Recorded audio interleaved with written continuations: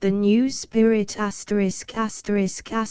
e-text prepared by Henry Flower and the online distributed proofreading team. http://www.pgdp.net. From page images generously made available by Internet Archive. https://archive.org. Note: images of the original pages are available through Internet Archive. See https://archive.org/details/newspirit with new 00 Ellie. The Scott Library. The New Spirit. For full list of the volumes in this series, see Catalogue at end of book. The New Spirit. By Havelock Ellis. En portant a lo plus haut digresses sentiments les plus intimes, on deviant le chef de file d'un grand nombre d'autres hommes.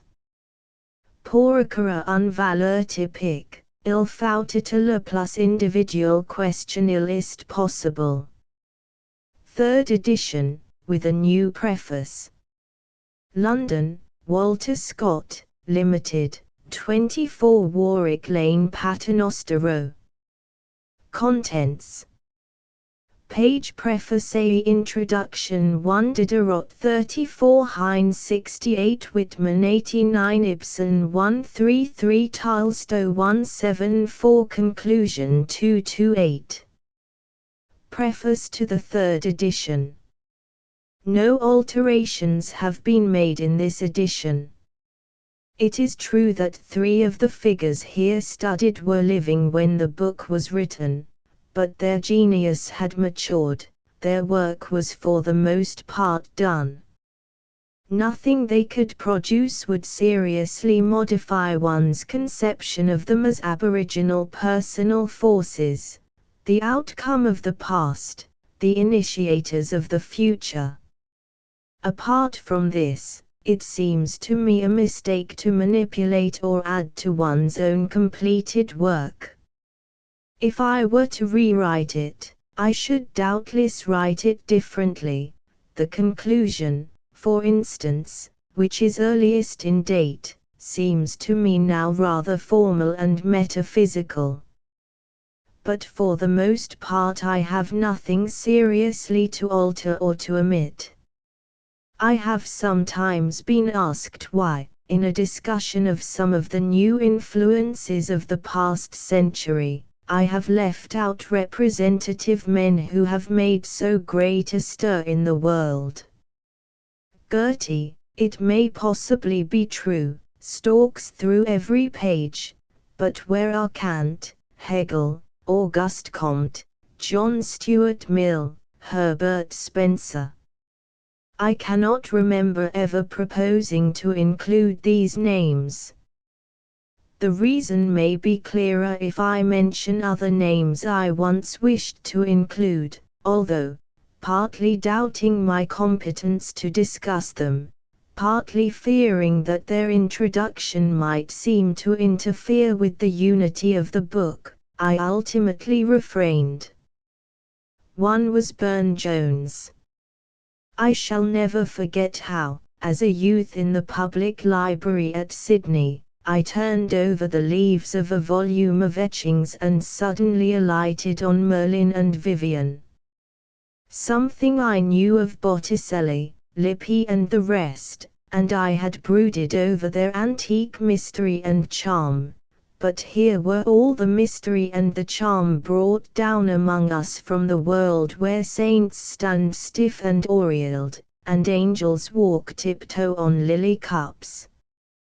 The 15th-century artists of Flanders and Venice and Florence introduced us into a frankly supernatural world, and they delighted like children to scatter rich fruits on the golden floors, and to stick peacocks' feathers into the bejeweled walls. It is a rarer and subtler art to suggest that infinitely remote world while accepting the austere conditions of our own earth. The pale ghosts of Puvis de Chavannes frescoes are a far-off suggestion of this art, and one thinks too of the modern magician who has brought before us the twinkling of Salome's feet by the red blood from the Baptist's head, curdling amid the flowers, the rich-robed daughters of Apollo among the olives, the mystic elephant in solemn festival, gathering the lotus with his trunk as his feet plash slowly in the clear waters of the sacred lake. But the shadowy art of Puvis, the wayward and limited art of Gustave Moreau, come short of the consistent and completely realized art which has been attained by the painter who stands forth in the eyes of Europe as the greatest imaginative artist of England. It is a new synthesis of the world of nature and the world of dreams. The three women who dance in the foreground of the mill tell us of a country where human joys and sorrows, hopes and fears, are set to a different measure, and sung in unknown keys. A strange and troublous art, it seems sometimes, like the sinuous melodies of Renan, which seem to belong to some far-haunted past, and yet contain the intimate secrets of our own hearts, but it fascinates and holds us as though music became visible before our eyes. It opens before us a new and delightful pathway into the land of dreams. Another was Auguste Rodin. To mold the human figure has been an amusement for man since ever he carved wood or indented clay. It was left for the sculptors of Egypt and of Greece and of Italy to form human figures of stone, not as a mere symbol of the reality, but as a revelation of their own moods and visions of beauty or passion, and since then the amusement has fallen back into convention and symbol, although the plastic representation of the modern human body, etiolated and hidden, offers fewer difficulties than its representation in painting, which Millet and Degas have in varying ways striven to achieve. Now even the great sculptors of old only suggest to us beauty or grace or strength that has become conventional, they reveal nothing.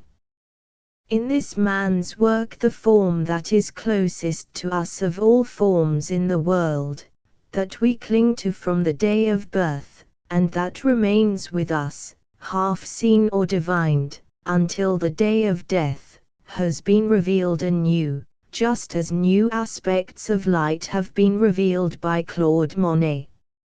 It is the ancient human way-worn and passion-used form, rendered with pathetic truth, and yet we feel that we have never truly seen the human body before. We marvel how expression can be carried so far without passing the bounds of nature and simplicity. It is far from the method of Michelangelo, Rodin's immediate predecessor, with whom it has been the fashion to compare him. Michelangelo's stupendous fantasy twisted the human body into the strange or lovely shapes of his own inverted dreams. In Rodin's work, it is through a relentless love of nature that we are led to a new and intimate vision of the body. The quiet artist in his simple workroom has been building up through long years his great gate of hell. It is the gate of the joy and beauty and terror of life, expressed otherwise than those sober stories of the old world so charmingly told on that gate that was thought worthy of heaven. But through this gate we are led to a new insight of that figure in the world which is closest to us and most precious. Such an insight, it may well be, as Fides and Donatello brought to the men of their time. Another personality that I desired to analyze, and perhaps the greatest, was Richard Wagner. The Leipzig youth, who hated the tawdry tinsel of the theatre, and was so little of a musical prodigy that he could never learn to play the piano, impelled by a strange instinct has yet wrought music and the stage to a poetic height never before approached. Just as our arts rise out of our industries, so the manifold art of Wagner, woven of music and poetry and drama, rises to something that is beyond art. Wagner has made the largest impersonal synthesis yet attainable of the personal influences that thrill our lives, and has built it on the broadest physiological basis of our senses, so that faith has here become sight. Such harmony is what we are accustomed to call heaven, and such art, to the mere musician cacophony and confusion, is truly called religion. It will take some time yet before we understand its place in life as a new expression of the human soul. Generations must pass before it will be possible for a greater artist, by a still wider sensory appeal, to lift us to any higher heaven.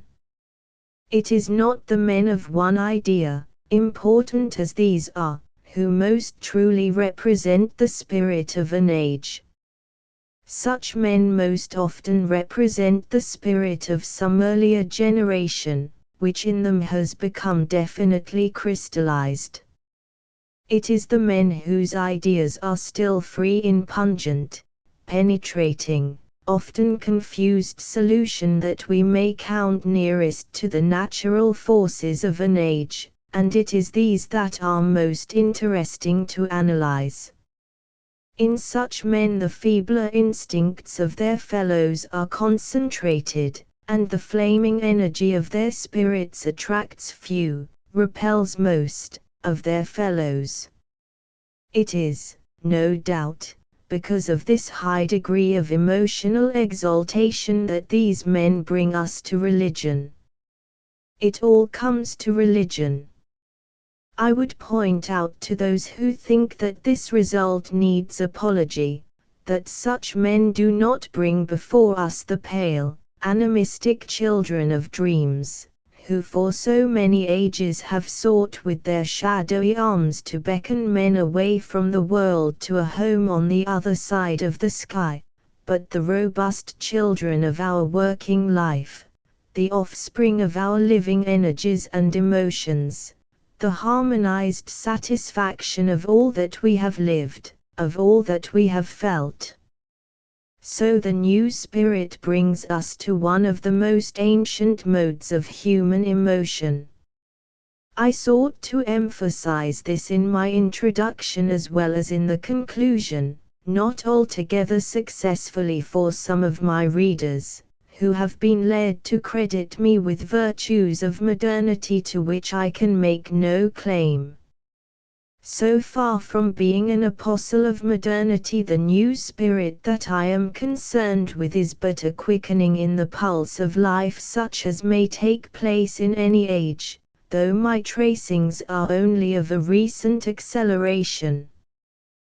The greatest manifestation of the new spirit that I know of took place long since in the zoological history of the race, when the immediate ancestor of man began to walk on his hind legs, so developing the skillful hands and restless brain that brought sin into the world.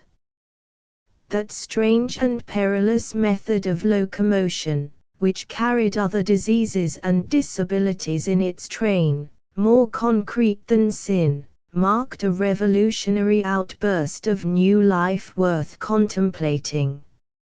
Yet even among the later and minor movements of life, it is not the most recent that to me personally are the most attractive. The Eiffel Tower does not thrill me like the grey towers of Chartres. I find the streets of Zaragoza more interesting than those of Manchester, And, on the other hand, there are modernities which seem to me old, very old, older than life itself. To say this is no doubt to confess that the personal element has a large place in this study of the new spirit. And it is true that, however honest a piece of mechanism your sphygmograph may be, if it is alive there is a very considerable personal equation which you must make up your mind to reckon with.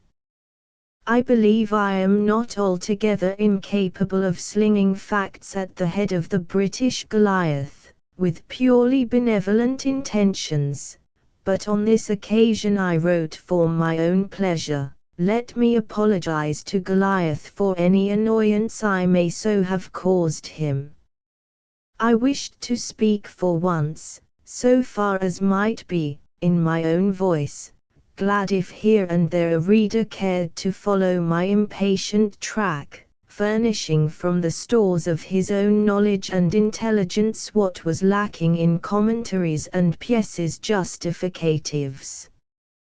I wished at the outset to take a bird's-eye view of the world as it presented itself to me personally, only indicating by mere hints those parts of the field in which I was more specially concerned.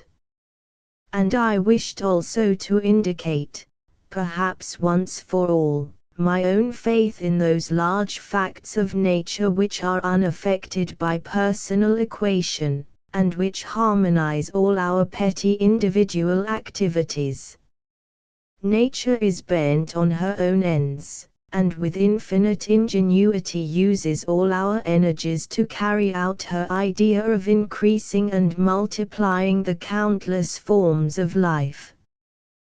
Death itself is but an accidental afterthought, a beneficial adaptation, as Wiseman would have us express it, only affecting the body, that servant of the immortal germ cells which has grown so large and arrogant since the days when we Metazo were young in the world. That is the one master thought of nature, or, shall we say, her systematist delusion, her délire à forme chronique. But the malady, if it is one, is incurable. A friend of mine, under the influence of nitrous oxide, once found himself face to face with the Almighty. Being a man of earnest and philosophic temperament, he took advantage of the opportunity to demand passionately the meaning and aim of this tangled skein of things in which we find ourselves. Why have you placed us here? For what purpose have you submitted us to all this strife and misery? What is the solution of the riddle of life? And then, uttered in a characteristic bass, came in one word the awful reply which my friend will never forget: procreation. I fear that that voice is, or might well have been, divine. And yet why should one fear? We have our brief triumph. Seeking out many curious things, we learn to know and to enjoy the earth. Nature's naughty children, whether artists or scientists or mystics, we may stand aside, contemplate her great object, and impudently elevate our fingers to our nose. It amuses us, and scarcely hurts her. She cannot refuse us the byplay of her own adaptations. For it all comes of that primitive manifestation of the new spirit, the fall which raised us onto our hind limbs and enabled us to drink of the cider of paradise. He the 7th of October, 1892. Preface. From our earliest days we look out into the world with wide-eyed amazement, trying to discover for ourselves what it is like. Instinctively we must spend a great part of our lives in searching and probing into the nature and drift of the things among which, by a volition not our own, we were projected. Today, when we stand, as it were, at the beginning of a new era, and when we have been celebrating the centenary of the most significant event in modern history, an individual who, for his own guidance, has done his part in this searching and probing, may perhaps be allowed to present some of the results, not claiming to be an expert, not desiring to impose on others any private scheme of the universe.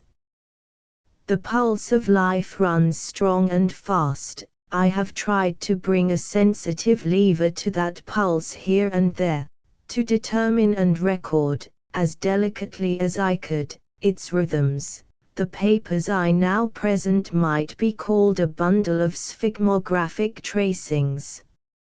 A large part of one's investigations into the spirit of one's time must be made through the medium of literary personalities. I have selected 5 such typical individuals. It is the intimate thought and secret emotions of such men that become the common property of after generations. Whenever a great literary personality comes before us with these imperative claims, it is our business to discover or divine its fundamental instincts. We ought to do this with the same austerity and keen-eyed penetration as, if we were wise, we should exercise in choosing the comrades of our daily life. He poses well in public. He has said those brave words on the platform, he has written those rows of eloquent books, but what, one asks oneself, is all that to me? I want to get at the motive forces at work in the man, to know what his intimate companions thought of him, how he acted in the affairs of every day, and in the great crises of his life. The fashion of his face and form, the tones of his voice.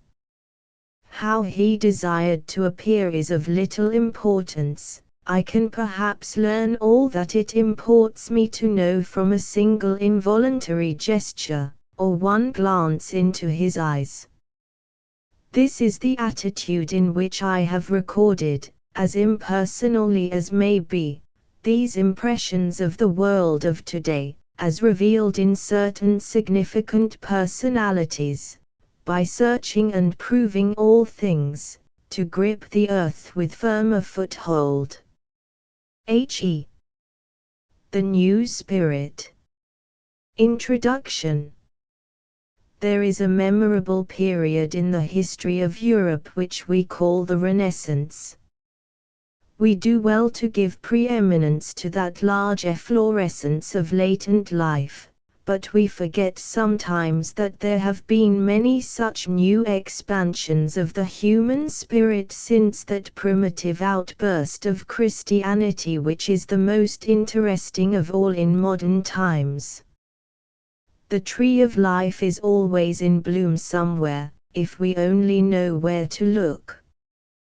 What a great forgotten renaissance that is which in the middle of the 12th century centers around the name of Abelard.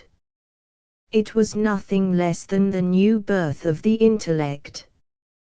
Abelard had made anew the discovery that reason, too, is the gift of God, and faith was no longer blind. From all Europe thousands of students gathered around the great teacher who dwelt in his rough hermitage on the desert plains of Troyes. It was in the strength of that feast that men wove scholastic cobwebs so diligently that the human spirit itself seemed for a while suffocated. It was a great renaissance of life. 100 years later, in the wonderful 13th century, when Francis of Assisi revealed anew in his own person the ideal charm of Jesus, and a group of fine spirits, his fellows, who bore the everlasting gospel, Jean de Palme, Pierre d'Olive, Fridolino and the rest, sought to rebuild the edifice of Christendom on the foundation of the Gospels, only in the end to deluge the world with a plague of Grey Friars. And then a great wave, with Luther on its crest, swept across Europe, reached at last the coast of England, and left on its shores, as a dreary monumental symbol, St. Paul's Cathedral. There is another great vital expansion about the time of the French Revolution. Since then, and chiefly as a result of that final triumph of the middle class throughout Europe, of which the French Revolution was the decisive seal, the energy of Europe, and of England especially, has found its main outlets in the development of a huge commercial structure, now, in the opinion of many, slowly and fearfully toppling down. The 19th century has seen the rise and fall of middle-class supremacy. What has been the result of it? One naturally turns first to literature to see the reflection of the life of a period.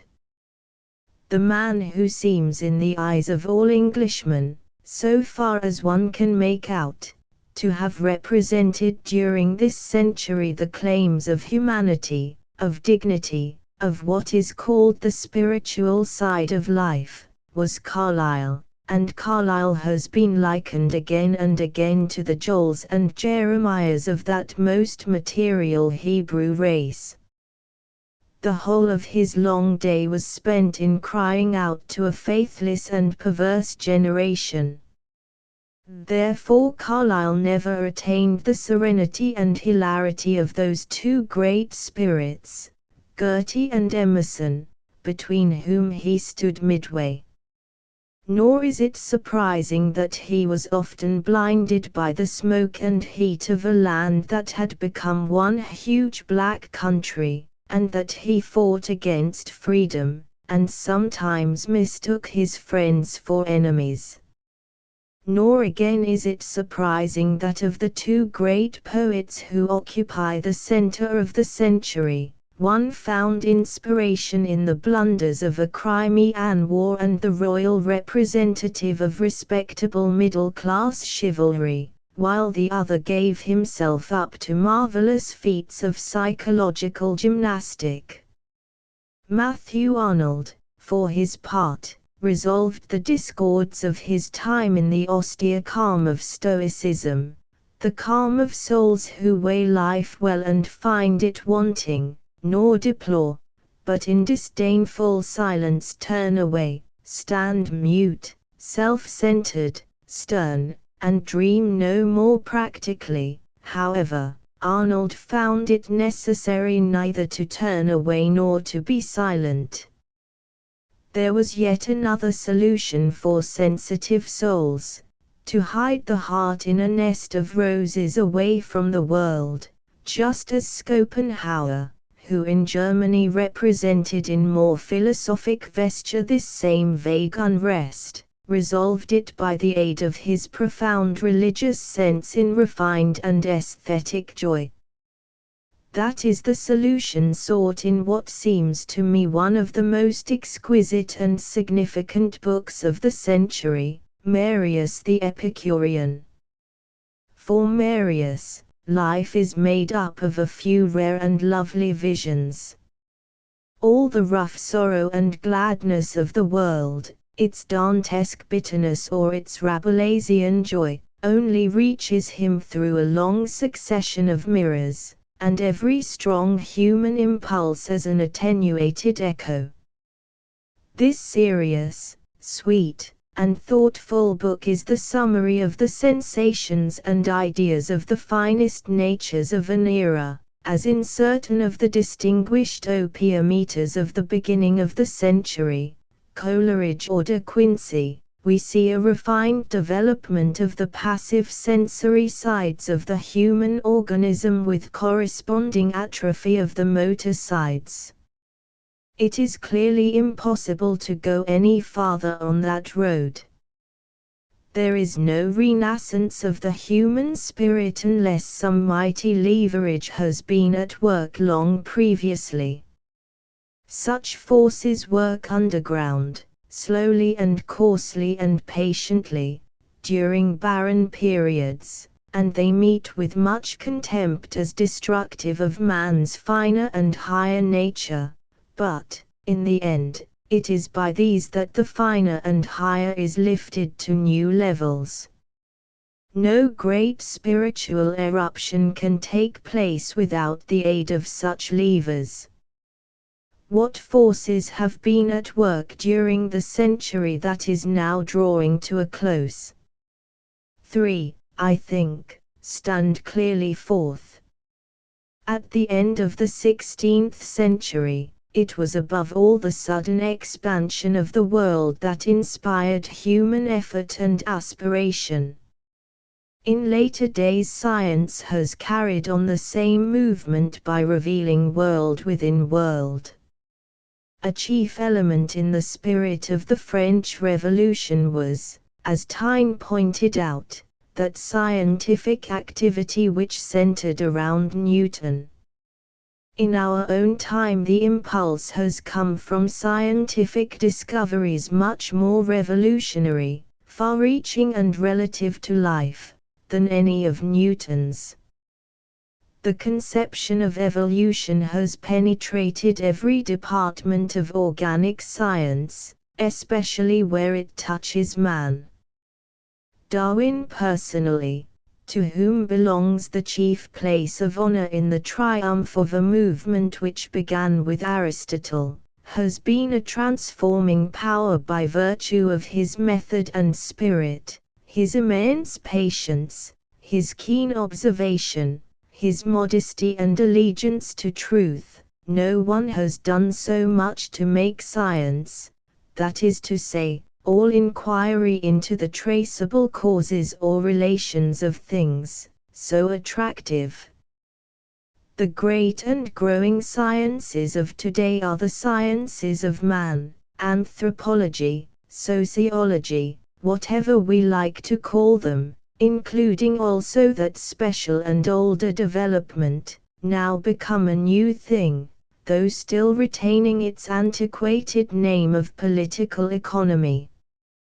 It is difficult for us today to enter into the state of mind of those who once termed this the dismal science, if the question of a man's right to a foothold on the earth is not interesting. What things are interesting?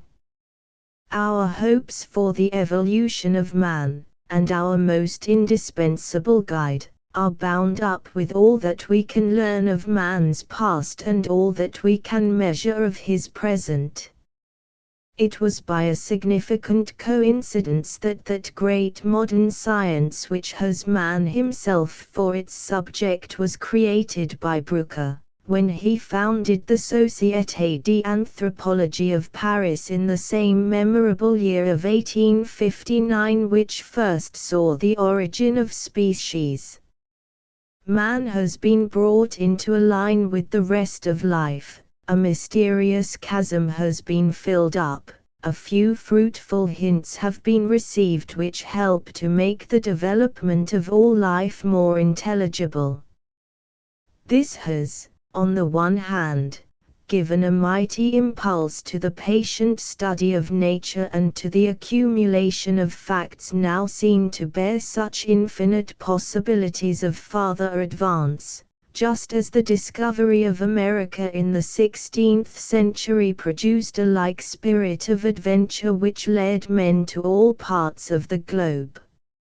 On the other hand, this devotion to truth, this instinctive search after the causes of things, has become what may be called a new faith. The fruits of this scientific spirit are sincerity, patience, humility, the love of nature and the love of man. Wisdom is to speak truth and consciously to act according to nature. So spake the old Ephesian, Heraclitus, to whom, rather than to Socrates, men are now beginning to look back as the exponent of the true Greek spirit, and so also speaks modern science. It is a faith that has become a living reality to many. Clifford, for instance, as revealed in his lectures and essays, has long been a brilliant and inspiring member, often called typical, of the company of those who are filled with the scientific spirit. Huxley, one of the most militant and indefatigable exponents of the scientific spirit during the past half-century, has lately set forth its aim, which has been that of his own life, to promote the increase of natural knowledge and to forward the application of scientific methods of investigation to all the problems of life to the best of my ability, in the conviction, which has grown with my growth and strengthened with my strength, that there is no alleviation for the sufferings of mankind, except veracity of thought and of action, and the resolute facing of the world as it is, when the garment of make-believe, by which pious hands have hidden its uglier features, is stripped off. It is important to note that this spirit is becoming widely diffused. It would be easy to point to manifestations in various departments of this open-eyed, sensitive observation, not pretending to know prematurely, ready to throw away all prepossessions and to follow nature whithersoever her caprices lead, without crying out upon her. It is impossible to forecast the magnitude of the results that will flow from this growing willingness to search out the facts of things, and to found life upon them, broadly and simply, rather than to shape it to the form of unreasoned and traditional ideals. There was long abroad in the world a curious dread of all attempts to face simply and sincerely the facts of life. This audacious frankness and scarcely less audacious humility aroused horror and suspicion, and those who marched at the front heard with considerable pain many members of the rear blackguard hurling materialist, and other such terms of scorn at their backs. The sting has now died out of these terms. We know that wherever science goes, the purifying breath of spring has passed and all things are recreated. We realize that it is, above all, by following the light that is shed by the low and neglected things, the survivals, of the world, that the reasonable path of progress becomes clear. We cried for the moon for so many thousand years before we conquered the world. We know at last that it must be among our chief ethical rules to see that we build the lofty structure of human society on the sure and simple foundations of man's organism. These three great movements are clearly allied, and certainly the practical applications of this scientific spirit, of which there is more to say immediately, will rest very largely in the hands of women.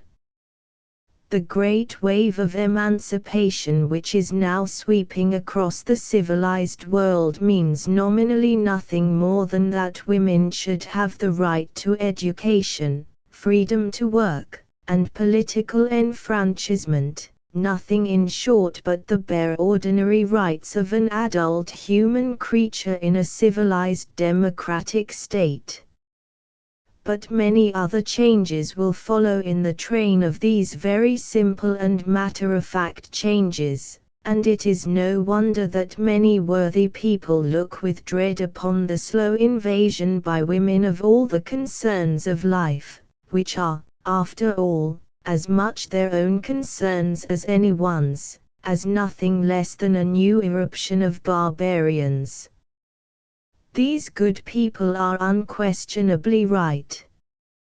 The development of women means a reinvigoration as complete as any brought by barbarians to an effete and degenerating civilization.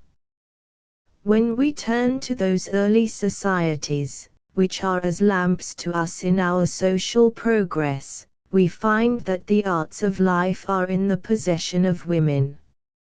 Therefore, when the torch of science is placed in the hands of women, we must expect them to use it as a guide with audacious simplicity and directness, because of those instincts for practical life which they have inherited.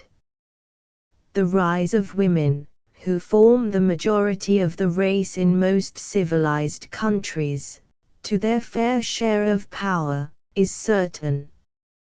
Whether one looks at it with hope or with despair, one has to recognize it. For my own part, I find it an unfailing source of hope.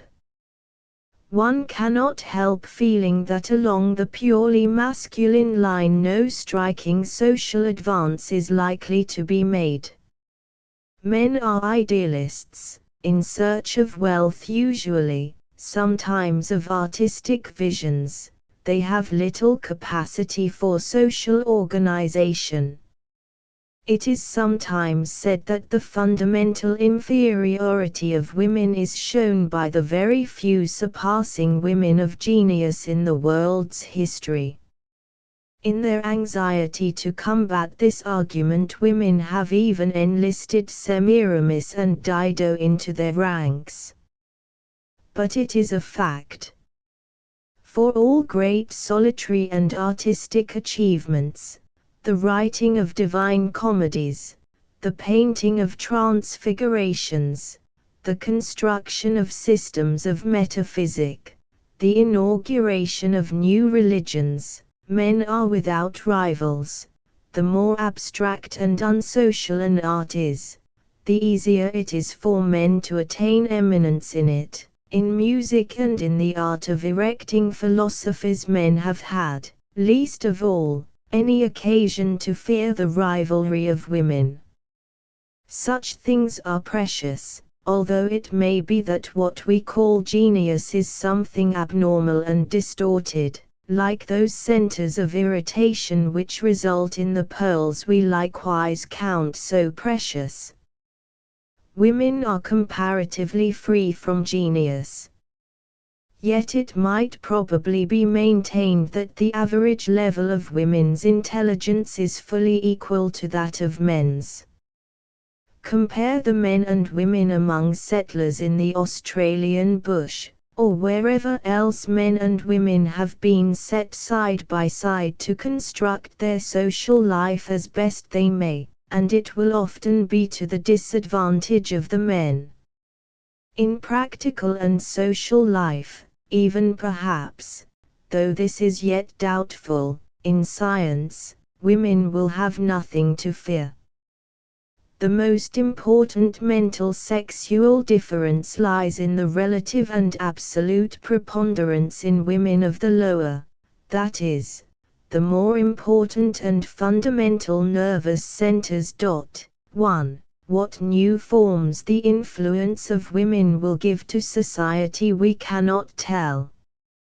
Our most strenuous efforts will be needed to see to it that women gain the wider experience of life, the larger education in the full sense of the word, the entire freedom of development, without which their vast power of interference in social organization might have disastrous as well as happy results. We most of us began in youth with literature. The seeds of art and imagination found a kindly soil in childhood and puberty, and we spent our enthusiasm on Scott or Shelley, on Gautier or Swinburne. As we grew older, we tired of these, developing instincts that craved other satisfaction, discovering sometimes even that our idols had clay feet. Then we turned to the things that had seemed to us before so dull and stupid that we had scarcely looked at them. we began to be fascinated by economics and the growth of society. The problem of surplus value turns out to be full of attraction, and the historic development of the relationship between men and women as charming as any novel. In the same way, the men of 1859, who were nurtured on the origin of species naturally and rightly, turned their militant energies against theology and fought over the book of Genesis. Today, when social rather than theological questions seem to be the legitimate outcome of the scientific spirit, and when all things connected with social organization have become the matters of most vital interest to those who are really alive to the time in which they live, even in youth such questions begin to grow enchanting, and those who are older feel the same fascination. The man who shared with Darwin the honor of initiating a new scientific era becomes a land nationalizer, William Morris a socialist, and the poet laureate who 60 years earlier had sung fantastic poems of a coming utopia grasps at length the concrete problems with which we have to deal. All this is hopeful, for we have scarcely yet got to the bottom of the questions raised by the growth of democracy. The influence of science on life is an accomplished fact, and we can distinctly trace its gradual development. The influence of women is on the eve of attaining its outward consummation, and it is not altogether impossible to forecast some of the changes which it will involve. But the influence of democracy, more talked of than either of the others, is much more vague, complex, and uncertain. Once it was thought that we had but to give a vote to every adult, outside the asylum and perhaps the prison, and democracy would be achieved. This crude notion has long since become ridiculous. We see now that the vote and the ballot box do not make the voter free from even external pressure, and, which is of much more consequence, they do not necessarily free him from his own slavish instincts. We see that enfranchisement does not mean freedom, since the enfranchised are capable of running in a brainless and compact mob after any man who is clever enough to gain despotic influence over them. This is not democracy, though it is doubtless a step towards it. If we test the intelligence of the enfranchised by examining the persons whom they elect as their representatives, we soon realize the trifling character of the step. Even the free and generously democratic colonies of Australia show few brilliant results by this test. It is hard to get rid of the old distinction between a governing class and a governed, and to recognize that every man must be a member of the government. If democracy means a state in which every man shall be a freeman, neither in economic nor intellectual nor moral subjection, two processes at least are needed to render democracy possible: on the one hand a large and many-sided education, on the other the reasonable organization of life. The conception of education has within recent times undergone a curious development. Some of us can still remember the time when the word education meant as a matter of course the rudiments of intellectual education only, and when such education was regarded as a panacea for many evils. This kind of education has, in consequence, we may take it, been virtually secured to every child in all civilized countries. To this kind of education, however, it is no longer possible to attribute any satisfying sort of virtue. It may produce a very inferior order of clerk, but education, the reasonable development of the individual, it cannot deserve to be called. It merely puts a certain rude intellectual instrument into the hands of a still thoroughly uneducated person. Education, as we understand it now, must be founded on the harmonious exercise of body, senses, and emotions, as well as intellect. The whole environment is the agent of education. That is why we are now extending the meaning of the word indefinitely. Fresh air, good food, manual training, the cultivation of the art instincts, physical exercise and abundant recreation, wholesome home relationships. These are a few of the things which we now recognize as essential parts of the rational education of every boy and girl, and which we are seeking to obtain for all. Nor is education in this sense incompatible with intellectual development. On the contrary, it is the only sound foundation for such development. There is here no need for fear. We seem, indeed, to be rapidly approaching a period in which the excessive intention of knowledge, its confinement to a few persons, will give way to a marked extension of knowledge. Such a process is in the lines of our democratic advance. It is for the advantage of the men of science who have paid for the seclusion of extreme specialism by incapacity to understand popular movements and popular needs. It is to the advantage of all that there should be no impassable gulf between those who know and those who are ignorant. It is well to sacrifice much, if we may thereby help to diffuse the best things that are known and thought in the world, and make the scientific attitude, even more than scientific results, a common possession. It is clear that education thus understood leads directly to the other great factor of democracy. Education is impossible without social organization. No advanced stage of social organization is possible without a complex and diffused education. They lead up to each other and go hand in hand.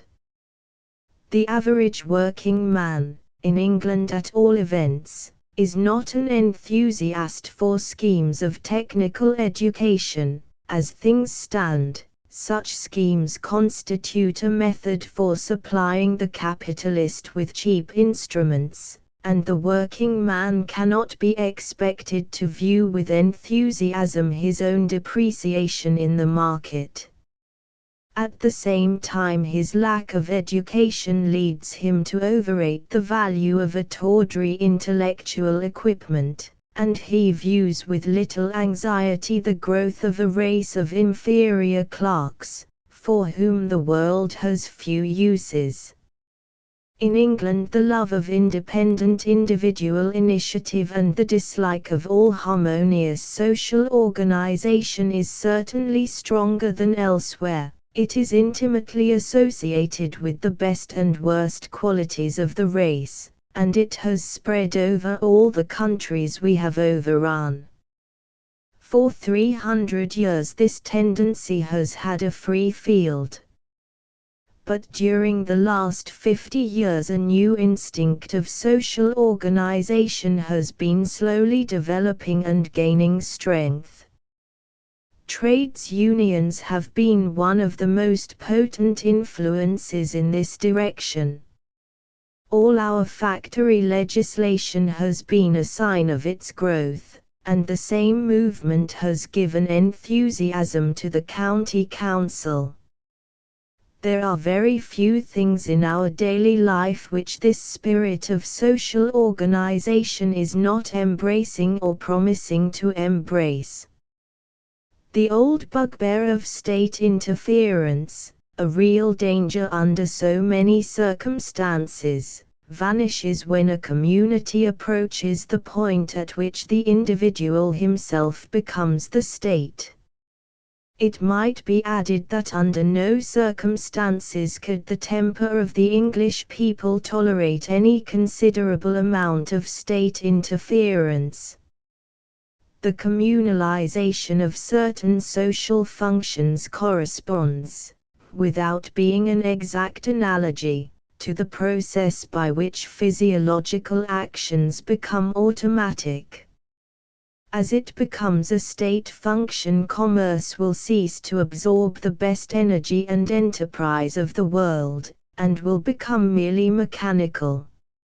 It may not be out of place to point out that while this process of socialization is rapidly developing, individual development, so far from stopping, is progressing no less rapidly. It is too often forgotten that the former is but the means to secure the latter. While we are socializing all those things of which all have equal common need, we are more and more tending to leave to the individual the control of those things which in our complex civilization constitute individuality. We socialize what we call our physical life in order that we may attain greater freedom for what we call our spiritual life. The growth of social organization is now beginning to open up possibilities which a few years ago would have seemed utopian. It cannot remain limited within merely national bounds. It is concerned with the things of which all have a common need, and the interests of nations are here inextricably intertwined.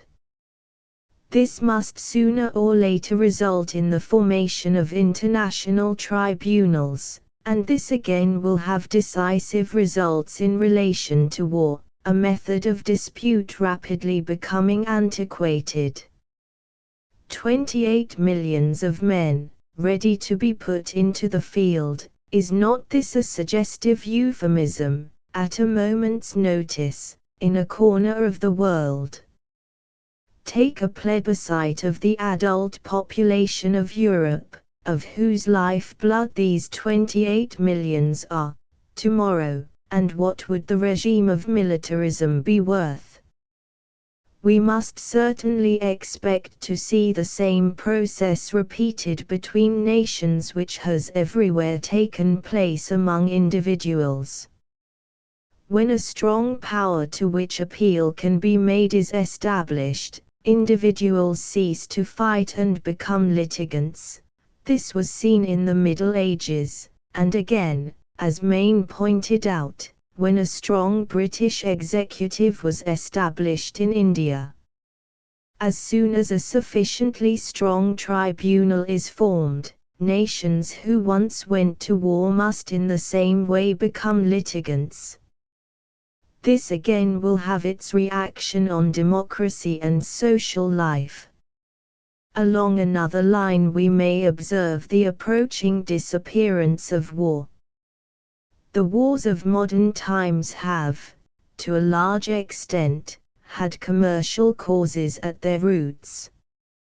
The downfall of unrestricted competition, and the organization of industrialism, will remove this cause of war.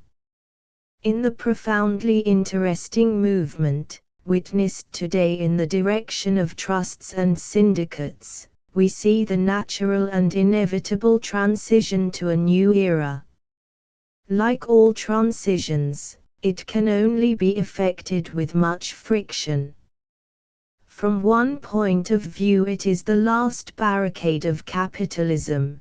From a wider standpoint it is the forging of a huge instrument to be taken up eventually by a vast international community who will thus control the means of providing for themselves by methods of simple and uneventful routine.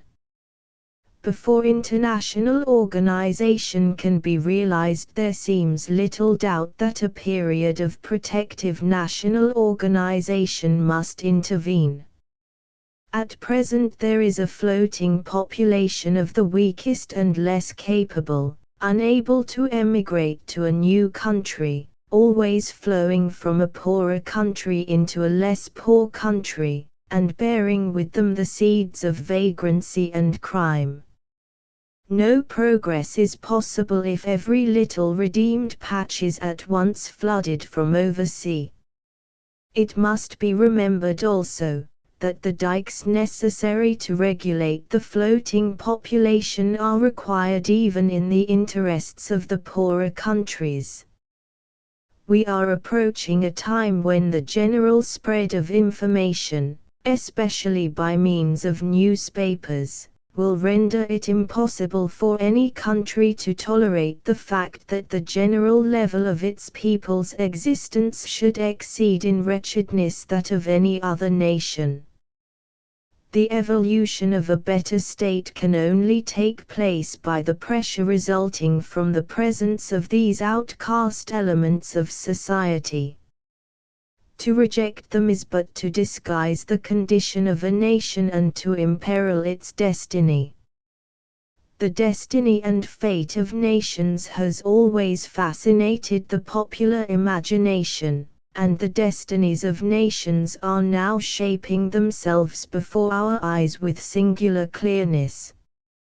Within a measurable period of time France will have become a beautiful dream. All Frenchmen will be Belgians or Italians, the races which have already in large measure taken possession of the country. It is a process which Frenchmen themselves observe and chronicle with painful interest.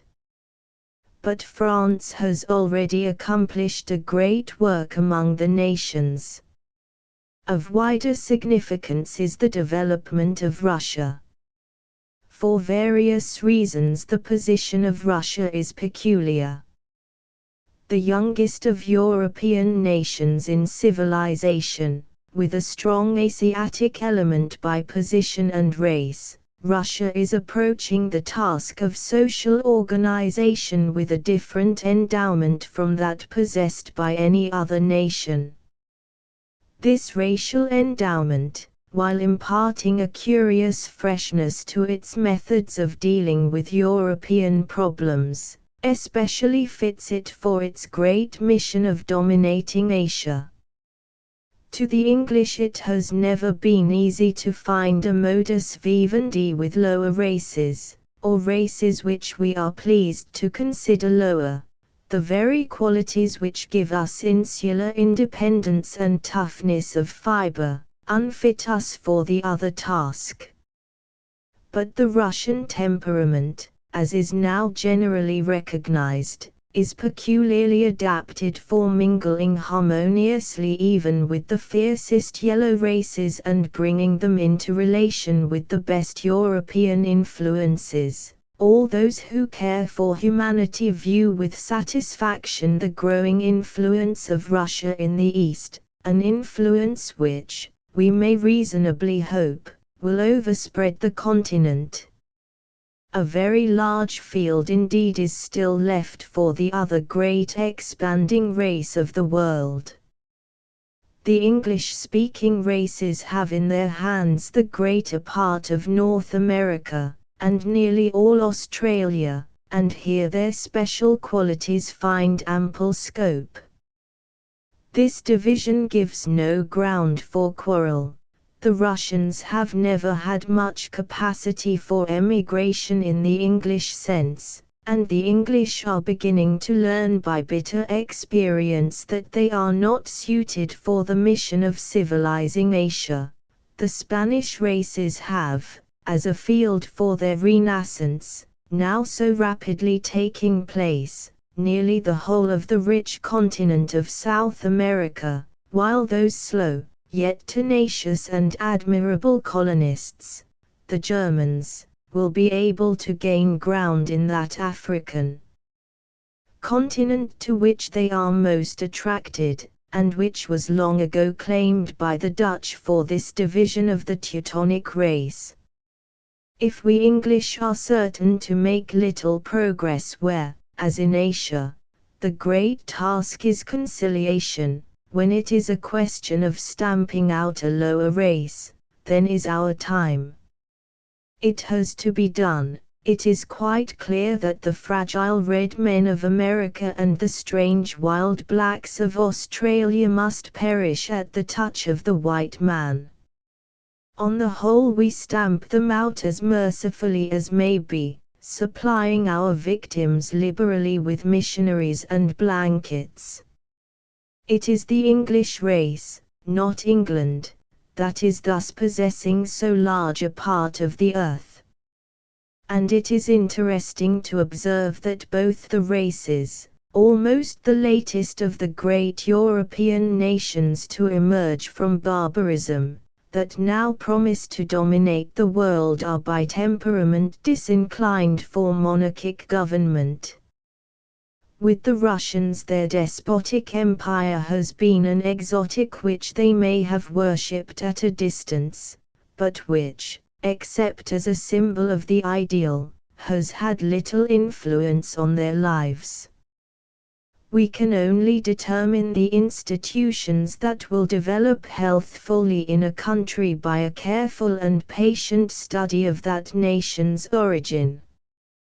Why is the parliamentary system a dubious success in France, and the jury an acknowledged failure in Italy? One watches anxiously to see whether Russia will find the methods of national progress in the brilliant but fatal examples of a foreign Western civilization, or in the fundamental instincts of its own race. The English have always been impatient of kings and governors, and have taken every opportunity to establish republican government. We see this in the United States. In Australia, the race is developing its most intensely democratic instincts, and the Australians will certainly not tolerate any attempt to draw them closer to any country outside their own land. England has, during the present century, owing to special conditions, occupied a position in the world enormously disproportioned to its size.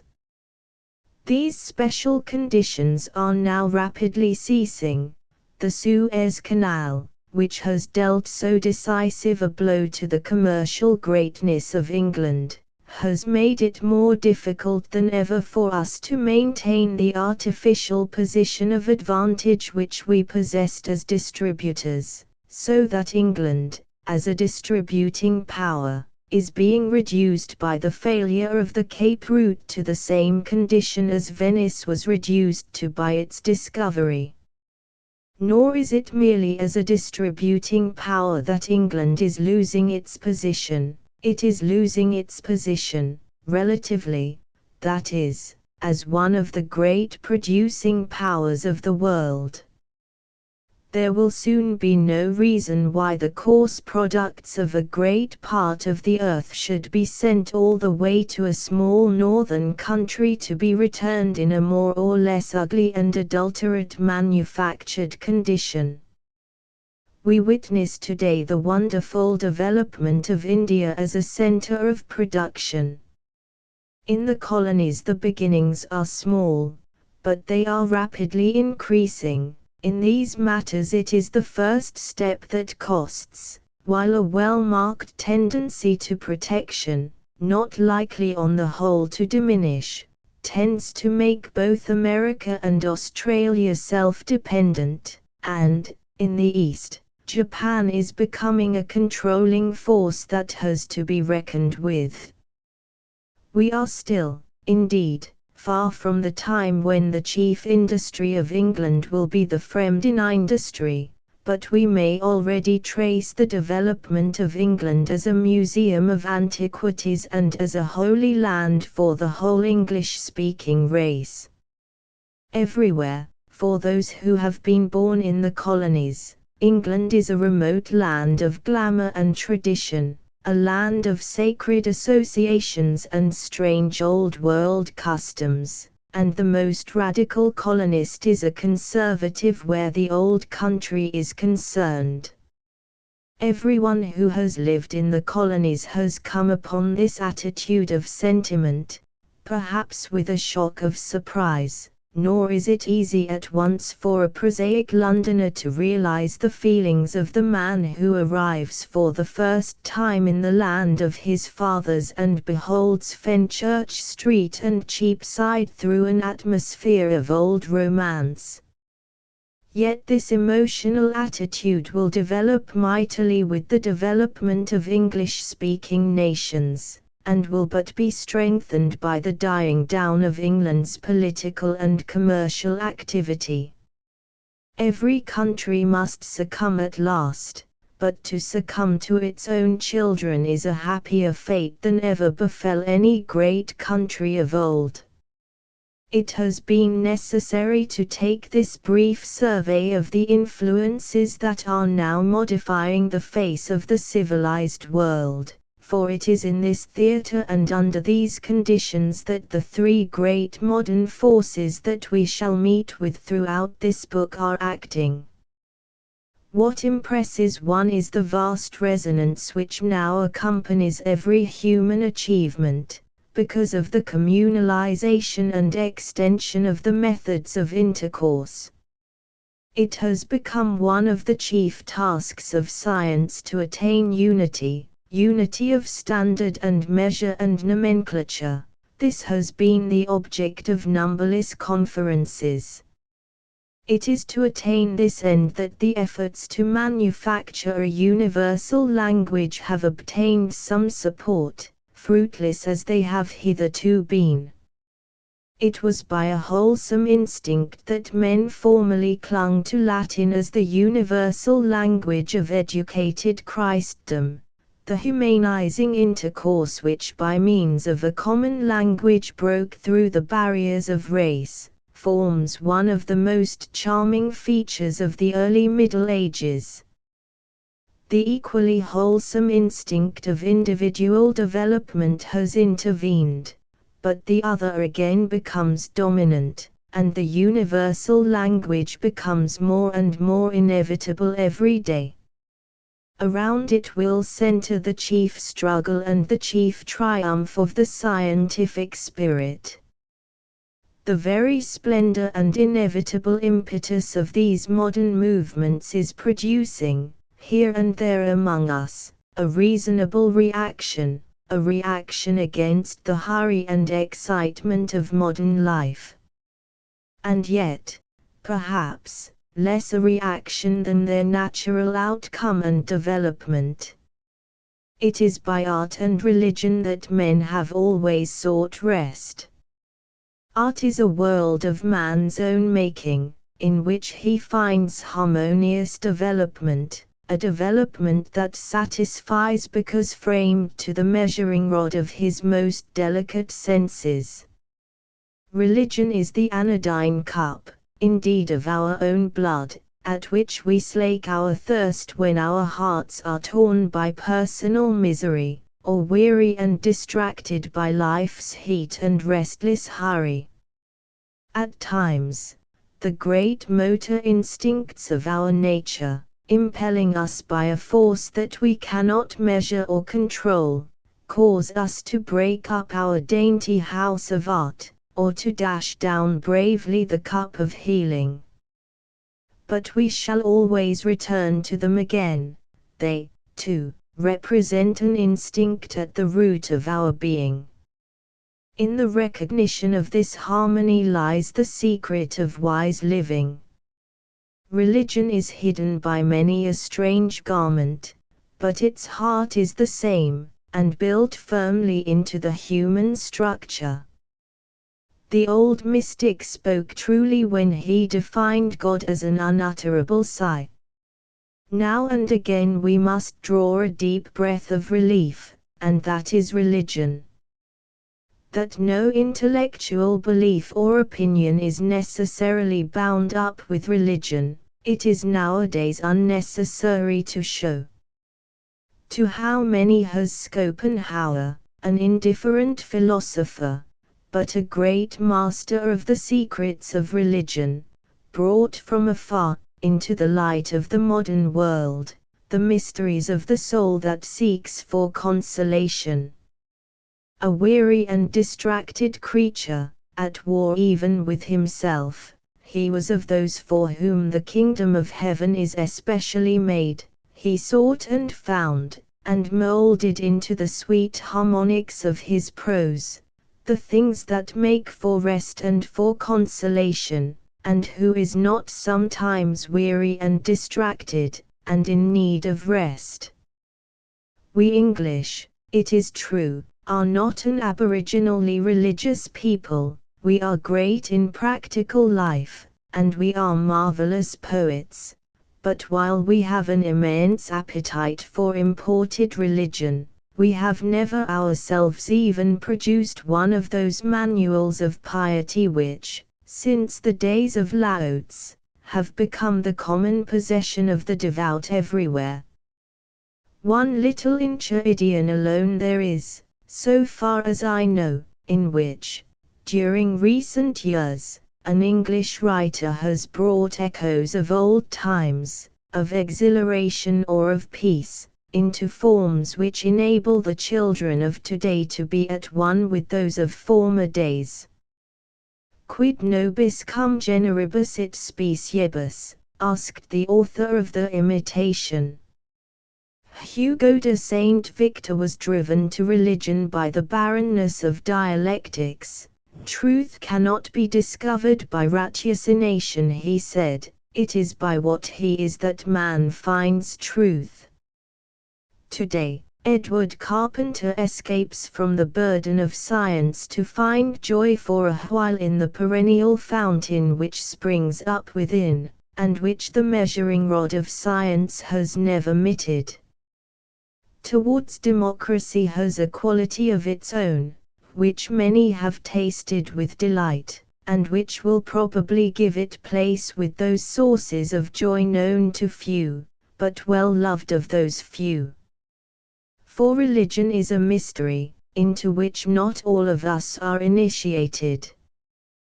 The road to the kingdom of heaven, as it was well said of old time, is narrow, and blessed are they who, having reached it, stay but a little while.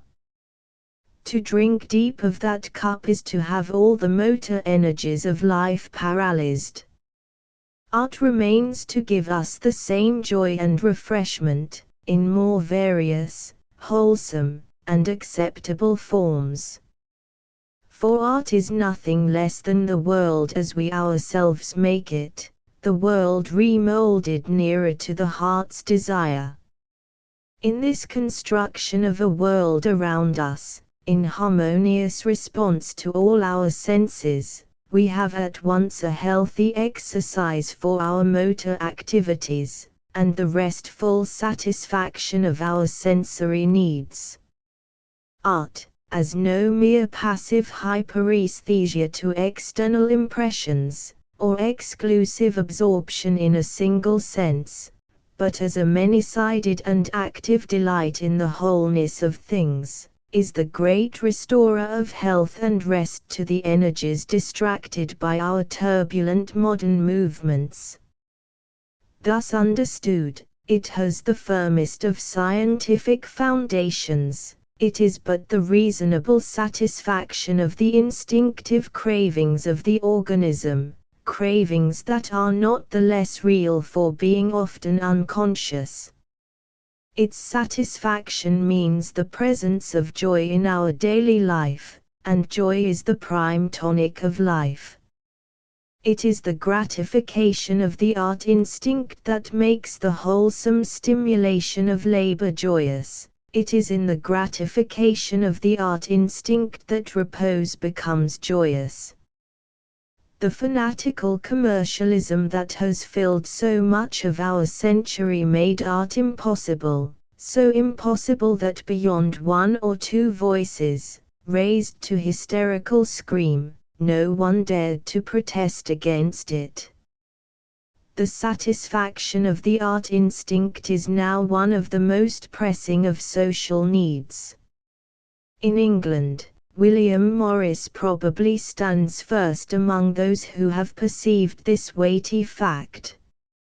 a man of immense energies and varied activities, one of the greatest modern masters of English speech and poet craft, an ardent advocate of the most advanced social ideas of his time, he has slowly felt his way to the realization of the truth, that the secret of good living is even economically involved in the communalization of art. Our most glorious dreamer, he has placed this conception at the foundation of his lovely and substantial visions.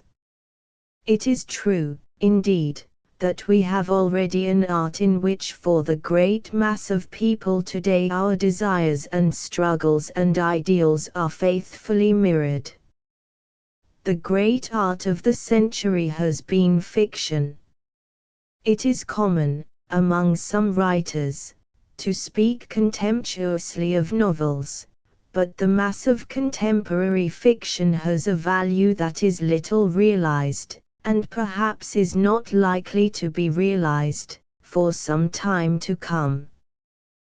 There is a very large and wonderful and little-read collection of fiction, the Acta Sanctorum, in which the whole life and soul of a remote period are laid bare to us.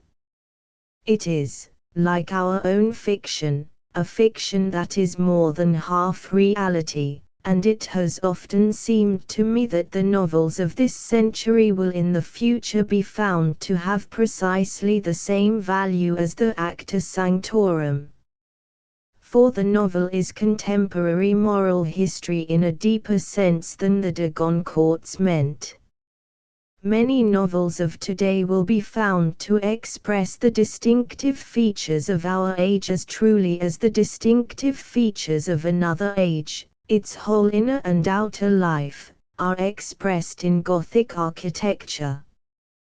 William Morris looks back wistfully towards the popular art of the Middle Ages, and deals out scorn to the novel. He is unjust to our modern popular art. Yet, by a wholesome instinct. For fiction is, more than any other art, the art of a period of repression. The world's great ages have never much cared to rehearse themselves in the brooding solitudes that the storyteller demands. Our faces now are turned in another direction. I have tried to obtain and present here a faint tracing of the evolution of the modern spirit, as it strikes a contemporary. In the subsequent chapters we shall be able to trace it yet more distinctly, at different stages, and in various phases. Diderot, eclipsed once, is seen now, as, in a manifold sense which may be claimed for no other man, the initiator of our own day in all its varied manifestations, and, above all, in its practical scientific spirit.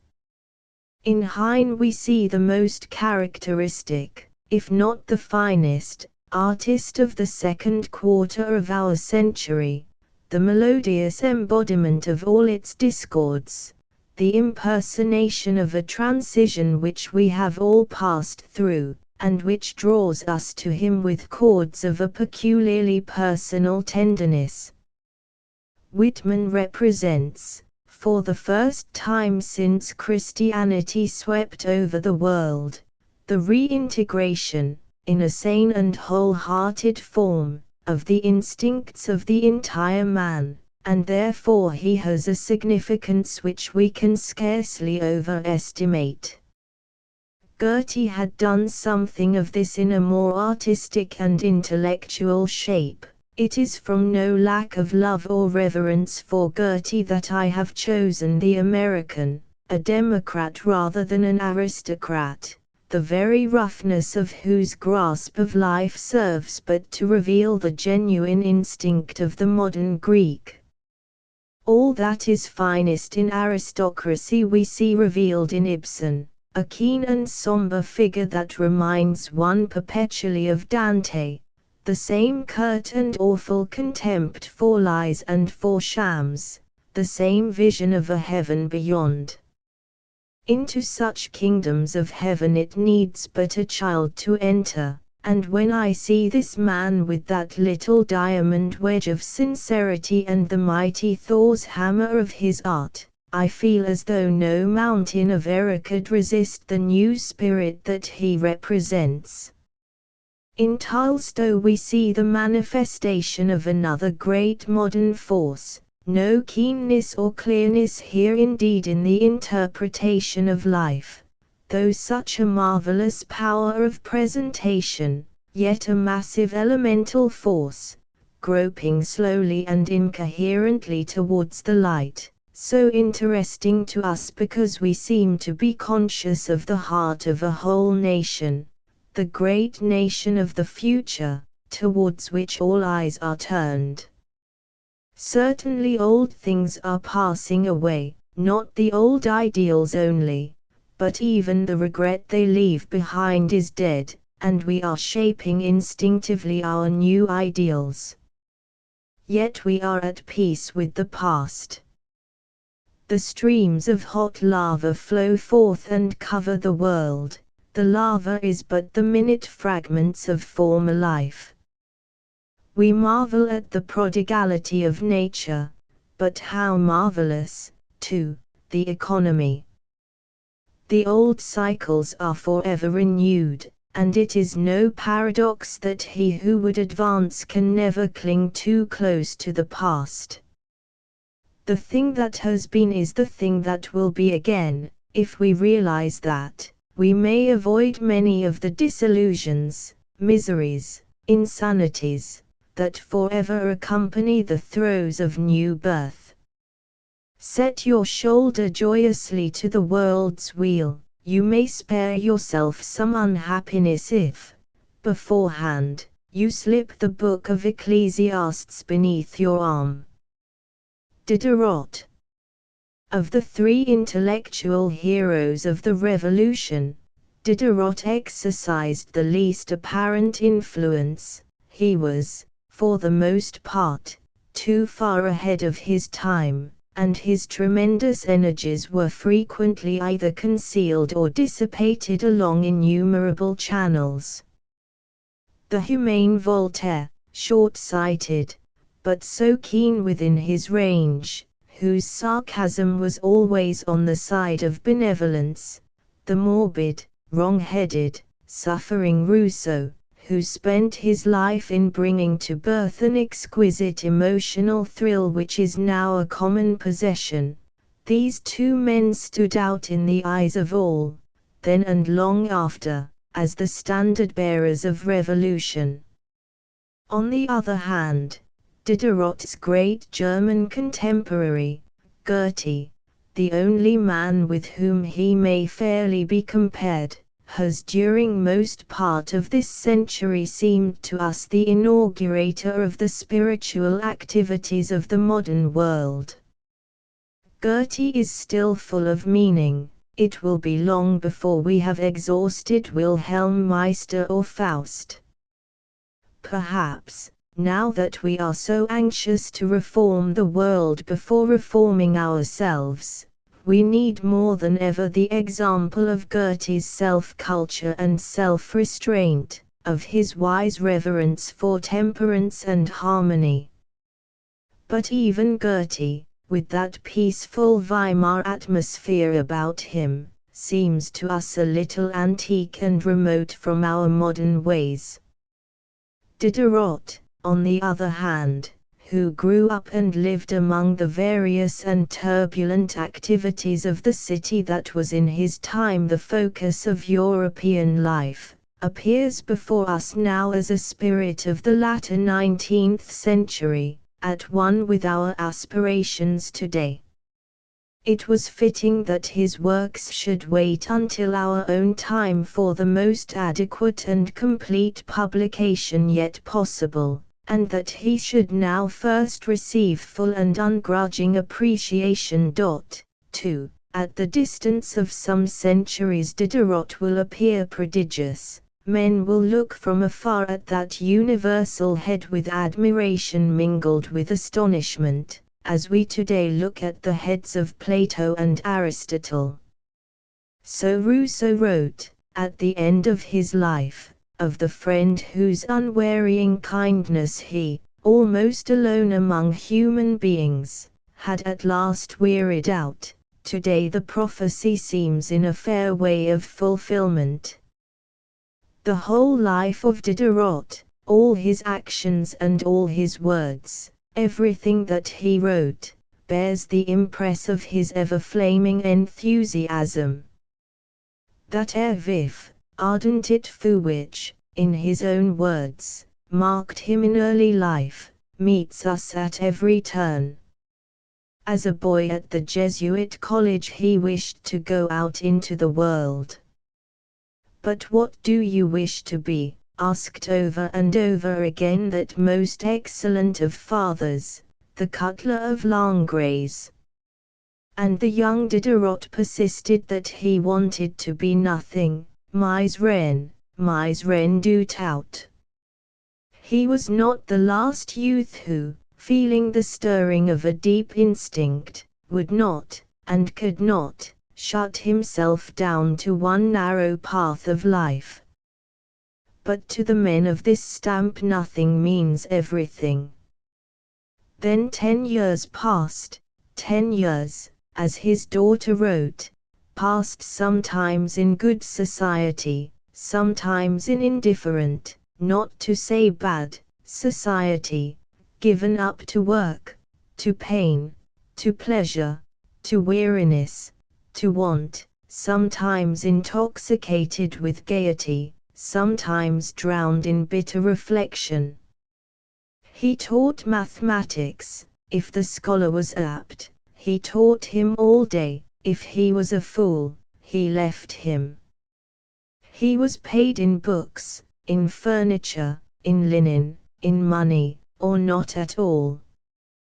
When teaching failed he had to earn money how he could, as by supplying a missionary with a stock of sermons. Once he had to starve for a few days.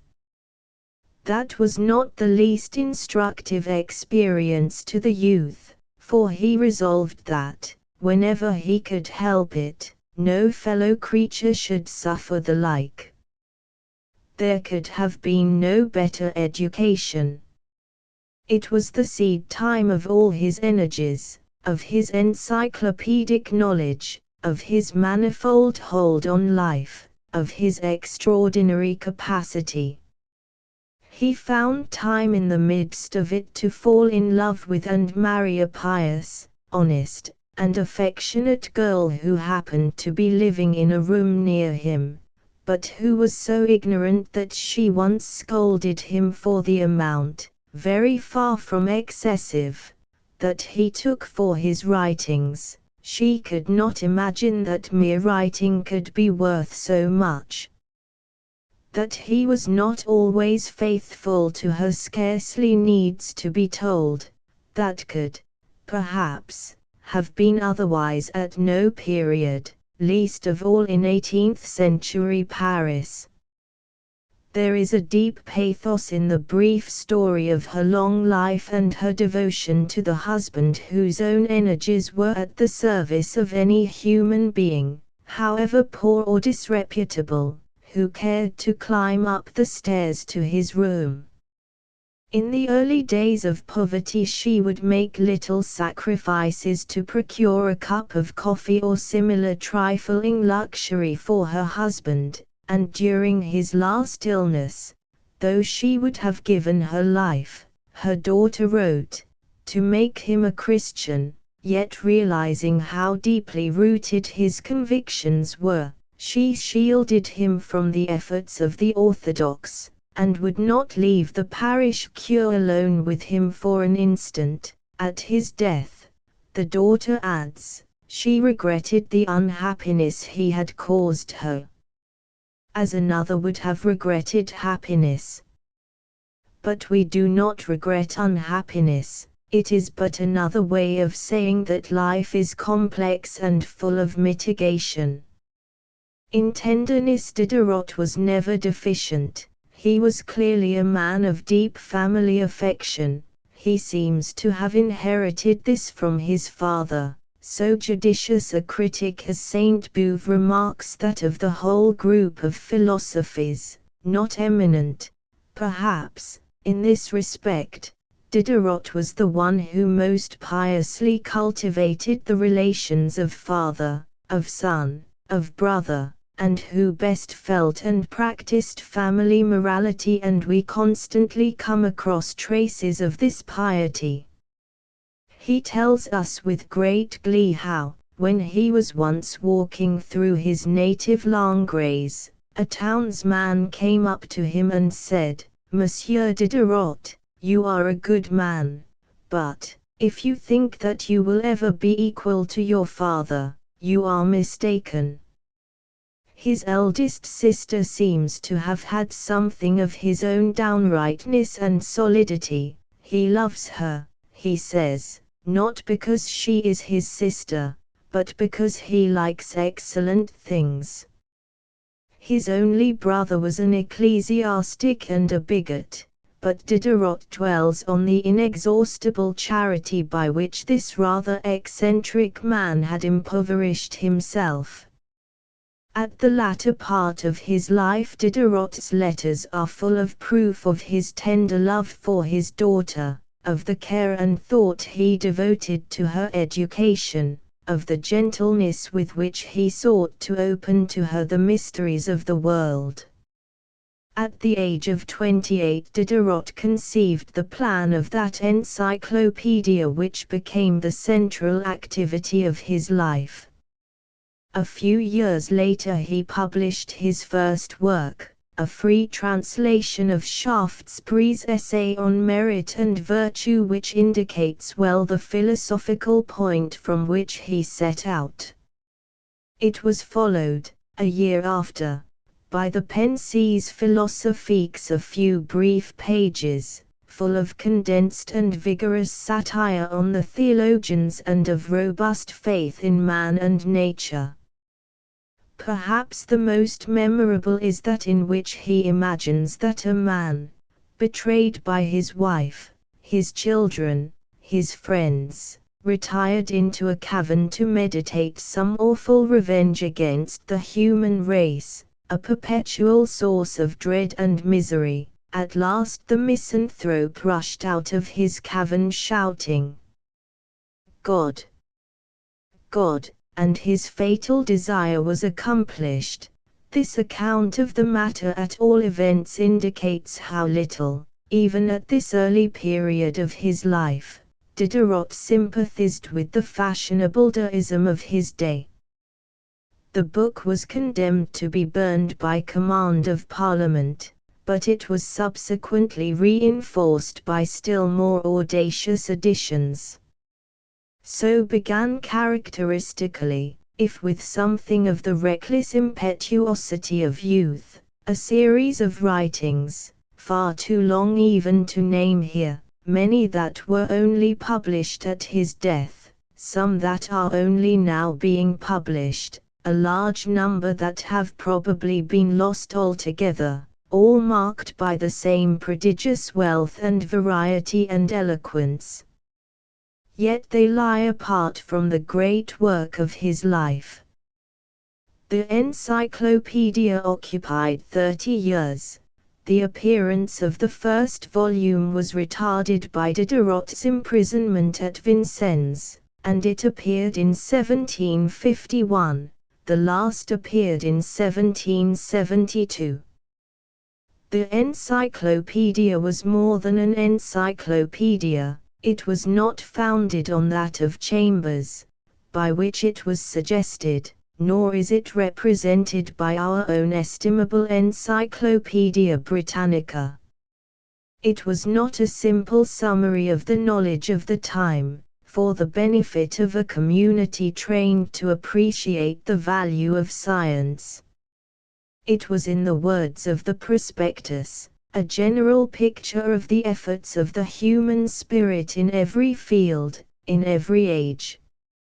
It was the frank and audacious application to the whole of knowledge of new ideas, for the first time loudly proclaimed to a society slowly crumbling to ruin, but still by no means powerless. It was an evangelistic enterprise among infidels, with dangers on every side, and where one holds one's life in one's hands. We may still appreciate the significance of such a struggle.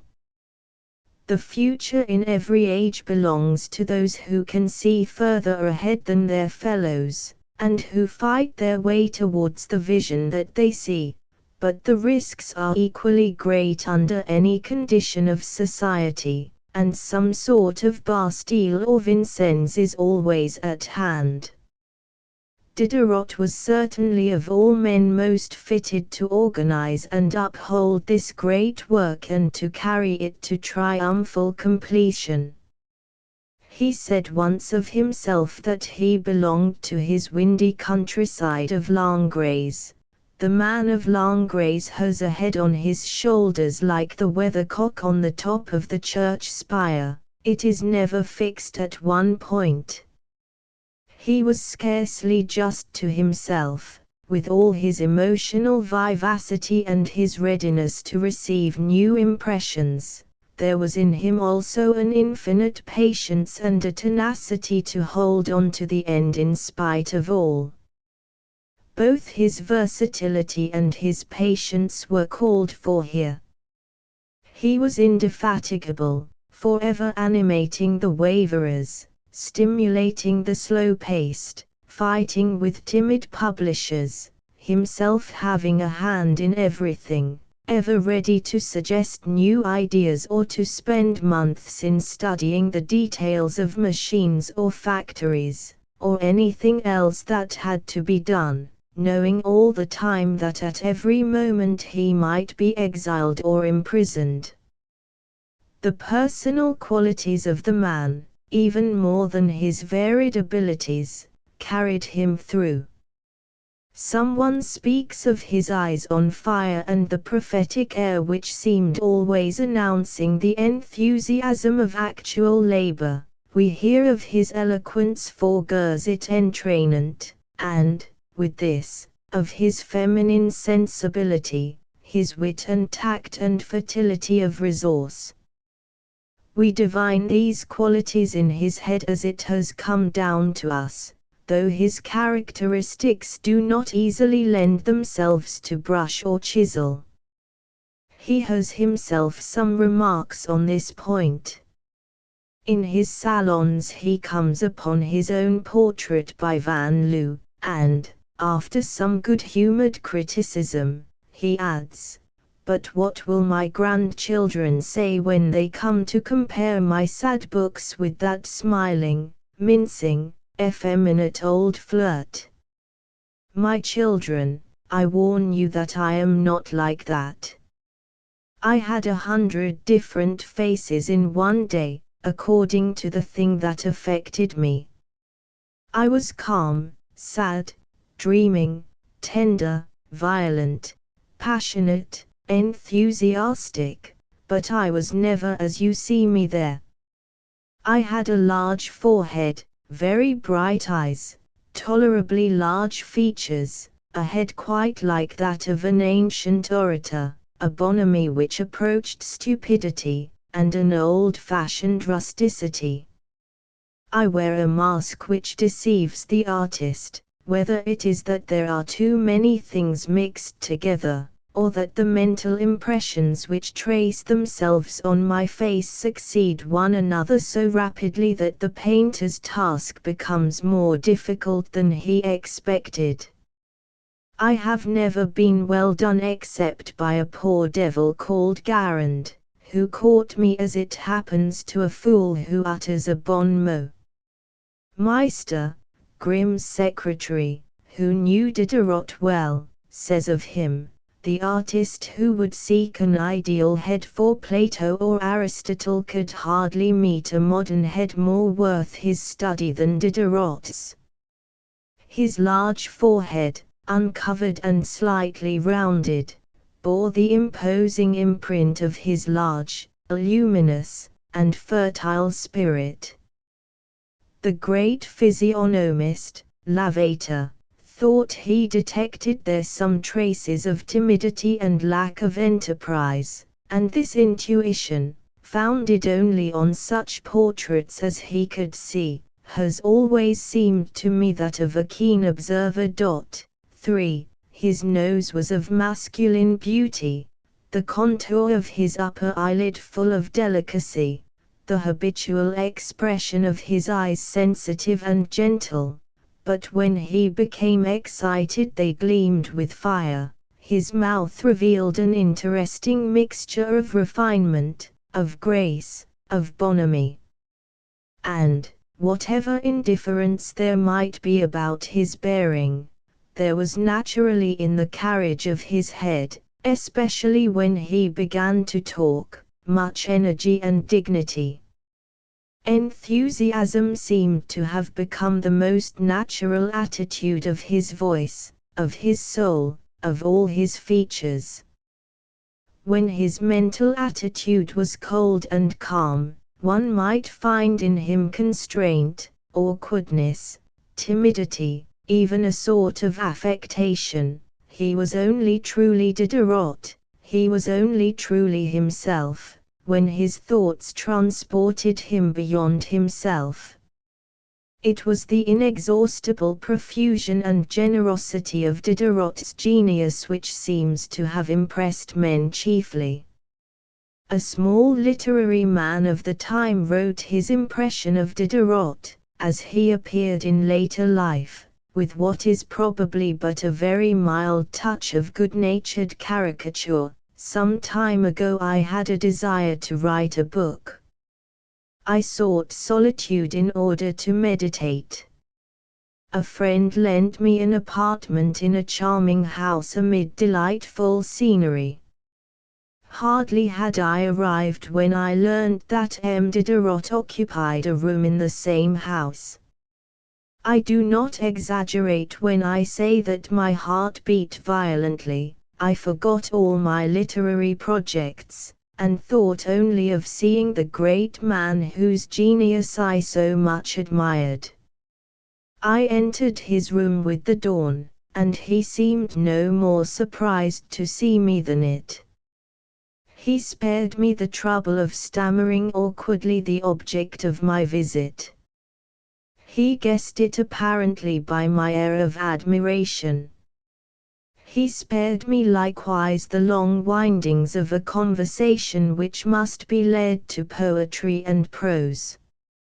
Hardly was it mentioned than he rose, fixed his eyes upon me, and, it was quite clear, did not see me at all. He began to speak, at first very low and fast, so that though I was quite close to him I could scarcely hear or follow him. I saw at once that my part in the conversation would be limited to silent admiration, a part which it costs me little to play. Gradually his voice rose and became distinct and sonorous. He had been almost immovable, now his gestures became frequent and animated. He had never seen me before, and when we were standing he put his arms round me, when we were seated he struck my thighs as though they were his own. If the rapid courses of his talk brought in the word law he made me a plan of legislation, if the word theatre came in, he offered me the choice between 5 or 6 plans of dramas. Apropos of the relation between the scene and the dialogue, he recalls that Tacitus is the greatest painter of antiquity, and recites or translates for me the annals or the history. But how terrible that the barbarians should have buried in the ruins of architectural masterpieces so many of Tacitus's chefs d'œuvre. Thereupon he grows as tender over those lost beauties as though he had known them. But if the excavations at Herculaneum should reveal fresh annals and histories, and this hope transports him with joy. but how often in the process of discovery ignorant hands have destroyed the masterpieces preserved in tombs. And here he dissertates like an Italian engineer on methods of excavation. Then his imagination turns to ancient Italy, and he recalls how the arts of Athens had softened the terrible virtues of the conquerors of the world. He turns to the happy days of Laelius and Scipio, when even the conquered assisted with delight in the triumphs of the conquerors. He acts for me an entire scene of Terence. He almost sings several songs of Horace. He concludes by actually singing a song full of grace and wit, an impromptu of his own at a supper, and recites for me a very agreeable comedy of which, to save the trouble of copying, he has had a single copy printed. Then a number of people entered the room. The noise of chairs makes him break off his enthusiastic monologue. Then he distinguishes me in the midst of the company, and comes up to me as to a person whom one has previously met with pleasure. He reminds me that we have talked about many very interesting things, law, drama, history. He acknowledges that there was much to be learned from my conversation, and makes me promise to cultivate an acquaintance the value of which he appreciates. At parting he gives me 2 kisses on the forehead, and snatches his hand from mine with genuine sorrow.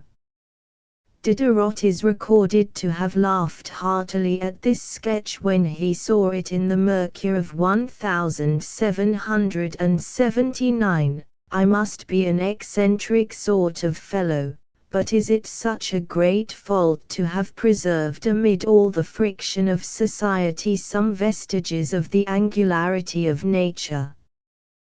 These impressions are confirmed by those of the Empress Catherine, whose delicate generosity in buying Diderot's library and appointing him librarian smoothed the last years of his life. She wrote to Mme. Geoffrin, "Your Diderot is an extraordinary man. I emerge from interviews with him with thighs bruised and quite black. I have been obliged to put a table between us to protect myself and my members." He could not understand, his daughter remarks, that one must not behave the same way in a palace as in a barn. It must be added, in justice to Diderot, that Catherine was no lover of ceremony, as she certainly let Diderot know. He was the same to everybody, not more ready to furnish the Empress with the plan of a university on the largest scale, and in accordance with the most advanced ideas, than to write laughingly avis or public for a new pomade to promote the luxuriant growth of the hair. He was equally ready to throw out the brilliant suggestions which Helvetius and Holbach worked into their books de l'Esprit and the Système de la Nature, and to assist some poor devil in tatters who, once at least, after he had long fed and clothed him, turned out to be a police spy. He was none the less bountiful to every comer. Now we see him devising ingenious ruses to obtain succor for a nobleman's forsaken mistress, again finding a manager for Voltaire's comedy, the Depositaire, or revising Gallieni's dialogues on the wheat trade. The Dauphin dies. A monument must be erected to him in Sens Cathedral. Diderot is sought out and speedily submits 5 designs. All the men of talent and all the people in distress found their way to Diderot, dedicatory epistles for needy musicians, plots of comedies for playwrights deficient in invention, prefaces, discourses, no one went away disappointed who climbed up to that fourth-floor door in the corner house of the Rue Saint-Benoît and the Rue Taran. Some of his benevolent schemes were certainly of a rather dubious character. There seems to linger about them a touch of the sanctification of means by ends which we may, if we like, attribute to his Jesuit education. In his comedy, Estelle Bon, Estelle Macorn, no doubt the best of his plays, he has satirized himself in the person of the hero, Hardouin, a man who gets into terrible scrapes with his friends from the questionable devices by which he tries to serve them, obtaining, for instance, a pension for a widow lady by pretending that her child is illegitimate, and causing an obdurate mother to acquiesce eagerly in the marriage of her daughter by delicately suggesting that she has already been seduced. We find Diderot carrying on various benevolent little intrigues of this kind when we read his letters to Mademoiselle Voland. These letters to Mademoiselle Voland form the most characteristic and intimately personal record of himself that Diderot left. He was 40 years old when the correspondence began, and it lasted for more than 20 years. Of Sophie Voland almost nothing is known. We only catch glimpses of her as a woman of wide sympathies and decided intelligence, neither very young nor pretty, and wearing spectacles. She lived with her family, who were clearly more orthodox and conventional than herself, and must not, as Diderot frequently hints, see everything that he writes. Of the depth and reality of his affection for her there is no doubt. His editors have discussed the question as to whether this affection was throughout of the nature of friendship only, or whether, according to the phrase of Sainte-Beuve, an hour's passion had served as the golden key to the most precious and intimate secrets of friendship. This may be as it will. Diderot had found someone in whose presence he could show himself, without reserve or precaution, on every side of his manifold nature, and he was always tenderly grateful to the woman who had procured him this sweetest of pleasures. My Sophie is both man and woman, he wrote to her, when she pleases, as such he always addressed her, pouring out recklessly all that happened to be in his head, narrating the incidents of the day, telling what he was thinking about or projecting, repeating current scandal or sometimes not quite decent story, flashing instinctively into wise or witty reflection, always with a swift, almost unconscious pen, forgetting now and again what he has already said. It is only in these letters, where he is, as he says, rendering an account of all the moments of a life that belongs to you, that we realize the personal charm, the exuberant strength and at the same time the weakness of the man who in the midst of his manifold energies bursts out, a delicious repose, a sweet book to read, a walk in some open and solitary spot, a conversation in which one discloses all one's heart, a strong emotion that brings the tears to one's eyes and makes the heart beat faster, whether it comes of some tale of generous action or of a sentiment of tenderness, of health, of gaiety, of liberty, of indolence. There is the true happiness, nor shall I ever know any other. The encyclopedia seems to us today but a small portion of the achievement of Diderot's life, though it represents the part that he played in relation to the science of his time. His place in science has sometimes been wrongly stated. It has been said, for instance, that he anticipated Lamarck and Darwin. It is true that he wrote, "The need produces the organ, the organization determines the function," and that this contains the germ of Lamarck's doctrine, and again, "The world is the abode of the strong," and that this may be said to be the germ of the doctrine of natural selection.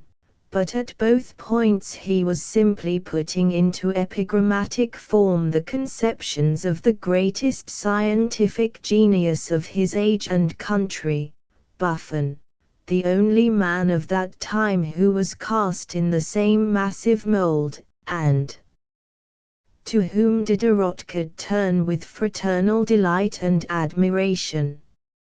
It is to Buffon also, and not to Diderot, that the honor of anticipating Lyell belongs. It is in his Baconian thoughts on the interpretation of nature, and again in such a comprehensive collection of data as his Notes on Physiology, discovered of recent years, that Diderot's searching and inquisitive scientific spirit appears. He frequently startles us by the way in which he vividly realizes and follows out to their legitimate conclusions those floating ideas of his time which we are working out today. Above all, and from the first, he clearly grasps the fundamental value of the human body and its processes in the interpretation of mental phenomena. In one of his comparatively early works, the Lettres sur les Avgals, he remarks that he has never doubted that our most purely intellectual ideas are closely related to the conformation of our bodies. How difficult it is, he says elsewhere, to be a good philosopher and a good moralist without being anatomist, naturalist, physiologist, and doctor. Holding firmly by this clue, he was constantly trying to fathom the mysteries of the soul and to picture the processes of life. It is because he has realized that this can only be done fruitfully from the physiological side that the Rev de D'Alembert, his most brilliant effort in this direction, is interesting after the lapse of a century.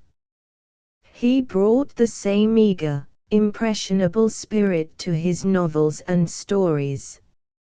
It is indeed no great step from Le Rêve de D'Alembert to La Neveu de Rameau, and from that to La Religieuse. Whatever he undertook he carried out with the whole energy and enthusiasm of his nature, and while this takes from the artistic symmetry of his work, it adds to its vitality and significance.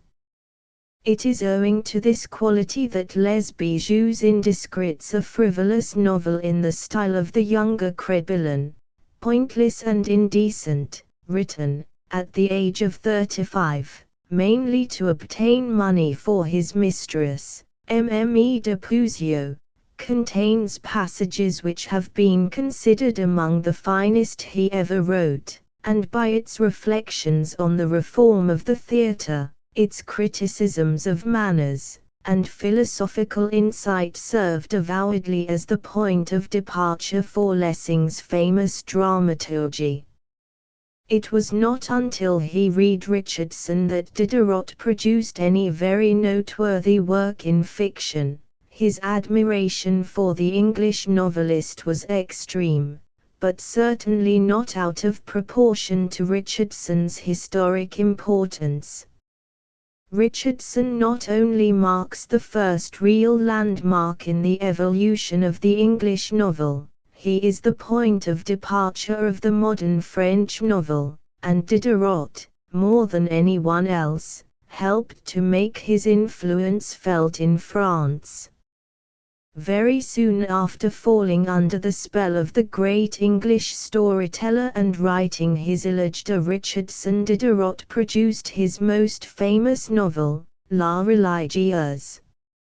It is clear how much Richardson influenced this minute study, in autobiographic form, of the life and sufferings of a young girl forced into a convent with its uncongenial atmosphere and petty persecutions. It was a distinct artistic achievement, the more remarkable as it was certainly intended as an attack on the small vices of a community of women isolated from the world. Even those parts of this attack which have been considered questionable are always in the tone of the unsuspecting young girl who writes them, and only become offensive when a modern editor removes them in order to substitute asterisks. Compare these passages with the more ostentatious propriety and zeal for virtue of a modern Parisian in Mademoiselle Gerard ma femme. A year later Diderot wrote an unquestionable artistic masterpiece, only preserved for us by a happy chance, Le Neveu de Rameau, a dialogue of unfailing spirit between himself and a strange social parasite whom he is analyzing. Some years later he fell under the influence of Sterne, Jacques le Fatalist, so attractive to Goethe and many others, was the result.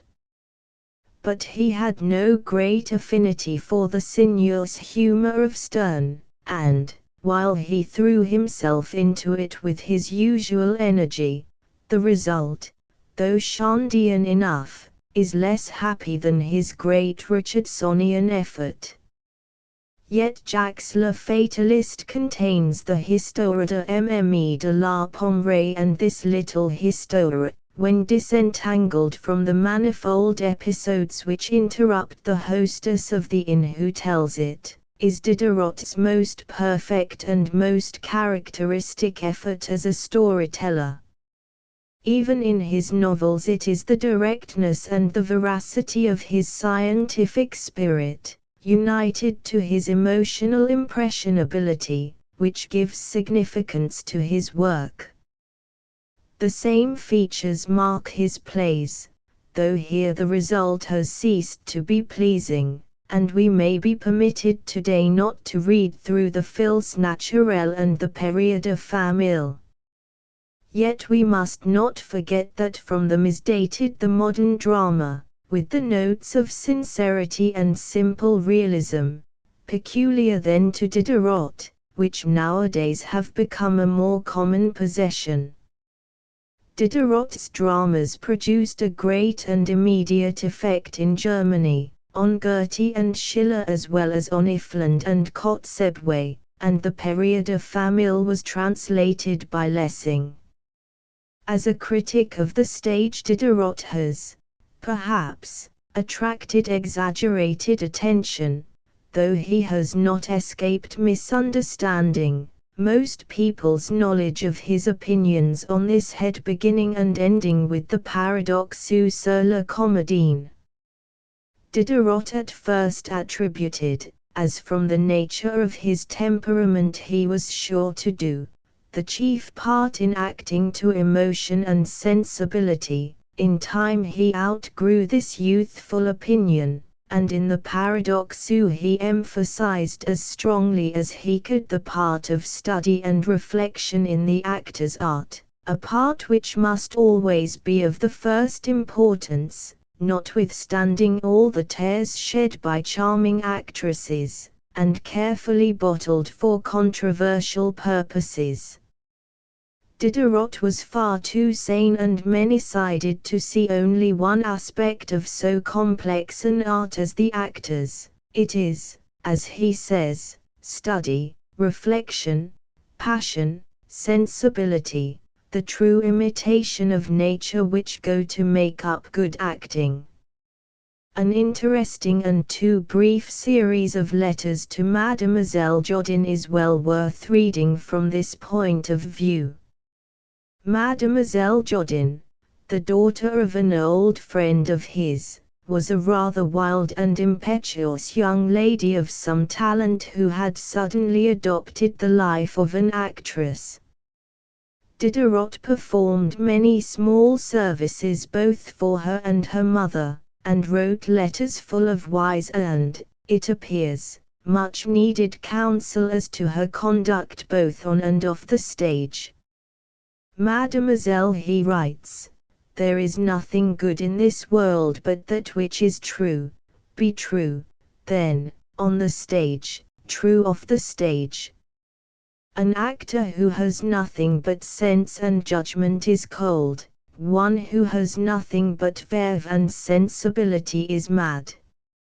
It is a certain temperament of mingled good sense and warmth which makes men sublime. On the stage and in the world, he who shows more than he feels makes us laugh instead of touching us. Diderot inaugurated modern art criticism by the notices of the pictures in the Salon, which he wrote during many years for Grimm's correspondence. One cannot help regretting that he was not born among a greater group of artists. Chardin we still esteem, and Greuze is at the height of his popularity, but it is difficult to take more than an antiquarian interest in Boucher, and who cares now for Loutherbourg or Van Loo? Even before Joseph Vernet, whose variety, freshness, and love of nature appealed so strongly to Diderot, it sometimes requires an effort to be sympathetic. Diderot now and then criticizes with severity, as occasionally when he is dealing with Boucher, but the tone of his criticism, as generally happens with contemporary criticism, seems to us today pitched altogether too high.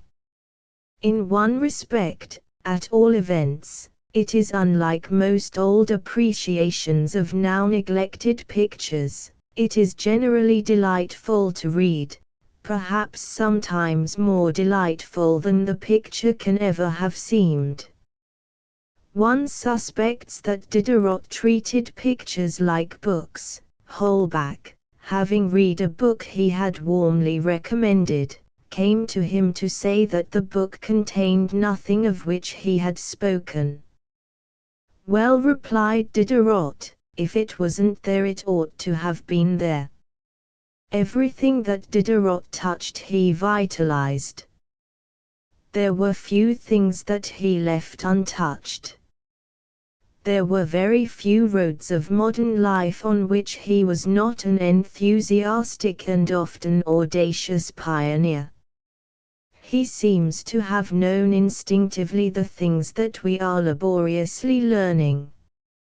So it is with politics, sexual morality, various social and politico-economical questions, education, philosophy.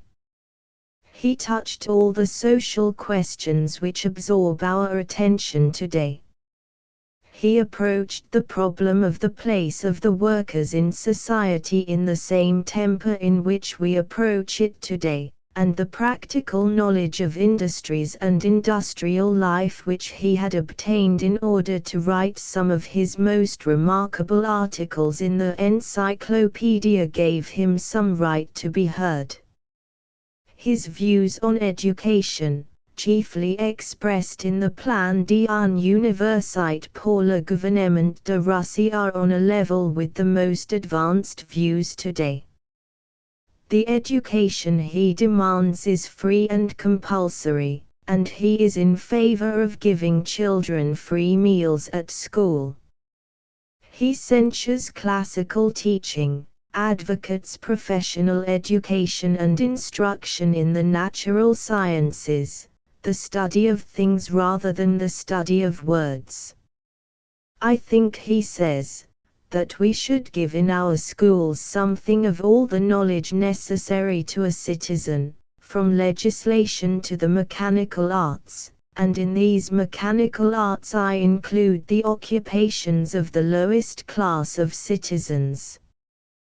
The spectacle of human industry is in itself large and satisfying, and it is good to know the different ways in which each contributes to the advantages of society. This kind of knowledge is attractive to children, who are naturally inquisitive. Certainly, from more than one point of view, such an element in education would have an important social significance. Of the functions and position of women, in most countries, he remarks, that of idiot children, he speaks often, shrewdly indeed, yet with peculiar sympathy. The most important expression of his opinions on sexual morality is contained in the supplement or Voyage de Bougainville. Bougainville, the first Frenchman to sail round the world, had visited the lovely island of Tahiti, and brought back a strange and vivid picture of the idyllic innocence and frank license that existed there. Diderot was aroused to set forth his views on sexual questions with that union of fiery enthusiasm, uncompromising thoroughness, and saving grace of humorous good sense which always characterizes him. He imagines a dialogue between the chaplain of Bougainville's expedition and a Tahitian, who is anxious to know why the chaplain refuses to conform to the customs of the country. The worthy chaplain represents the morality of civilized Europe, and with a few questions concerning this morality, easily succeeds in confounding him and in pouring keen ridicule on the inconsistencies of European morals. With reference to rules of conduct which vary with the country and the time, Diderot makes a essay, "We must have a surer rule, and what shall this rule be? Do you know any other than the good of the community and the advantage of the individual?" "You were unhappy," he remarks again to the chaplain, "when I presented to you last night my 2 daughters and my wife. You exclaimed, 'But my religion, my office.' Do you wish to know what in every time and place is good and bad? Concern yourself with the nature of things and of actions, and with your relations to your fellows. Consider the influence of your conduct on yourself and on the community.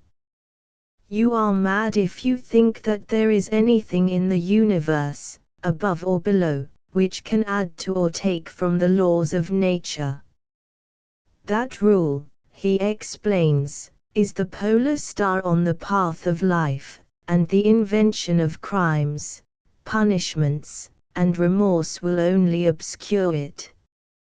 In founding morality on the relationships which must always exist between men, the religious law becomes perhaps superfluous, and the civil law should only be the enunciation of the law of nature, which we bear engraved on our hearts, and which must always be the strongest."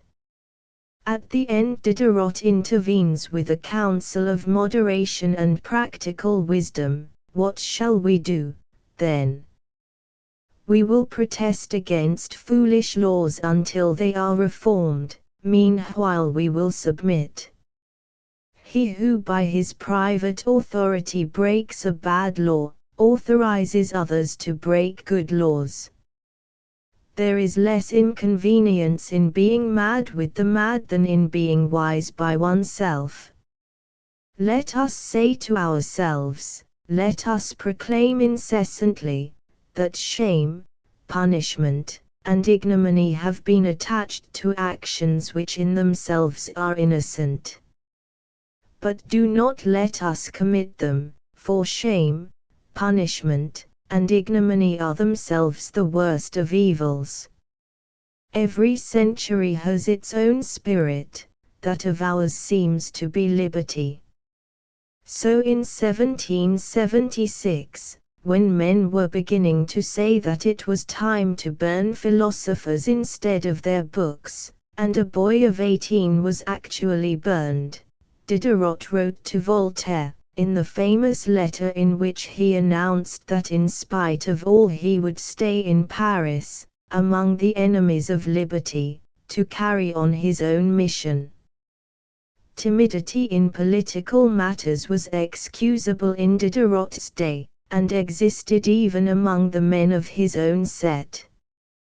Helvetius, for instance, advocated the advantages of paternal government and benevolent despotism. With his usual keen and vigorous good sense, Diderot shows how unreal these advantages are. When we give a ruler absolute power to do good, we cannot prevent him assuming also an absolute power to do evil.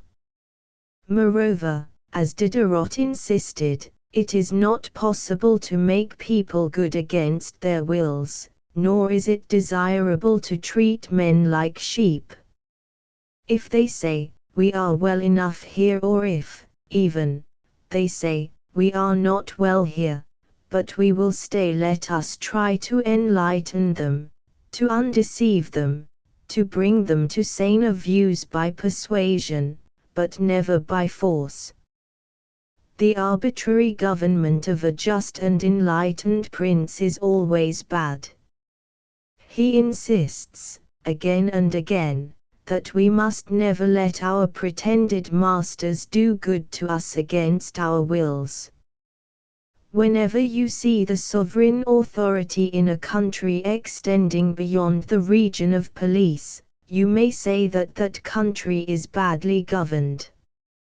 Diderot, Gertie, Adam Smith, Beccaria, Mill, to mention but a few typical names, threw all the weight of their influence, sometimes with passionate emphasis, on the side of individuality and freedom, and their teaching reached its final consecration when Darwin accepted as his central theory the fruitful idea of Malthus. They felt, and rightly felt, that they were taking the step that was most needed. Those who advocated solidarity and social cooperation mostly went to the wall. Now it is the turn of the social instincts, and we must expect them to work themselves out to the utmost. We have to see to it that the truth to which Diderot and the rest fought their way is not meanwhile lost. The general will is itself today in danger of becoming a benevolent despotism, and perhaps the time will never arrive when such warnings as these will be quite out of date. When it is a question of the oppression of our fellows, we cannot always afford to wait until the offender listens to the voice of persuasion. Him, at least, we must bring within the region of police. Beyond that lies danger. It si jre quelque volant, c'est que chacun fasse la sienne. So Diderot wrote in some impromptu verses at a convivial gathering over which he once presided. It was a summary of his views on many matters. I am convinced, he wrote, that there can be no true happiness for the human race except in a social state in which there is neither king nor magistrate, nor priest nor laws, nor meum nor tuum, nor property in goods or land, nor vices nor virtues. This is the anarchism that stands at the end of all social progress, but as an attainable social state it is still certainly, as Diderot adds, diabolement ideal. He had no faith in moralization by Act of Parliament. There will then be prostitutes, assuredly. Mistresses, why not? Girls seduced, I expect there will.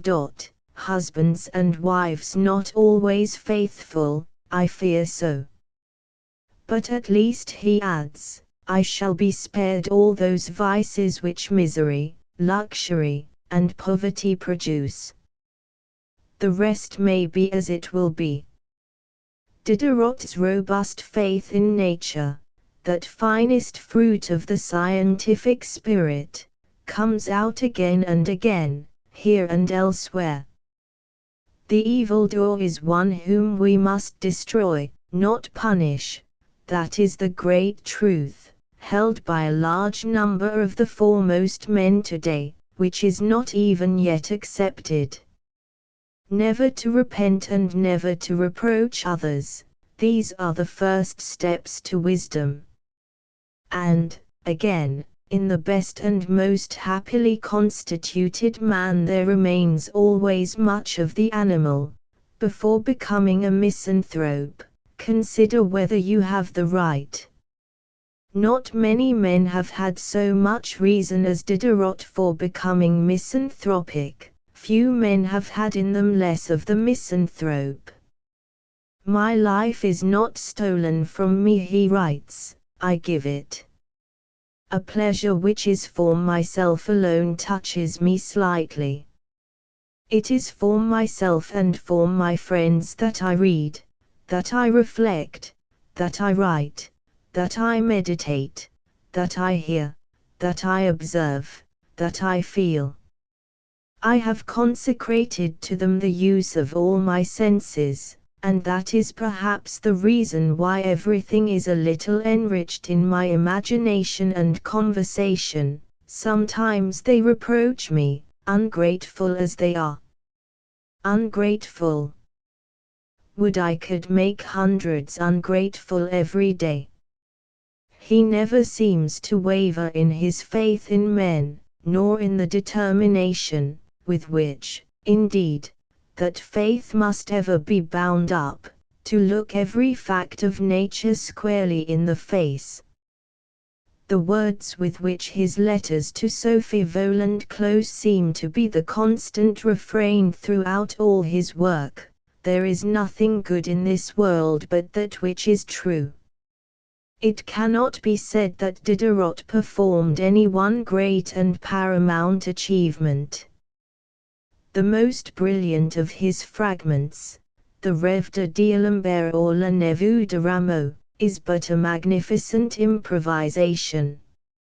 He made no memorable contribution to our knowledge of the world. Nor was his genius of what may be called the wedge-shaped order, the genius of the man who, with every nerve strained to the solution of one mystery, never rests until the heart of it is cloven.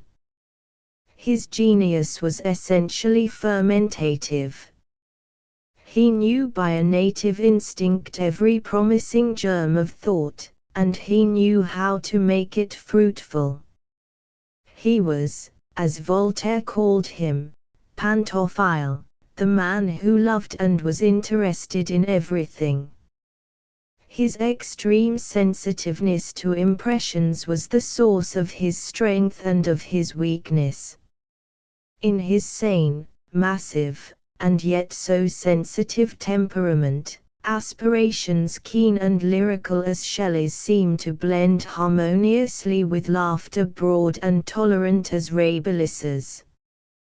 The latent elements in him of fantastic extravagance were held in check by a bourgeois good sense in which we seem to recognize the shrewd old cutler of Langres.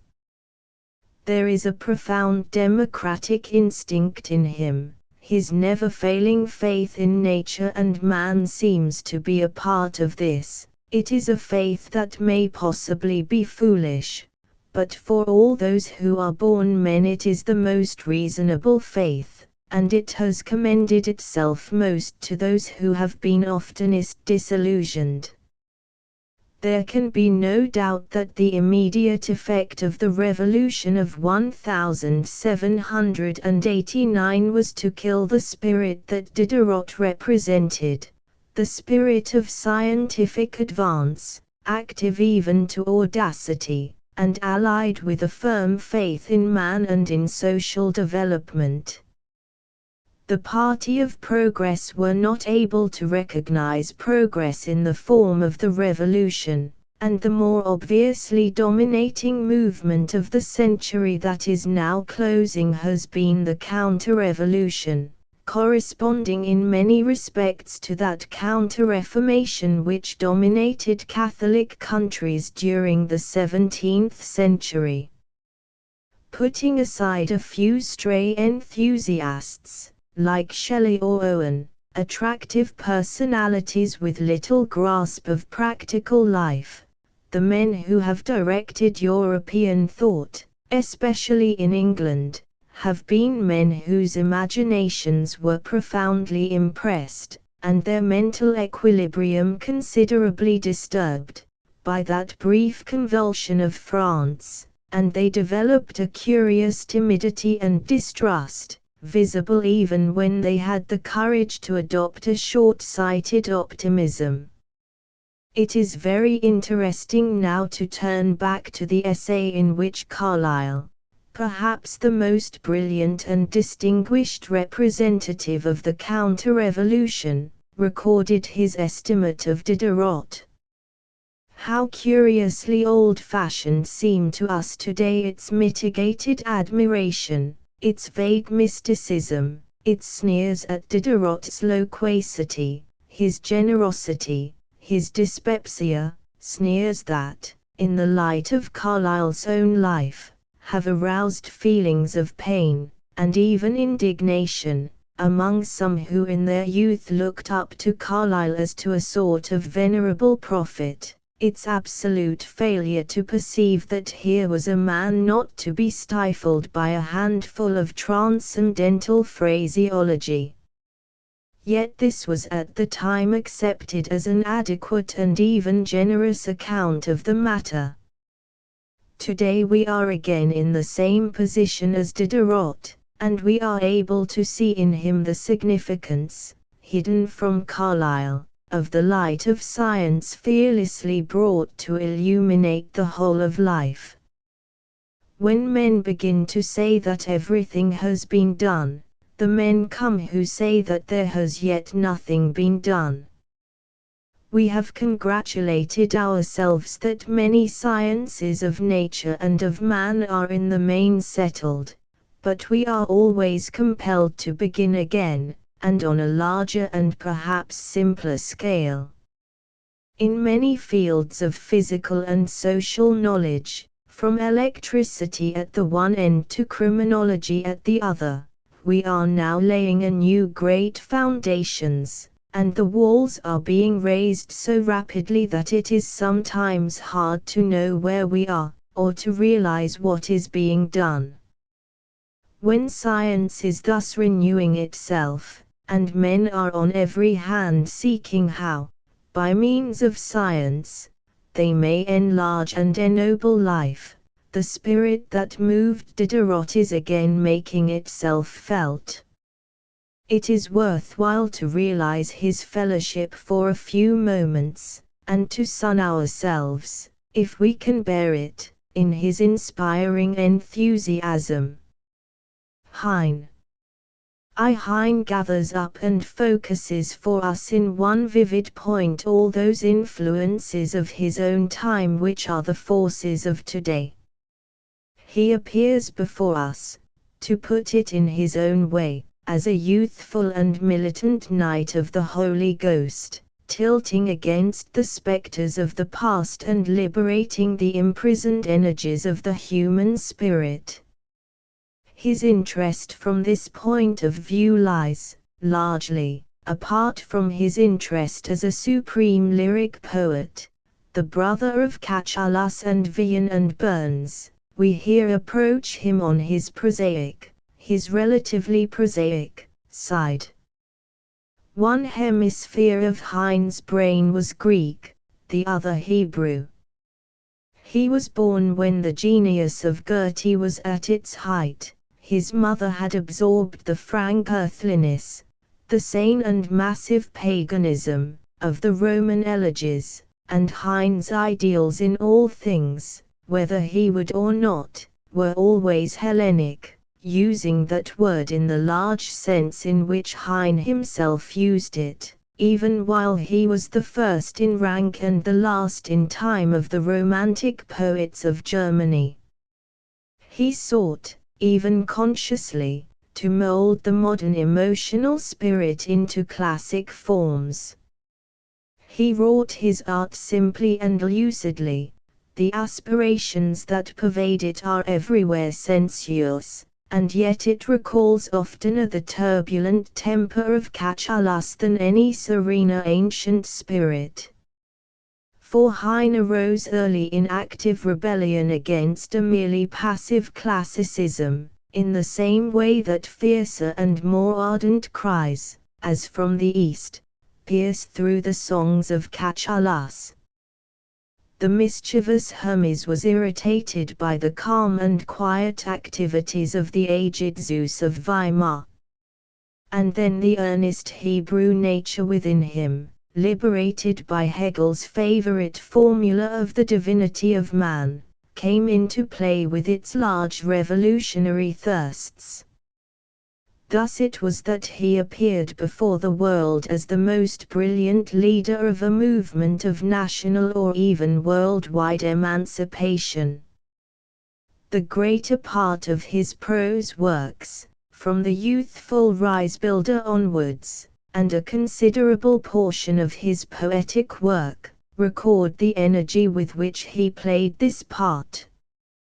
But whether the Greek or the Hebrew element happened to be most active in Heine, the ideal that he set up for life generally was the equal activity of both sides, in other words, the harmony of flesh and spirit.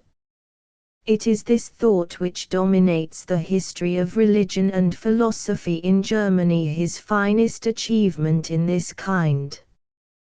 That book was written at the moment when Heine touched the highest point of his enthusiasm for freedom and his faith in the possibility of human progress.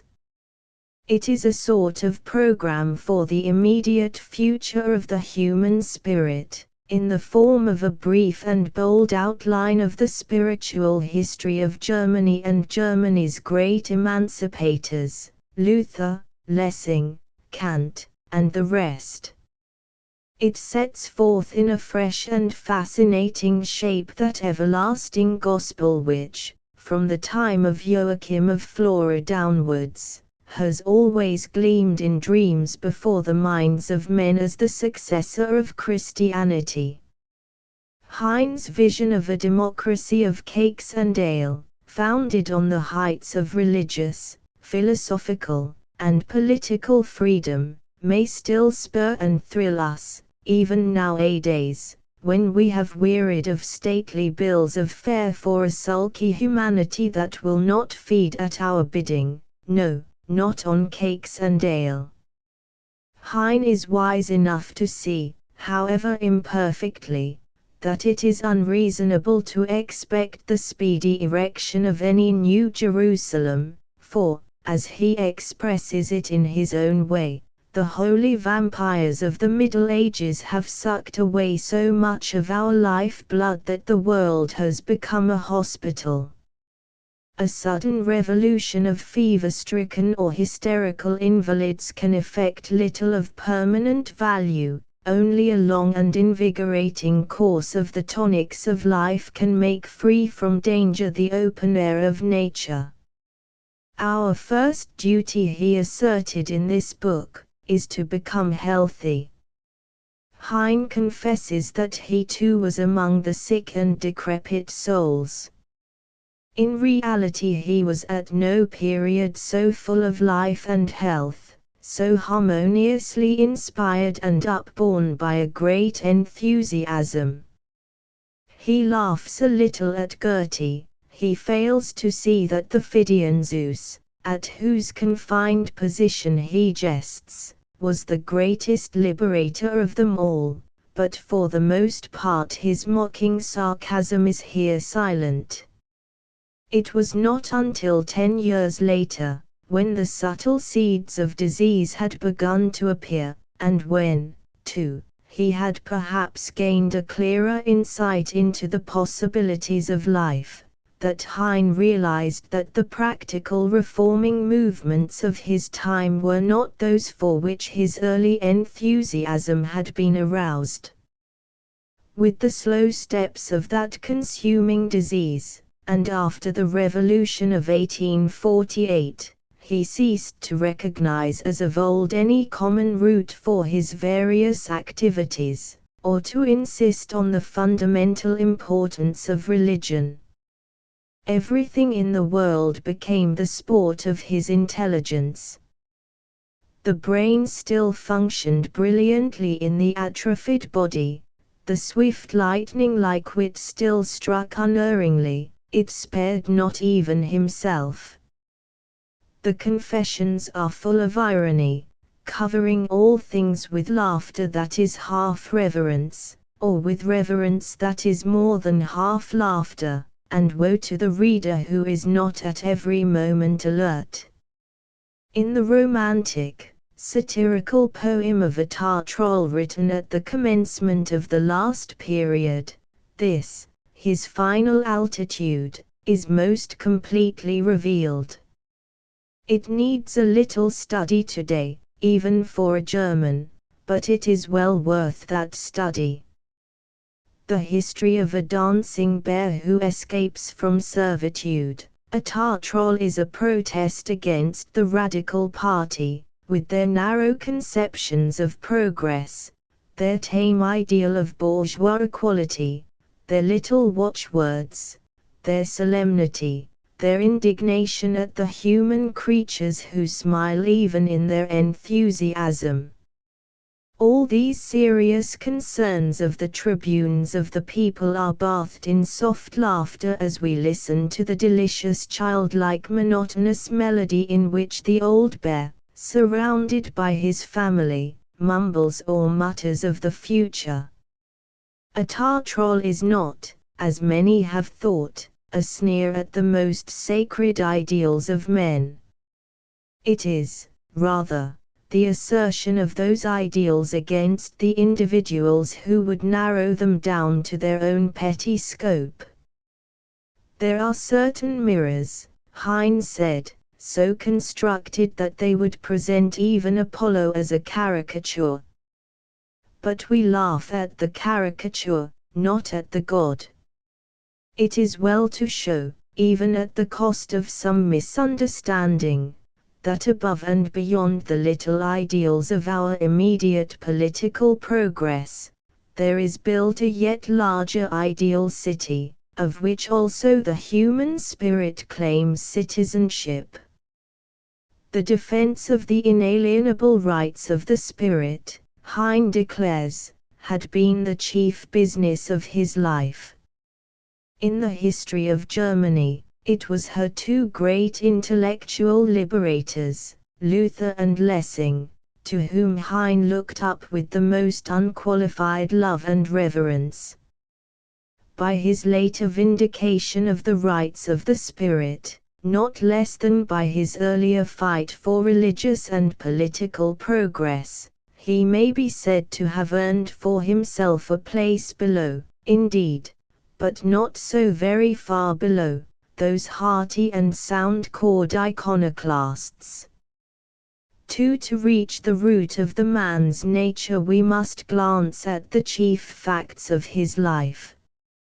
He was born at Dusseldorf, on the Rhine, then occupied by the French, probably on the 13th of December, 1799. He came, by both parents, of that Jewish race which is, as he said once, the dough whereof gods are kneaded. The family of his mother, Betty van Gelden, had come from Holland a century earlier. Betty herself received an excellent education. She shared the studies of her brother, who became a physician of repute. She spoke and read English and French. Her favorite books were Rousseau's Emile and Goethe's Elegies. For novels or poetry generally she cared little. She preferred logic to sentiment, and was careful of the precise value of words. Some letters written during her 24th year reveal a frank, brave, and sweet nature. She was a bright, attractive little person, and had many wooers. In the summer of 1796 Samson Hine, bearing a letter of introduction, entered the house of the Van Geldens. He was the son of a Jewish merchant settled in Hanover, and he had just made a campaign in Flanders and Brabant, in the capacity of commissary with the rank of officer, under Prince Ernest of Cumberland. He was a large and handsome man, with soft blonde hair and beautiful hands. There was something about him, said his son, a little characterless, almost feminine. He was a great child. After a brief courtship he married Betty, and settled at Dusseldorf as an agent for English velveteens. Harry, so he was named after an Englishman, was the first child. From his rather weak and romantic father came whatever was loose and unbalanced in Hine's temperament, and his ineradicable instinct for posing. It was his mother, with her strong and healthy nature, well developed both intellectually and emotionally, and her great ambitions for her son, who, as he himself said, played the chief part in the history of his evolution. Harry was a quick child, his senses were keen. Though he was not physically strong, he loved reading, and his favorite books were Don Quixote and Gulliver's Travels. He used to make rhymes with his only and much-loved sister Lot, and at the age of 10 he wrote a ghost poem which his teachers considered a masterpiece. At the Lyceum he worked well, at night as well as by day.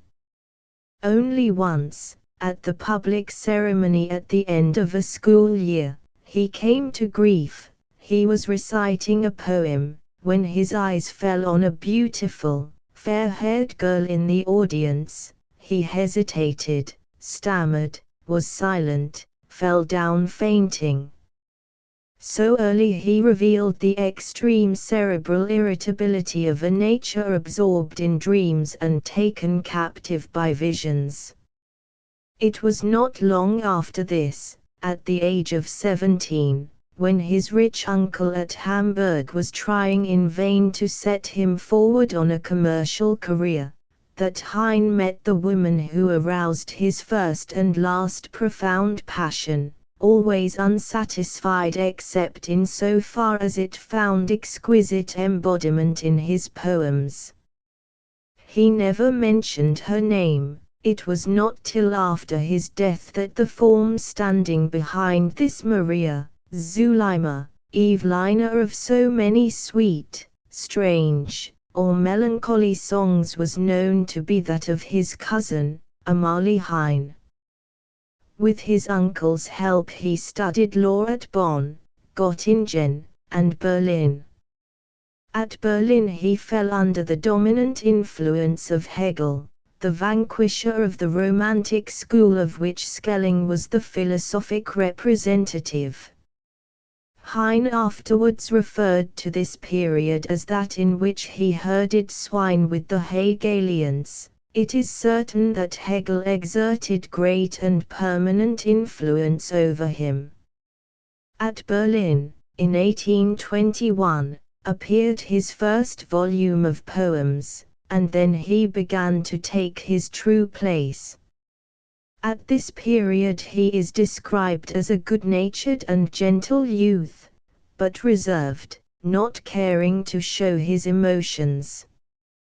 He was of middle height and slender, with rather long light brown hair. In childhood it was red, and he was called Rother Harry, framing the pale and beardless oval face, the bright, blue, short-sighted eyes, the Greek nose, the high cheekbones, the large mouth, the full, half-cynical, half-sensual, lips. He was not a typical German, like Goethe. He never smoked, he disliked beer, and until he went to Paris he had never tasted sauerkraut. For some years he continued, chiefly at Göttingen, to study law. But he had no liking and no capacity for jurisprudence, and his spasmodic fits of application at such moments as he realized that it was not good for him to depend on the generosity of his rich and kind-hearted Uncle Solomon, failed to carry him far. A new idea, a sunny day, the opening of some flower-like light, a pretty girl, and the Pandects were forgotten. Shortly after he had at last received his doctor's diploma, he went through the ceremony of baptism in hope of obtaining an appointment from the Prussian government. It was a step which he immediately regretted, and which, far from placing him in a better position, excited the enmity both of Christians and Jews. Although the Heine family had no very strong views on the matter, Heine's mother, it should be said, was a deist, his father indifferent, but the Jewish rites were strictly kept up. He still talked of becoming an advocate, until, in 1826, the publication of the first volume of the Reisbilder gave him a reputation throughout Germany by its audacity, its charming and picturesque manner, its peculiarly original personality. The second volume, bolder and better than the first, was received with delight very much mixed with horror, and it was prohibited by Austria, Prussia, and many minor states. At this period Heine visited England. He was then disgusted with Germany and full of enthusiasm for the land of freedom, an enthusiasm which naturally met with many rude shocks, and from that time dates the bitterness with which he usually speaks of England. He found London, although, owing to a clever abuse of Uncle Solomon's generosity, exceedingly well supplied with money, frightfully damp and uncomfortable. Only the political life of England attracted him, and there were no bounds to his admiration of Canning. He then visited Italy, to spend there the happiest days of his life, and having at length realized that his efforts to obtain any government appointment in Germany would be fruitless, he emigrated to Paris. There, save for brief periods, he remained until his death. This entry into the city, which he had called the New Jerusalem, was an important epoch in Heine's life. He was 31 years of age, still youthful, and eager to receive new impressions. He was apparently in robust health, notwithstanding constant headaches. Gautier describes him as in appearance a sort of German Apollo. He was still developing, as he continued to develop, even up to the end. The ethereal loveliness of the early poems vanished, it is true, but only to give place to a closer grasp of reality, a larger laughter, a keener cry of pain. He was now heartily welcomed by the extraordinarily brilliant group then living and working in Paris, including Victor Hugo, George Sand, Balzac, Michelet, Alfred de Musset, Gautier, Chopin, Louis Blanc, Dumas, Sainte-Beuve, Quinet, Berlioz, and he entered with eager delight into their manifold activities. For a time also he attached himself rather closely to the school of Saint Simon, then headed by Enfantin. He was especially attracted by their religion of humanity, which seemed the realization of his own dreams. Heine's book on religion and philosophy in Germany was written at Enfantin's suggestion, and the first edition dedicated to him. Enfantin's name was, he said, a sort of shibboleth, indicating the most advanced party in the liberation war of humanity. In 1855 he withdrew the dedication. It had become an anachronism. Enfantin was no longer ransacking the world in search of la femme libre. The martyrs of yesterday no longer bore a cross, unless it were, he added characteristically, the cross of the Legion of Honor. A few years after his arrival in Paris, Heine entered on a relationship which occupied a large place in his life. Mathilde Murat, a lively grisette of 16, was the illegitimate daughter of a man of wealth and position in the provinces, and she had come up from Normandy to serve in her aunt's shoe shop. Heine often passed this shop, and an acquaintance, at first carried on silently through the shop window, gradually ripened into a more intimate relationship. Mathilde could neither read nor write. It was decided that she should go to school for a time. After that they established a little common household, one of those ménages parisiens, recognized as almost legitimate, for which Heine had always had a warm admiration, because, as he said, he meant by marriage something quite other than the legal coupling effected by parsons and bankers. As in the case of Gertie, it was not until some years later that he went through the religious ceremony, as a preliminary to a duel in which he had become involved by his remarks on Born's friend, Madame Strauss. He wished to give Mathilde an assured position in case of his death. After the ceremony at Street Sulpice he invited to dinner all those of his friends who had contracted similar relations, in order that they might be influenced by his example. That they were so influenced is not recorded. It is not difficult to understand the strong and permanent attraction that drew the poet, who had so many intellectual and aristocratic women among his friends, to this pretty, laughter-loving grisette.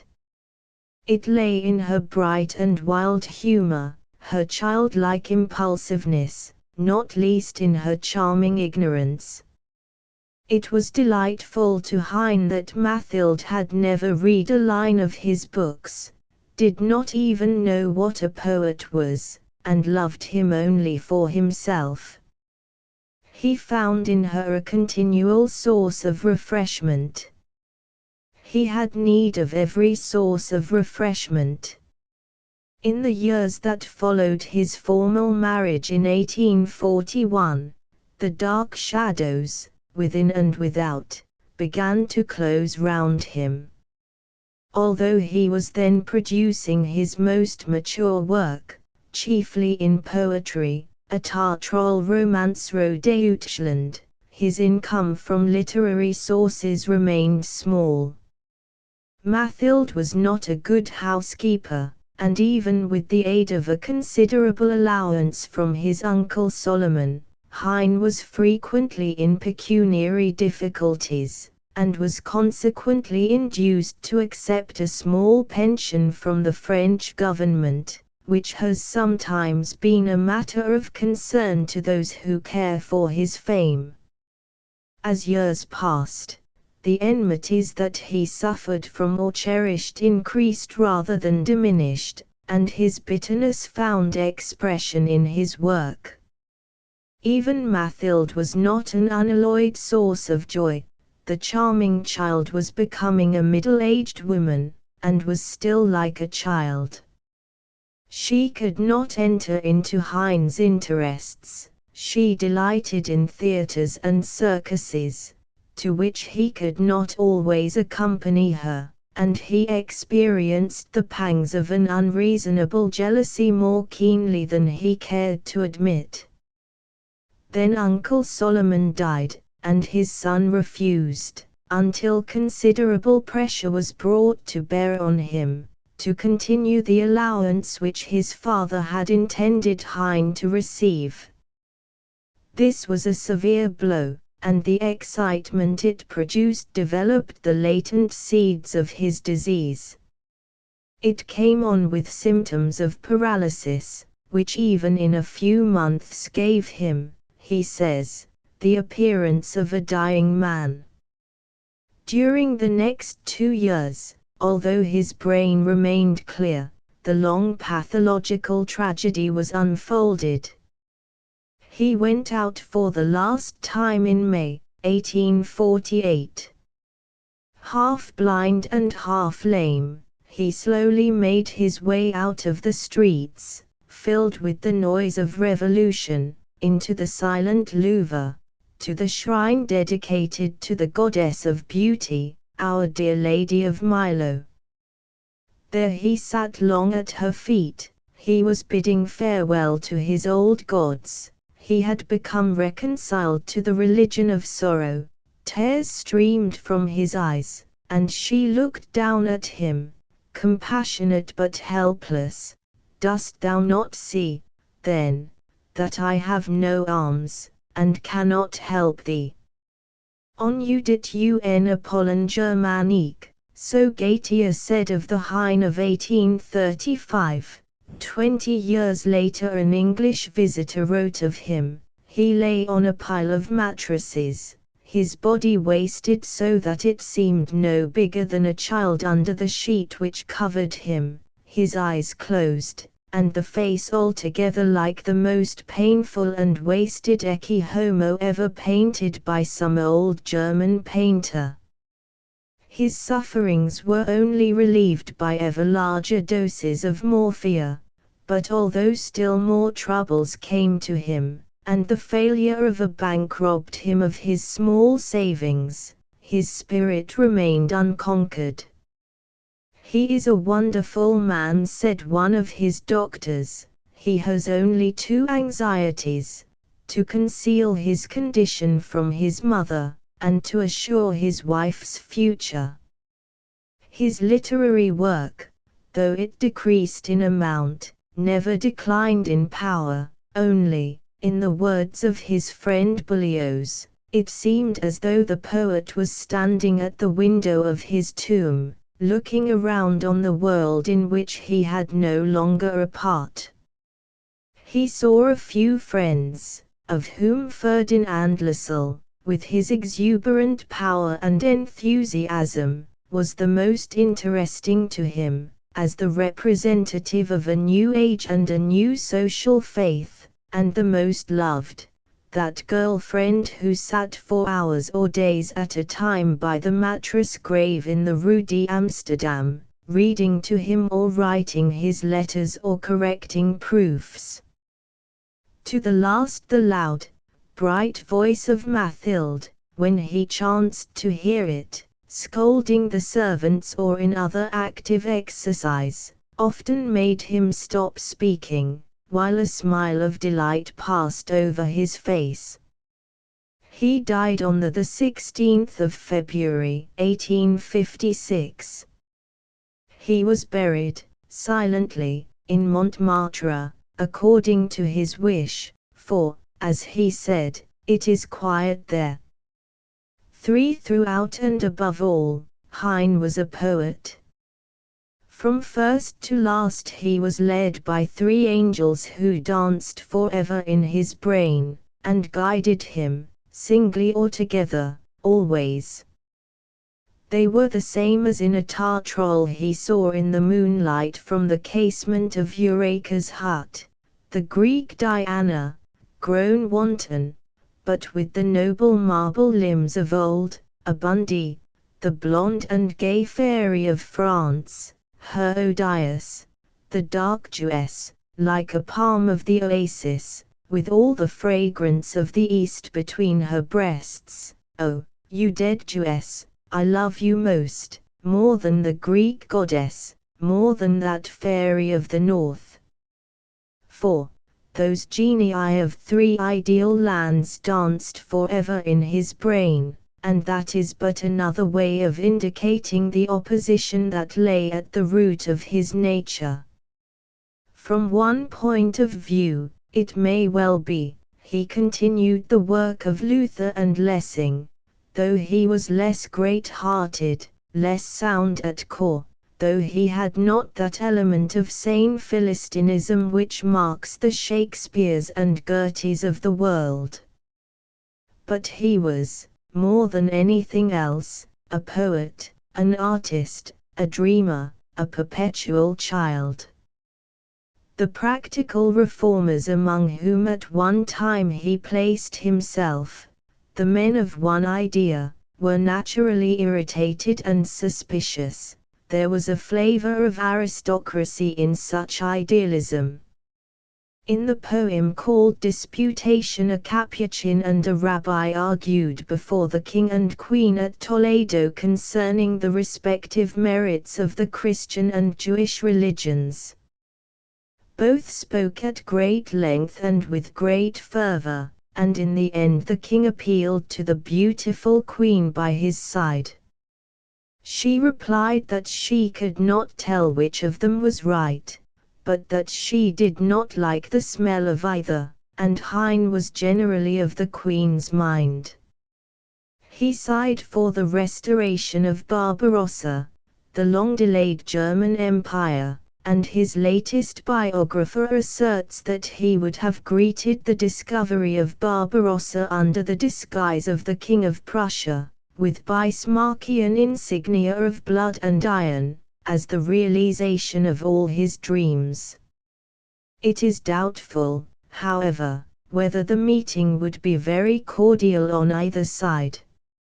It would probably be the painful duty of the emperor, as of the emperor of the vision in Deutschland, to tell Heine, in very practical language, that he was wanting in respect, wanting in all sense of etiquette, and Heine would certainly reply to the emperor, as under the same circumstances he replied to the visionary Barbarossa, that that gentleman had better go home again, that during his long absence emperors had become unnecessary, and that, after all, scepters and crowns made admirable playthings for monkeys.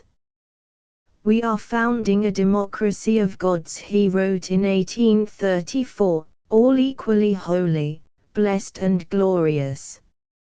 You desire simple clothing, ascetic morals, and unseasoned enjoyments.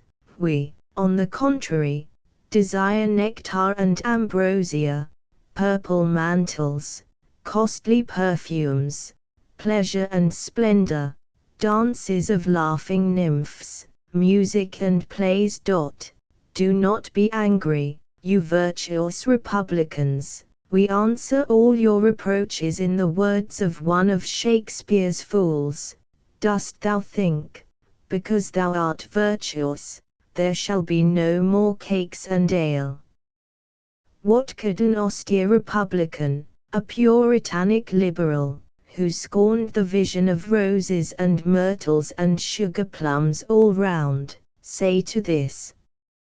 Bourne answered, I can be indulgent to the games of children, indulgent to the passions of a youth, but when on the bloody day of battle a boy who is chasing butterflies gets between my legs, when at the day of our greatest need, and we are calling aloud on God, the young coxcomb beside us in the church sees only the pretty girls, and winks and flirts, then, in spite of all our philosophy and humanity, we may well grow angry.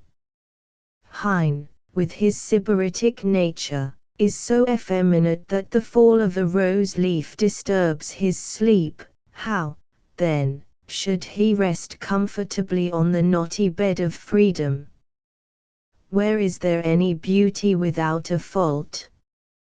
Where is there any good thing without its ridiculous side? Nature is seldom a poet and never rhymes. Let him whom her rhymeless prose cannot please turn to poetry. Bourne was right, Heine was not the man to plan a successful revolution, or defend a barricade, or edit a popular democratic newspaper, or represent adequately a radical constituency. All this was true. Let us be thankful that it was true. Bonds are ever with us, and we are grateful. There is but one Heine. The same complexity of nature that made Heine an artist made him a humorist. But it was a more complicated complexity now, a cosmic game between the real world and the ideal world. He could go no farther. The young Catullus of 1825, with his fiery passions crushed in the winepress of life and yielding such divine ambrosia, soon lost his faith in passion. The militant soldier in the Liberation War of Humanity of 1835 soon ceased to flourish his sword. It was only with the full development of his humor, when his spinal cord began to fail and he had taken up his position as a spectator of life, that Heine attained the only sort of unity possible to him. The unity that comes of a recognized and accepted lack of unity. In the lambent flames of this unequaled humor, the smile of Mephistopheles passing over the face of Christ, he bathed all the things he counted dearest, to its service he brought the secret of his poet's nature, the secret of speaking with a voice that every heart leaps up to answer. It is scarcely the humor of Aristophanes, though it is a greater force, even in molding our political and social ideals, than born new. It is oftener a modern development of the humor of the mad king and the fool in Lear, that humor which is the last concentrated word of the human organism under the lash of fate. And if it is still asked why Heine is so modern, it can only be said that these discords out of which his humor exhaled are those which we have nearly all of us known, and that he speaks with a voice that seems to arise from the depth of our own souls. He represents our period of transition. He gazed, from what seemed the vulgar Pisgah of his day, behind on an Eden that was forever closed, before on a promised land he should never enter. While with clear sight he announced things to come, the music of the past floated up to him. He brooded wistfully over the vision of the old Olympian gods, dying, amid faint music of cymbals and flutes, forsaken, in the medieval wilderness. He heard strange sounds of psalteries and harps, the psalms of Israel, the voice of Princess Sabbath, across the waters of Babylon. In a few years this significance of Heine will be lost, that it is not yet lost the eagerness with which his books are read and translated sufficiently testifies. Whitman. If we put aside imaginative writers, Hawthorne, Poe, Bret Harte, and Mark Twain, America has produced three men of worldwide significance. 5. These three belong to the same corner of the continent, they form a culminating series, and at the same time they complement each other. It is difficult to consider one of them without throwing a glance at the others. Emerson comes first. In Emerson, after 200 years, Puritanism seems, for the first time, to have found voice. The men of Banbury and Amsterdam were too much distracted by the outer world to succeed in finding adequate artistic expression for the joys that satisfied them and the spirit that so powerfully moved them. They have been the sport of their enemies, and have come down to us in literature as a set of sour fanatics. It was not until the seed was carried over sea, to germinate slowly and peacefully in New England, that at length it broke into flower, and that we know clearly that union of robust freedom and mystic exaltation which lies at the heart of Puritanism. In his calm and austere manner, born of the blood that had passed through the veins of 6 generations of Puritan ministers, Emerson overturned the whole of tradition. "A world in the hand," he said, with cheery, genial skepticism, "is worth 2 in the bush." With gentle composure, with serene hilarity, perhaps with an allusion to the roses that make no mention of former roses, he posited the absolute right of the individual to adjudicate in religion, in marriage, in the state. Even he himself, while able, like Spinoza and Goethe, to live by self-regulating laws that are death to men of less sanity, could not always in his peaceful haunts at Concord recognize or allow the fruits of his doctrines. Emerson was a man of the study. He seems to have known the world as in a camera obscura spread out before him on a table. He never seems to come, or to be capable of coming, into direct relations with other men or with nature. Thoreau, an original and solitary spirit, born amid the same influences as Emerson, but of different temperament, resolved to go out into the world, to absorb nature and the health of nature. "I wished to live deliberately, to front only the essential facts of life, and see if I could not learn what it had to teach, and not, when I came to die, discover that I had not lived. I did not wish to live what was not life, living is so dear, nor did I wish to practice resignation, unless it was quite necessary.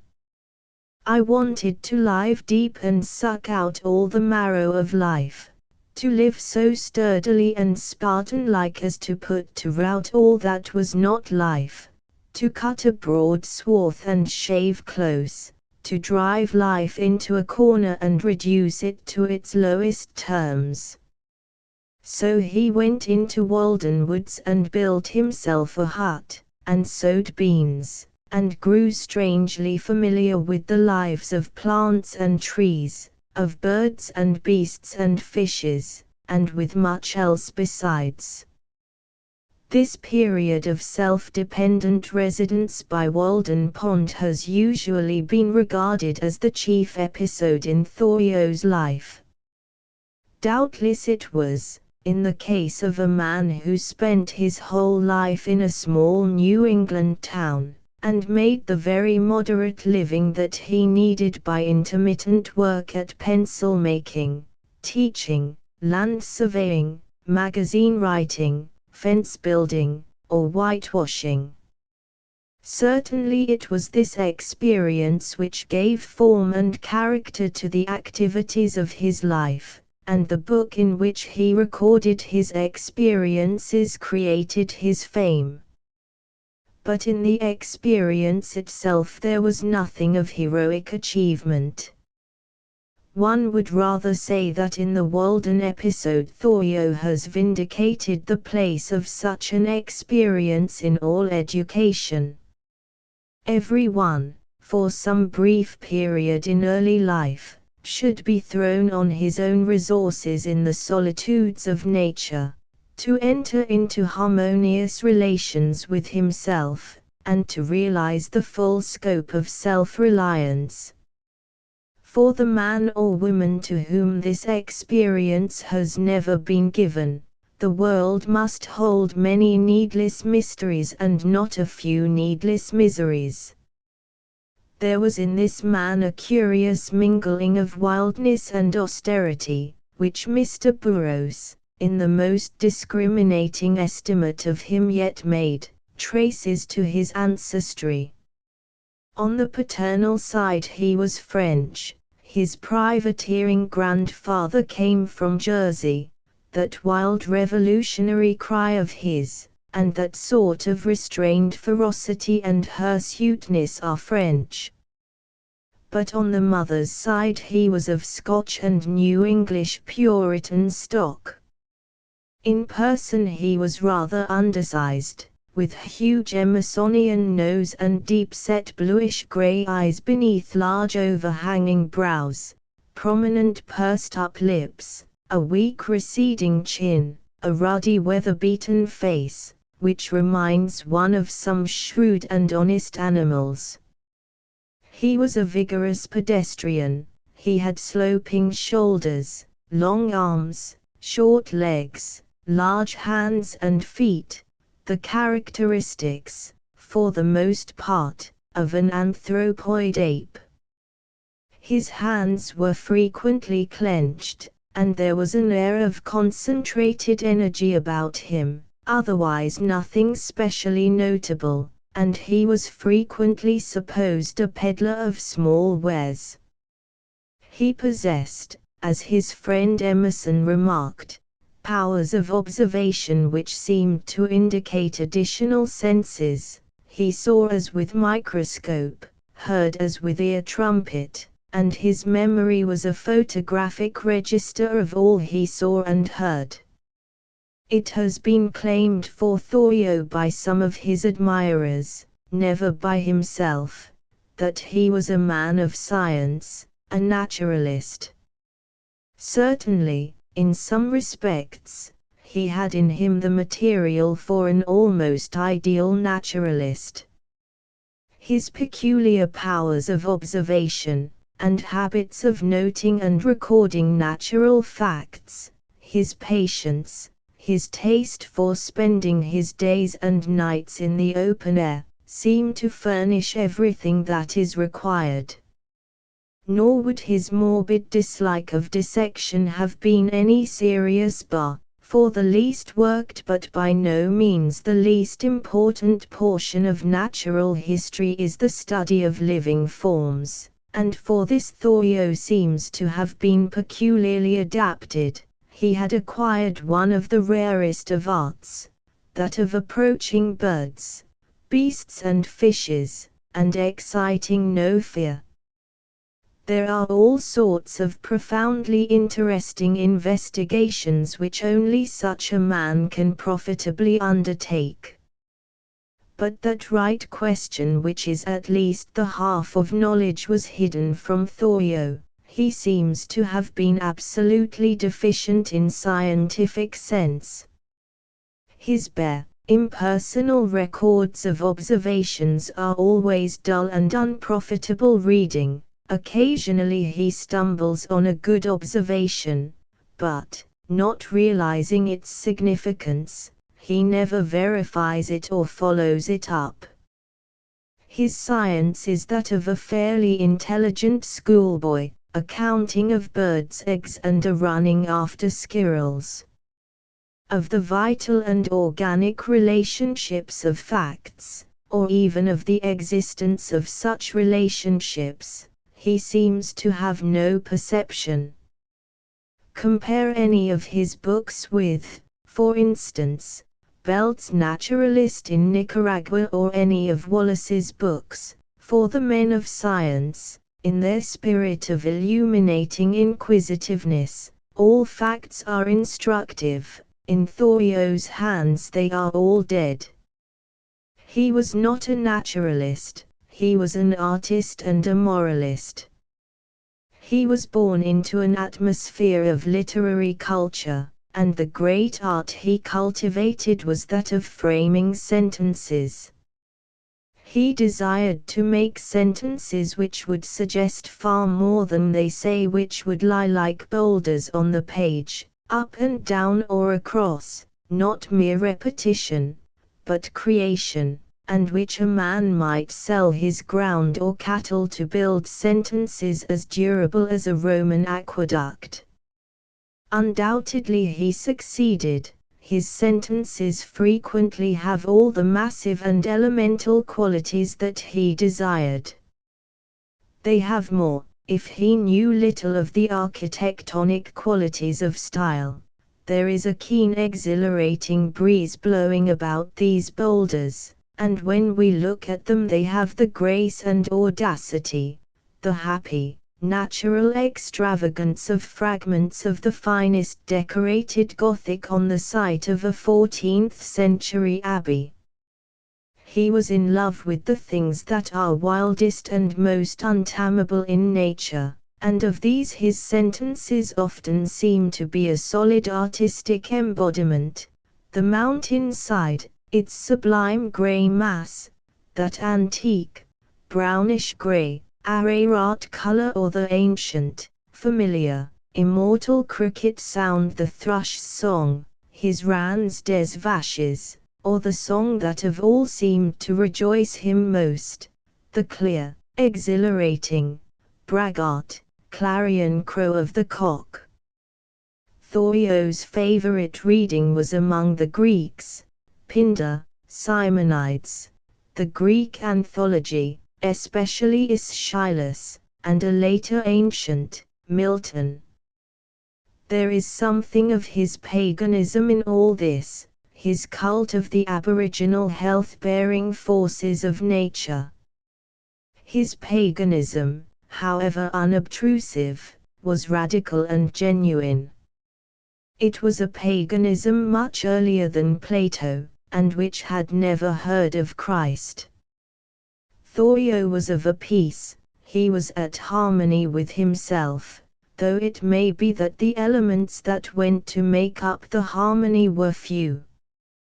The austerity and exhilaration and simple paganism of his art were at one with his morality. He was, at the very core, a preacher. The morality that he preached, interesting in itself, is, for us, the most significant thing about him. Thoreau was, in the noblest sense of the word, a cynic. The school of Antisthenes is not the least interesting of the Socratic schools, and Thoreau is perhaps the finest flower that school has ever yielded. He may not have been aware of his affinities, but it will help us if we bear them in mind. The charm that Diogenes exercised over men seems to have consisted in his peculiarly fresh and original intellect, his extravagant independence and self-control, his coarse and effective wit. Thoreau sat in his jar at Walden with the same originality, independence, and sublime contentment, but his wisdom was suave and his wit was never coarse, exalted, rather, into a perennial humor, flashing now and then into divine epigram. A life in harmony with nature, the culture of joyous simplicity, the subordination of science to ethics, these were the principles of cynicism, and to these Thoreau was always true. Every day is a festival, said Diogenes, and Metrocles rejoiced that he was happier than the Persian king. I would rather sit on a pumpkin and have it all to myself, said Thoreau, than be crowded on a velvet cushion. Cultivate poverty like a garden herb, like sage. It is life near the bone, where it is sweetest. Money is not required to buy one necessary of the soul. He had travelled much in Concord. Methinks I should be content to sit at the back door in Concord under the poplar tree forever. Such utterances as these strewn throughout Thoreau's pages, and the saying in the last days of the dying man to the youth who would talk to him about a future world, one world at a time, are full, in the uncorrupted sense, of the finest cynicism. Diogenes, seeing a boy drink out of his hand, threw away his cup, Thoreau had an interesting mineral specimen as a parlor ornament, but it needed dusting every day, and he threw it away. It was not worth its keep. The Cynics seem to have been the first among the Greeks to declare that slavery is opposed to nature. Thoreau not only carried his independence so far as to go to prison rather than pay taxes to church or state. The only government that I recognize is the power that establishes justice in the land. But in 1859, when John Brown lay in prison in Virginia, Thoreau was the one man in America to recognize the greatness of the occasion and to stand up publicly on his side. Think of him, of his rare qualities, such a man as it takes ages to make, and ages to understand, no mock hero, nor the representative of any party. A man such as the sun may not rise upon again in this benighted land. To whose making went the costliest material, the finest adamant, sent to be the redeemer of those in captivity, and the only use to which you can put him is to hang him at the end of a rope. Every true cynic is, above all, a moralist and a preacher. Thoreau could never be anything else. That was, in the end, his greatest weakness. This unfailing ethereality, this perpetual challenge of the acridity and simplicity of nature, becomes at last hypernatural. Thoreau breakfasts on the dawn, it is well, but he dines on the rainbow and sups on the aurora borealis. Of nature's treasure more than half is man. Thoreau, with his noble cynicism, had, as he thought, driven life into a corner, but he had to confess that of all phenomena his own race was to him the most mysterious and undiscoverable. He writes finely, "The whole duty of man may be expressed in one line, make to yourself a perfect body," but this appears to be a purely intellectual intuition. He had a fine insight into the purity of sex and of all natural animal functions, from which we excuse ourselves of speaking by falsely saying they are trifles. We are so degraded that we cannot speak simply of the necessary functions of human nature, but he is not bold to justify his insight. He welcomed Walt Whitman, at the very first, as the greatest democrat the world had seen, but he himself remained a natural aristocrat. He was a man devoid of compassion, remarks Mr. Burroughs, devoid of sympathy, devoid of generosity, devoid of patriotism, as those words are generally understood. He had learned something of the mystery of nature, but the price of his knowledge was ignorance of his fellows. The chief part of life he left untouched. Yet all that he had to give he gave fully and ungrudgingly, and it was of the best and rarest. We shall not easily exhaust the exhilaration of it.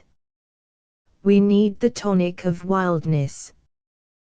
Thoreau has heightened for us the wildness of nature, and his work, all written, as we need not be told, in the open air, is full of this tonicity. It is a sort of moral quinine, and, like quinine under certain circumstances, it leaves a sweet taste behind.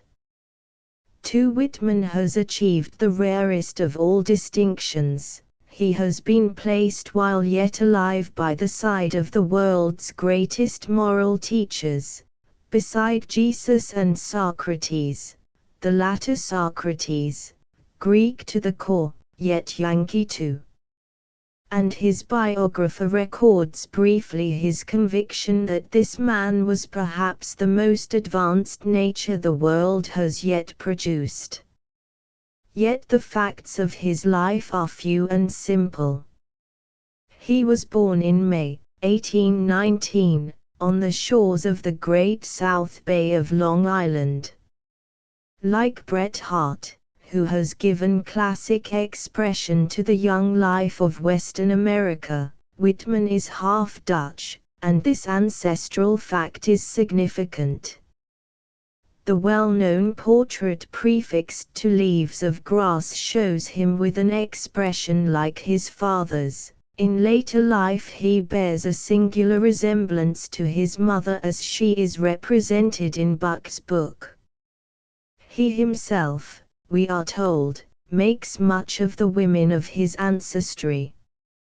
I estimate 3 leading sources and formative stamps of my own character, in his own words: the maternal nativity stock brought hither from faraway Netherlands, for one, doubtless the best, the subterranean tenacity and central bony structure, obstinacy, willfulness, which I get from my paternal English elements, for another, and the Long Island birth spot, seashores, childhood scenes, absorptions, with teeming Brooklyn and New York, with, I suppose, my experiences afterwards in the secession outbreak, for third. His mother, he wrote, was to him the ideal woman, practical, spiritual, of all of earth, life, love, to me the best. For 30 years the youth set himself to learn the nature of the world. There could be no better education, he has described its elementary stages, by barnyard and roadside, in There Was a Child Went Forth. The same large receptiveness still went with him, as he was by turn teacher, printer, journalist, government clerk, and always, and above all, loafer. He loafed year after year in Broadway, on Fulton Ferry, on the omnibuses talking to the drivers, in the workshops talking to the artisans. His physical health was perfect, he earned enough to live on, he felt himself the equal of highest or lowest, he drank of the great variegated stream of life before him from every cup. His culture was, in its own way, as large and as sincere as Goethe's. Of books, indeed, he knew little, he was equally ignorant of science, of philosophy, of the fine arts. He appears to have been content, for his own ends wisely content, with elemental and mostly ancient utterances of the race, as the Bible, Homer, Shakespeare, the Nibelungenlied.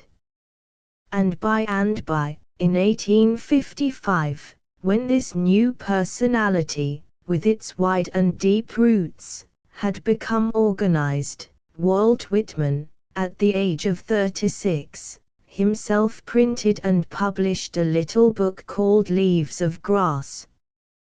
After this there was but one fresh formative influence in Whitman's life, but without it his life and his work would both have suffered an immense lack. What had chiefly characterized him so far had been his audacious nonchalance, the frank and absolute egotism of a healthy Olympian schoolboy.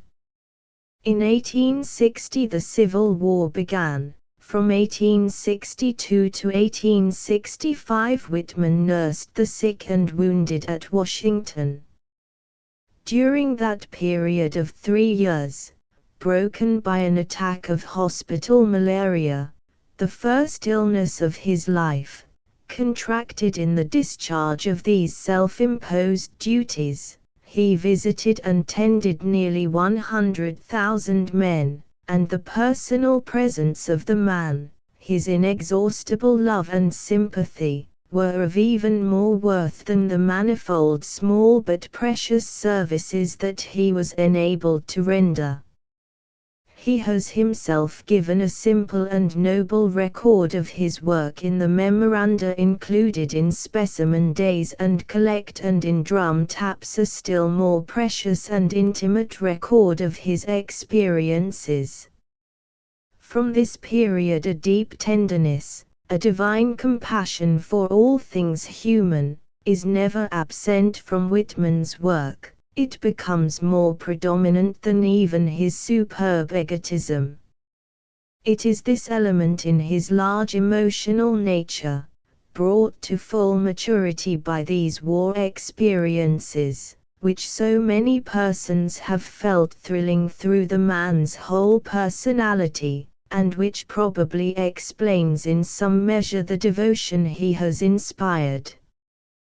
Whitman went to Washington young, in the perfection of virile physical energy. He is a man, said the shrewd Lincoln, to whom Whitman was unknown. As he chanced to see him through a window once, he came away old and enfeebled, having touched the height of life, to walk henceforth a downward path.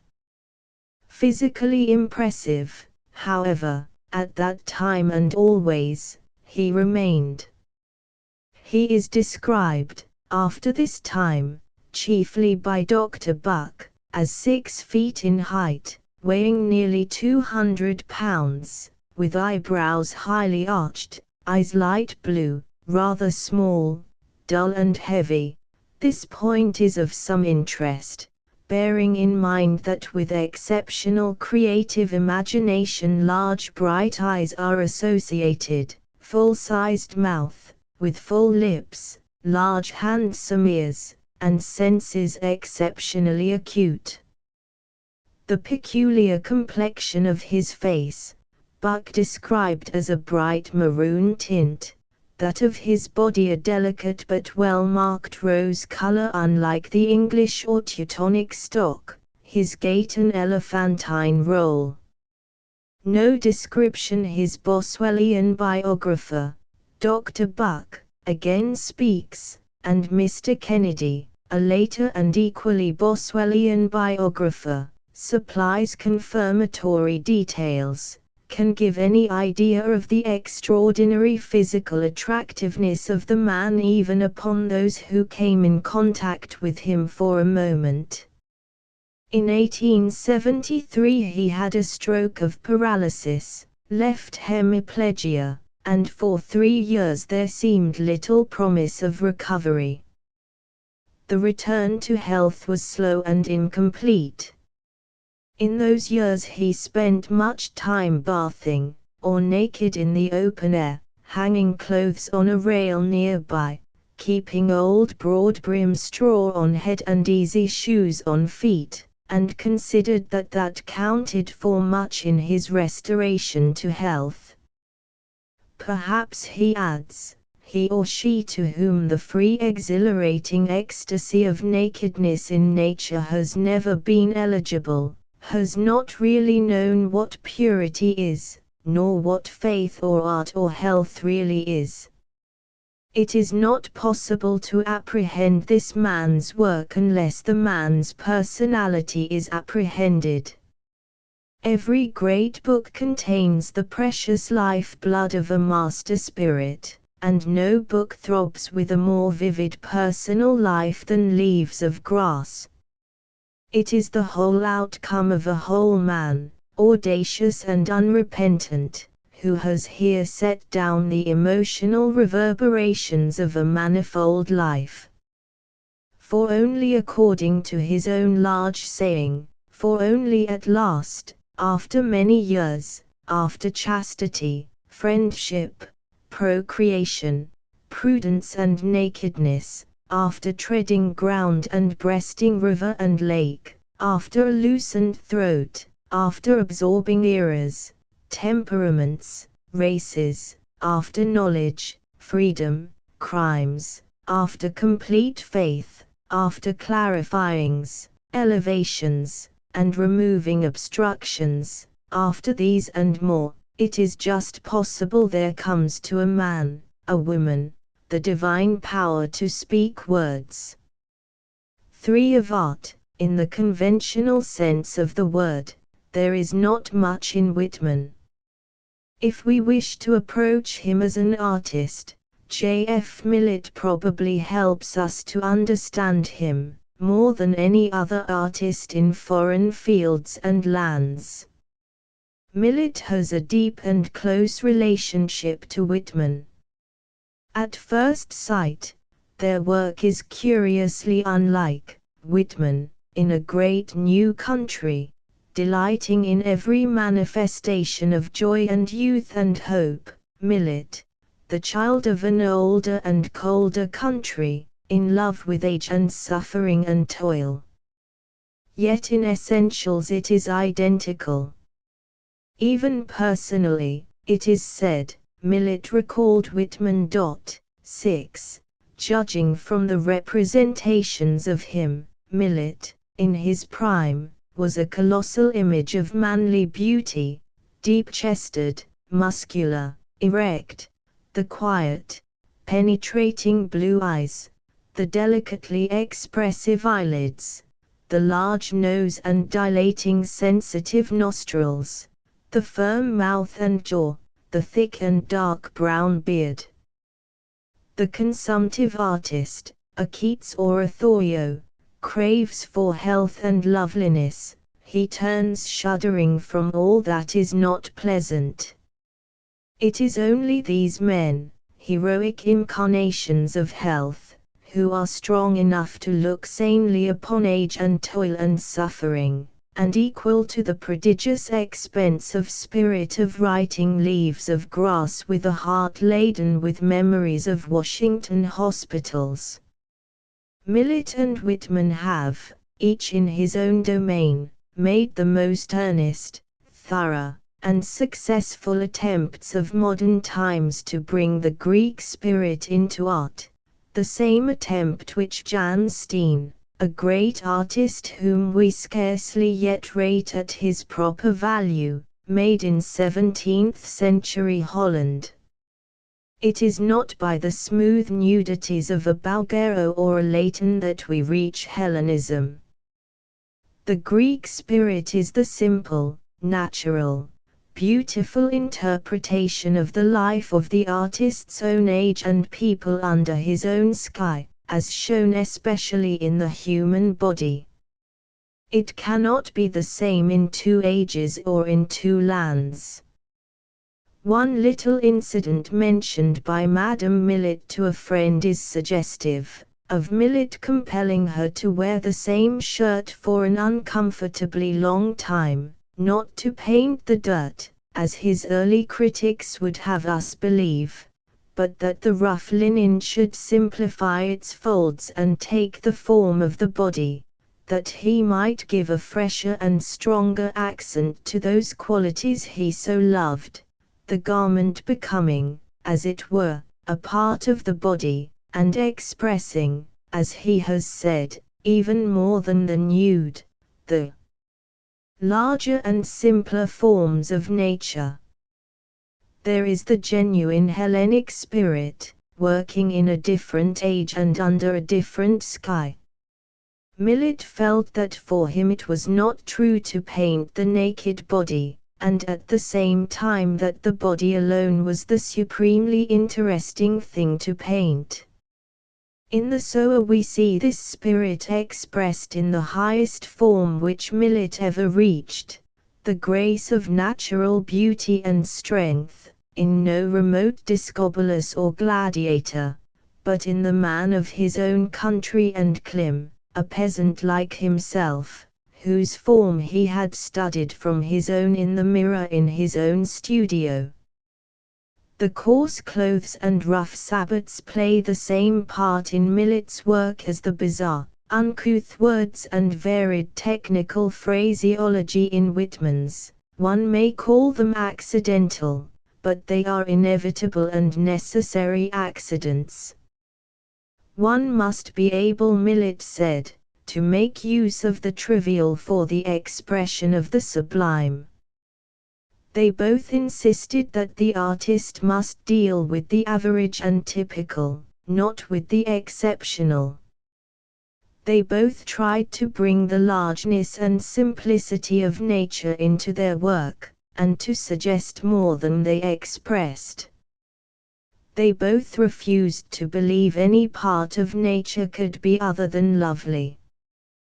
The man who finds any phase or effect in nature not beautiful, said Millet sternly, the lack is in his own heart. It is not as an artist that Whitman is chiefly interesting to us. It is true that he has written out of the cradle endlessly rocking when lilacs last in the dooryard bloomed this compost and other fragments from which may be gained a simple and pure aesthetic joy. Frequently, also, we come across phrases which reveal a keen perception of the strangeness and beauty of things, lines that possess a simplicity and grandeur scarcely less than Homeric, thus, the noiseless splash of sunrise, or of the young men bathing, who float on their backs, their white bellies bulge to the sun. But such results are accidental, and outside the main purpose. For that very reason they have at times something of the divine felicity, unforeseen and incalculable, of nature, yet always, according to a rough but convenient distinction, it is the poetry of energy rather than the poetry of art. When Whitman speaks prose, the language of science, he is frequently incoherent, emotional, unbalanced, with no very just and precise sense of the meaning or words or the structure of reasoned language. 7. It is clear that in this man the moral in its largest sense, that is to say, the personality and its personal relations, is more developed than the scientific, and that on the aesthetic side the artist is merged in the mystic, wrapped in emotional contemplation of a cosmic whole. What we see, therefore, is a manifold personality seeking expression for itself in a peculiarly flexible and responsive medium. It is a deep as well as a superficial resemblance that these chants bear to the scriptures of the old Hebrews, as Isaiah or the Book of Job, wherein also the writer becomes an artist, and also absorbs all available science, but where his purpose is the personal expression of a moral and religious conception of life and the world. Whitman has invented a name for the person who occupies this rare and, in the highest degree, significant position. He calls him the answerer. It is not the function of answerers, like that of philosophers, to arrange the order and limits of ideas, for they have to settle what ideas are or are not to exist, nor is it theirs, like the singers, to celebrate the ostensible things of the world, or to seek out imaginative forms, for they are not followers of beauty, but the august masters of beauty. The answerer is, in short, the maker of ideals. Whitman will not minimize the importance of the answerer's mission. I, too, he exclaims, following many and followed by many, inaugurate a religion. If we wish to understand Walt Whitman, we must have some conception of this religion. We shall find that two great and contradictory conceptions dominate his work, although in his thoughts, as in his modes of expression, it is not possible to find any strongly marked progression. The Song of Myself is the most complete utterance of Whitman's first great conception of life. I have said that the soul is not more than the body, and I have said that the body is not more than the soul, and nothing, not God, is greater to one than oneself is. The absolute unity of matter and spirit, and all which that unity involves, is the dominant conception of this first and most characteristic period. If the body were not the soul, he asks, what is the soul? This is Whitman's naturalism. It is the reassertion of the Greek attitude on a new and larger foundation. Let it stand as an indubitable truth, which no inquiries can shake, that the mind of man is so entirely alienated from the righteousness of God, that he cannot conceive, desire, or design anything but what is wicked, distorted, foul, impure and iniquitous, that his heart is so thoroughly environed by sin that it can breathe out nothing but corruption and rottenness. That is the fundamental thought of Christian tradition set down in the Institutes clearly and logically, by the genius of Calvin. It is the polar opposite of Whitman's thought, and therefore for Whitman the moral conception of duty has ceased to exist. I give nothing as duties, what others give as duties I give as living impulses. Shall I give the heart's action as a duty? Morality is thus the normal activity of a healthy nature, not the product either of tradition or of rationalism. Whatever tastes sweet to the most perfect person, that is finally right. This, it has been said, is the maxim on which Whitman's morality is founded, and it is the morality of Aristotle. But no Greek ever asserted and illustrated it with such emphatic iteration. From the days when the Greek spirit found its last embodiment in the brief songs, keen or sweet, of the anthology, the attitude which Whitman represents in the Song of Myself has never lacked representatives. Throughout the Middle Ages those strange haunting echoes to the perpetual chant of litany and psalm, the Latin student songs, float across all Europe with their profane and gay paganism, their fresh erotic grace, their intabina quando sumus, their ludo cum Caecilia, their gaudium assigita. In the sane and lofty sensuality of Boccaccio, as it found expression in the history of Alaciel and many another wonderful story, and in Gottfried of Strasbourg's assertion of human pride and passion in Tristan and Isolde, the same strain changed to a stronger and nobler key. Then came the great wave of the Renaissance through Italy and France and England, filling art and philosophy with an exaltation of physical life, and again later, in the movements that center around the French Revolution, an exaltation of arrogant and independent intellectual life.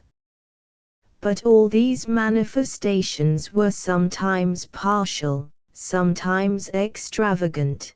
They were impulses of the natural man surging up in rebellion against the dominant Christian temper. They were, for the most part consciously, of the nature of reactions.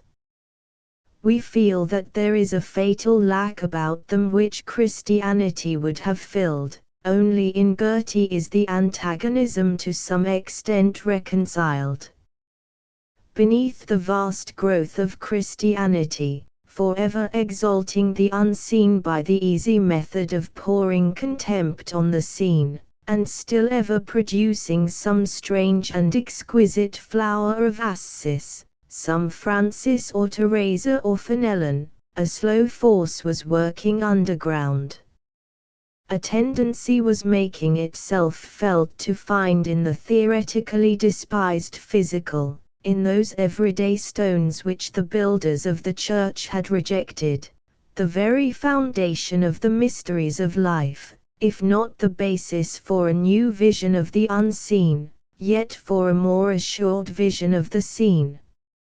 No one in the last century expressed this tendency more impressively and thoroughly, with a certain insane energy, than William Blake, the great chained spirit whom we see looking out between the bars of his prison house with those wonderful eyes.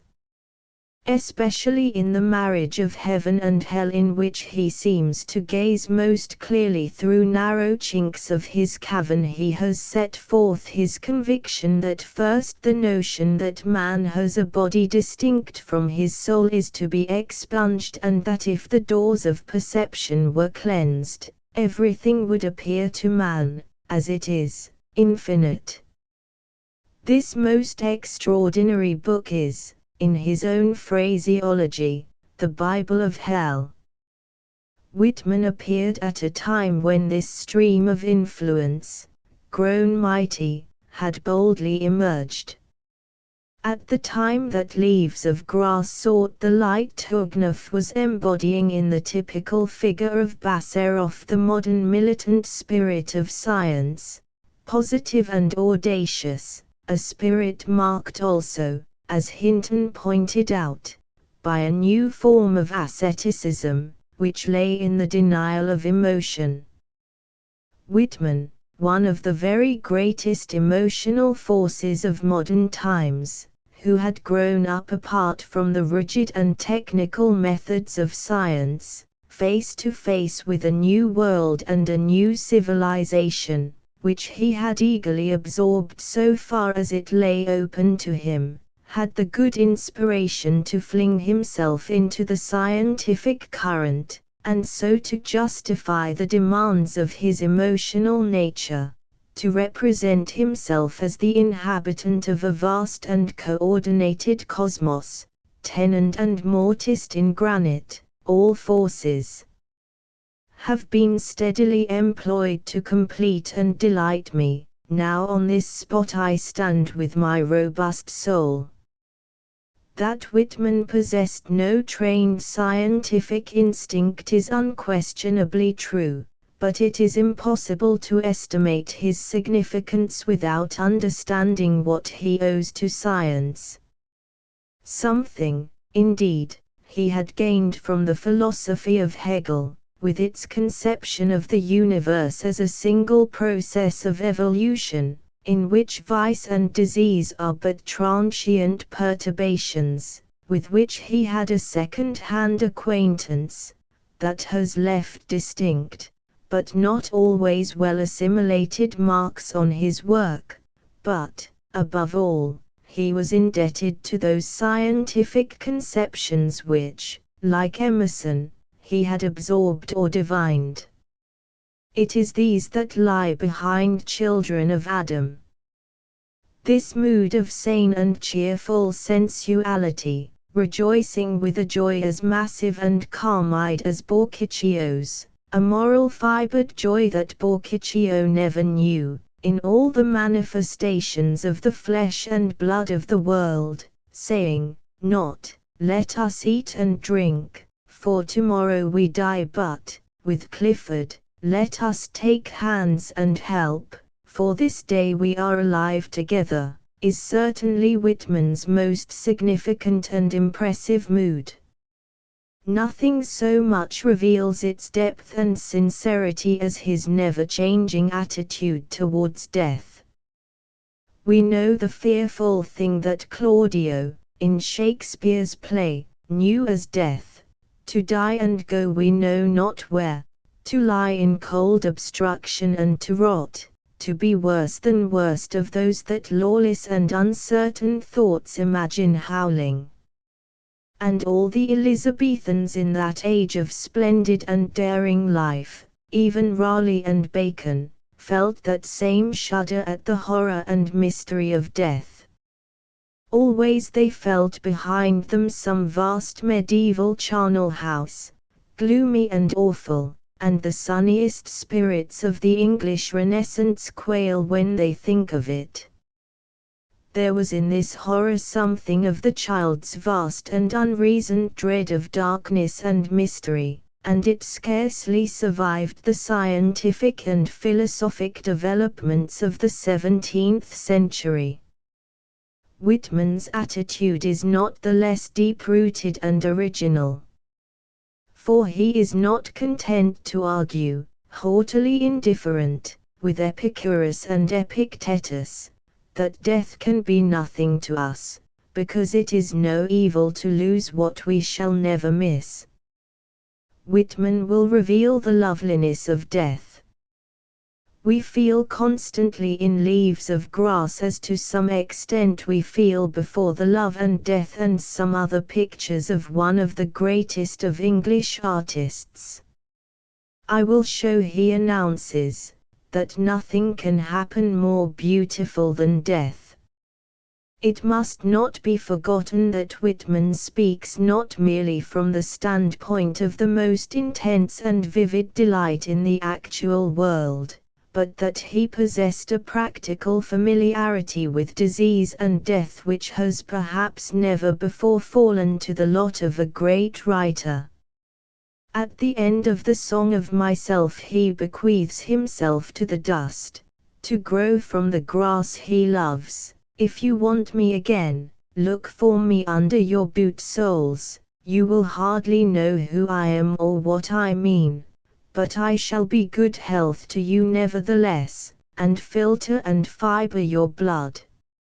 And to any who find that dust but a poor immortality, he would say with Schopenhauer, "Aho, do you know, then, what dust is?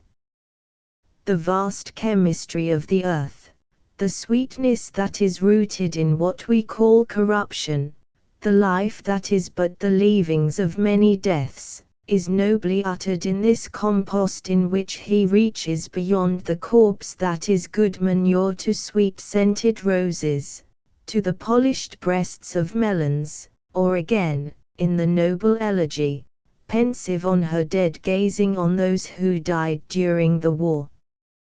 In his most perfectly lyrical poem, Out of the Cradle endlessly rocking, Whitman has celebrated death, that strong and delicious word, with strange tenderness, and never has the loveliness of death been sung in a more sane and virile song than the solemn death carol in When Lilacs Last in the Dooryard Bloomed.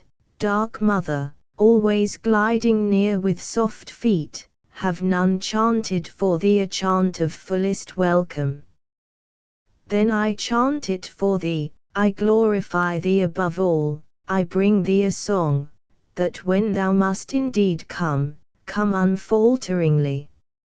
Over the tree-tops I float thee a song, over the rising and sinking waves, over the myriad fields and the prairies wide, over the dense-packed cities all and the teeming wharves and ways, I float this carol with joy to thee, O death.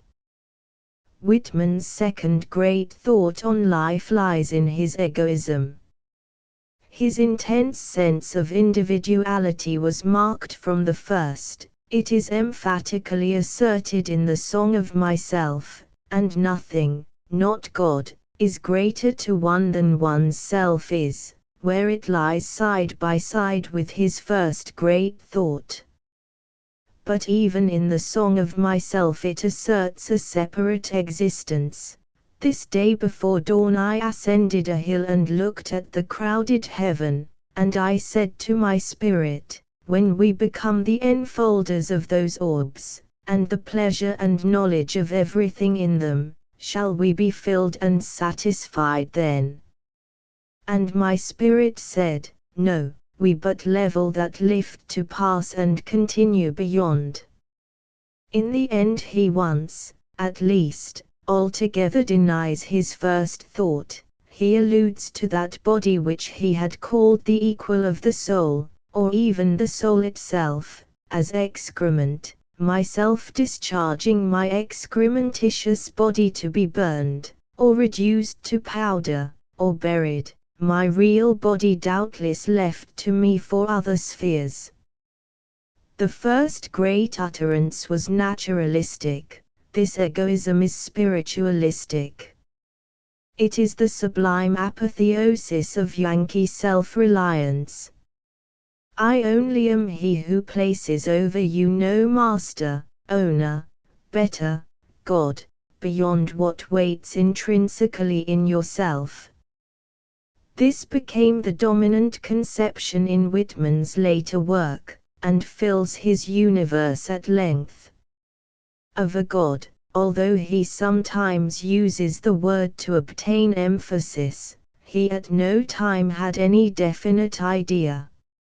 Nature, also, was never a living vascular personality for him. When it is not a mere aggregate of things, it is an order, sometimes a moral order.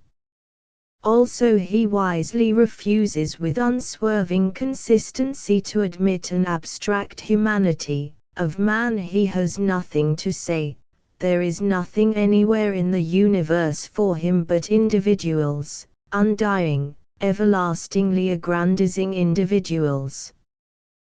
This egoism is practical, strenuous, moral. It cannot be described as religious.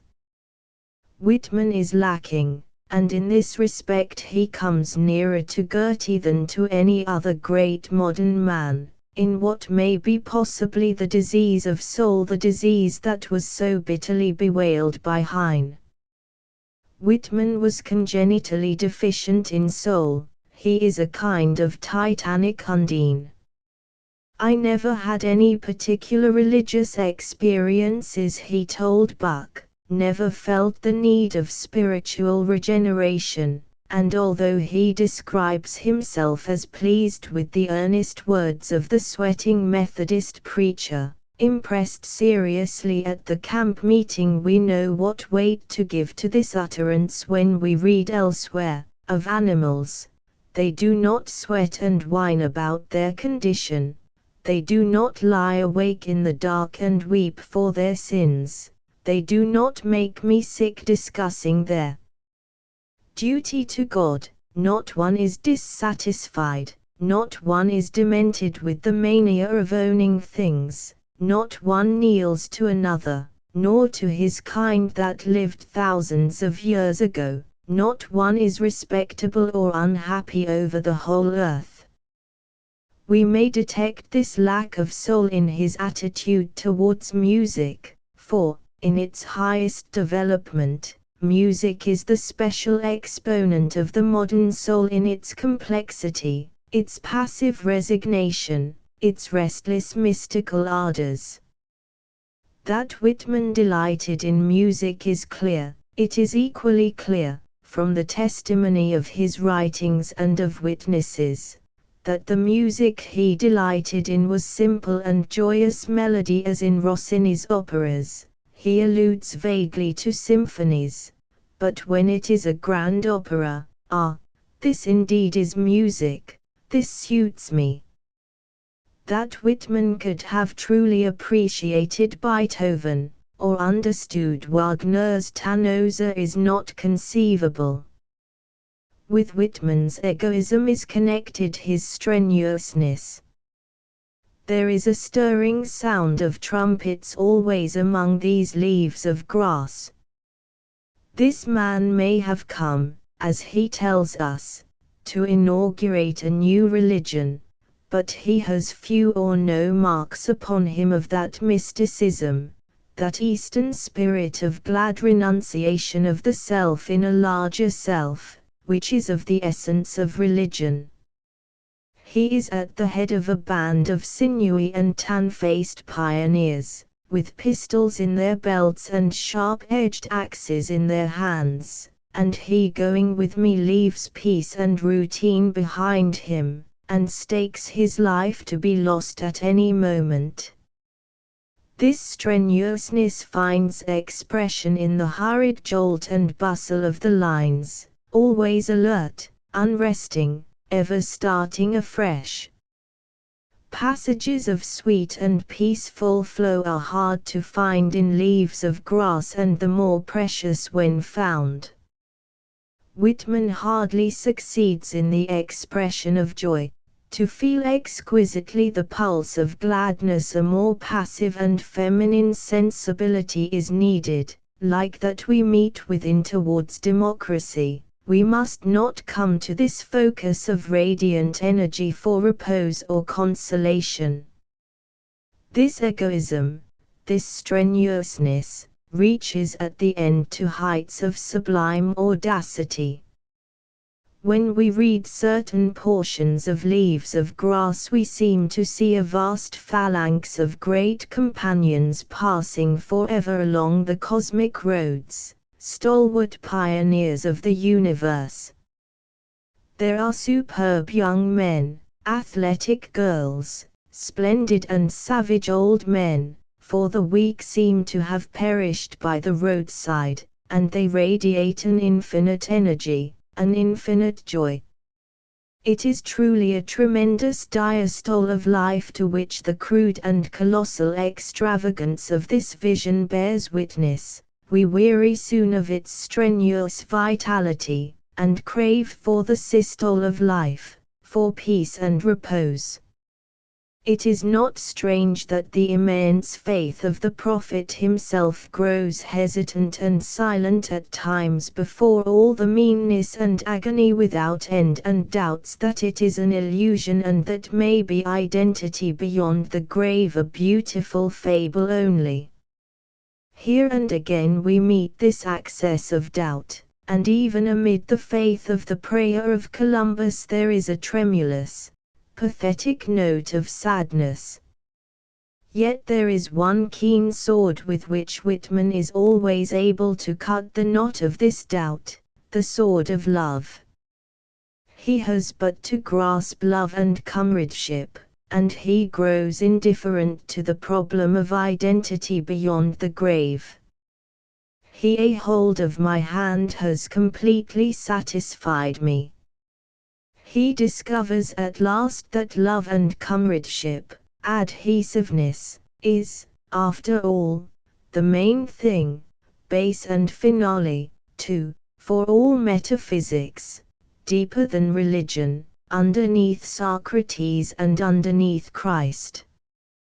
With a sound insight he finds the roots of the most universal love in the intimate and physical love of comrades and lovers. I mind how once we lay, such a transparent summer morning, how you settled your head athwart my hips and gently turned over upon me, and parted the shirt from my bosom bone, and plunged your tongue to my bare stripped heart, and reached till you felt my beard, and reached till you held my feet. Swiftly arose and spread around me the peace and knowledge that pass all the argument of the earth, and I know that the hand of God is the promise of my own, and I know that the Spirit of God is the brother of my own, and that all the men ever born are also my brothers, and the women my sisters and lovers, and that a kelson of the creation is love. For this love of Whitman's is a very personal matter, of an abstract man, a solidaire humanity. He never speaks. It does not appear ever to have occurred to him that so extraordinary a conception can be formulated. His relations to men generally spring out of his relations to particular men. He has touched and embraced his fellow's flesh. He has felt throughout his being the mysterious reverberations of the contact. There is something in staying close to men and women and looking on them, and in the contact and odor of them, that pleases the soul well. All things please the soul, but these please the soul well. This personal and intimate fact is the center from which the whole of Whitman's morality radiates. Of an abstract humanity, it is true, he has never thought. He has no vision of nature as a spiritual presence. God is to him a word only, without vitality. To art he is mostly indifferent, yet there remains this great moral kernel, springing from the sexual impulse, taking practical root in a singularly rich and vivid emotional nature, and bearing within it the promise of a city of lovers and friends. This moral element is one of the central features in Whitman's attitude towards sex and the body generally. For the lover there is nothing in the loved one's body impure or unclean, a breath of passion has passed over it, and all things are sweet. For most of us this influence spreads no farther. For the man of strong moral instinct it covers all human things in infinitely widening circles. His heart goes out to every creature that shares the loved one's delicious humanity. Henceforth there is nothing human that he cannot touch with reverence and love. Leaves of Grass is penetrated by this moral element. How curiously far this attitude is from the old Christian way we realize when we turn to those days in which Christianity was at its height, and see how Saint Bernard with his mild and ardent gaze looked out into the world of nature and saw men as stinking spawn, sacks of dung, the food of worms. But there is another element in Whitman's attitude, the artistic.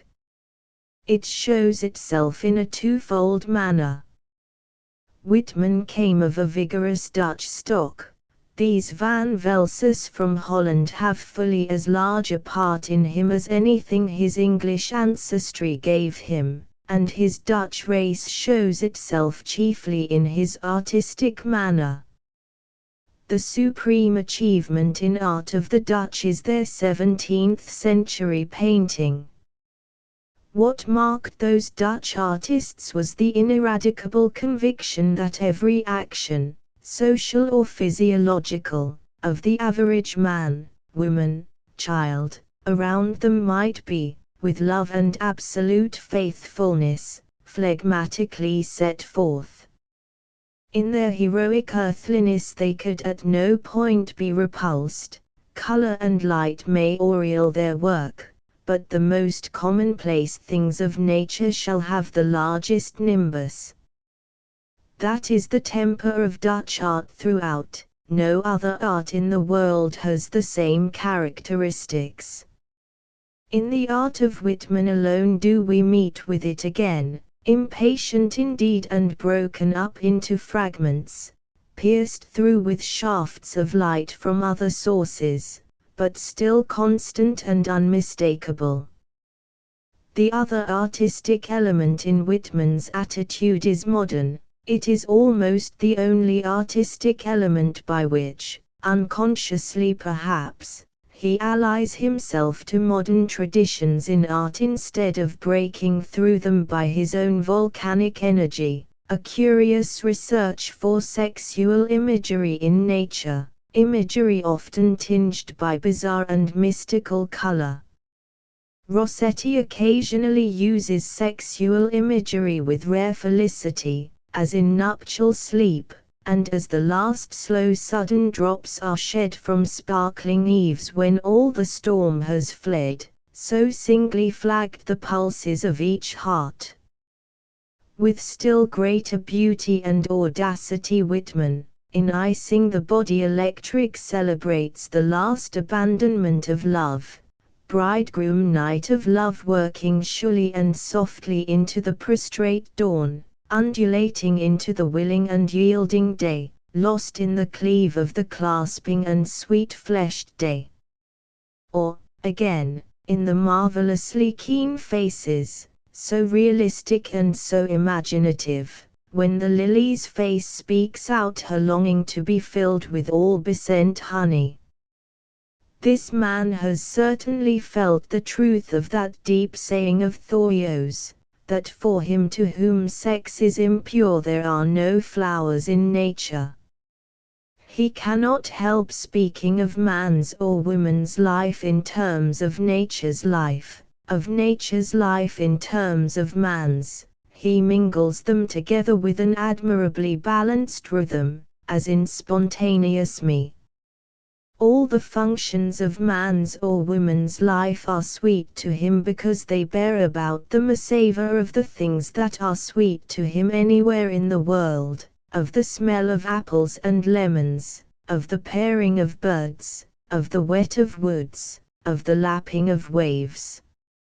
Sometimes when he is on this track he seems to lose himself in mystic obscurity, and the words in which he records his impressions are mere patches of morbid color. There is a third element in Whitman's attitude. It is clear that he had from the outset what may be vaguely called a scientific purpose in that frank grasp of the body, which has a significance to be measured by the fierce opposition it aroused, and by the tenacity with which, in the latest volume of his old age, November Boughs, he still insists that the principle of those lines so gives breath to the whole scheme that the bulk of the pieces might as well have been left unwritten were those lines omitted. He has himself admirably set this forth in a memorandum at a venture in Specimen Days and Collect. In religion and politics we have, after a great struggle, gained the priceless possibility of liberty and sincerity. But the region of sex is still, like our moral and social life generally, to a large extent unreclaimed.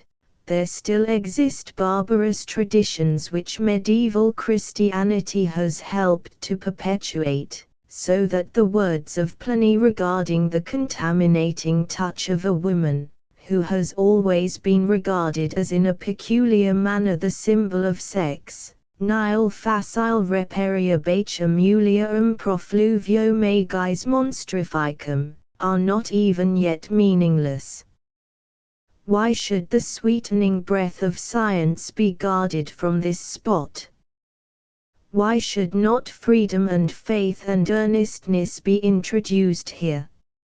Our attitude towards this part of life affects profoundly our attitude towards life altogether.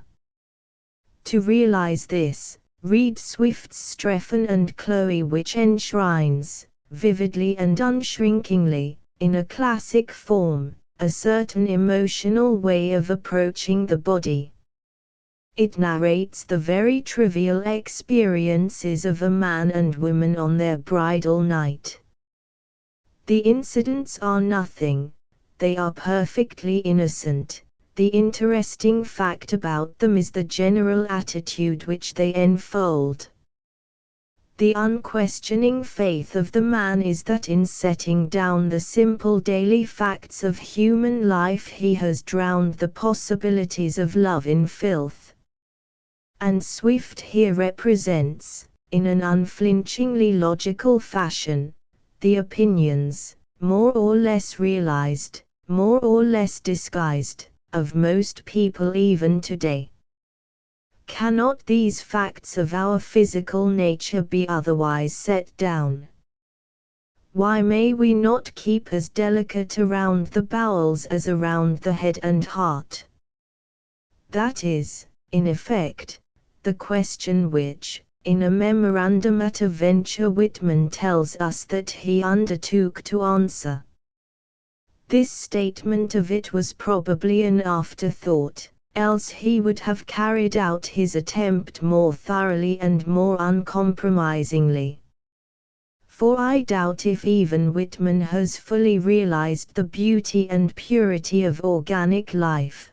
The scientific element in him was less strong than the moral, or even the artistic. While his genial poetic manner of grasping things is of prime importance, the new conceptions of purity are founded on a scientific basis which must be deeply understood.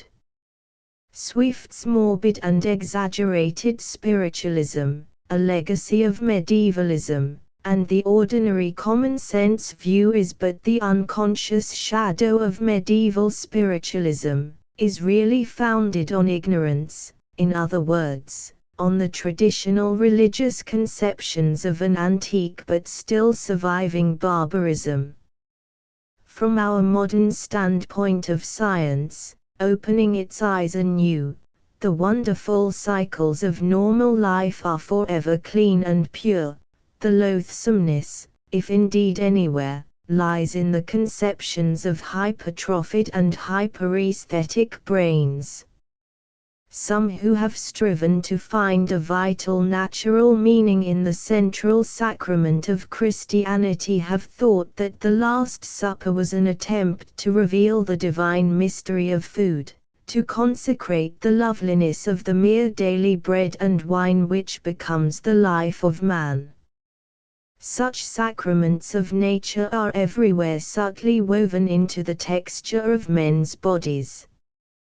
All loveliness of the body is the outward sign of some vital use. Doubtless these relationships have been sometimes perceived and their meaning realized by a sort of mystical intuition, but it is only of recent years that science has furnished them with a rational basis. The chief and central function of life, the omnipresent process of sex, ever wonderful, ever lovely, as it is woven into the whole texture of our man's or woman's body, is the pattern of all the process of our life. At whatever point touched, the reverberation, multiplexly charged with uses, meanings, and emotional associations of infinite charm, to the sensitive individual more or less conscious, spreads throughout the entire organism. We can no longer intrude our crude distinctions of high and low. We cannot now step in and say that this link in the chain is eternally ugly and that is eternally beautiful. For irrational disgust, the varying outcome of individual idiosyncrasy, there is doubtless still room. It is incalculable, and cannot be reached. But that rational disgust which was once held to be common property has received from science its death blow. In the growth of the sense of purity, which Whitman, not alone, has enunciated, lies one of our chief hopes for morals, as well as for art. Behind Leaves of Grass stands the personality of the man Walt Whitman. That is the charm of the book and its power. It is, in his own words, the record of a person. A man has here sought to give a fresh and frank representation of his nature, physical, intellectual, moral, aesthetic, as he received it, and as it grew in the great field of the world. Sometimes there is an element in this record which, while perhaps very American, reminds one of the great Frenchman who shouted so lustily through his huge brass trumpet, seated on the apex of the universe in the Avenue d'Eylau.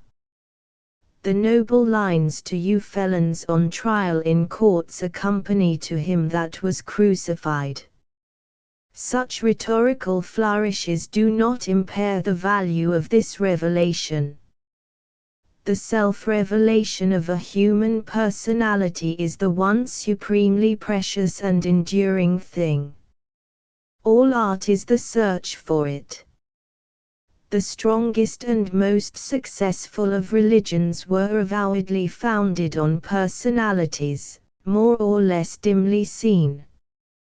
The intimate and candid record of personality alone gives quickening energy to books.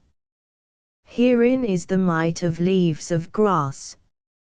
In our overstrained civilization, the tendency in literature, and in life as it acts on literature and is again reacted on by it, is, on the one hand, towards an artificial mode of presentment, that is, a divorce between the actual and the alleged, a divorce which, in the language of satire, is often called hypocrisy. On the other hand, The tendency is towards a singleness of aim and ideal indeed, but a thin, narrow, super-refined ideal, at the same time rather hysterical and rather prim. In youth we cannot see through these tartuffes and precieuses. When we become grown men and women we feel a great thirst for nature, for reality in literature, and we slake it at such fountains as this of Leaves of Grass.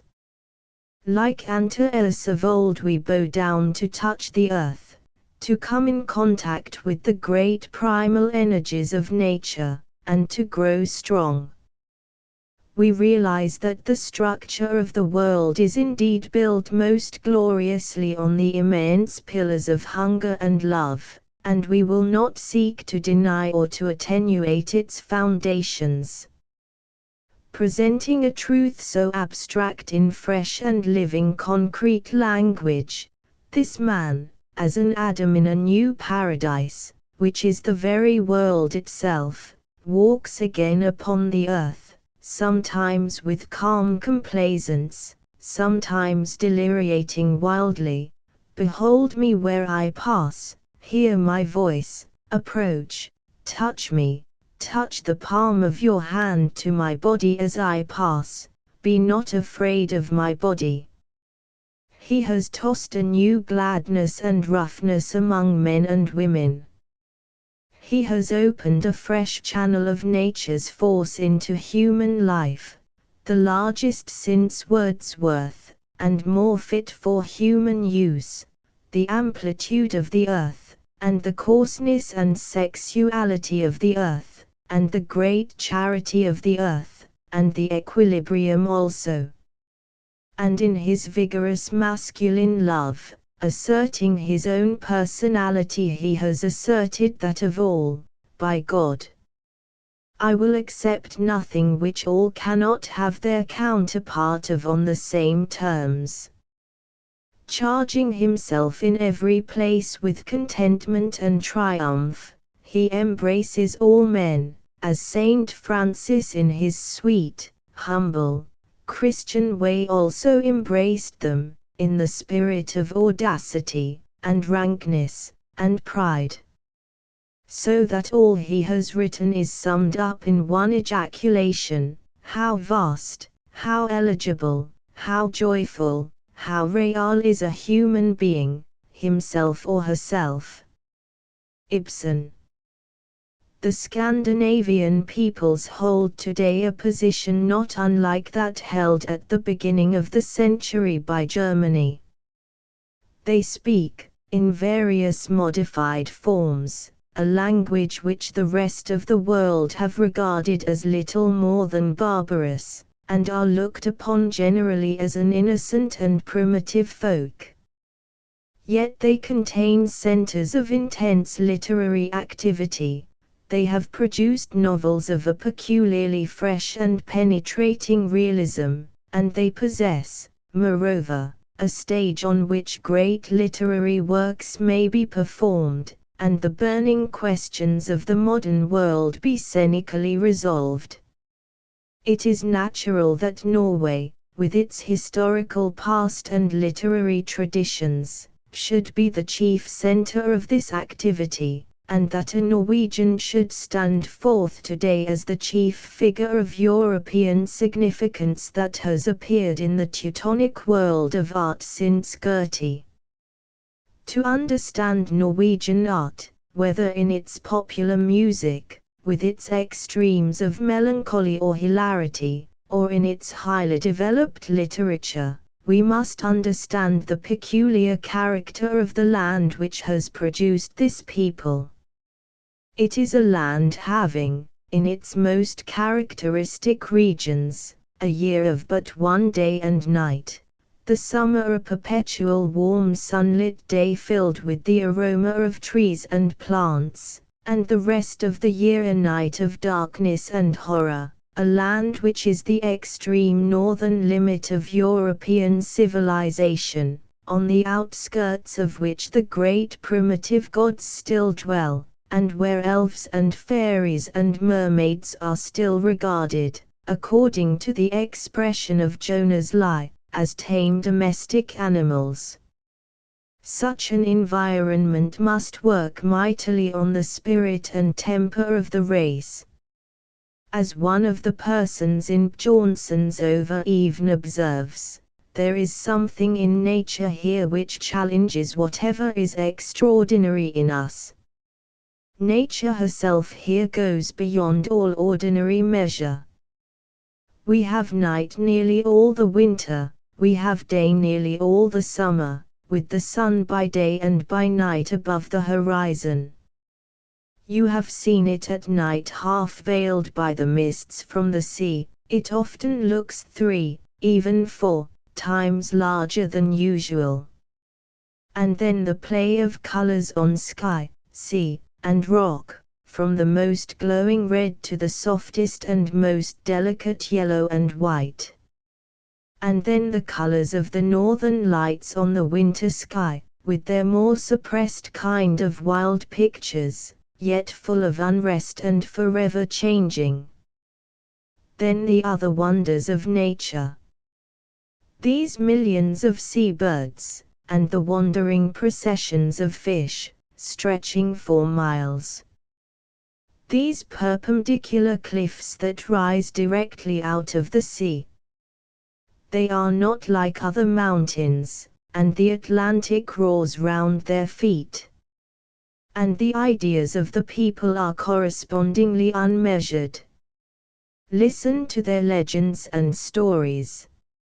So striking are the contrasts in the Norwegian character that they have been supposed to be due to the mingling of races, the fair-haired, blue-eyed Norwegian of the old sagas, silent and deep-natured, being modified, now, especially in the north, by the darker, brown-eyed Lapp, with his weakness of character, vivid imagination, and tendency to natural mysticism, and, again, especially in the East, by the daring, practical, energetic Finn.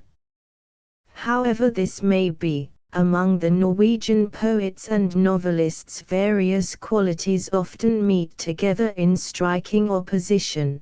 Wild and fantastic imagination stands beside an exact realism and a loving grasp of nature, a tendency to mysticism and symbol beside a healthy naturalism.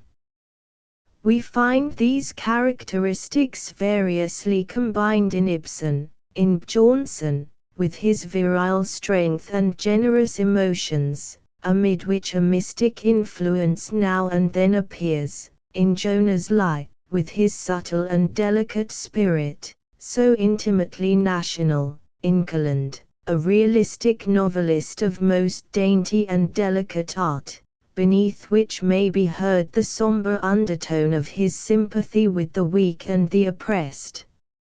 Of these writers, and others only less remarkable, one alone is at all well known in England, and even he is known exclusively by his early work, especially by that most delightful of peasant stories, Arne.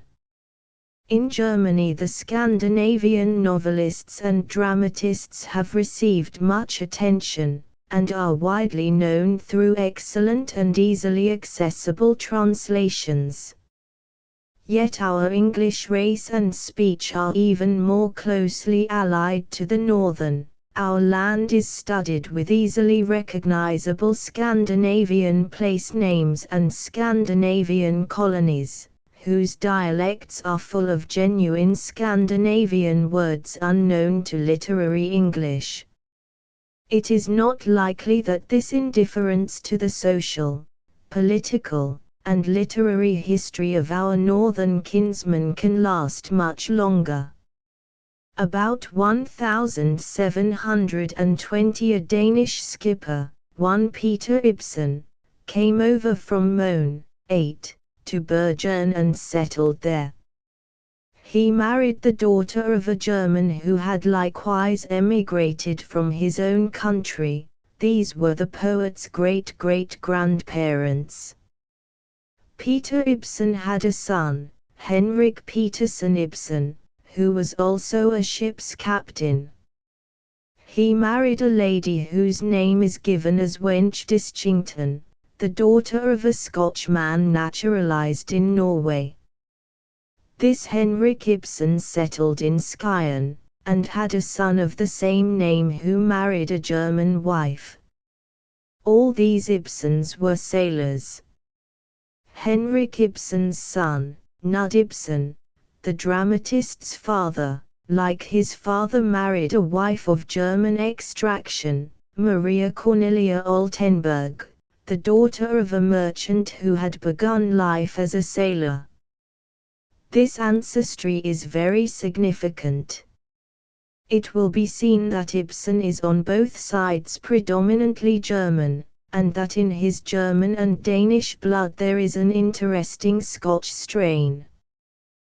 The tendency to philosophic abstraction and the strenuous earnestness, mingling with the more characteristically northern imaginative influences, are explained by this German and Scotch ancestry. It explains also the peculiarly isolated and yet cosmopolitan attitude which marks Ibsen, why it is that his works have been so enthusiastically received and so easily naturalized in Germany, and why, now that they are beginning to be known, they promise to make so deep an impression in our own land.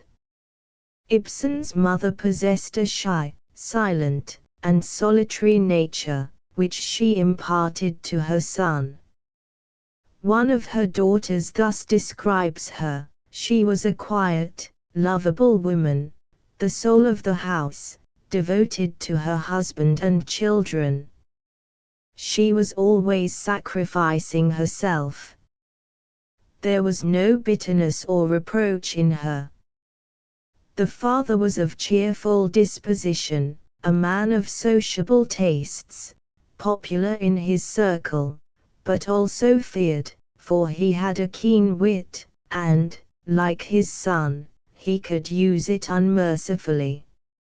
Knud Ibsen's eldest son, Henrik, 9, was born at Skien, a busy little town of some 3,000 inhabitants occupied in the timber trade, on the 20th of March, 1828. "I was born," the dramatist writes in some reminiscences published by Mr. Giger for the first time, "in a house in the market-place, Stockman's House it was then called. The house lay right opposite the church with its high steps and large tower. To the right, in front of the church, stood the town pillory, and to the left the town hall, the lock-up, and the madhouse. The fourth side of the market-place was occupied by the Latin school and the town school. The church lay free in the middle. This prospect was the first view of the earth that presented itself to my eyes. All buildings, no green, no rural open landscape. It was in the church tower that the baby Henrik received his first conscious and deep impression. The nursemaid took him up and held him out, to the horror of his mother below, and he never forgot that new and strange vision of the world from above." Ibsen goes on to describe the attractions which were held for him in the gloomy town hall and the pillory, unused for many years, a red-brown post of about a man's height, with a great round knob which had originally been painted black, but which then looked like a human face.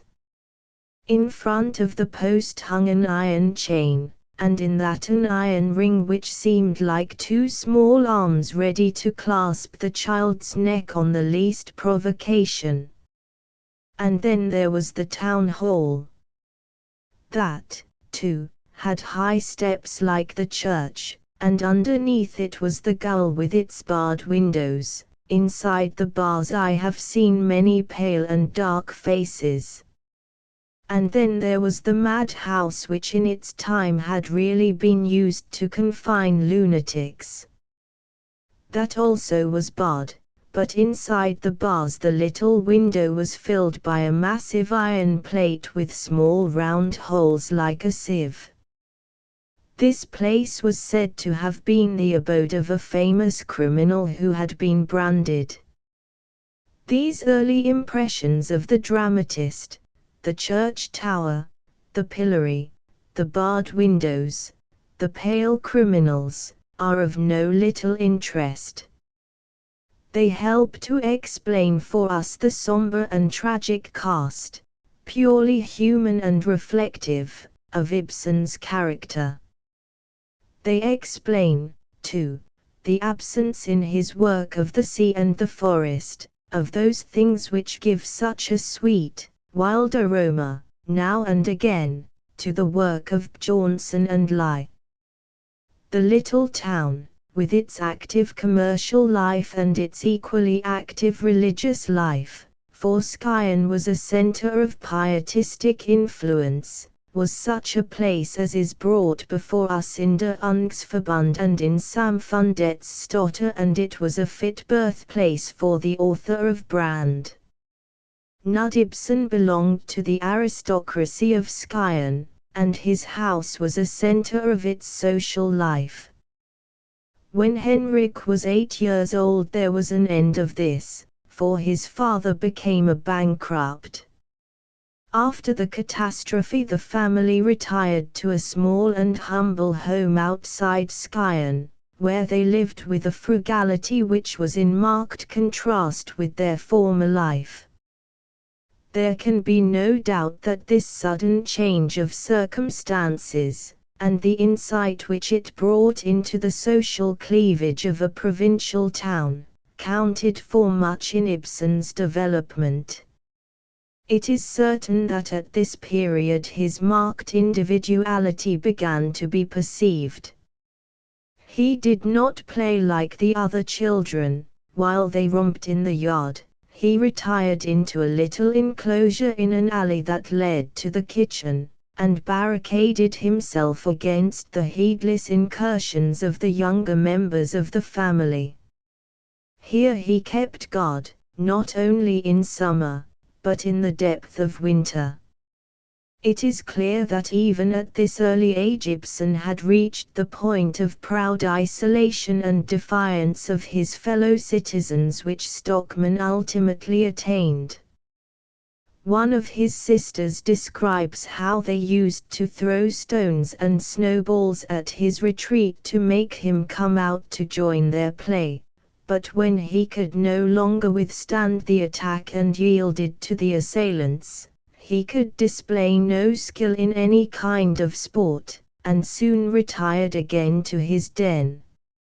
Reading appears to have been one of his chief occupations there, and Giger assures us that the words which many years afterwards Ibsen put into the mouth of the little girl Hedwig, who is so pathetic and tender a figure in one of his latest dramas, Vildanden, contain a reminiscence of childhood.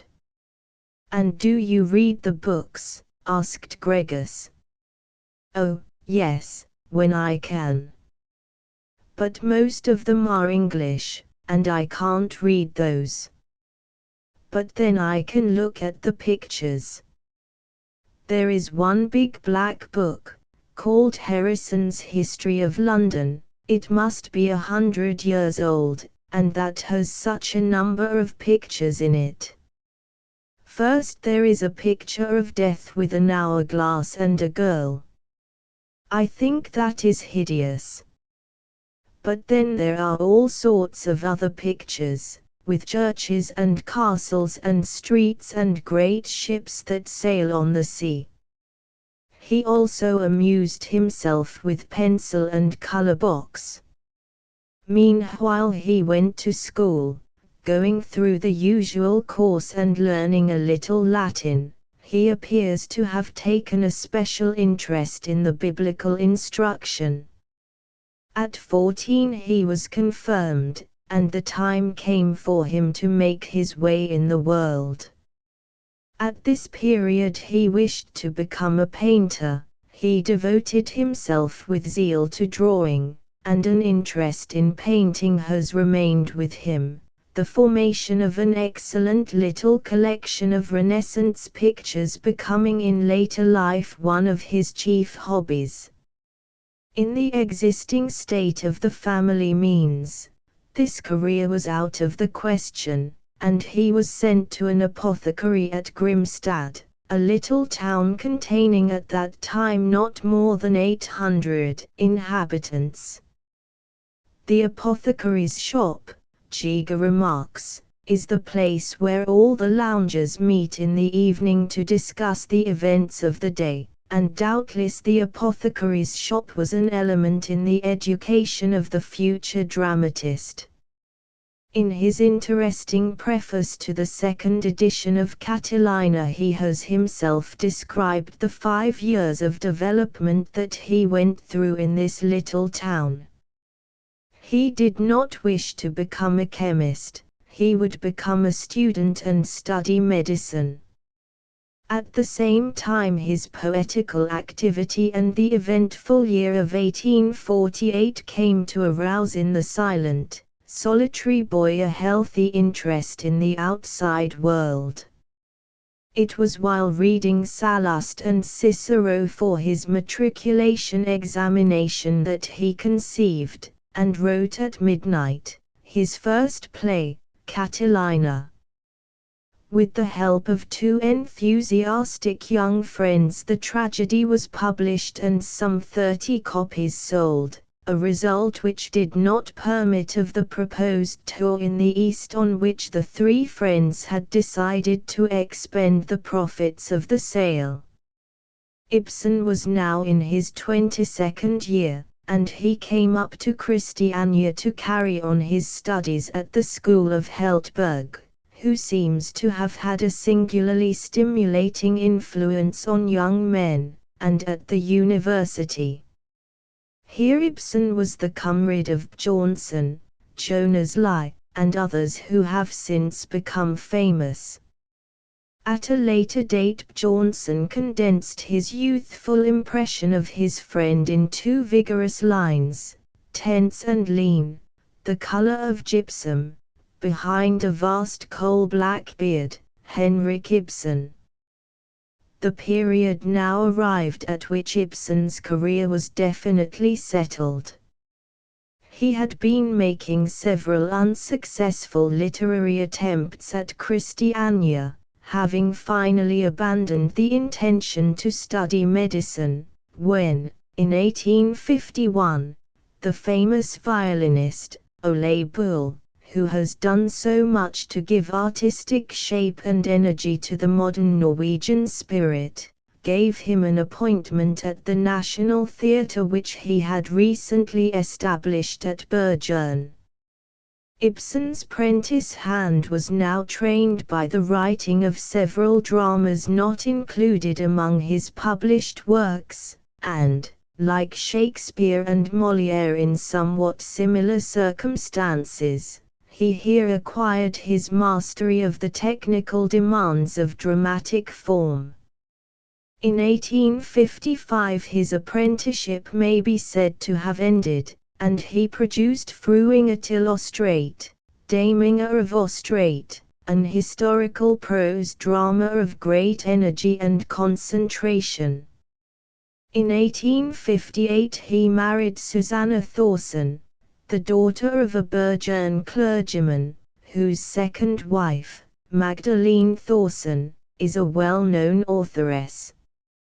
At the same period he was appointed artistic director of the Norwegian Theatre at Christiania, a post previously occupied by Björnson, who had just inaugurated the Norwegian peasant novel by the publication of Synnøve Solbakken. In 1864, having acquired the means, Ibsen found it desirable to quit the somewhat provincial and uncongenial atmosphere of his native country, and has since lived in Rome, in Ischia, in Dresden, and at other places, but mainly at Munich, producing on an average a drama every 2 years. In 1885 he revisited Norway. Time had brought its revenges, and he was enthusiastically received everywhere. At Trondheim he made a remarkable speech to a club of working men. Mere democracy, he said, cannot solve the social question.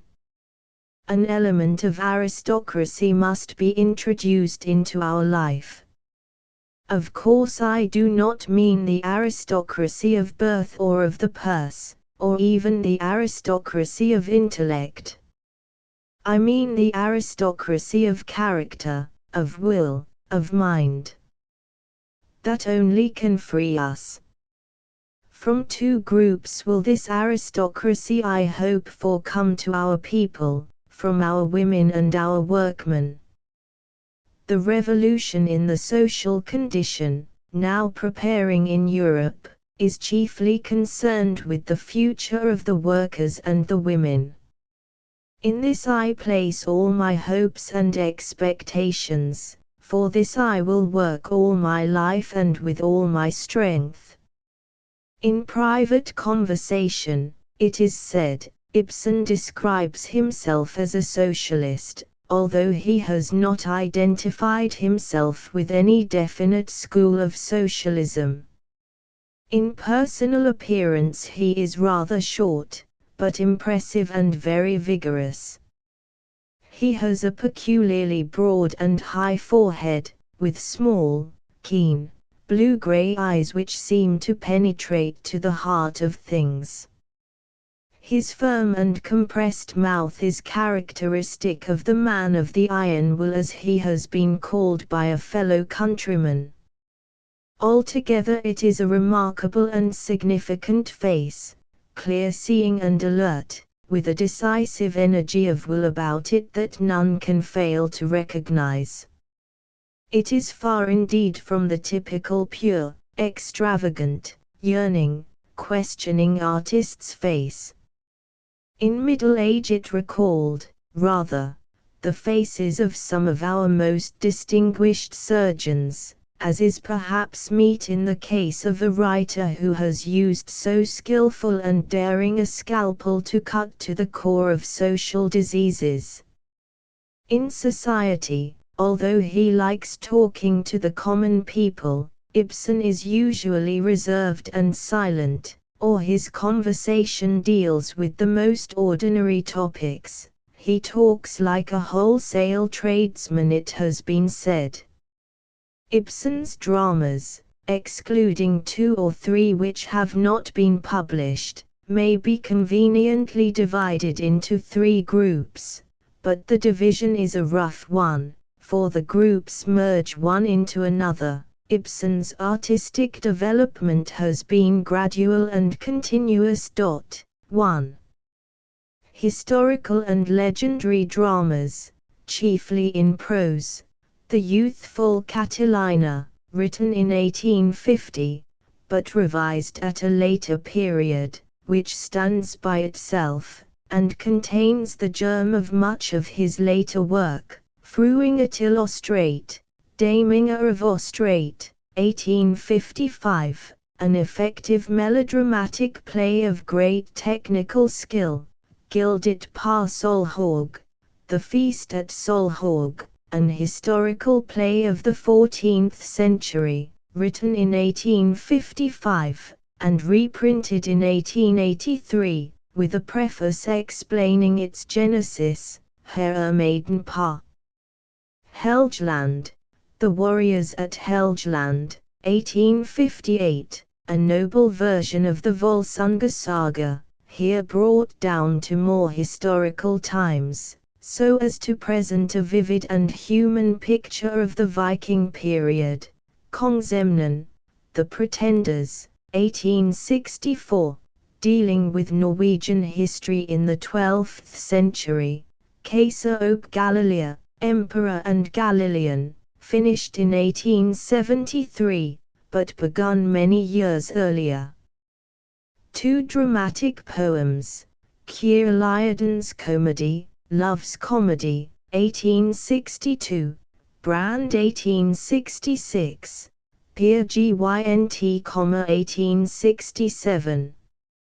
3 Social Dramas, De Ungsverbund, The Young Men's League, 1869, Samfundetsstotter, The Pillars of Society, 1877, It Duckigem, A Doll's House, 1879, Gengangur, Ghosts, 1881, En Folkefiende, An Enemy of Society, 1882, Vildanden, The Wild Duck, 1884, Rosmersholm 1886, Fruen fra Havet, The Lady from the Sea, 1888.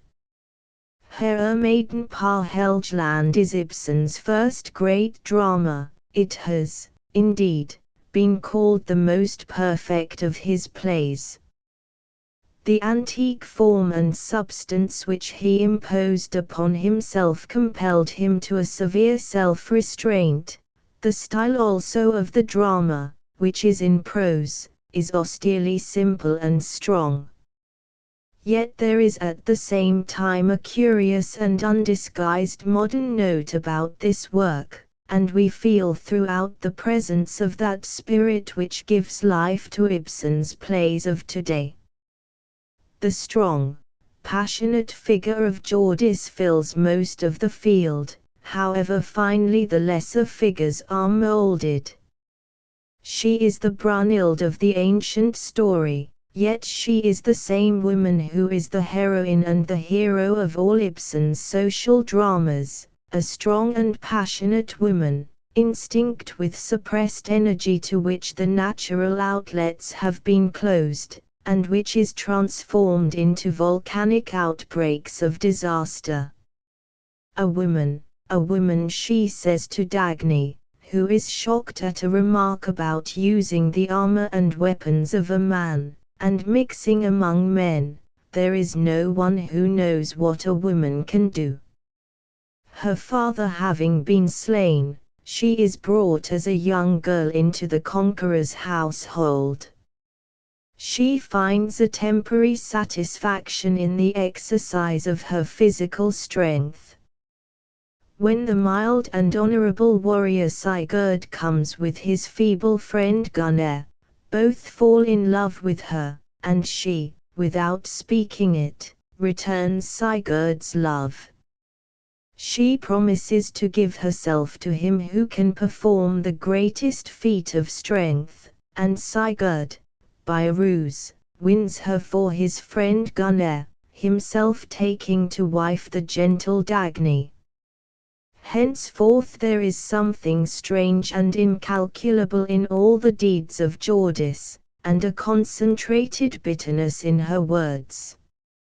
When afterwards she learns that Sigurd had once loved her, the proud and reserved woman offers in vain to put on helmet and breastplate and to follow him through the earth. I have been homeless in the world from the day that you took another to wife. Ill was that deed of yours. All good gifts may a man give to his trothful friend, all, but not the woman he holds dear. When he does that deed, he breaks the thread that the Norns have spun, and wastes 2 lives. Hjordis is the woman of the social dramas, but it has not yet occurred to her that she has a life of her own. Emperor and Galilean, 10, although historical and written in prose, is very unlike Herr Maiden på Helgeland. It belongs, indeed, in date as well as in character, almost as much to the second group. It is made up of 2 5-act dramas, presenting a series of brilliant and powerful scenes in the life of the Emperor Julian, lacking, however, dramatic unity and culminating interest. It is probable that the disconnected character of the work, and its undue length, is owing to the long period which intervened between its commencement in Norway and its completion at Rome. It is, in its parts, undoubtedly a fascinating work. We trace Julian's life from his youth as a student of philosophy to his death as emperor conquered by the Galilean. The interest of his life lies in his various relations to the growing Christianity and decaying paganism by which he is surrounded. Julian realizes the possibility of a third religion, the reconciliation between nature and spirit, the return to nature through spirit. That is the task for humanity. But he imagines that he is himself the divine representative of this new religion. His friend Maximus prophesies at the end the third kingdom shall come. The spirit of man shall take its inheritance once more.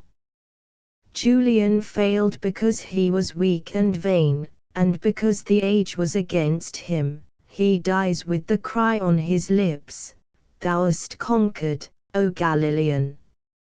Love's Comedy, the earliest of the poems of the second group, is the first work in which Ibsen's characteristic modern tone appears, not again to vanish. It is a satire on the various conventional phases of love, exquisite in form but comparatively slight in texture. In Brand, Ibsen produced a poem which for imagination and somber energy stands alone. It is perhaps the most widely known of all his works. In Germany it has already found 4 translators, and there is reason to hope that before long a translation will appear in England.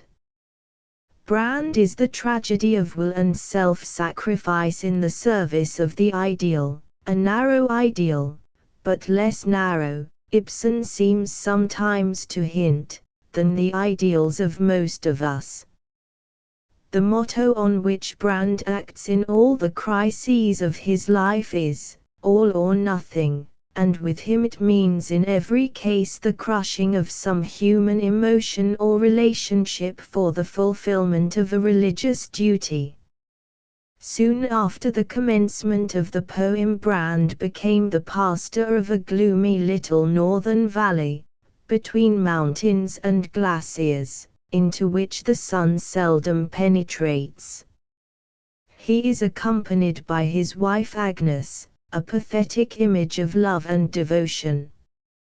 A child is born to them, but soon dies in this sun-forsaken valley. There are few passages in literature of more penetrating pathos than the scene in the 4th act in which, one Christmas Eve, the first anniversary of the child's death, Brand persuades Agnes to give her elf's clothes, the last loved relics, to a beggar woman who comes to the door with her child during a snowstorm. Soon Agnes also dies.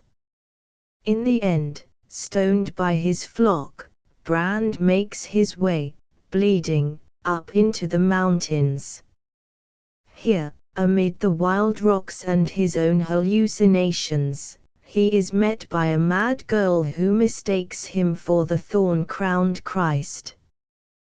This scene, in which, overwhelmed at last by an avalanche, Brand dies amid his broken ideals, attains an imaginative height not elsewhere reached in modern literature, and for the like of which we have to look back to the great scene on the heath in Lear. Here and elsewhere, however, Ibsen brings in supernatural voices, which scarcely heighten the natural grandeur of the scene, and which seem out of place altogether in a poem so entirely modern.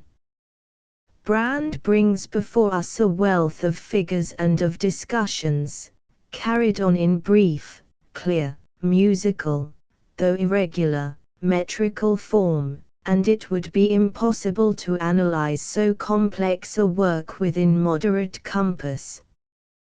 Peer Gynt, is regarded in his own country as Ibsen's most important achievement, for it is a great modern national epic, the Scandinavian Faust. A successful attempt has even been made to represent it on the stage, the incidental music being composed by Grieg. The name of its hero and many incidents in his career have their home in old Norwegian folklore, and Ibsen has himself declared that Peer Gynt is intended as the representative of the Norwegian people. Peer is the child of imagination who lives in a world in which fantasy and reality can scarcely be distinguished. He is an egoist with colossal ambitions. At the same time he is by no means wanting in worldly wisdom. He goes to America, and makes a large fortune, later on suddenly lost, by the importation of slaves and the exportation of idols to China, a trade which he reconciles to his conscience by opening up another branch of business for supplying missionaries, at a considerable profit, with Bibles and rum. The whole is a series of scenes and adventures, often fantastic or symbolic in character, always touched by that profound irony which is Ibsen's most marked feature. One scene is so original and penetrative that it stands alone in literature. It is that scene of peculiarly Norwegian essence in which Peer Gynt enters the hut in which his mother lies dying, with the fire on the hearth and the old tomcat on a stool at the bottom of the bed. He talks to her in the tone of the days of childhood, reminding her how they used to play at driving to the fairy tale castle of Saria Moria.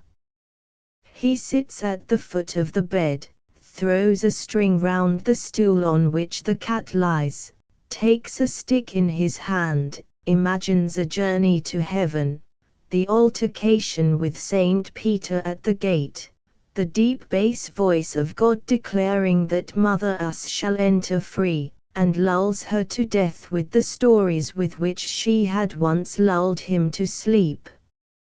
At a much later date in his career Peer finds himself in a madhouse at Cairo, where he is assured that his own guiding principle of the self-sufficiency of the individual, without regard for the actions or opinions of others, is carried out to its extreme limits. He is here acclaimed as emperor and crowned with a garland of straw. Thus are his dreams of power fulfilled. In the end he returns, a white-haired old man, to be eagerly welcomed by the faithful Solveig, whom, as a girl, he had forsaken, and who is now an old woman, still waiting for him with the kingdom of love that he had missed. The poem ends with the picture of Solveig singing over her lover a cradle song of death. The failure of an overmastering imagination and weak will to attain the love that alone satisfies, that is the last lesson of this marvelous work, so full of manifold meaning.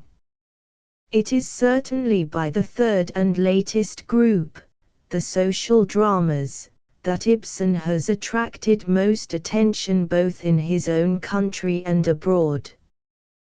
They are all written in mature life, and he has here devoted his early acquired mastery of the technical requirements of the drama, as well as the later acquired experiences of men, to a keen criticism of the social life of today. He himself, it is said, regards these plays as his chief title to remembrance. It is scarcely possible to say so much as this when we think of Hermaiden på Helgeland of Brand and of Peer Gynt. But it certainly does not befit us of today to complain that Ibsen has devoted his most mature art to work which has a significance which today at all events cannot be overestimated. That significance may be very easily set forth. The spirit that works through Ibsen's latest dramas is the same that may be detected in his earliest, Catalina. It is an eager insistence that the social environment shall not cramp the reasonable freedom of the individual, together with a passionately intense hatred of all those conventional lies which are commonly regarded as the pillars of society. But this impulse that underlies nearly all Ibsen's dramas of the last group is always under the control of a great dramatic artist. The dialogue is brief and incisive, every word tells, and none is superfluous. There is no brilliant play of dialogue for its own sake. The illusion I wish to produce, he has himself said, is that of truth itself. I want to produce upon the reader the impression that what he is reading is actually taking place before him. In the hands of a meaner artist such an attempt would be fatal. To Ibsen it has brought greater strength. If there is fault to find in the construction of Ibsen's prose dramas, it lies in their richness of material. The subsidiary episodes are frequently dramas in themselves, although duly subordinate to the main purpose of the play. The care lavished on the development and episodes of these dramas is equaled by the reality and variety of the persons presented. These are never mere embodied humors or sarcastic caricatures. The terrible keenness of Ibsen's irony comes of the simple truth and moderation with which he describes these social humbugs who are yet so eminently reasonable and like ourselves.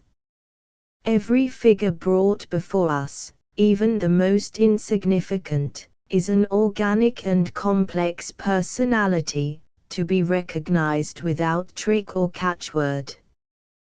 The Young Men's League, the earliest of the series, deals with the rise and progress of one Stensgaard. He is a man whose character is essentially vulgar and commonplace, but who is undoubtedly clever, and whose ambition it is to gain political success. At the same time he is short-sighted, conceited, absolutely wanting in tact. He is even unstable, save in the great central aim of his life, which he seeks to bring about by the formation of a compact majority of voters, of which the nucleus is the Young Men's League. Stensgaard is always at his best as an orator. He is a numerumistan, genial, almost childishly open-hearted, with a flow of facile emotion and a great mastery of phrases. We leave him under a cloud of contempt but nowise defeated, and we are given to understand that he is on his way to the highest offices of state. In this vivid and skillful portrait of the representative leader of semi-democratized societies, Ibsen has given his chief utterance on current political methods. It is scarcely favorable. He realizes that government by party mobs, each headed by a Stensgaard, a phase in the progress towards complete democratization illustrated in England today, is by no means altogether satisfactory. A party, remarks Dr. Stockman, in An Enemy of Society is like a sausage machine, it grinds all the heads together in one mash. Something more fundamental even than party government is needed, and in some words written in 1870 Ibsen has briefly expressed what he conceives to be the pith of the matter: the coming time, how all our notions will fall into the dust then. And truly it is high time. All that we have lived on up till now has been the remnants of the revolutionary dishes of the last century, and we have been long enough chewing these over and over again. Our ideas demand a new substance and a new interpretation. Liberty, equality, and fraternity are no longer the same things that they were in the days of the blessed guillotine, but it is just this that the politicians will not understand, and that is why I hate them. These people only desire partial revolutions, revolutions in externals, in politics. But these are mere trifles. There is only one thing that avails, to revolutionize people's minds. He is not an aristocrat of the school of Carlyle, eager to put everything beneath the foot of a Cromwell or a Bismarck. The great task for democracy is, as Rosmer says in Rosmersholm, to make every man in the land a nobleman. The state must go. Ibsen wrote to G. Brands in 1870. That will be a revolution which will find me on its side. Undermine the idea of the state, set up in its place spontaneous action, and the idea that spiritual relationship is the only thing that makes for unity, and you will start the elements of a liberty which will be something worth possessing.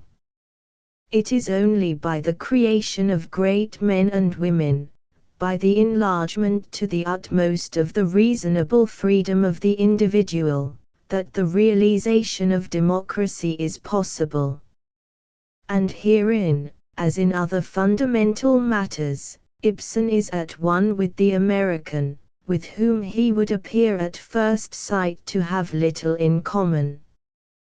Where the men and women think lightly of the laws, where the populace rise at once against the never-ending audacity of elected persons, where outside authority enters always after the precedence of inside authority, where the citizen is always the head and ideal, where children are taught to be laws to themselves, there the great city stands, exclaims Walt Whitman.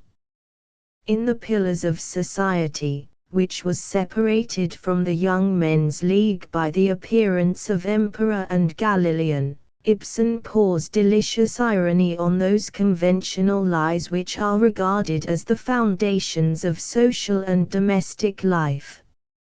Here also he presents us with one of the most eminent of the group of governors, teachers, spiritual pastors and masters that throughout these plays strive to act as the pillars of the social system. Stramond in Love's comedy Mondaeus in Ghosts the schoolmaster, Roland, here, with many minor figures scattered through other plays, notwithstanding slight differences, are closely allied. The clergyman is for Ibsen the supreme representative and exponent of conventional morality. Yet the dramatist never falls into the mistake of some of his Scandinavian contemporaries who make their clerical figures mere caricatures. Here, as always, it is because it is so reasonable and truthful that Ibsen's irony is so keen. Roland is honest and conscientious, but the thinnest veils of propriety are impenetrable to him. He can see nothing but the obvious and external aspects of morality. He is incapable of grasping a new idea, or of sympathizing with any natural instinct or generous emotion. It is his part to give utterance, impressive with the sanction of religion, to the traditional maxims of the society he morally supports. Pastor Mondaeus, in Ghosts, is less fluent than Roland, and of stronger character. His training and experience have fitted him to deal in all dignity with the proprieties and conventions of social morality, but when he is in the presence of the realities of life, or when a generous human thought or emotion flashes out before him, he shrinks back, shocked and cowed. He is then, as Mrs. Alving says, nothing but a great child. That Ibsen is, in his clerical personages, as some have said, covertly attacking Protestantism, it is not necessary to assert. It is the traditional morality, of which the priesthood everywhere are the chief and authorized exponents, with which he is chiefly concerned. His attitude towards Christianity generally we may perhaps gather from the intensity of feeling with which Julian, in Emperor and Galilean, expresses his passionate repugnance to its doctrine of the evil of human nature and its policy of suppression. You can never understand it, you, he continues, who have never been in the power of this God-man. It is more than a doctrine which he has spread over the world, it is a charm which has fettered the senses. Whoever falls once into his hands, I think he never becomes free again. We are like vines planted in a foreign soil. Plant us back again and we should perish, yet we languish in this new earth. A Doll's House contains Ibsen's most elaborate portrait of a woman, and it is his chief contribution to the elucidation of the questions relating to the social functions and position of women in the modern world. It is the tragedy of marriage, and on this ground it has excited much discussion, and is perhaps the most widely known of Ibsen's social dramas. As a work of art it is probably the most perfect of them. He has here thrown off the last fragments of that conventionality in treatment which frequently mars the two previous plays, and has reached the full development of his own style. The play is an organic whole, all its parts are intimately bound together, and every step in the development is vital and inevitable. Nora herself, the occupant of the doll's house, is a being whose adult instincts have been temporarily arrested by the influences which have made her an overgrown child. She is the daughter of a frivolous official of doubtful honesty. She has been fed on those maxims of conventional morality of which Roland is so able an exponent, and her chief recreation has been in the servants' room. She is now a mother, and the wife of a man who shields her carefully from all contact with the world. He refrains from sharing with her his work or his troubles. He fosters all her childish instincts. She is a source of enjoyment to him, a precious toy. He is a man of aesthetic tastes, and his love for her has something of the delight that one takes in a work of art. Nora's conduct is the natural outcome of her training and experience. She tells lies with facility. She flirts almost recklessly to attain her own ends. When money is concerned, her conceptions of right are so elementary that she forges her father's name. But she acts from the impulses of a loving heart. Her motives are always good. She is not conscious of guilt. Her education in life has not led her beyond the stage of the affectionate child with no sense of responsibility. But the higher instincts are latent within her, and they awake when the light of day at length penetrates her doll's house, and she learns the judgment of the world, of which her husband now stands forth as the stern interpreter. In the clash and shock of that moment she realizes that her marriage has been no marriage, that she has been living all these years with a strange man and that she is no fit mother for her children. She leaves her home, not to return until, as she says, to live with her husband will be a real marriage. Will she ever return? The Norwegian poets, it has been said, like to end their dramas, as such end in life, with a note of interrogation. Nora is one of a group of women, more or less highly developed, who are distributed throughout Ibsen's later plays.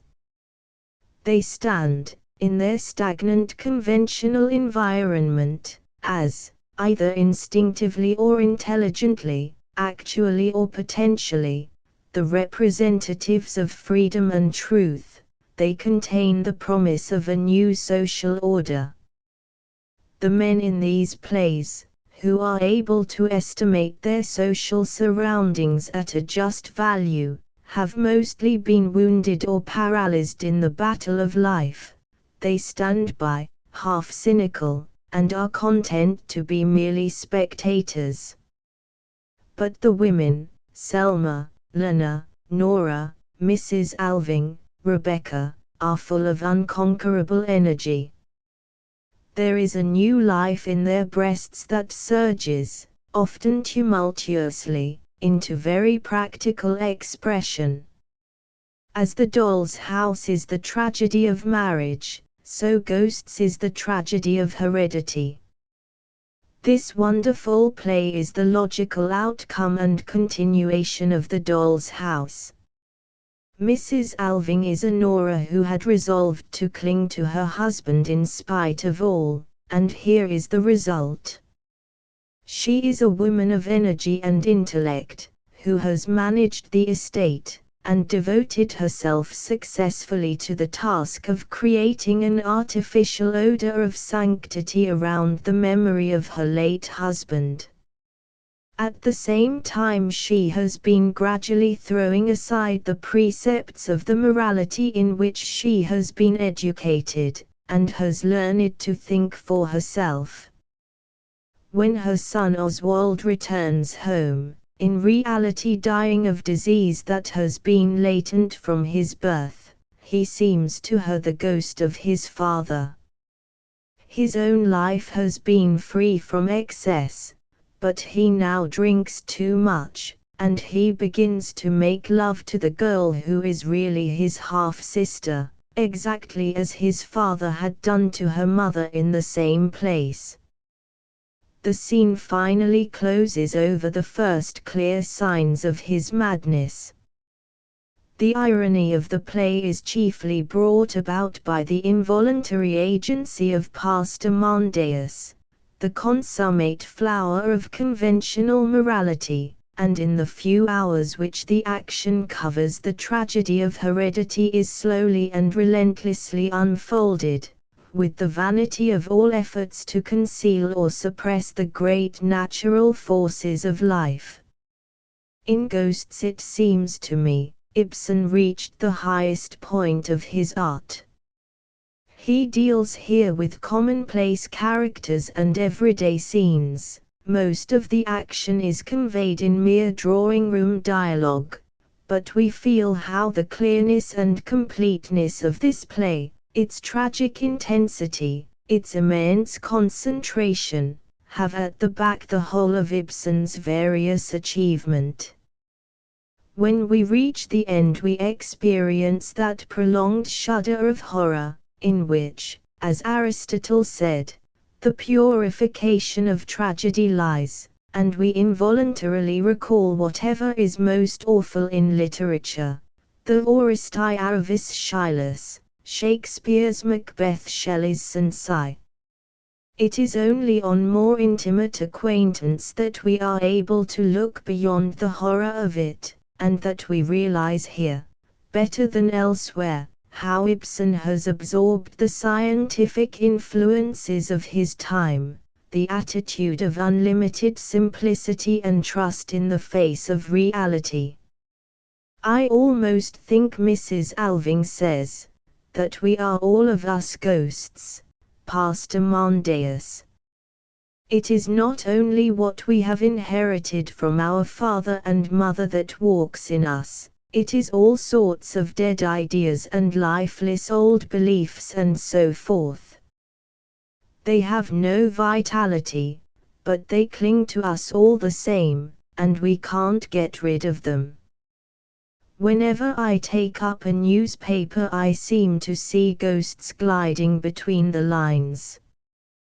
There must be ghosts all the country over, as thick as the sand of the sea.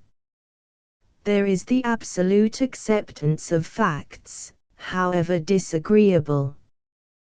But, beside it, is the hope that lies in the skillful probing of the wound that the ignorant have foolishly smothered up, the hope also that lies in a glad trust of nature and of natural instincts. Nowhere else in Ibsen's work can we feel so strong and invigorating a breath of new life.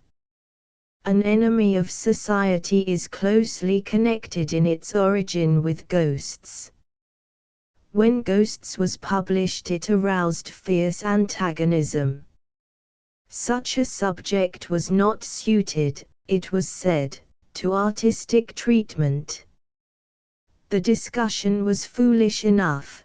The wise saying of Goethe still remains true, that no real circumstance is unpoetic so long as the poet knows how to use it. All the worthy people, however, in whose name Pastor Mondaeus is entitled to speak, declared, further, that the play was immoral, as it certainly is from their point of view, and it was some time before its first representation on the stage, with the distinguished northern actor, Lindbergh, in the part of Oswald. Ibsen had expected a storm, but the storm was even greater than he had anticipated, and in the history of Dr. Stockman he has given an artistic version of his own experiences at this time.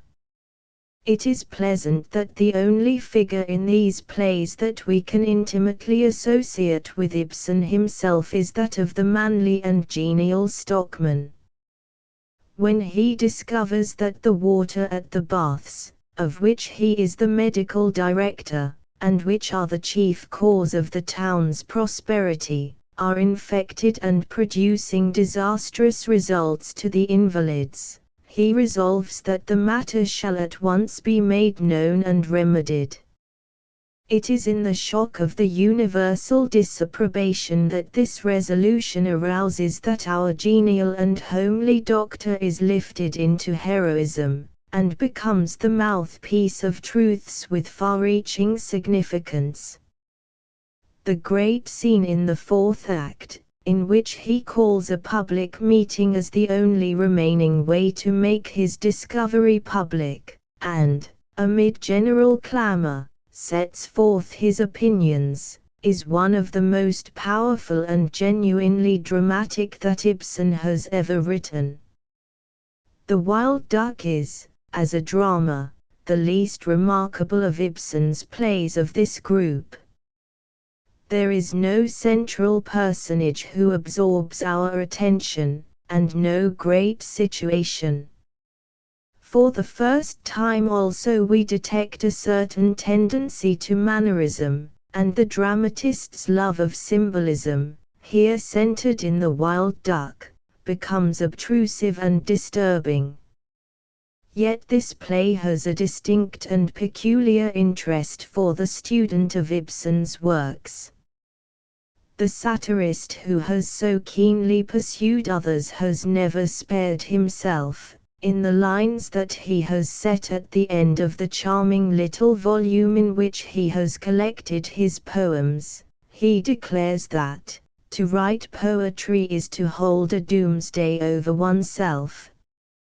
Or, as he has elsewhere expressed it, all that I have written corresponds to something that I have lived through, if not actually experienced. Every new poem has served as a spiritual process of emancipation and purification. In both Brand and Peer Gynt we may detect this process. In The Wild Duck Ibsen has set himself on the side of his enemies, and written, as a kind of anti-mask to the doll's house and the pillars of society, a play in which, from the standpoint to which the dramatist has accustomed us, everything is topsy-turvy.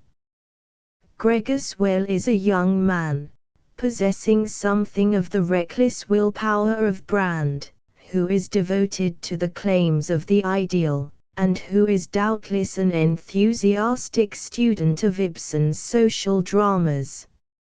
On returning home after a long absence, he learns that his father has provided for a cast-off mistress by marrying her to an unsuspecting man who is an old friend of Gregor's.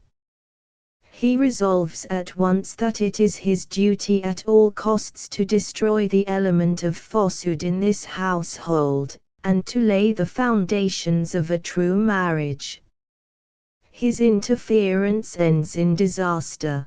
The weak average human being fails to respond properly to the claims of the ideal, while Wells's father, the chief pillar of conventional society in the play, spontaneously forms a true marriage, founded on mutual confessions and mutual trust. If the play may be regarded, not quite unfairly, as a burlesque of possible deductions from the earlier plays, it witnesses also, like Ghosts, to Ibsen's profound conviction that all vital development must be spontaneous and from within, conditioned by the nature of the individual. In The Wild Duck, Ibsen approaches in his own manner, without, however, much insistence, the moral aspects of the equality of the sexes. Is a woman, who has had no relationships with a man before marriage, entitled to expect the same in her husband? Is a man, who has had relationships with other women before marriage, entitled to complain if his wife has also had such relationships? These are the sort of questions which the Scandinavian and Danish dramatists, Bjørnson, Edvard Brands, Charlotte Egren, Benson, seem never tired of discussing. Edvard Brands makes his admirable little drama It Besog published about the same time as Vildanden hang on this problem, and although he brings no new idea into the play, he settles the question in the same spirit as his great fellow dramatist. E.N. Hansk, also published about the same time, gives us Bjørnson's contribution to the question. In this play, a young woman is in love with a young man who, as she learns accidentally at the moment of formally engaging herself to him, has had previous relationships with other women. At the same time, she discovers that her own father, an amiable old elegant, has been frequently unfaithful to his wife, and that her mother still carries about a suppressed bitterness. The girl realizes that life is not like what she has been brought up to believe. She rejects her lover, and after some unexpected and quite unnecessary brutalities from him, flings her glove in his face. All Bjørnson's genial vivacity and emotional expansiveness come out in the earlier scenes of this play, and there is some pleasant comedy, especially when the easygoing father tries to lecture his daughter, to the accompaniment of her acute comments and the wife's sarcastic exclamations, on a wife's privileges. Here he says, is woman's noblest calling. As what? Asks the daughter. As what? Have you not listened? As the ennobling influence in marriage, as that which makes man purer, as soap. Soap, what on earth makes you think of soap? You make out that marriage is a great laundry for men. We girls are to stand ready, each at her wash tub, with her piece of soap. Is that how you mean it? On this ground, however, it is difficult to avoid comparisons with Ibsen, and we miss here both the artistic and moral grip of the greater dramatist. Ibsen's solution of the matter in The Wild Duck seems to be that there can be no true marriage without mutual knowledge and mutual confession. In Rosmersholm, social questions have passed into the background. They are present, indeed, throughout, and to some extent they cause the tragedy of the drama, as the numberless threads that bind a man to his past, and that cut and oppress him when he strives to take a step forward. But on this grey background the passionate figure of Rebecca West forms a vivid and highly wrought portrait. Ibsen has rarely shown such intimate interest in the development of passion. The whole life and soul of this ardent, silent woman, whom we see in the first scene quietly working at her crochet, while the housekeeper prepares the supper, are gradually revealed to us in brief flashes of light between the subsidiary episodes, until at last she ascends and disappears down the inevitable path to the mill stream. The touches which complete this picture are too many and too subtle to allow of analysis. In the last scene, Ibsen's concentrated prose reaches as high a pitch of emotional intensity as he has ever cared to attain. The Lady from the Sea seems to carry us into an atmosphere rather different from that of the early social dramas. An element of melodrama mingles here with the social interest, and makes this play one of the least characteristic, but certainly one of the most dramatically effective of the group. Elida, a morbid, romantic young woman, whose mother died insane, has met before her marriage the second mate of an American ship, a stranger. He attracts her with all the charm of the wild life of the sea and the fascination of the unknown. Having perpetrated a more or less justifiable homicide, the second mate is compelled to flee, not before he has gone through a form of betrothal with Elida. Subsequently she marries a well-meaning, commonplace widower, but she wanders helplessly and uselessly through life, like a mermaid among the children of men, still held, in spite of herself, by the old fascination of the sea. At length the mysterious stranger turns up again, resolved, if she wishes, to carry her off in spite of everything. She feels that she must be free, free to go or free to stay. The husband, naturally, refuses to hear of this, proposes to send the man about his business. At length he consents to allow her to choose as she will. Then at once she feels able to decide against the stranger who leaps over the wall and disappears. The charm is broken forever, and she has the chance to make something of her life. The moral is evident: without freedom of choice there can be no real emancipation or development. The men of our own great dramatic period wrote plays which are the expression of mere gladness of heart and childlike pleasure in the splendid and various spectacle of the world. Hamlet and Falstaff, the tragic de Flores and the comic Simone, they are all merely parts of the play. It is all play.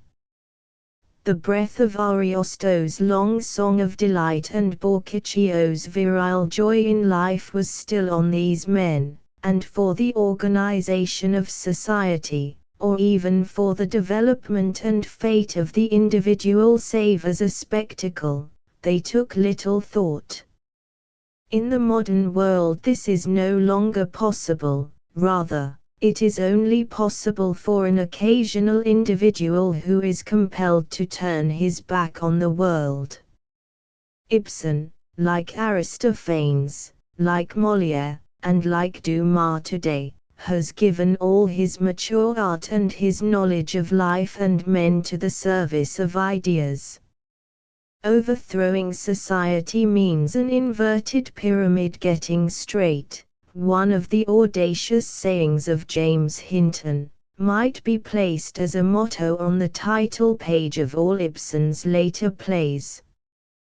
His work throughout is the expression of a great soul crushed by the weight of an antagonistic social environment into utterance that has caused him to be regarded as the most revolutionary of modern writers.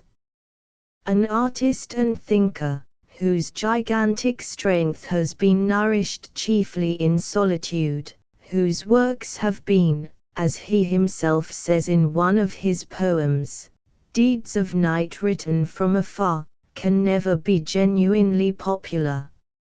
Everything that he writes is received in his own country with attention and controversy, but he is mistaken for a cynic and pessimist. He is not loved in Norway as Bjørnson is loved, although Bjørnson, in the fruitful dramatic activity of his second period, has but followed in Ibsen's steps, just as Goethe was never so well understood and appreciated as Schiller.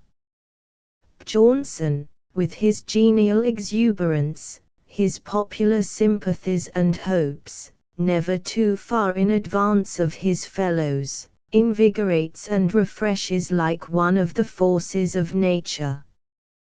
He represents the summer side of his country, in its bright warmth and fragrance. Ibsen, standing alone in the darkness in front, absorbed in the problems of human life, indifferent to the aspects of external nature, has closer affinities to the stern winter night of Norway. But there is a mighty energy in this man's work. The ideas and instincts, developed in silence, which inspire his art, are of the kind that penetrate men's minds slowly. Yet they penetrate surely, and are proclaimed at length in the marketplace. Tolstoy. Russia is the natural mediator between Europe and Asia. It happens with the regularity of an ethnic law that every race partakes of the characteristics of neighboring races. The extinct Tasmanian, by his curious aberrations from the Australian type and approximation to that of Polynesia, furnished an unexpected anthropological problem that is still unsolved. Everywhere the same mysterious blending or transition may be witnessed. Apart from complexion, it has been said, many a Russian peasant might pass in Lahore or Benares as a native of the Ganges Valley. Whatever the ethnologist may say, one way or another, as to the racial elements of the country, anyone who approaches the study of Russian men and Russian things perpetually meets with traits that are not familiar to him as European, but which he may have already learned to know as Asiatic. Nor is it only in the little traits of character and daily life that these Eastern influences appear. The language itself has close Oriental affinities, and the Old Slavonic is nearly related to Sanskrit. In trying to make Russia plain to ourselves, it is constantly necessary to sound this keynote. A nation's instincts are revealed in its art. The complex history of the origin and development of Russian art is full of interest. Russia, as Violet Leduc wrote in his charming book, L'Art Russe, has been a laboratory in which the arts coming from all parts of Asia have united to assume an intermediate form between the Eastern and Western worlds. The art of Russia has three great sources: the Scythian, the Byzantine, and the Mongolian. But when these are analyzed, it is found that each of them consists largely, when not entirely, of Oriental elements. Not less than 9/10 of these component elements, Persian, Greek, Hindu, Finnic, and other, may, in Viollet-le-Duc's opinion, be set down as Eastern. Sometimes the art of Russia seems to have been almost effaced by Byzantine or Hindu influences, yet it ultimately assimilated all these Eastern influences until it reached its highest point of development at the end of the 16th century. In the gilded bulbous domes we see Hindu influence. Persian influence was peculiarly strong. The beautiful Holy Gate of the Church of St. John at Rostov, the work of 16th-century Russian artists, is of thoroughly Persian character. All that Russia took from Central Asia and Persia strengthened her art, though it retained its own characteristics, shown partly by the love of splendor peculiar to a youthful and semi-barbaric race, as in the fantastic magnificence of that gigantic madripoor, the Church of Vasily Blagenoy in the Kremlin at Moscow, partly by a freedom of conception and variety of execution in which the native spirit found expression.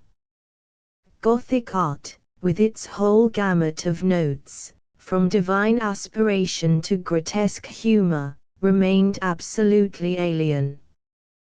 When Peter the Great introduced Latin and Teutonic influences, and German, Italian, English, above all, French elements poured into the country, an official Russia grew up, speaking a foreign language and having no contact with the nation. Russia remained the same, but the dissolution of Russian art was ensured. The genuine Russian spirit seems not to have emerged distinctively into the region of great art until it was brought into the peculiarly modern and Western shape of the novel by Gogol, the Ukrainian Cossack. Dead Souls is the first great Russian example of the modern storyteller's art, and still the most popular. Oriental influences have ceased. In Gogol we find Western, especially English, influences, but, unlike the literary tendencies of the last century, they are duly subordinated to elements that are essentially Russian. The direct simplicity of the Russian, his love of minute realistic detail, which seems to be expressed even in the ancient form of the Russian cross, his quietism, his profound human sympathy, have all found adequate voice in the modern Russian novel. The Russian painters of today, and the artists in bronze, with their simple realism and constant research for the expression of life in action, have but followed in the steps of the Russian novel, which has, as its supreme representatives, Turgenev, Dostoevsky, and Tolstoy. Turgenev, so delicate and sensitive in his realism, with its atmosphere of ineffable melancholy, a Corot among novelists, as De Vogue calls him, is great not only by the breadth and insight of his art, but by the unique position he holds in the development of Russian literature. The stories by a hunter published a few years before the emancipation of the serfs, to which they are supposed to have contributed, turned the Russian novel in the direction of peasant life. The study of the peasant which occupies so much attention in Russia today is much more than a mere fashion, for the peasant in Russia represents by far the chief element in the population, Certainly the interest in him has already left an ineffaceable mark on those great Russian novelists whose influence is worldwide. Tolstoy, Grigorovich, Chudrin, and others, have drawn the mujik with the breadth and faithfulness of millet, in every attitude of godlike strength, of pathetic resignation, of abject vice. In Dostoevsky, as in the poet Nekrasov, this democratic element is more fundamental than in either Turgenev or Tolstoy. Dostoevsky's profound science of the human heart could never get near enough to its primitive and instinctive elements. There are 2 or 3 scenes in Recollections of the Dead House of Dantesque awfulness, which seem to bring nearer to us than anything else the very flesh and spirit of humanity. Such is that scene of the convicts in the bathroom, close and crowded, until, on the reddened backs, beneath the stress of the heat and the steam, stand out clearly the old scars of whips and rods. In all Dostoevsky's books we are constantly irritated and fascinated by this same strange penetrating odor of humanity. Russian art has always been very closely allied with religion, and the Russian is very religious. Ever since, 1,000 years ago, the Muscovites swam by thousands into their rivers, headed by the chiefs, to receive Christian baptism. They seem to have taken great interest in religion. But their religion has a distinctive character. It has no clear demarcation from ordinary life, a characteristic that is reflected in the similarity of religious and secular art in Russia. More than this, unlike both the favorite religions of the Indian and of the Teutonic races, it is not largely mystical, it is simply a mystical communism. Sympathy and the need of comradeship, which seem to be deeply rooted in the national character, are the characteristics of Russian religion. Pity for a fallen creature is a very national trait, wrote Gogol, and among the great Russian novelists, Dostoevsky, who is the most intensely Russian, is throughout penetrated by the passion of pity. This spirit shows itself in the remarkable sympathy with which, in Russian popular stories, the devil is treated. He is represented, Stepniak remarks, as the enemy of man, doing his best to drag him down into hell. But as this is his trade he cannot help it, and the people bear him no malice. He is a good devil after all. Of the 3 persons of the Christian Trinity, the second, most associated with images of love, appeals most to the Russian popular imagination. God the Father, as an austere personage, lacking in sympathy, is, on the other hand, regarded with indifferent, not to say hostile, feelings. This was well exemplified by the innocent remark of a venerable mujik in a remote part of the country, "What? Is the old fellow alive still?" The Russian has yet changed but little. The Scythians, as we see them in the realistic repulse work of the Nikopol vase of 23 centuries ago, are the Russian mujiks of today. The features and the dress have scarcely changed. They are, as Herodotus described them, a race very tenacious of their customs. The sorcerer still holds his own among them, while the Orthodox Pope, it is well known, is regarded with no reverence, but rather as a tradesman. Propitiatory sacrifices, it is said, are still paid by fishermen to the river gods, and families in the same way try to keep on good terms with the household deities. The ancient communistic land customs still flourish, together with the ineradicable belief that the land must be the property of everyone. In some parts of the country it is not uncommon for a poor man to help himself to the corn of a rich man, the loan being repaid with interest in subsequent years. The deeply rooted indifference of the people to external laws appears in the difficulty with which they have been induced to accept an officially recognized marriage ceremony, and in the indulgence which is still felt towards liberty, which is not always license, in such matters. In some parts of Russia, even today, it is said, a kind of Pavigilium Veneris is held periodically. The young people ascend a mountain to sing and to dance, after which it is de rigueur to separate and to spend the night in couples. The primitive matter-of-fact simplicity of the people, as well as their indifference to law and authority, is shown in an incident that is said to have occurred only a few years ago.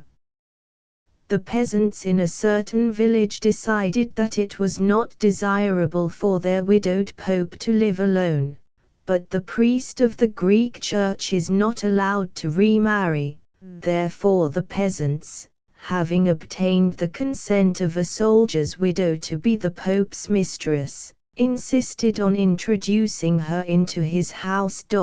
11. Such incidents often took place in the Western Europe of 5 centuries ago. We have to bear in mind these characteristics when we try to understand the great religious movements that are going on in Russia.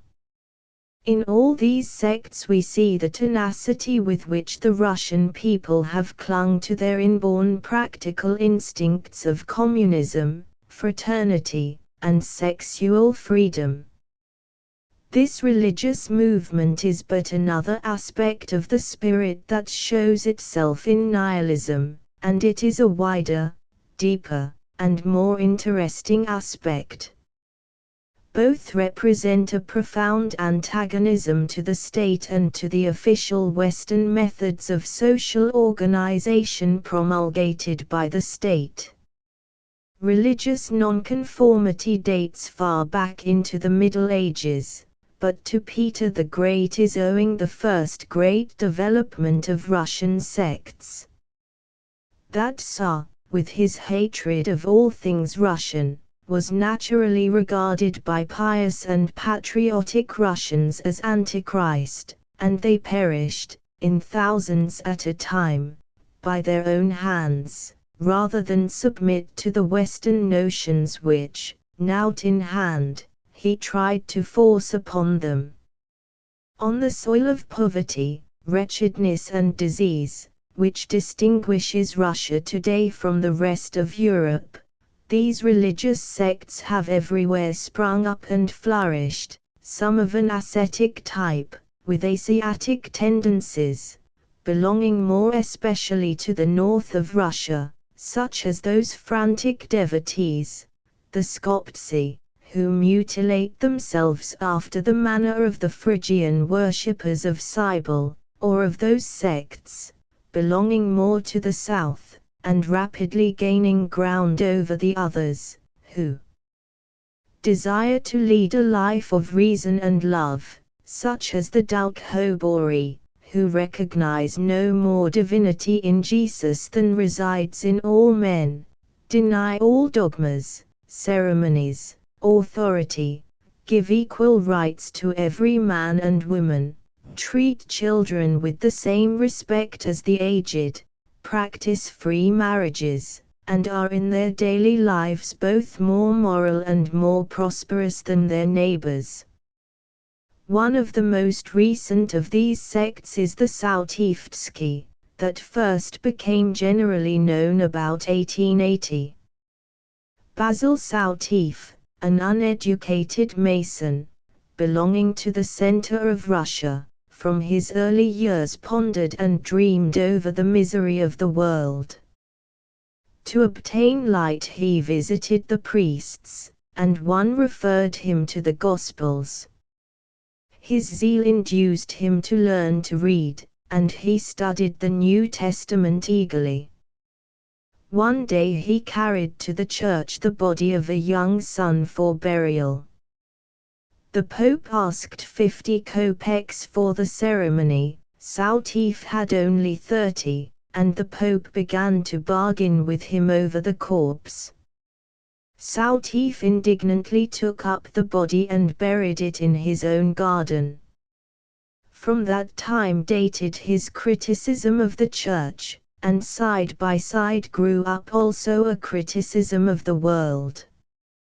He observed in his own trade the tricks of commerce and the perpetual effort to amass money and to deceive the worker. He abandoned his work as a mason and returned from St. Petersburg to the country to cultivate the earth, distributing to the poor the money he had previously earned. But in the country he found, from pope to peasant, the same vices as in the town, and with no wish to found a new sect, he became, by example as well as by precept, the teacher of a religion of universal love and pity. Sautif rejects all ceremonies, including baptism and marriage, for which he substitutes a simple blessing and exhortation to a just life, and all those external manifestations of religion which render men hypocritical. At the same time he rejects all faith in angels or devils, or in the supernatural generally, and is absolutely indifferent to the question of a future life. We have to occupy ourselves with the establishment of happiness and justice on this earth. What happens above, he says, I cannot tell, never having been there.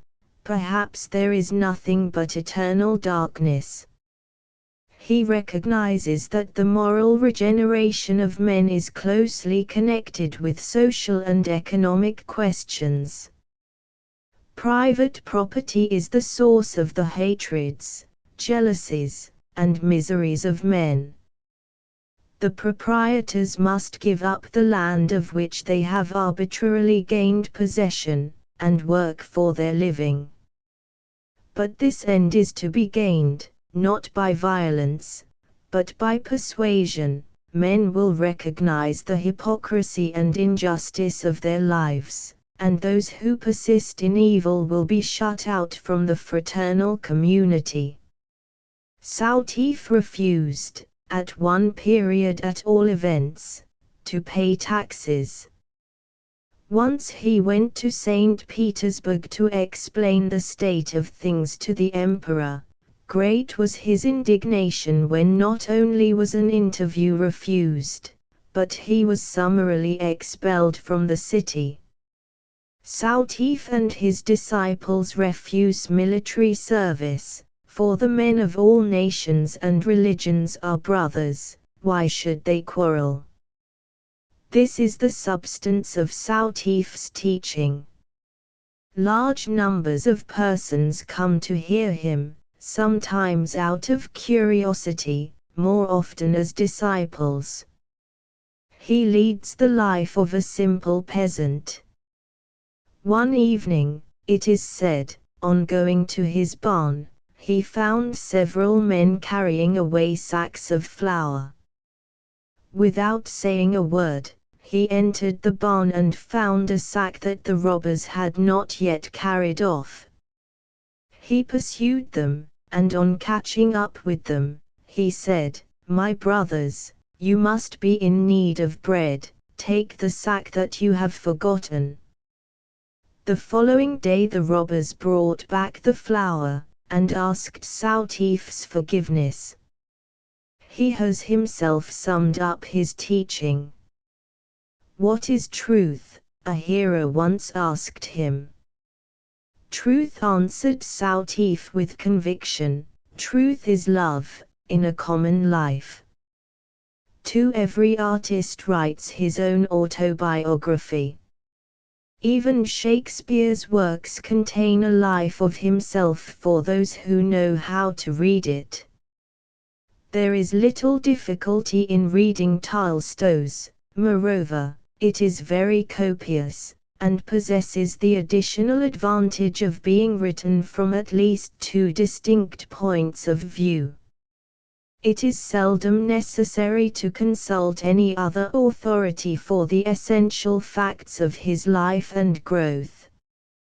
Childhood, boyhood, and youth, the earliest of his large books, and one of the most attractive, tells us all that we need to know of his early life. An English critic has remarked that, if Tolstoy has here described his boyhood, he must have been a very commonplace child. The early life of men of genius is rarely a record of precocities. The boy here described so minutely, with his abnormal sensitiveness, his shy awkwardness and profound admiration of the Comilfaut, his perpetual self-analysis, his brooding dreams, his amusing self-conceit, bears in him the germs of a great artist much more certainly than any small monster of perfection. It is scarcely necessary to say that the autobiography here is not one of incident, as some persons have foolishly supposed. It is neither complete nor historically accurate. Tolstoy uses his material as an artist, but the material is himself. The artist craves to express the inward experiences of his past life, of which he can scarcely speak. He invents certain imaginary events, or rearranges actual events as a frame into which he fits his own inward experiences. Whatever is most poignant and vivid in the novelist's art is so produced, and you say to him, "This is so real, you are narrating your own history." He will be able to reply laughingly, "Oh, no, my life is not at all like that." Imagination is a poor substitute for experience.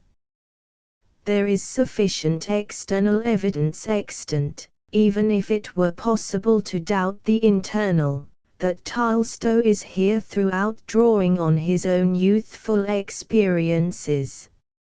Like Urteneff, young Tolstoy followed Franklin's injunctions as to the use of rules of life. His favorite books are the same. Like him, also, he early developed a love of metaphysics, owing to which, young Urteneff says, "I lost one after the other the convictions which, for the happiness of my own life, I never should have dared to touch."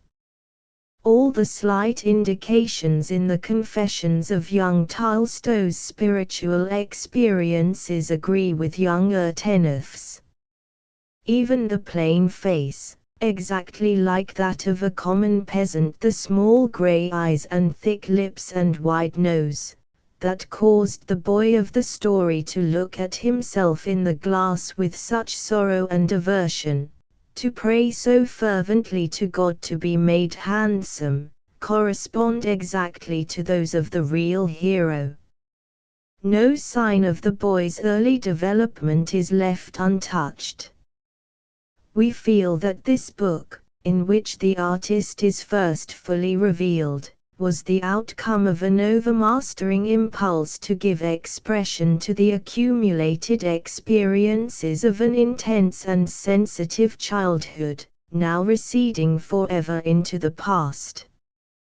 Descended from a well-known minister and friend of Peter the Great, and belonging to a family that has been eminent for 200 years in war, diplomacy, literature, and art, Lev Tolstoy was born in 1828, the youngest of 4 sons. His mother, the Princess Marie Volkonsky, was the daughter of a general in Catherine's time, and, According to friends of the novelist's family, she resembled the Marie Bolkonsky of War and Peace.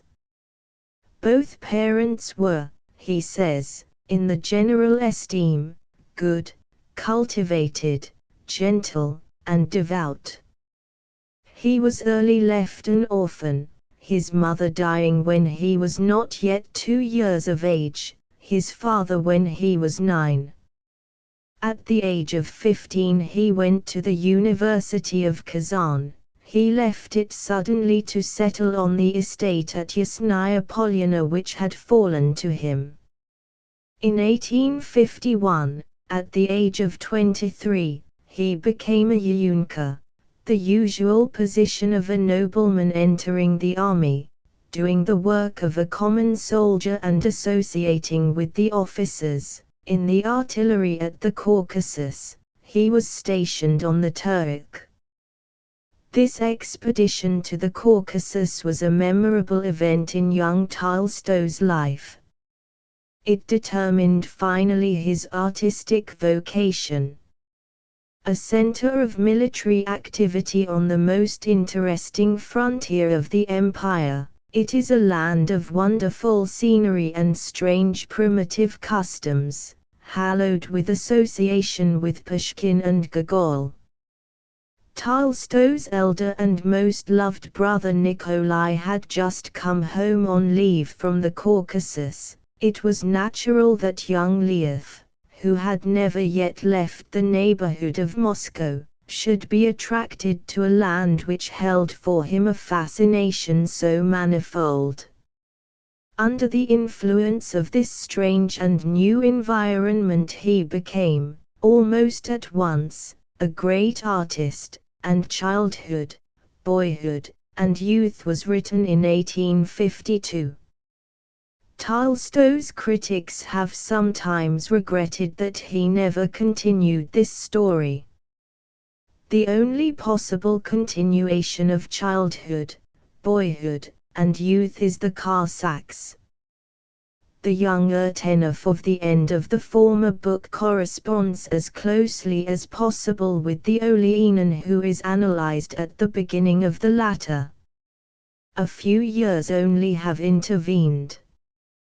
These years he long after summed up briefly and too sternly in the Confessions. I cannot think of those years without horror, disgust, and pain of heart.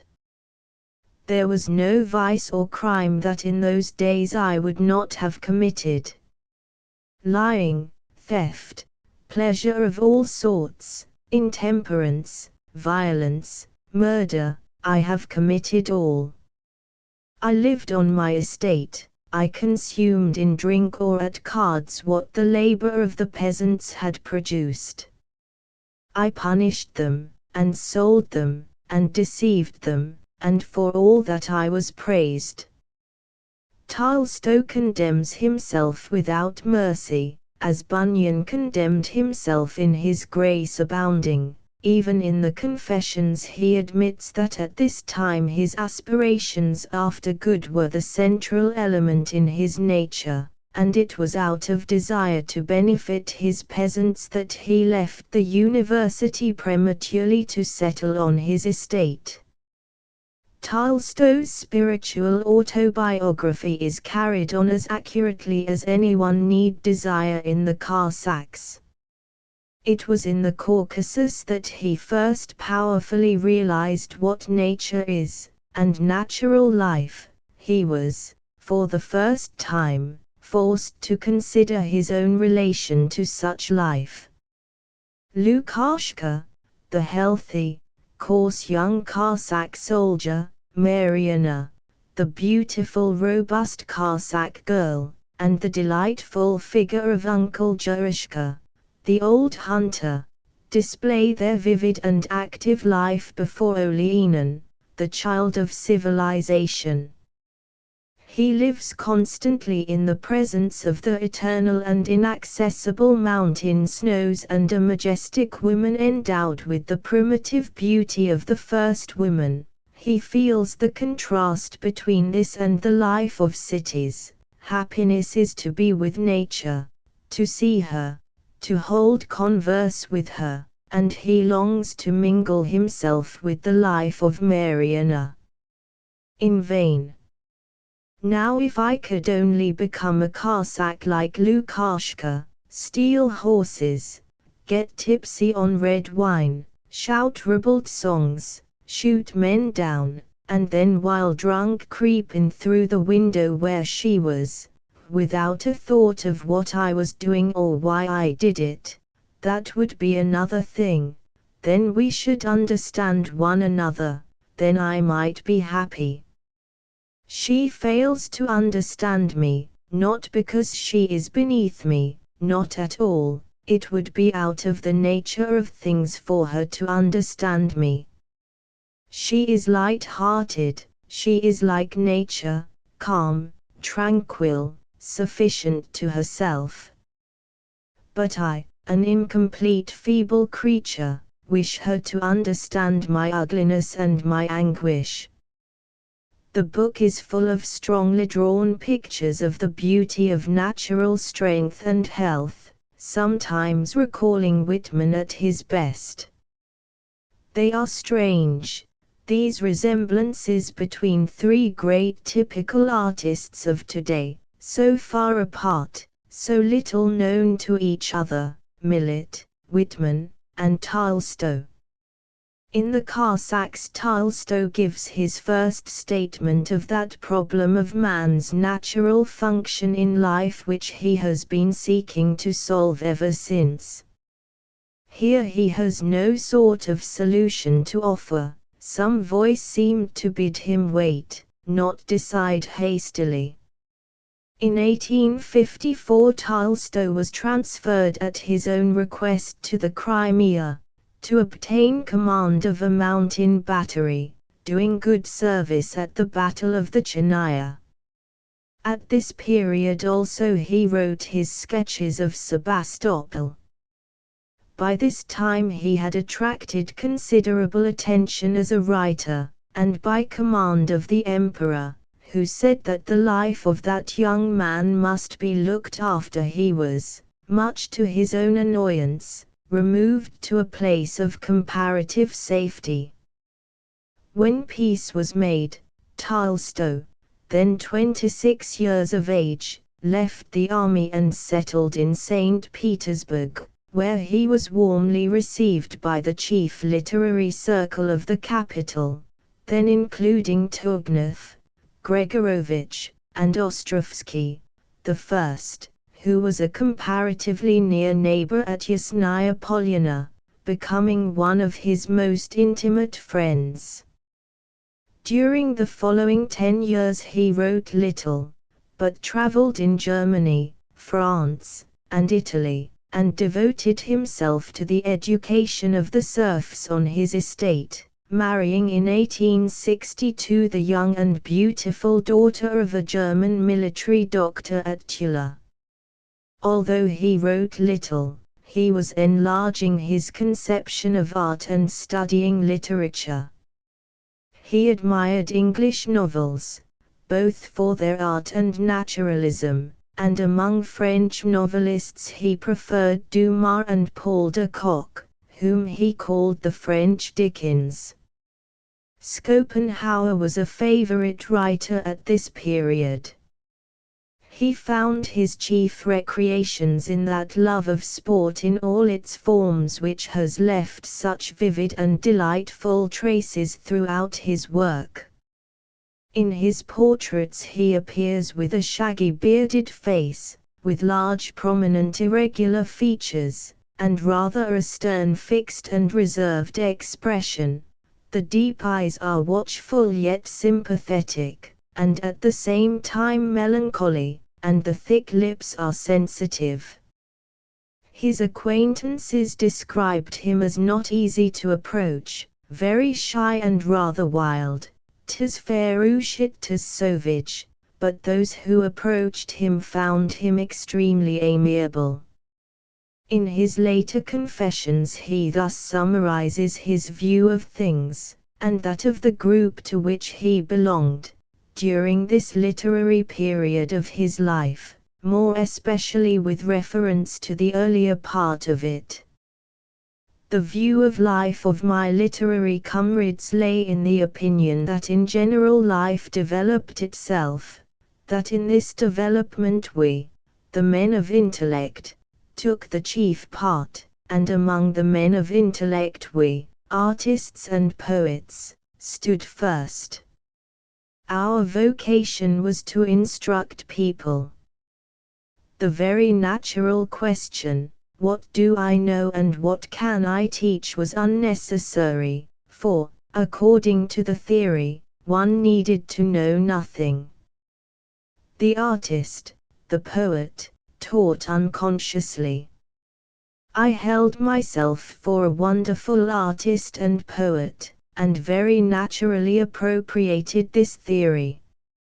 I was paid for it, I had excellent food, a good habitation, women, society, I was famous.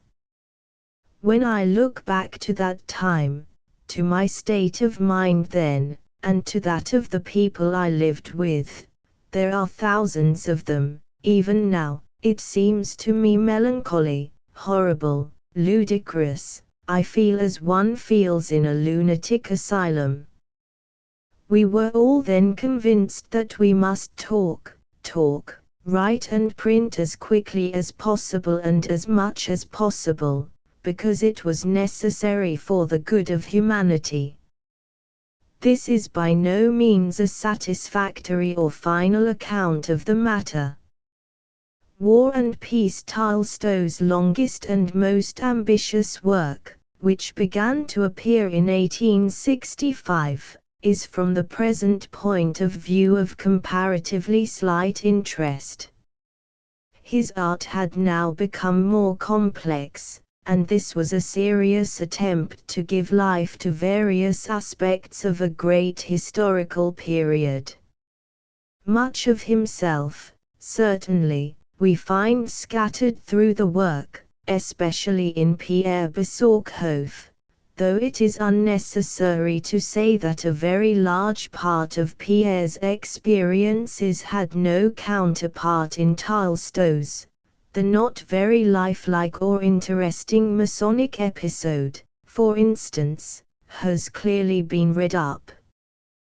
Pierre, however, appears before us, from first to last, as Tolstoy appears before us, a seeker. Anna Karenina is full of biographic material of intense interest. In Vronsky, doubtless much of his earlier experience, and in Levine, his own inner history at that time, are written clearly enough.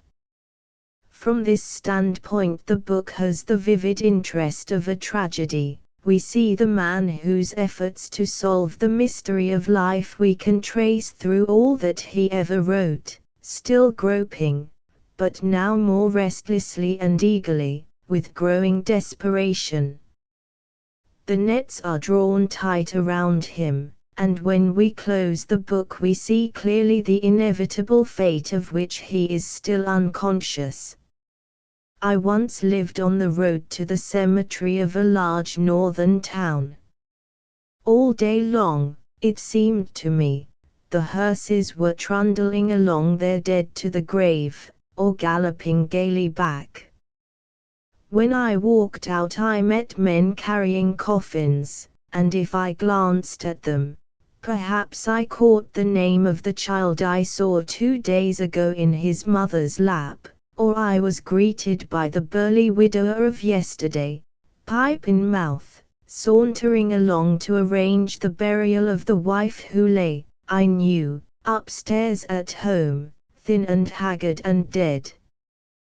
The road became fantastic and horrible at last. Even such a straight road to the cemetery, it seemed, was the whole of life, a road full of the noise of the preparation of death. How daintily soever we danced along, each person, laughing so merrily or in such downright earnest, was merely a corpse, screwed down in an invisible coffin, trundled along as rapidly as might be to the grave edge. It was at such a point of view that Tolstoy arrived in his 50th year. When I had ended my book Anna Karenina, he wrote in his Confessions, my despair reached such a height that I could do nothing but think of the horrible condition in which I found myself. Questions never ceased multiplying and pressing for answers, and like lines converging all to one point, so these unanswerable questions pressed to one black spot. And with horror and a consciousness of my weakness, I remained standing before this spot. I was nearly 50 years old when these unanswerable questions brought me into this terrible and quite unexpected position. I had come to this, that I, a healthy and happy man, felt that I could no longer live. Bodily, I was able to work at mowing hay as well as a peasant. Mentally, I could work for 18 hours at a time without feeling any ill consequence. And yet I had come to this, that I could no longer live. I only saw one thing, death. Everything else was a lie. The greater part of the Confessions is occupied with the analysis of this mental condition, and with the earlier stages of his deliverance, for when he wrote the book he was scarcely yet quite free. The direction in which light was to break in upon him is very clear even to the reader of Anna Karenina. It seemed to him at length that the awful questions which had oppressed him so long had been solved for thousands of years by millions upon millions of persons who had never reasoned about them at all. From the time when men first began to live anywhere, he says in the Confessions, they already knew the meaning of life, and they carried on this life so that it reached me. Everything in me and around me, corporeal and incorporeal, is the fruit of their experiences of life, even the means by which I judge and condemn life. All this is not mine, but brought forth by them. I myself have been born, bred, grown up, thanks to them. They have dug out the iron, have tamed cattle and horses, have taught how to till the ground, and how to live together and to order life. They have taught me to think and to reason. And I, their production, receiving my meat and drink from them, instructed by their thoughts and words, have proved to them they are an absurdity. It is clear that I have only called absurd what I do not understand. When he had made this great discovery, the rest followed, slowly, but simply and naturally. First, he understood the meaning of God. He had all his life been seeking God. Now, one day in early spring, he was in the wood, trying to catch among the tones of the forest the cry of the snipe, listening and waiting, and thinking of the things he had been thinking of for the last 3 years, especially of this question of God. There was no God, that he knew was an intellectual truth. But is the knowledge of God an intellectual matter? And it seemed to him that he realized that God is life, and that to live is to know God.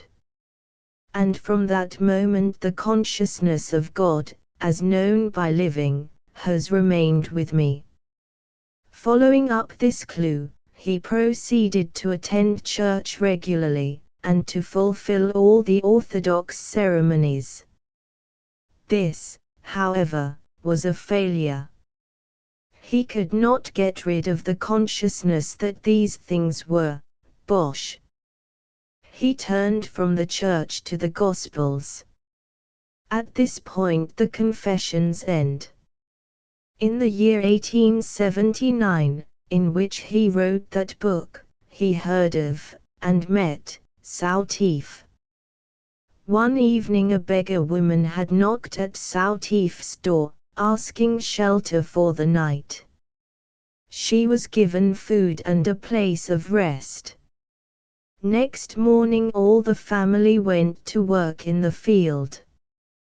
The woman took the opportunity of collecting all the valuables she could lay her hands on, and fled. Some peasants at work saw her, stopped her, examined her bundle, and having bound her hands, led her before the local authorities. Sautif heard of this, and soon arrived. "Why have you arrested her?" he asked. "She is a thief, she must be punished," they cried. "Judge not, and you will not be judged," he said solemnly. "We are all guilty at some point. What is the good of condemning her? She will be put in prison, and what advantage will that be?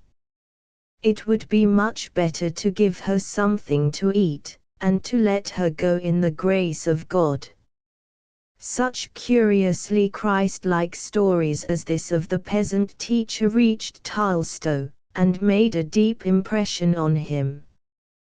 They were in the line of his mental development, and threw light on his own experiences. The influence of Sautif appears in What Then Must We Do?, a further chapter in the history of Tolstoy's development, and perhaps the most memorable of his attempts at the solution of social questions. What then must we do? It was the question the people asked of John the Baptist, and we know his brief and practical answer. It was the question that pressed itself for solution on Tolstoy when he began to investigate the misery of Moscow, and to start philanthropic plans for its amelioration.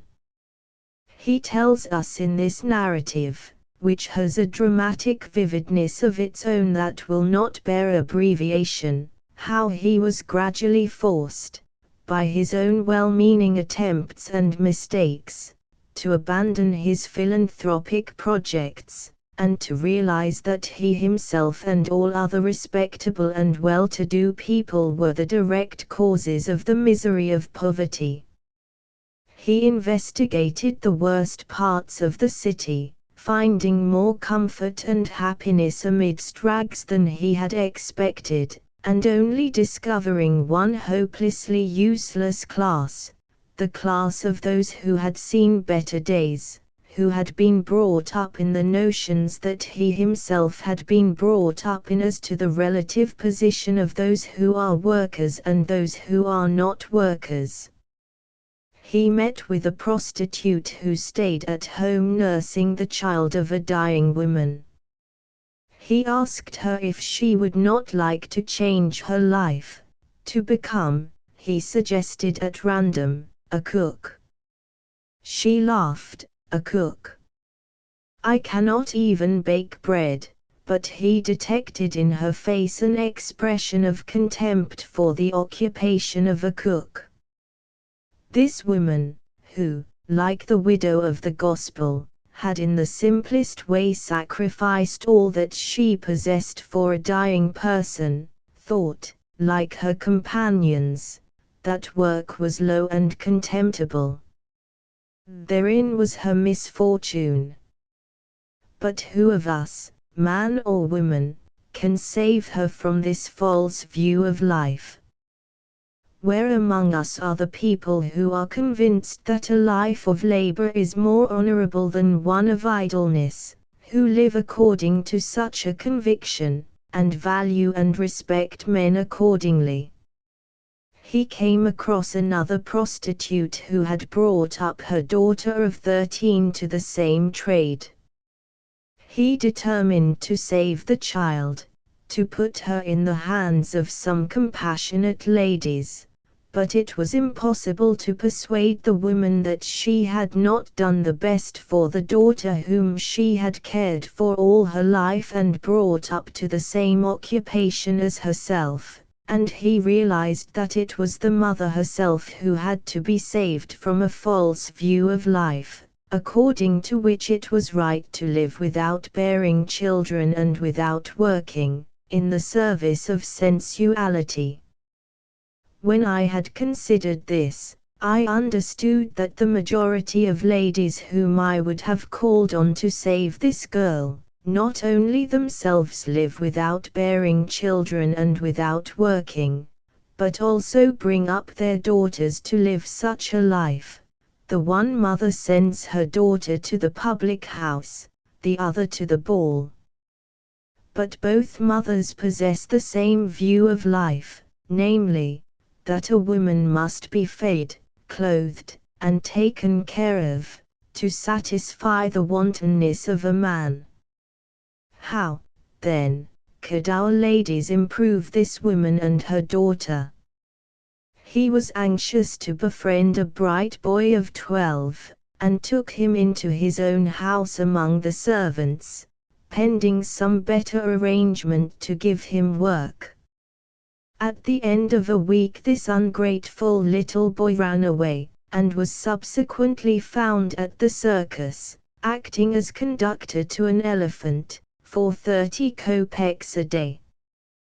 To make him happy and to improve him I had taken him into my house, where he saw, what?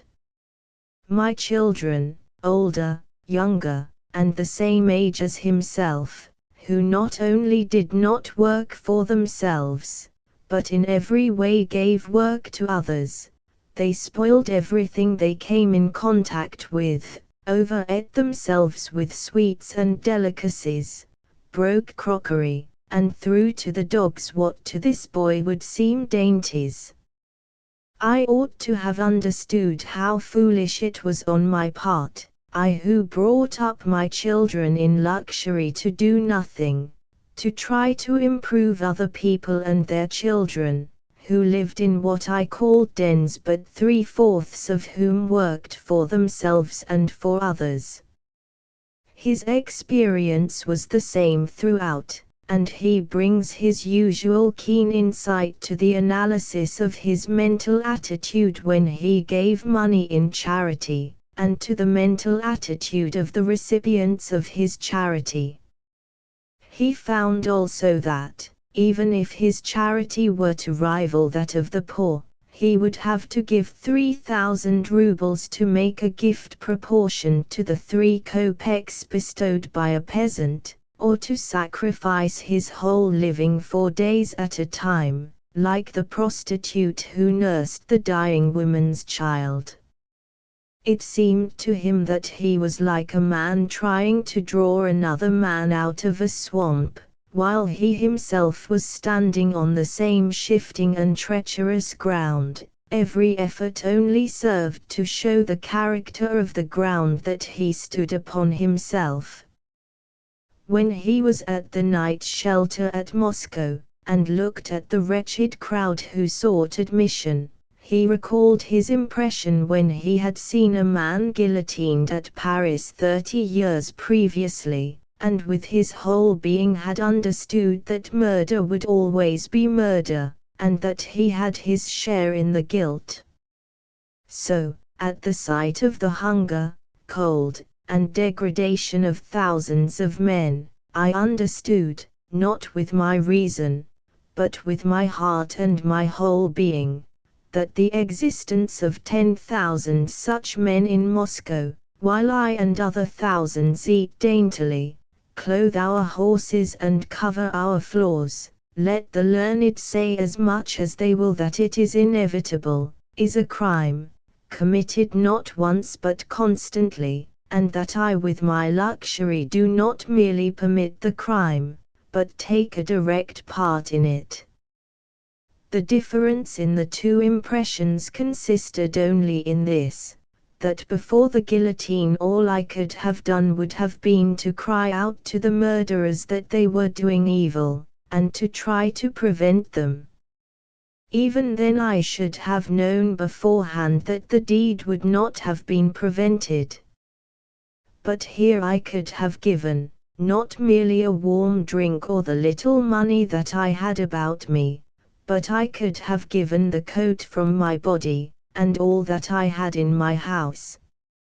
I did not do so, and therefore I felt, and still feel, and shall never cease to feel, that I am a partaker in that never-ceasing crime. So long as I have superfluous food and another has none, so long as I have 2 coats and another has none. My Religion, the best known of Tolstoy's social works, contains, not, indeed, the latest or the final statement, for Tolstoy is not a man to stand still, the clearest, most vigorous and complete statement of his beliefs. He here frankly admits that he has arrived by the road of his own experience at convictions similar to those of Jesus as expressed in the Sermon on the Mount. That he has nothing to say in favor of the Christianity of today, which approves of society as it now is, with its prison cells, its factories, its houses of infamy, its parliaments, one need scarcely point out. He has nothing but contempt for faith, which he regards as merely a kind of lunacy. But reason, which illuminates our life and impels us to modify our actions, is not an illusion, and its authority can never be denied. Jesus taught men to do nothing contrary to reason. It is unreasonable to go out to kill Turks or Germans. It is unreasonable to make use of the labors of others that you and yours may be clothed in the height of fashion and maintain that source of ennui, a drawing room. It is unreasonable to take people, already corrupted by idleness and depravity, and devote them to further idleness and depravity within prison walls. All this is unreasonable, and yet it is the life of the European world. The doctrine of Jesus is hard, men say. But how much harder, exclaims Tolstoy, is the doctrine of the world. In my own life, he says, an exceptionally happy one, from a worldly point of view, I can reckon up as much suffering caused by following the doctrine of the world as many a martyr has endured for the doctrine of Jesus. All the most painful moments of my life, the orgies and duels in which I took part as a student, the wars in which I have participated, the diseases that I have endured, and the abnormal and unsupportable conditions under which I now live, all these are only so much martyrdom exacted by fidelity to the doctrine of the world. And what of those less happily situated? 30 millions of men have perished in wars, fought in behalf of the doctrine of the world. Thousands of millions of beings have perished, crushed by a social system organized on the principle of the doctrine of the world. You will find, perhaps to your surprise, that 9/10 of all human suffering endured by men is useless, and ought not to exist, that, in fact, the majority of men are martyrs to the doctrine of the world. Tolstoy sums up his own doctrine under a very few heads: resist not evil, judge not, be not angry, love one woman. His creed is entirely covered by these 4 points. My religion is chiefly occupied by the exposition of what they mean, and in his hands they mean much. They mean nothing less than the abolition of the state and the country. He is as uncompromising as Ibsen in dealing with the state. It is a humbug, this state, he remarked to Mr. Stead. What you call a government is mere phantasmagoria. What is a state? Men I know, peasants and villages, these I see, but governments, nations, states, what are these but fine names invented to conceal the plundering of honest men by dishonest officials? Law, tribunals, prisons, become impossible with the disappearance of the state, and with the disappearance of the country, and of that gross imposture called patriotism there can be no more war. In place of these great and venerable pillars of civilization, what? The first condition of happiness, he tells us, is that the link between man and nature shall not be broken, that he may enjoy the sky above him, and the pure air and the life of the fields. This involves the nationalization of the land, or rather, to avoid centralizing tendencies, its communalization. I quite agree with George. He remarked that the landlords may be fairly expropriated without compensation, as a matter of principle. But as a question of expediency, I think compensation might facilitate the necessary change.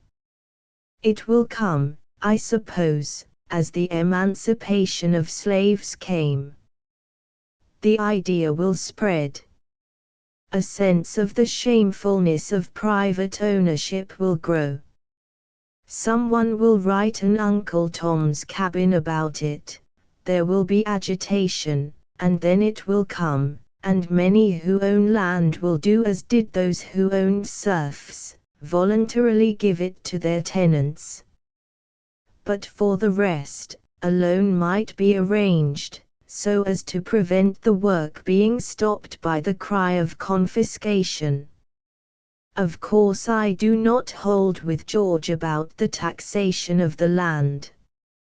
If you could get angels from heaven to administer the taxes from the land, you might do justice and prevent mischief. I am against all taxation. The second condition of happiness is labor, the intellectual labor that one loves because one has chosen it freely, and the physical labor that is sweet because it produces the muscular joy of work, a good appetite, and tranquil sleep. The third condition of happiness is love. Every healthy man and woman should have sexual relationships, and Tolstoy makes no distinction between those that are called by the name of marriage and those that are not so called. In either case, however, he would demand that they shall be permanent. The fourth condition is unrestrained fellowship with men and women generally, without distinction of class. The fifth is health, though this seems largely the result of obedience to the others. These are the 5 points of Tolstoy's charter. They seem simple enough, but he is careful to point out that most of them are closed to the rich. The rich man is hedged in by conventions, and cannot live a simple and natural life. A peasant can associate on equal terms with millions of his fellows. The circle of equal association becomes narrower and narrower the higher the social rank, until we come to kings and emperors, who have scarcely one person with whom they may live on equal terms. Is not the whole system like a great prison, where each inmate is restricted to association with a few fellow convicts? The rich may, indeed, work, but even then their work usually consists in official and administrative duties, or the observance of arduous social conventions which are odious to them. I say odious, for I never yet met with a person of this class who was contented with his work, or took as much satisfaction in it as the man who shovels the snow from his doorstep. From this standpoint, Tolstoy has never since greatly varied. Such as he is now, he is known throughout the civilized world.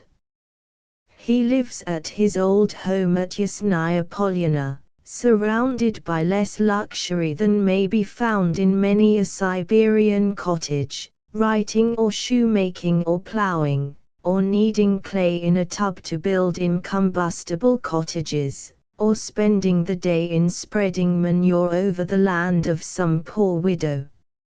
Such we see him in his portraits, in the coarse blouse and the leather belt that he has always worn, with the massive, earnest, suffering, baffled face, as of a blind but unconquered Samson. 3. With Tolstoy the artist we have here little concern. Yet from the first he has been an artist, and in spite of himself he is an artist to the last. We cannot pass by his art. One realizes this curiously in reading What Then Must We Do?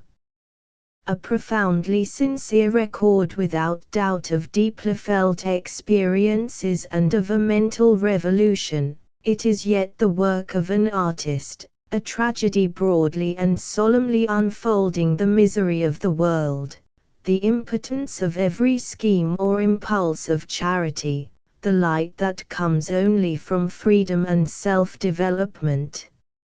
Let us read, again, that little popular tract, Does a Man Need Much Land? Brimming over with meaning, about the man who gained permission to possess as much land as he could walk round from sunrise to sunset. Can he get so much into the circuit, not omitting this fine stretch of land, and this other? His constantly growing desires, his efforts, are told in brief, stern phrase, his feverish and failing strain to reach the goal, that at sunset is reached, and the man drops down dead. Then the curt and unaccentuated conclusion, Pakhum's man took the hoe, dug a grave for him, made it just long enough from head and foot, 3 arshins, and buried him. All the tragedy of the 19th century is pressed together into those half-dozen pages by the strong, relentless hand of the great artist who deigns to point no moral. From the early and delicious sketch of the frail musician, Albert, down to the somber and awful death of Ivan Ilyich Tolstoy has produced an immense body of work that must be considered, above all, as art. One reads this body of work with ever-growing delight and satisfaction. Gogol was a finer artist than Dickens, but there are too many suggestions about him of Dickens and the English novelists. Tognef, a very great artist, how great, those little prose poems, Senilia would alone suffice to show, an artist who thrilled to every touch, suffered from the excess of his sensitiveness, and perhaps also from an undue absorption in the Western world. In Dostoevsky there is nothing of the West, he is intimately and intensely personal, with an even morbid research of all the fibers of organic misery in human nature. In all his work we seem to hear the groans of the prison house, the house of the dead in Siberia. When we have read the wonderful book in which he has recorded the life of his years there, we know the source of all his inspiration.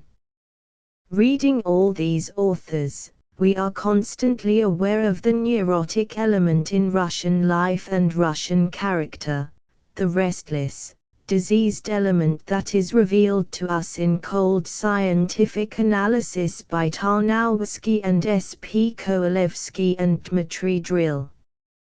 It is not so when we turn to Tolstoy. In him we find not merely the insight and the realistic observation, but a breadth and sanity and wholeness that the others mostly fail to give us.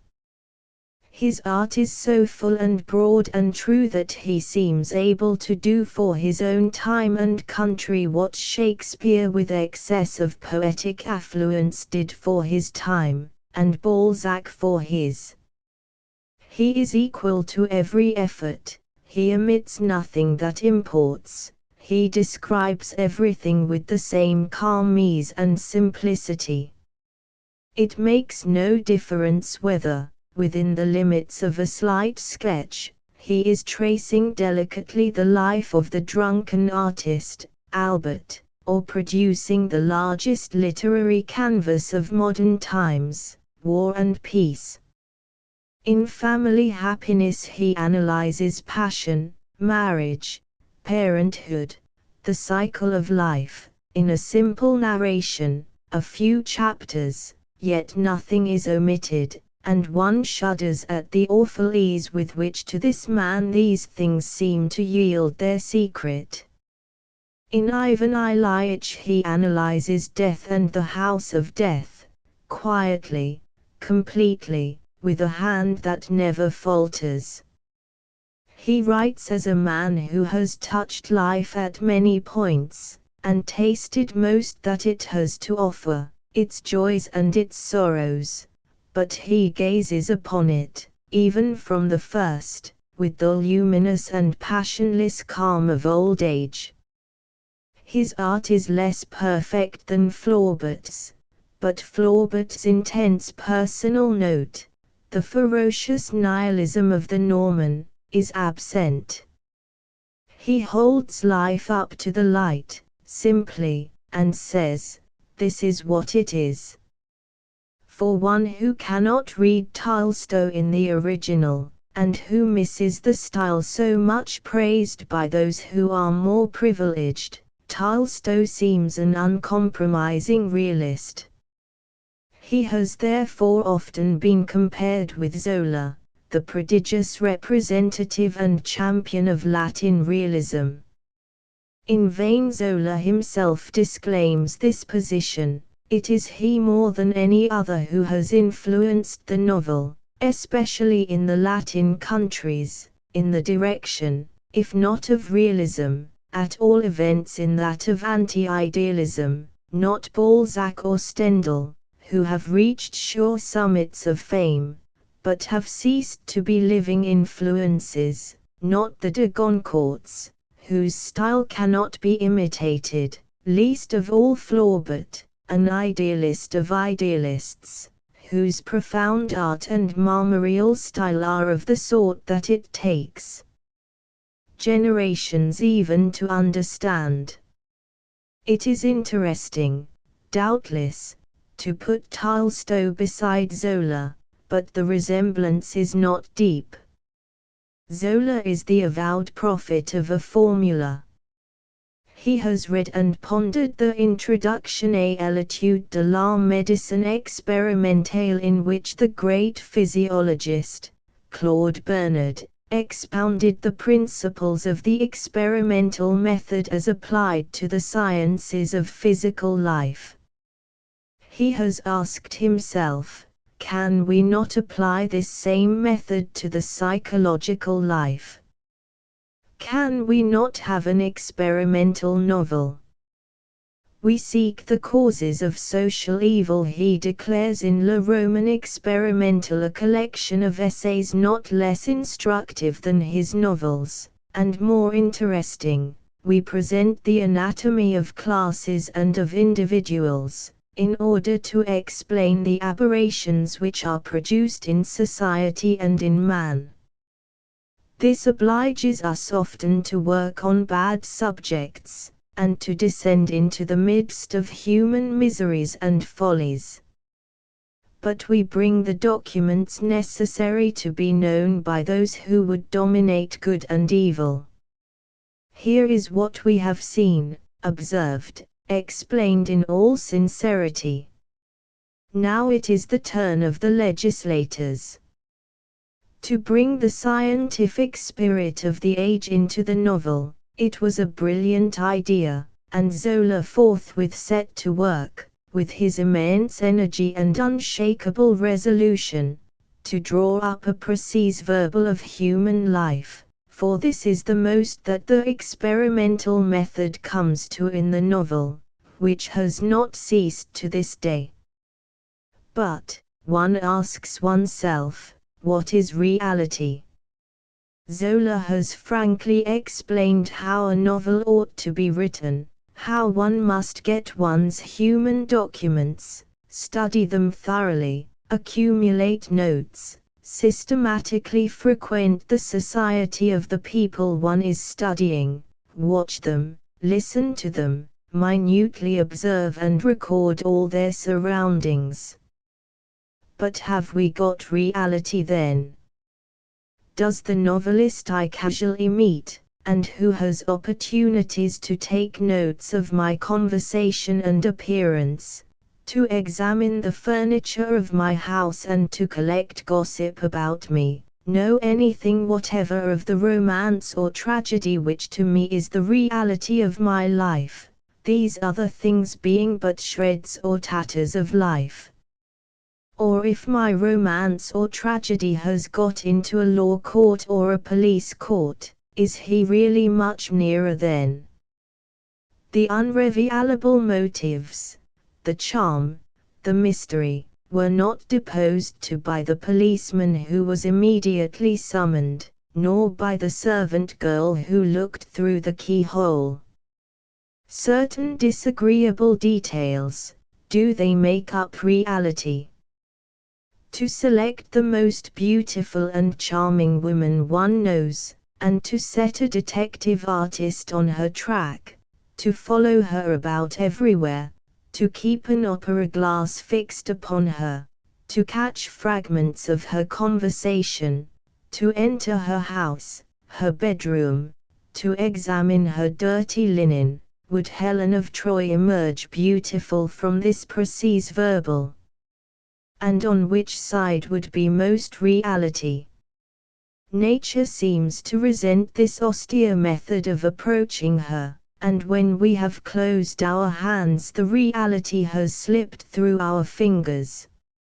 A great artist, a Shakespeare or a Goethe, is not afraid of any fact, however repulsive it may seem, so long as it is significant.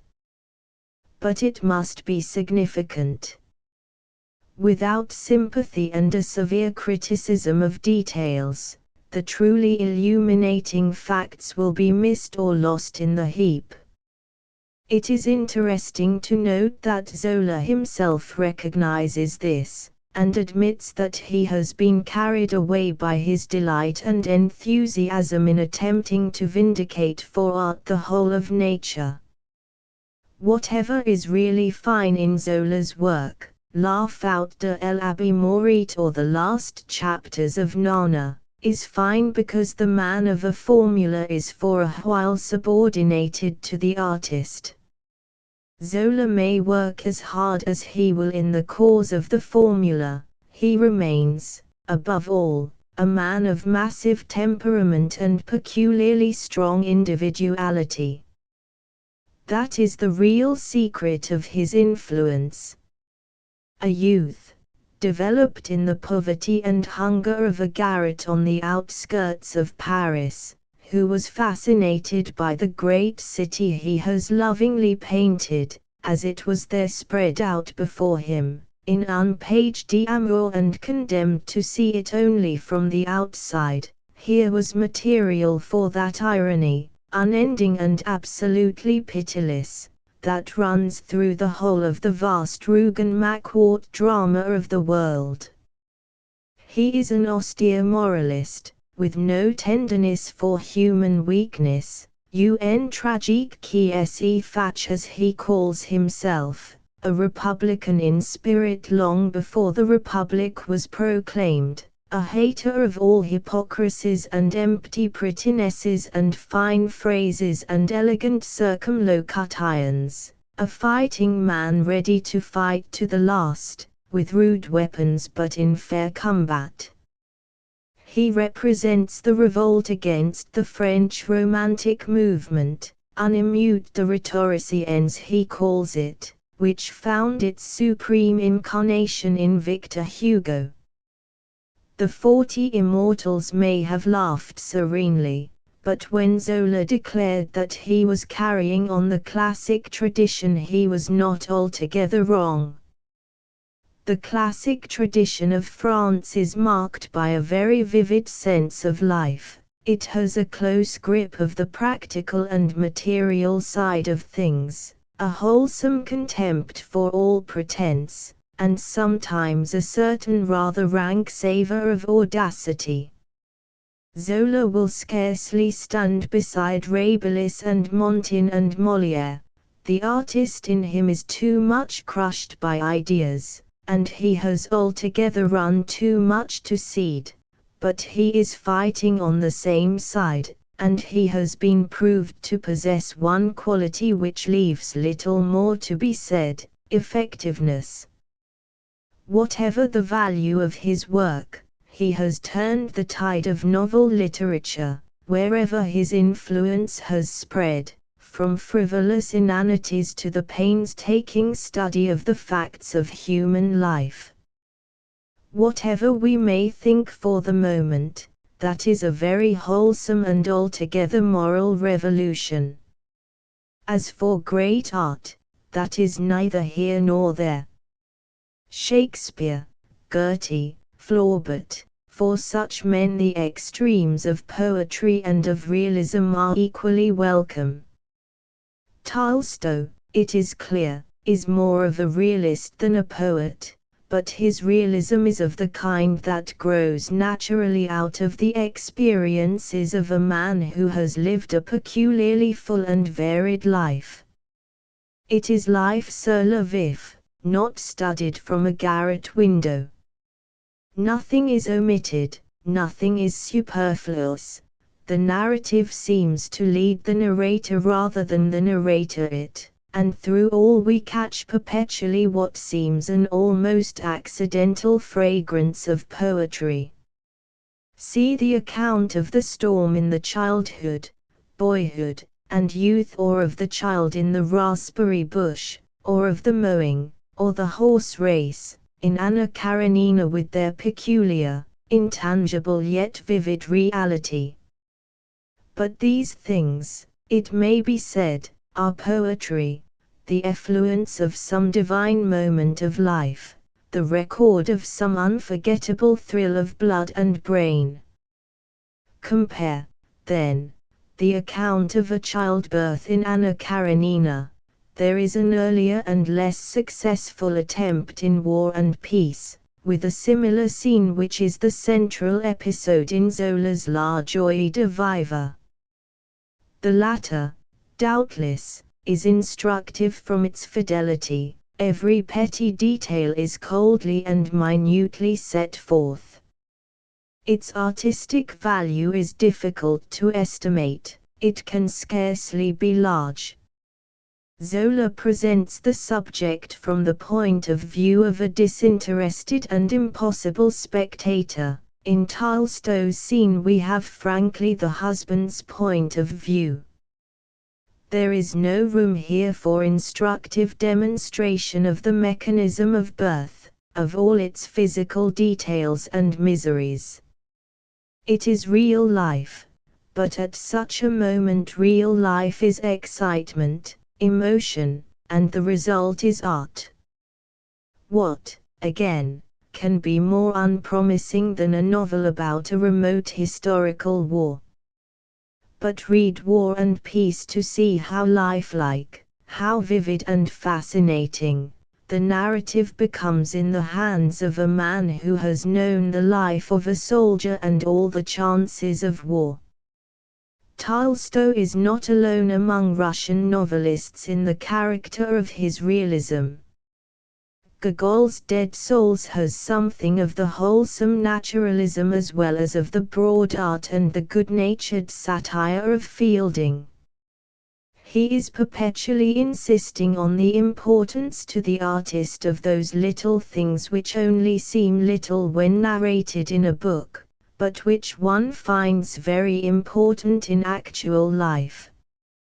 In his letters on dead souls, Gogol wrote, "Those who have dissected my literary faculties have not discovered the essential feature of my nature.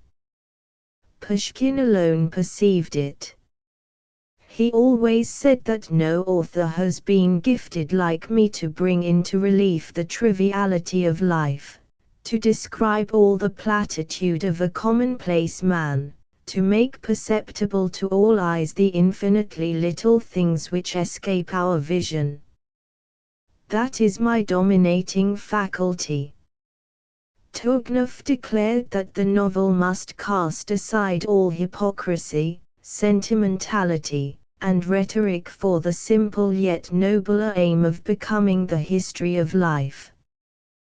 Dostoevsky, that tender-hearted student of the perversities of the human heart, so faithful in his studies that he sometimes seems to forget how great an artist he is, justifies himself thus: "What is the good of prescribing to art the roads that it must follow? To do so is to doubt art, which develops normally, according to the laws of nature, and must be exclusively occupied in responding to human needs.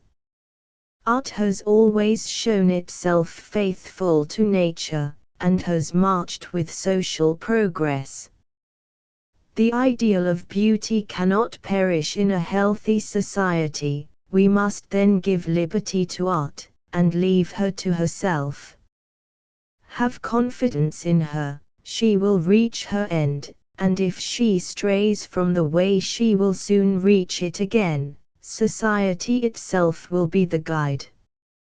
No single artist, not Shakespeare himself, can prescribe to art her roads and aims." Tolstoy but followed in the same path when, in one of the earliest of his books, the Sebastopol sketches, he wrote, "The hero of my tale, whom I love with all the strength of my soul, whom I have tried to set forth in all his beauty, and who has always been, is, and always will be, most beautiful, is truth." It is, after all, impossible to disentangle Tolstoy's art from the man himself and the ideas and aspirations that have stirred him. When we consider his history and development, we are sometimes reminded of our own William Morris. They are both men of massive and sanguine temperament, of restless energy, groping their way through life with a vague sense of dissatisfaction, both pure artists through the greater part of their career, and both artists still, when late in life, and under the influence of rather sectarian ideas. They think that they have at length grasped the pillars of the heathen temple of society in which they have so long been groping, and are ready to wreak on it the pent-up unrest of their lives. But they go to work in not quite the same way.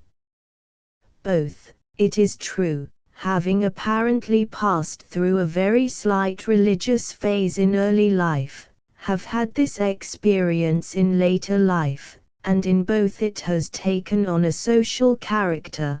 Both, also, have sought their inspiration, not so much in a possible future deduced from the present, as in the past experiences of the race.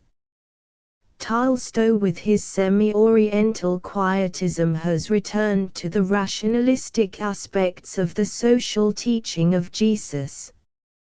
Morris, who regards Iceland rather than Judea as the holy land of the race, looks to Scandinavian antiquity for light on the problems of today. It is on the robust Scandinavian spirit of independence and comfortable well-to-do intolerance of all oppression and domination that Morris relies for the redemption of his own time and people. So far from identifying art, as Tolstoy is inclined to do, with the evil and luxury of the world, Morris finds in art a chief hope for the world. It is not, therefore, surprising that his art has suffered little from the fervor of his convictions, while his varied artistic activities have given him a wholesome grip on life. His new beliefs, on the other hand, have given new meaning to his art. His mastery of prose has only been acquired under the stress of his convictions. It is prose of massive simplicity, a morning freshness, unconscious and effortless. There is about it something of the peculiar charm of the finest Norman architecture. The Dream of John Ball, a strong unpretentious piece of work, penetrated at every point by profound social convictions, yet with the artist's touch throughout, may be read with a delight which the complex and artificial prose we are accustomed to cannot give. England, it is said, is predominantly a Scandinavian country. Morris is significant because he gives expression in an extreme form to the racial instincts of his own people, just as Tolstoy expresses in equally extreme form the deepest instincts of his Slavonic race.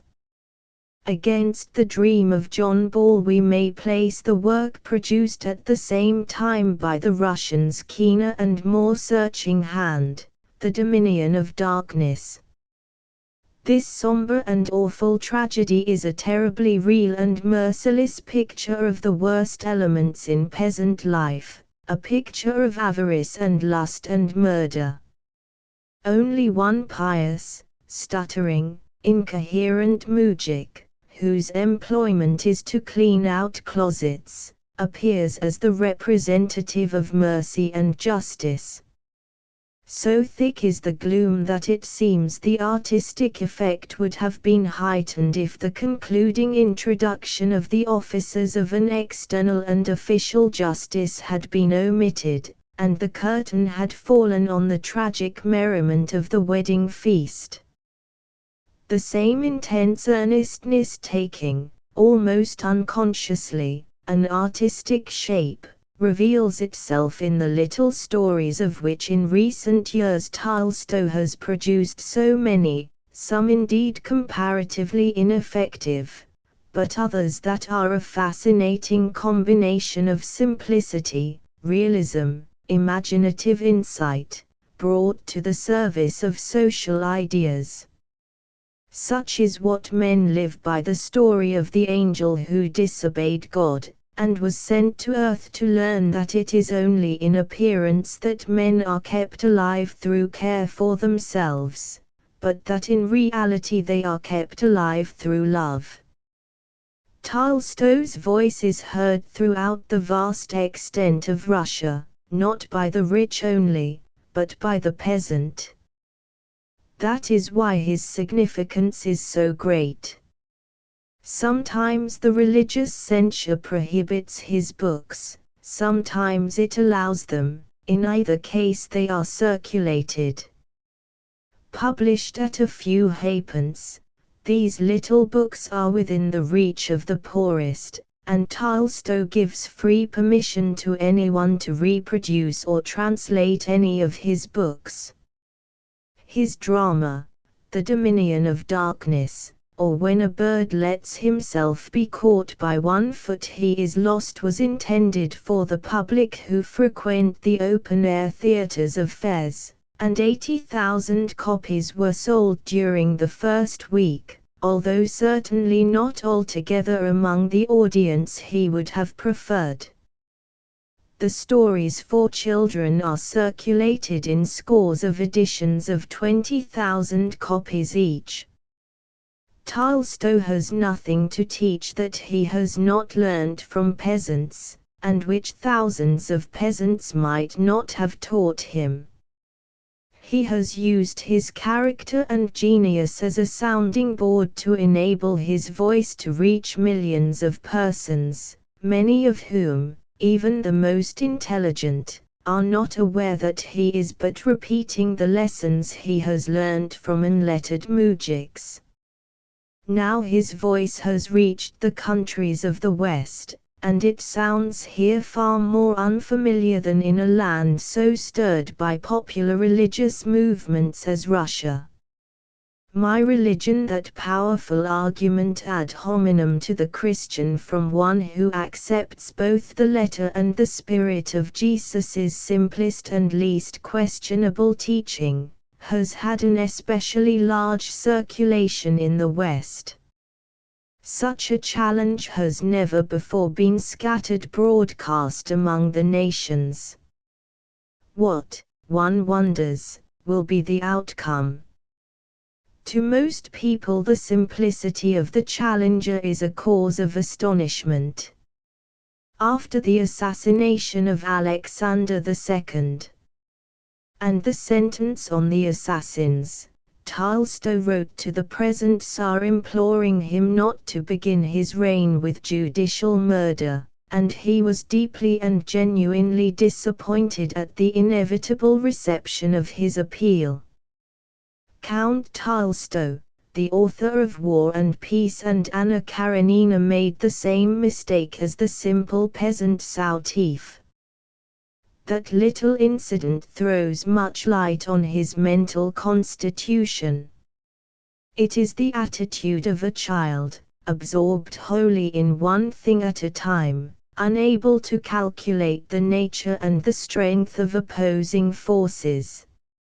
It is the same fact of mental structure which leads the world-renowned novelist to delight to learn from children, to be mortified when they do not like his stories, and to experience one of the greatest excitements of life when he thinks he detects the dawn of genius in a child of 10.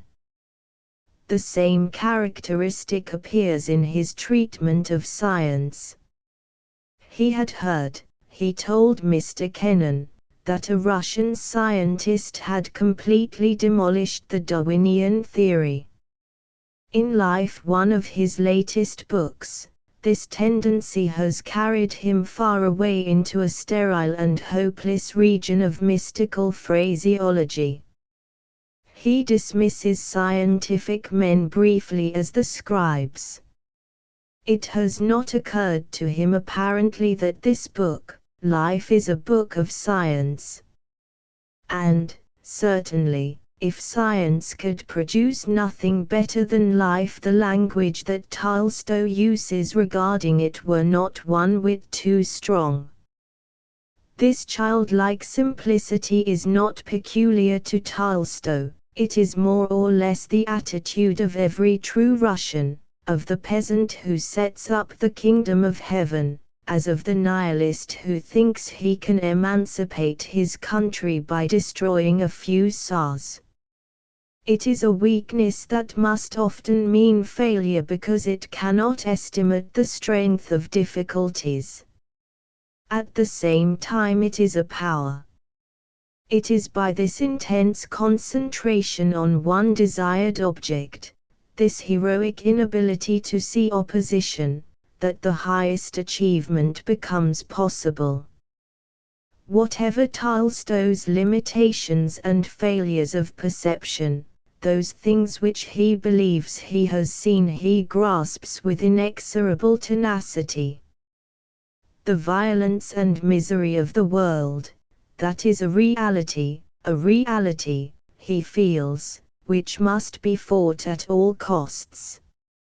Mr. Kennan tells how he pressed home on Tolstoy the cases of extreme brutality and oppression that he had known practiced on political prisoners in Siberia, and how, though Tolstoy's eyes filled with tears as he imagined the horrors described, he still pointed out in detail how, by opposing violence to violence in the cases cited, the misery of the world would be increased. At the time when you interposed, there was only one center of evil and suffering. By your violent interference you have created half a dozen such centers. It does not seem to me, Mr. Kennan, that that is the way to bring about the reign of peace and goodwill on earth. 12. Tolstoy possesses that social imagination which, though growing among us, is still so rare. If at the dinner where cheerful guests prolong their enjoyment, there were placed behind each chair a starved, ragged figure, with haggard and haunting face, would not the meal be broken up as speedily as if every guest had found the sword of Dionysius hanging by a thread above his head? Yet it is only a lack of imagination which prevents us from seeing through the few layers of bricks that screen us off from these realities. For him who has seen it, there is little rest, so long as I have superfluous food and another has none, so long as I have 2 coats and another has none. With tears in his voice, and in words whose intense reality pierces through the translation, though this, we are told, cannot reproduce the graphic vividness of the original, Tolstoy speaks to us through his life and his work as he once spoke to the interviewer who came to him.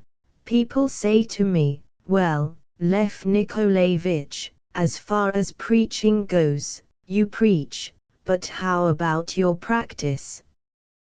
The question is a perfectly natural one. It is always put to me, and it always shuts my mouth. You preach, it is said, but how do you live?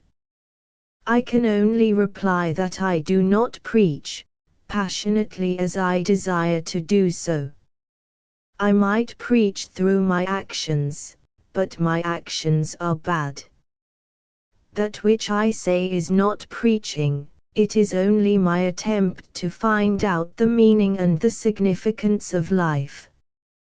People often say to me, if you think that there is no reasonable life outside the teachings of Christ, and if you love a reasonable life, why do you not fulfill the Christian precepts?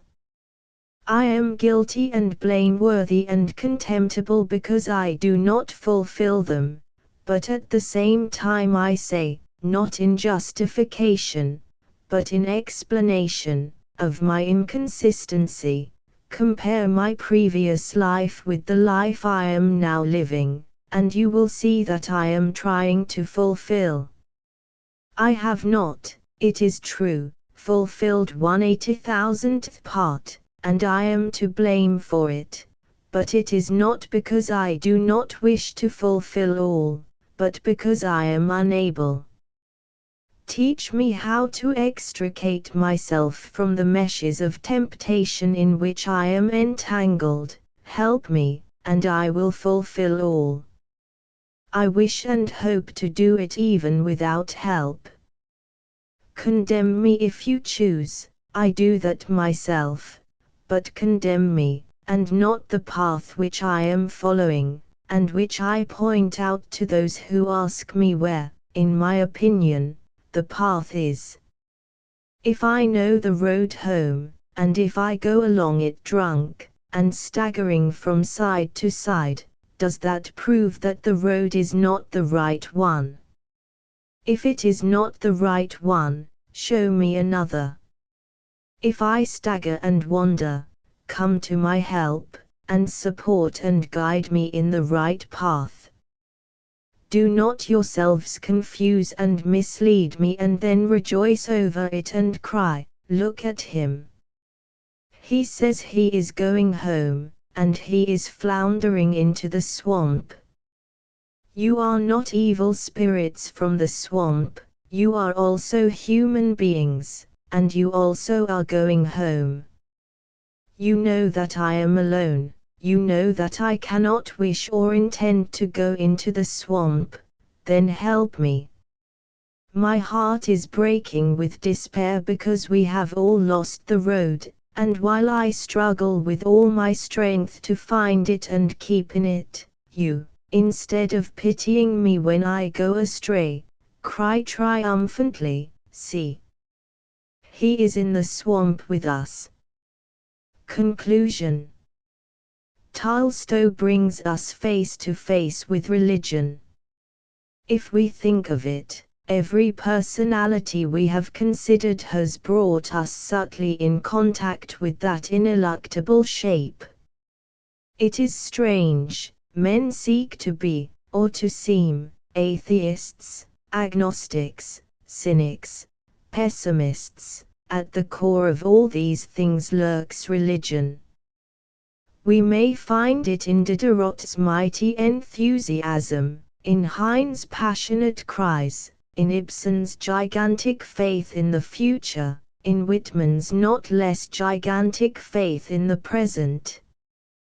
We see the same in the music dramas of Wagner, in Zola's pathetic belief in a formula, in Morris's worship of an ideal past, in the aspirations of every socialist who looks for the return of those barbarous times in which all men equally were fed and clothed and housed. The men who have most finely felt the pulse of the world, and have, in their turn, most effectively stirred its pulse, are religious men. One is forced to ask oneself at last, how can I make clear to myself this vast and many-shaped religious element of life? It will not let me pass it by.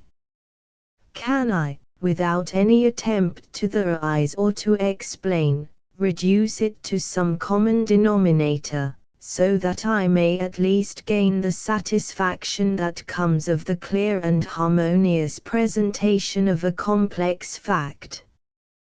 When we have settled the question of the evolution of religion, another more fundamental question may still be asked: what is the nature of the impulse that underlies, and manifests itself in, that sun worship, nature worship, fetish worship, ghost worship, to which, with occasional appeal to the vast reservoir of sexual and filial love, we may succeed in reducing religious phenomena?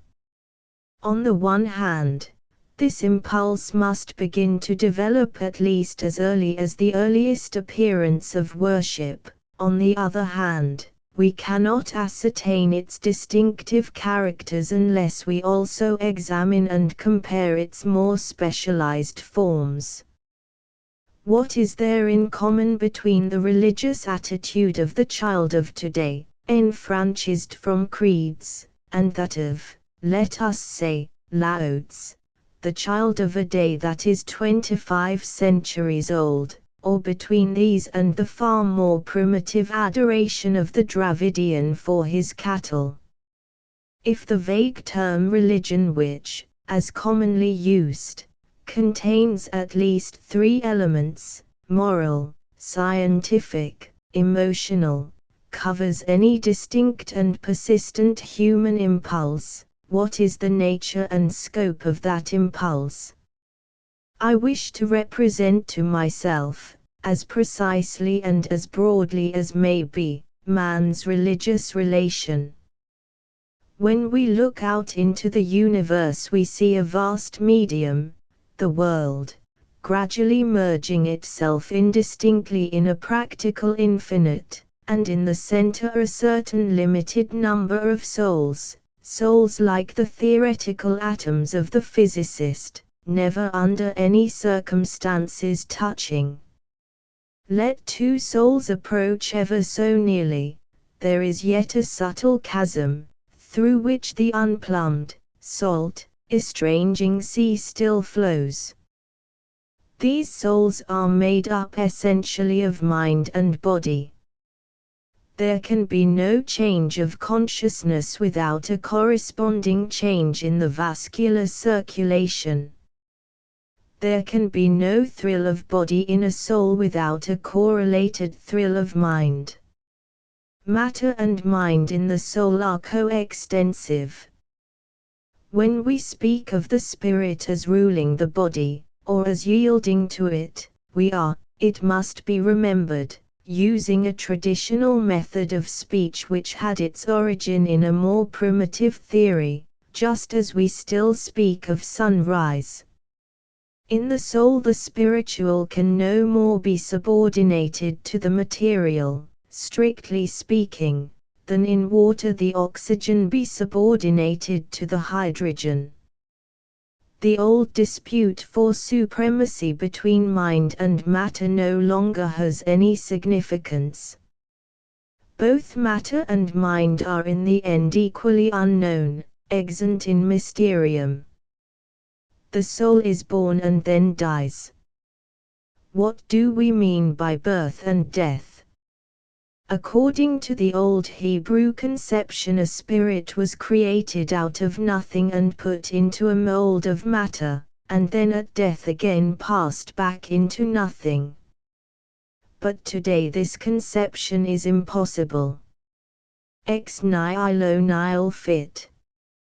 It is clear that both the elements that make up the soul must be, under some form, equally eternal. By a marvelous cosmic incident, our little planet has broken forth into a strange and beautiful efflorescence. We rise from the world, whom we are, on this variegated jet of organic life, to fall back again to our true life, by whatever unknown ways and under whatever change of form, conscious, it may be, but, as before birth, no longer with any self to be conscious of, no longer organic. Now souls, although they always remain isolated, are acted upon by the world and by other souls, and when so acted upon they yield an emotional response. And for the present purpose these actions may be divided into two classes, corresponding to the two classes of sympathetic nerve fibers, vasoconstrictor and vasodilator, which control the vascular system, the rougher daily contacts of life, which contract though they strengthen the soul with their legacy of strong desires and griefs, and the incomparably rarer contacts at which the soul for a while and in varying degrees expands with a glad sense of freedom. As every bodily change in the compacted soul is correlated with a mental change, these responses may be spoken of indifferently in mental or material terms. We know that they are on the bodily side vasomotorial, that a thrill of joy is accompanied by a change in arterial tension, and we can therefore use this expression of the part as the symbol of the whole. It is this enlarged diastole of the soul that we call religion. The whole theory of the universe is directed unerringly to one single individual, namely, to you. From the religious standpoint, this is essentially true. The soul is situated at the center of the world, exposed to a practically infinite number of appeals, to which it is capable of yielding a practically infinite number of responses or initiations. Every moment a stream of influences is striking against the soul and producing a multitudinous stream of responses, new stops growing, as it were, beneath the player's touch. We know that for the most part the harsh and jarring discords predominate, that a soul that answers to the world's touch with a music that is ever large and harmonious, is so rare that we call it by some divine ideal word. Yet the field of the soul's liberation is a large one, whether we look at it on the physical or on the mental side. The simplest functions of physiological life may be its ministers. Everyone who is at all acquainted with the Persian mystics knows how wine may be regarded as an instrument of religion. Indeed, in all countries and in all ages, some form of physical enlargement, singing, dancing, drinking, sexual excitement, has been intimately associated with worship. Even the momentary expansion of the soul in laughter is, to however slight an extent, a religious exercise. I do not fear to make this assertion. The expansions of the soul differ indefinitely in volume and quality. If this is but a low rung of the ladder along which pass the angels of our gladness, at the other end is that vision of divine self-sacrifice, so marked in the more highly developed religions, which has sustained through sorrow and defeat some of the world's loftiest spirits. They differ, as much as we will, in degree, but between them what hint by which to draw a line? Whenever an impulse from the world strikes against the organism, and the resultant is not discomfort or pain, not even the muscular contraction of strenuous manhood, but a joyous expansion or aspiration of the whole soul, there is religion. It is the infinite for which we hunger, and we ride gladly on every little wave that promises to bear us towards it. 13. When we try to classify the chief of these affections of the soul according to the impulses that arouse them, we find that they may be conveniently divided into 4 classes. 1. Those caused by the liberation of impulses stored up in the soul. 2. Those caused by impulses from other souls. 3.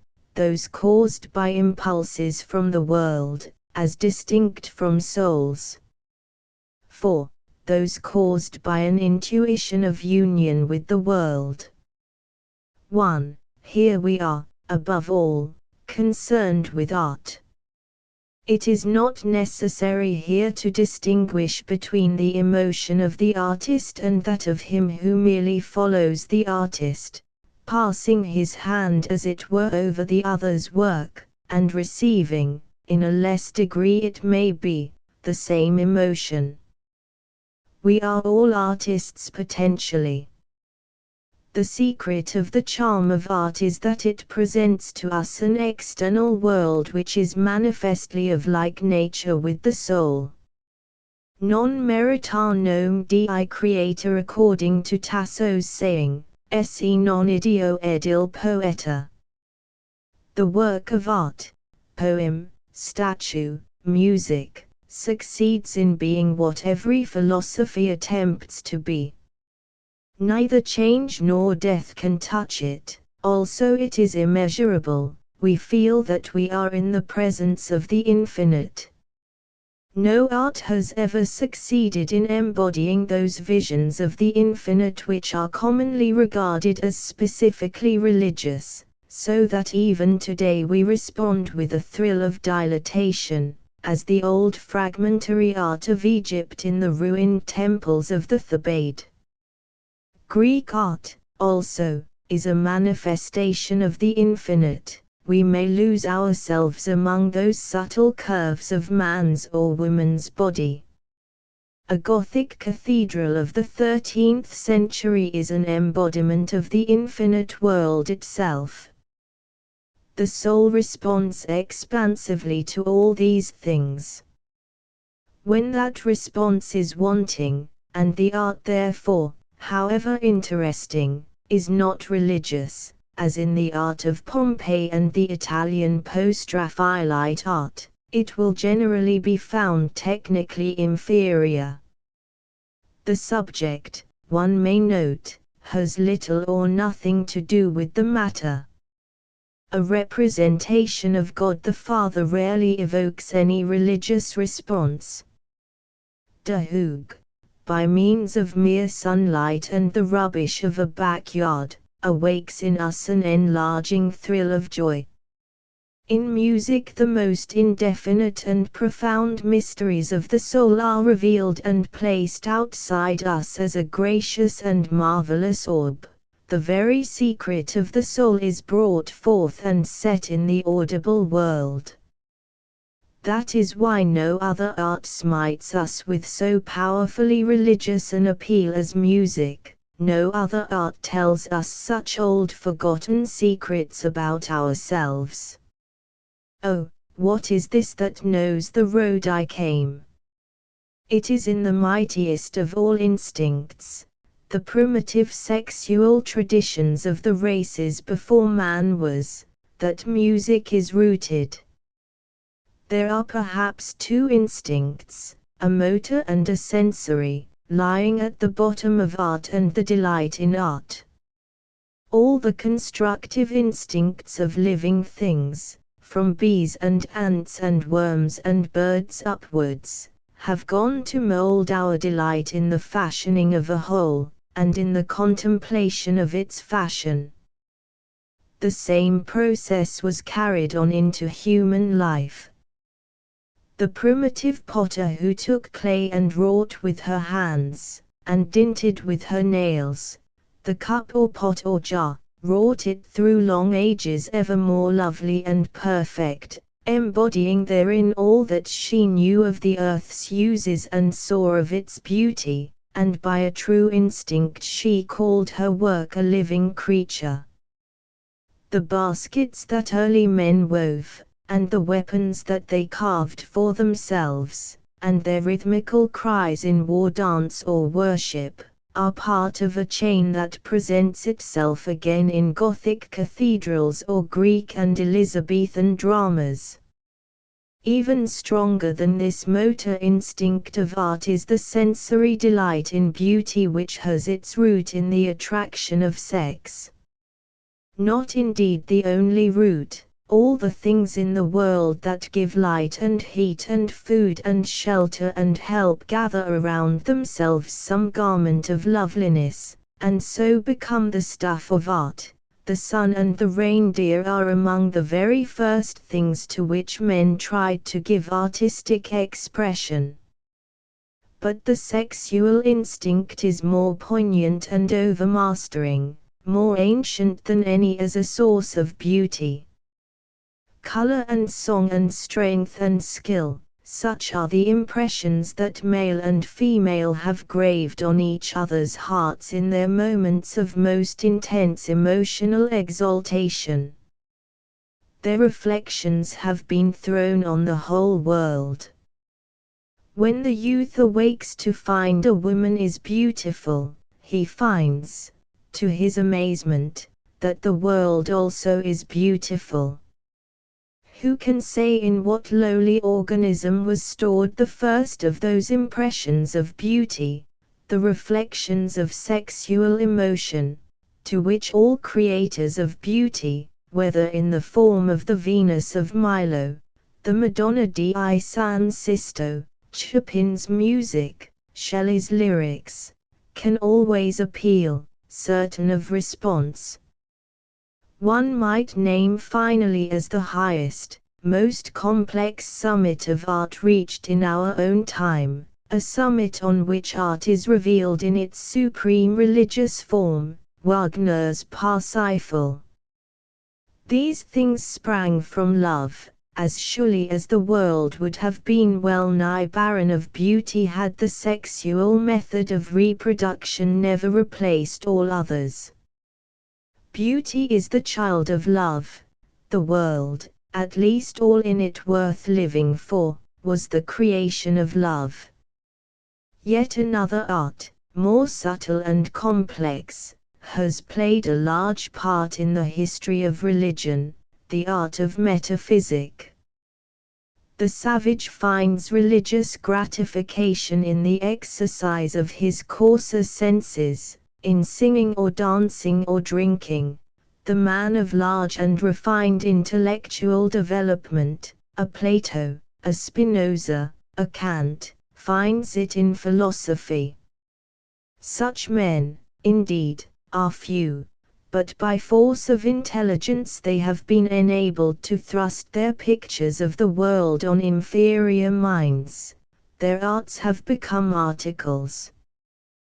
But every man who has reached the stage of development in which he can truly experience the joy of the philosophic emotion will construct his own philosophy.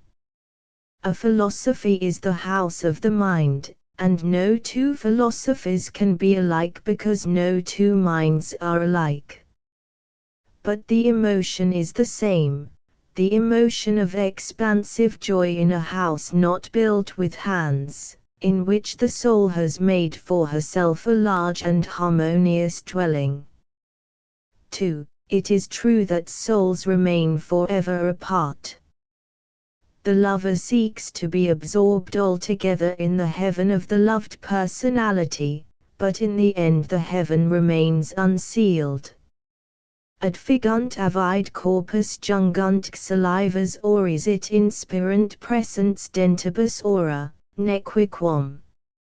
And yet a large or lovely personality is not the less an outlook towards the infinite.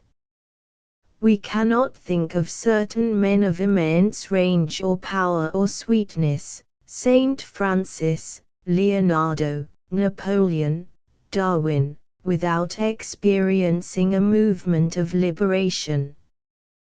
To pronounce the names of such men is of the nature of an act of worship. I cannot for a moment think of Shakespeare without a thrill of exultation at such gracious plenitude of power. No person, probably, ever made so ardent a personal appeal to men as Jesus. He discovered a whole new world of emotional life, a new expansion of joy, a kingdom in which slave and harlot took precedence of priest and king. To the men for whom that new emotional world was fresh and living, torture and shame and death counted as nothing beside so large a possession of inward gladness. The weakest and lowest became heroes and saints in the effort to guard a pearl of so great price.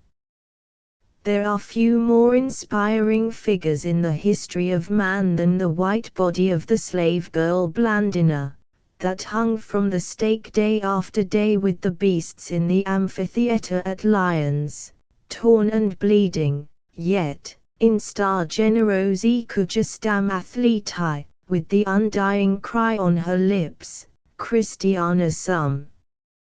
It is open to everyone to give liberating impulses to his fellows.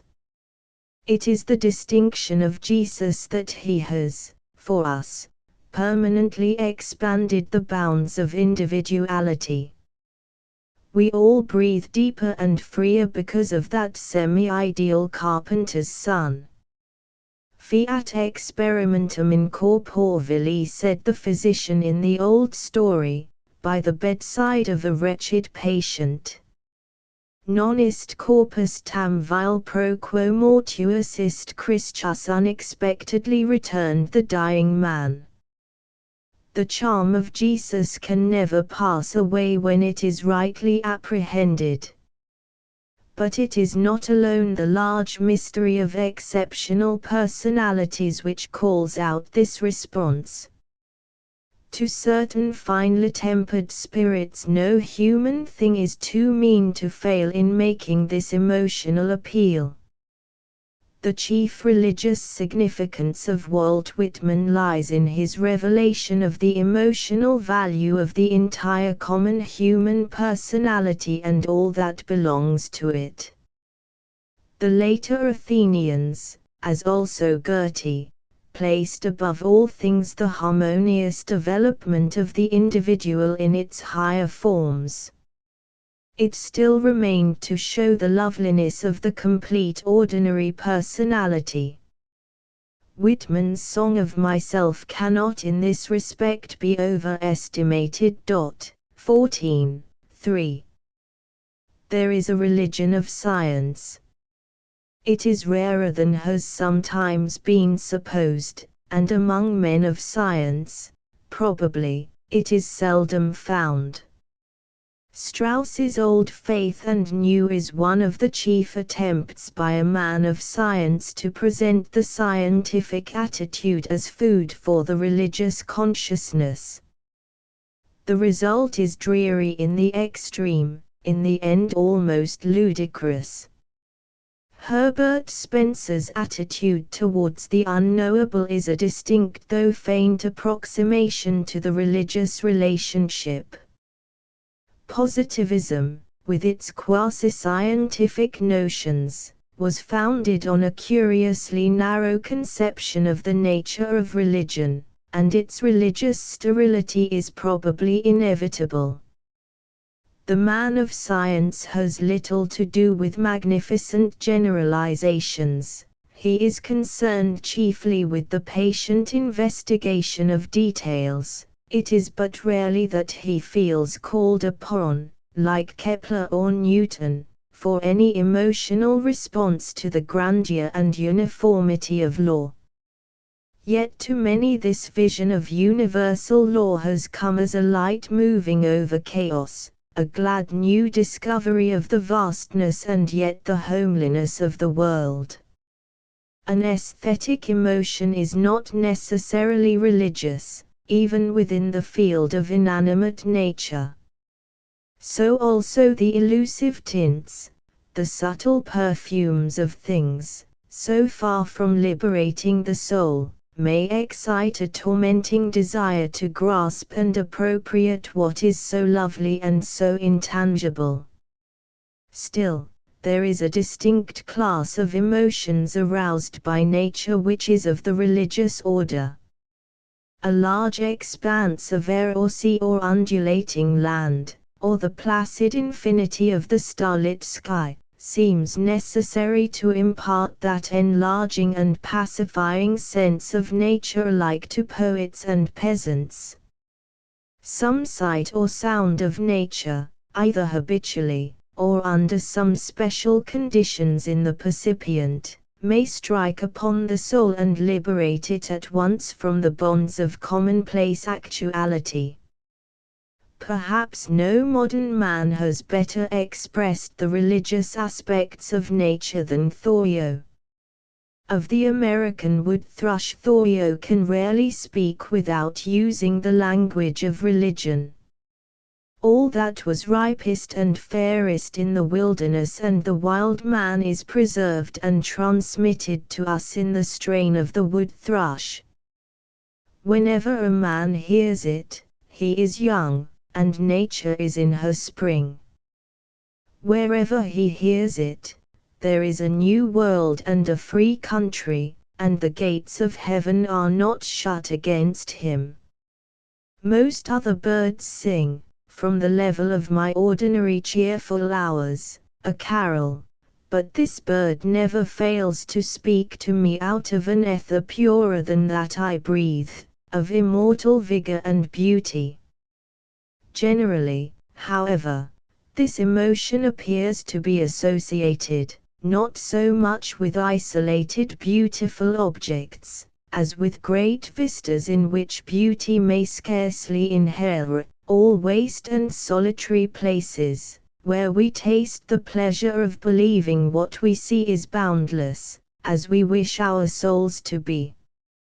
It is indeed myself that I unconsciously project into the large and silent world around me. The exhilaration I feel is a glad sense of the vast new bounds of my nature.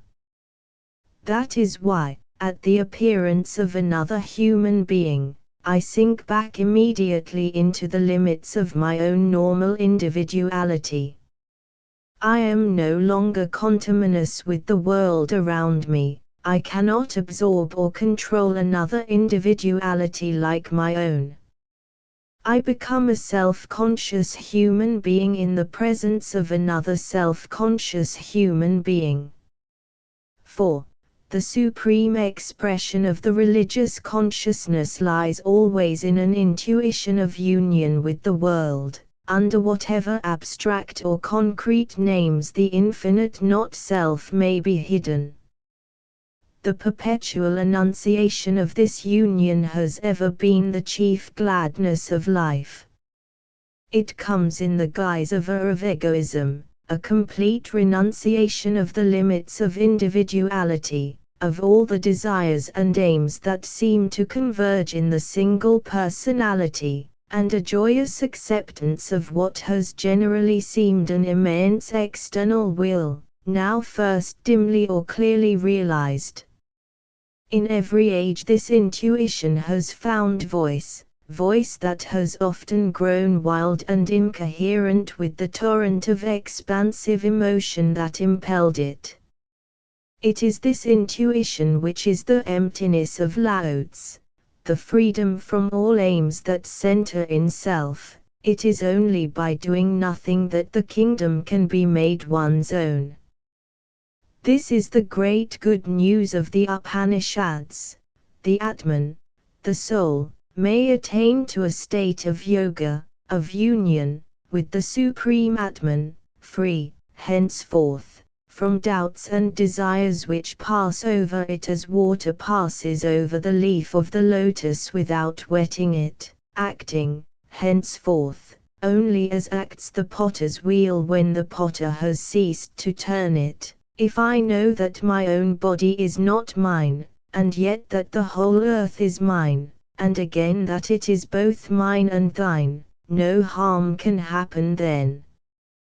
The Buddhist's nirvana, whether interpreted as a state to be attained before or after death, has the same charm. It opens up the kingdom of the universe to man, it offers to the finite a home in the infinite. This is the great assertion of Christ, I and my Father are one, and whenever Christianity has reached its highest expression, from Paul's day to our own, it has but sung over again the old refrain of joy at the new birth into eternal life, the union, as it is said, of the soul through Christ with God, a tender Father, a great sustaining power on which the soul may rest and be at peace, e la sua volonté di nostra pace. And that again is but in another form the Sufism of Jalaluddin, the mystic union of the human bridegroom with the divine bride. Even the austere imperial Stoic becomes lyrical as this intuition comes to him. Everything is harmonious with me which is harmonious to thee, O universe. As far back as we can trace, the men of all races, each in his own way and with his own symbols, have raised this shout of exultation. There is no larger freedom for man. It seemed well to name at least the chief implications contained in a broadly generalized statement of man's religious relation to the universe. It is important to remember that they are but an individual mode of representation. I can only say that I am conscious of myself in varying attitudes or relations. The terms of those relationships, stated with however much probability, will ever remain matter for dispute. Moreover, various attitudes reveal various metaphysical implications. The scientific attitude, for example, has a series of implications of its own. In its solvents all things are analyzed and atomized. The soul of our religious world, the vast pulsating center, at the bottom of which, according to the profound saying of the old mystic, lies that unutterable sigh which we call God, is resolved into a momentary focus of ever-shifting rays of force. It is but an incident in a huge evolution of shifting forces which we may, if we like, personify as nature, but which, nonetheless, we cannot conceive as a whole. The scientific attitude has its own implications, and their far-reaching significance, their immense value for the individual and for the race, can scarcely be overrated. Again, the moral attitude is equally distinct. The criminal after a successful piece of villainy may feel a thrill of ecstasy. It is indeed well known that criminals in every country are the children of, more or less superstitious, religion. We may regard morality as grounded in the sense of personality, gradually extending by imagination and sympathy to every individual. Or we may regard it as springing, in a sense of adhesiveness, from the family and resulting relationships, and thence growing into a consciousness of the oneness of all human interests, the individuals finding themselves to be, according to that Stoic conception which has molded European laws and is still a leavening influence in European ethics, members one with another in the same natural body of humanity. In any case, as a moral being, the individual finds himself dependent on other individuals, and with a duty, therefore, laid upon him to live harmoniously with those individuals, there being no response forthcoming to the demands of his own nature unless he also responds to the demands of other natures. Religion, however, knows nothing of the scientific nature or of the ethical man. Its impulse is from within and of free grace. At the dawn of civilization, it is true, religion and morals are inextricably mingled. They only become disentangled by a gradual evolution.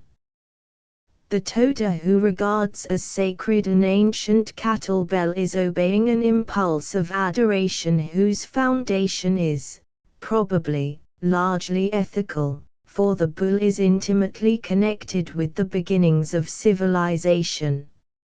A religious impulse will sometimes have an ethical element. Morals will sometimes find an ally in religion. But religion with its internal criterion and morals with its more external criterion remain essentially distinct, sometimes antagonistic. To reject religion, Thoreau said, is the first step towards moral excellence. That is but a puny religion that is based on morals. On the other hand, the morals that rests on religion will sooner or later collapse with it in a common ruin. That has been too often seen. Religions change, every man is free to have his own, or to have none. No man, scarcely even a Crusoe, is free to have no morals, and the ideal morality cannot widely vary for any two societies. Yet religion cannot live nobly without science or without morals. It is only by a strenuous devotion to science, by a perpetual reference to the moral structure of life, that religion, so made conscious of its nature and its limits, can be rendered healthful. None can usurp this height. But those to whom the miseries of the world are misery, and will not let them rest, so spake Monitor to Keats, among all English poets the purest artist. A man takes sides with religion, or with science, or with morals. Oftener he spends the brief moments of his existence in self-preservation, fighting now on one side, now on the other. But for a little while we are allowed to enter the house of life and to gather around its fire. Why pull each other's hair and pinch each other's arms like naughty children? Well would it be to warm ourselves at the fire together, to clasp hands, to gain all the joy that comes of comradeship, before we are called out, each of us, into the dark, alone. The other elements fall away from religion, leaving the emotional, deeper and more fundamental than either of the others, just as the brain itself is controlled by the sympathetic system which outlives it and holds in its hands the centers of life. That element underlay the crude imaginings of the primitive man who first created a spiritual world out of the stuff of his dreams and his primitive delight in the most marvelous object he saw, the sun, that as he truly divined is the source not only of light but of life, just as it underlies also our more complex imaginings today.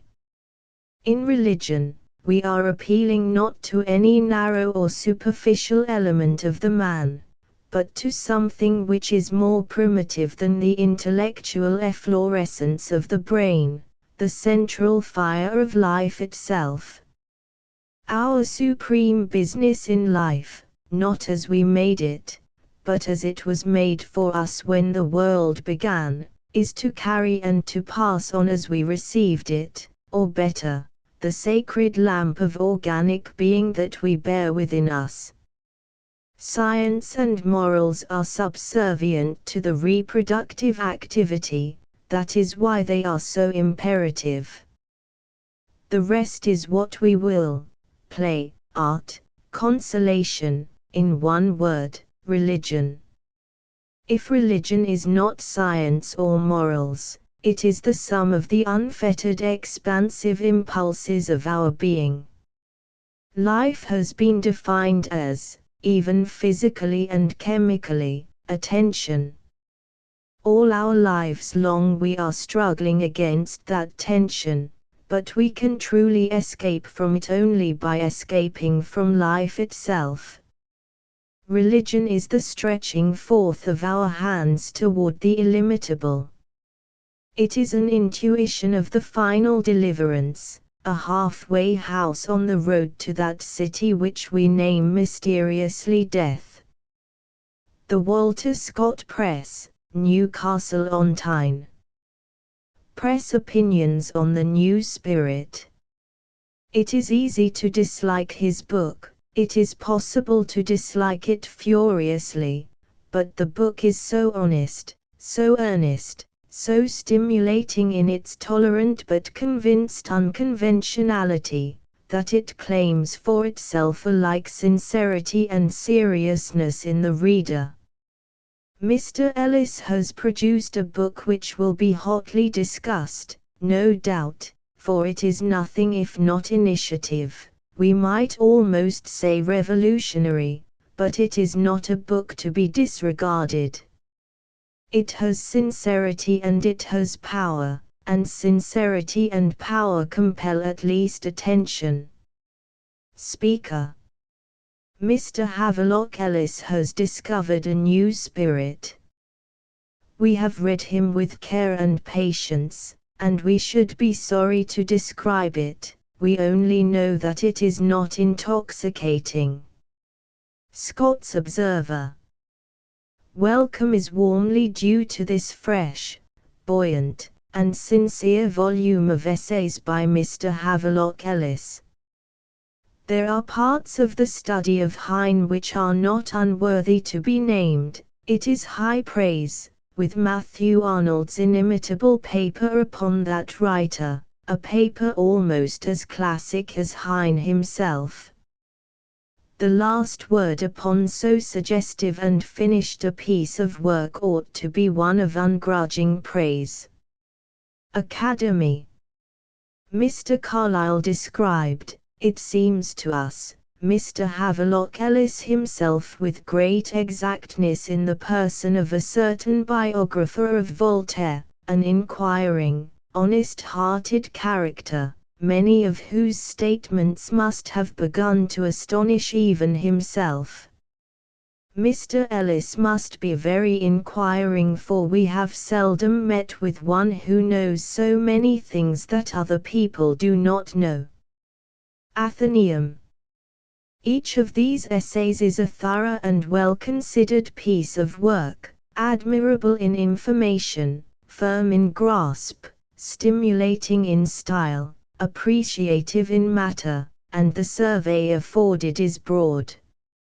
It is an altogether unusual work, both for its ambition and for its matter. It brings the reader near to some of the marked ideas of the time. Nation.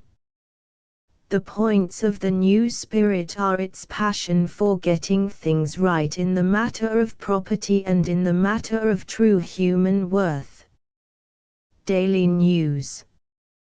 The only coherent constituent of the new spirit which this book professes to set forth, is a vehement hatred, amounting to a passion, against conventional unveracities, and a determination that they should be swept away. We cannot imagine anything of which it could be more necessary for human nature, so taught, by our Lord, to purge itself, than the new spirit of Havelock Ellis. Spectator.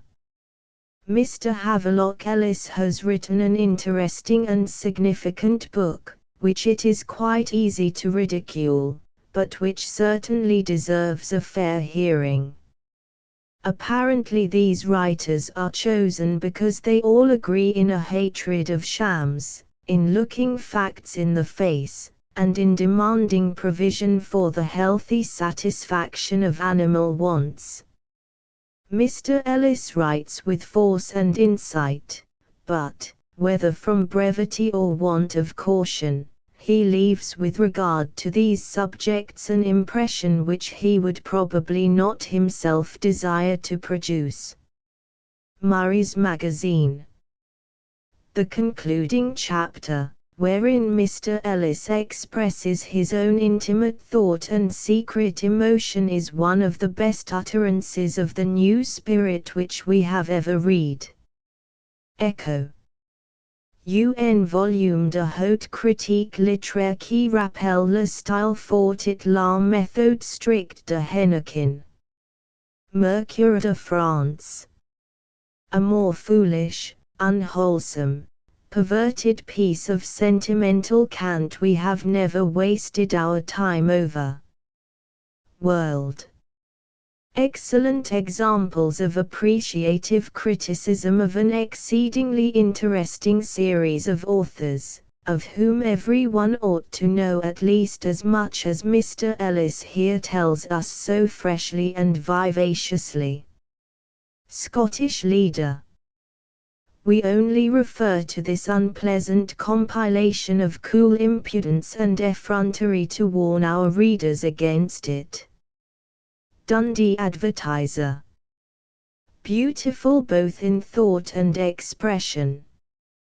But Mr. Ellis seems to have laid aside altogether the wise restraint which characterizes his volume on the criminal. The scientific spirit, of which at other times he has shown himself a distinguished exponent, should have prevented him from such error. Arbroath Herald.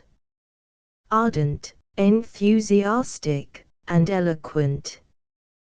Boston Literary World. It is not often that the weary and heart-sore reviewer, struggling to keep abreast of the protean outpourings of the press, falls in with anything so well informed, so rich in thought and suggestion as the new spirit. Wit and Wisdom. Authorized version. Crown 8vo, cloth, price 6s. Peer Gynt, a dramatic poem. By Henrik Ibsen. Translated by William and Charles Archer. This translation, though unaimed, preserves throughout the various rhythms of the original. In Brand the hero is an embodied protest against the poverty of spirit and half-heartedness that Ibsen rebelled against in his countrymen. In Peer Gynt the hero is himself the embodiment of that spirit. In Brand the fundamental antithesis, upon which, as its central theme, the drama is constructed, is the contrast between the spirit of compromise on the one hand, and the motto everything or nothing on the other. And pure Gynt is the very incarnation of a compromising dread of decisive committal to any one course.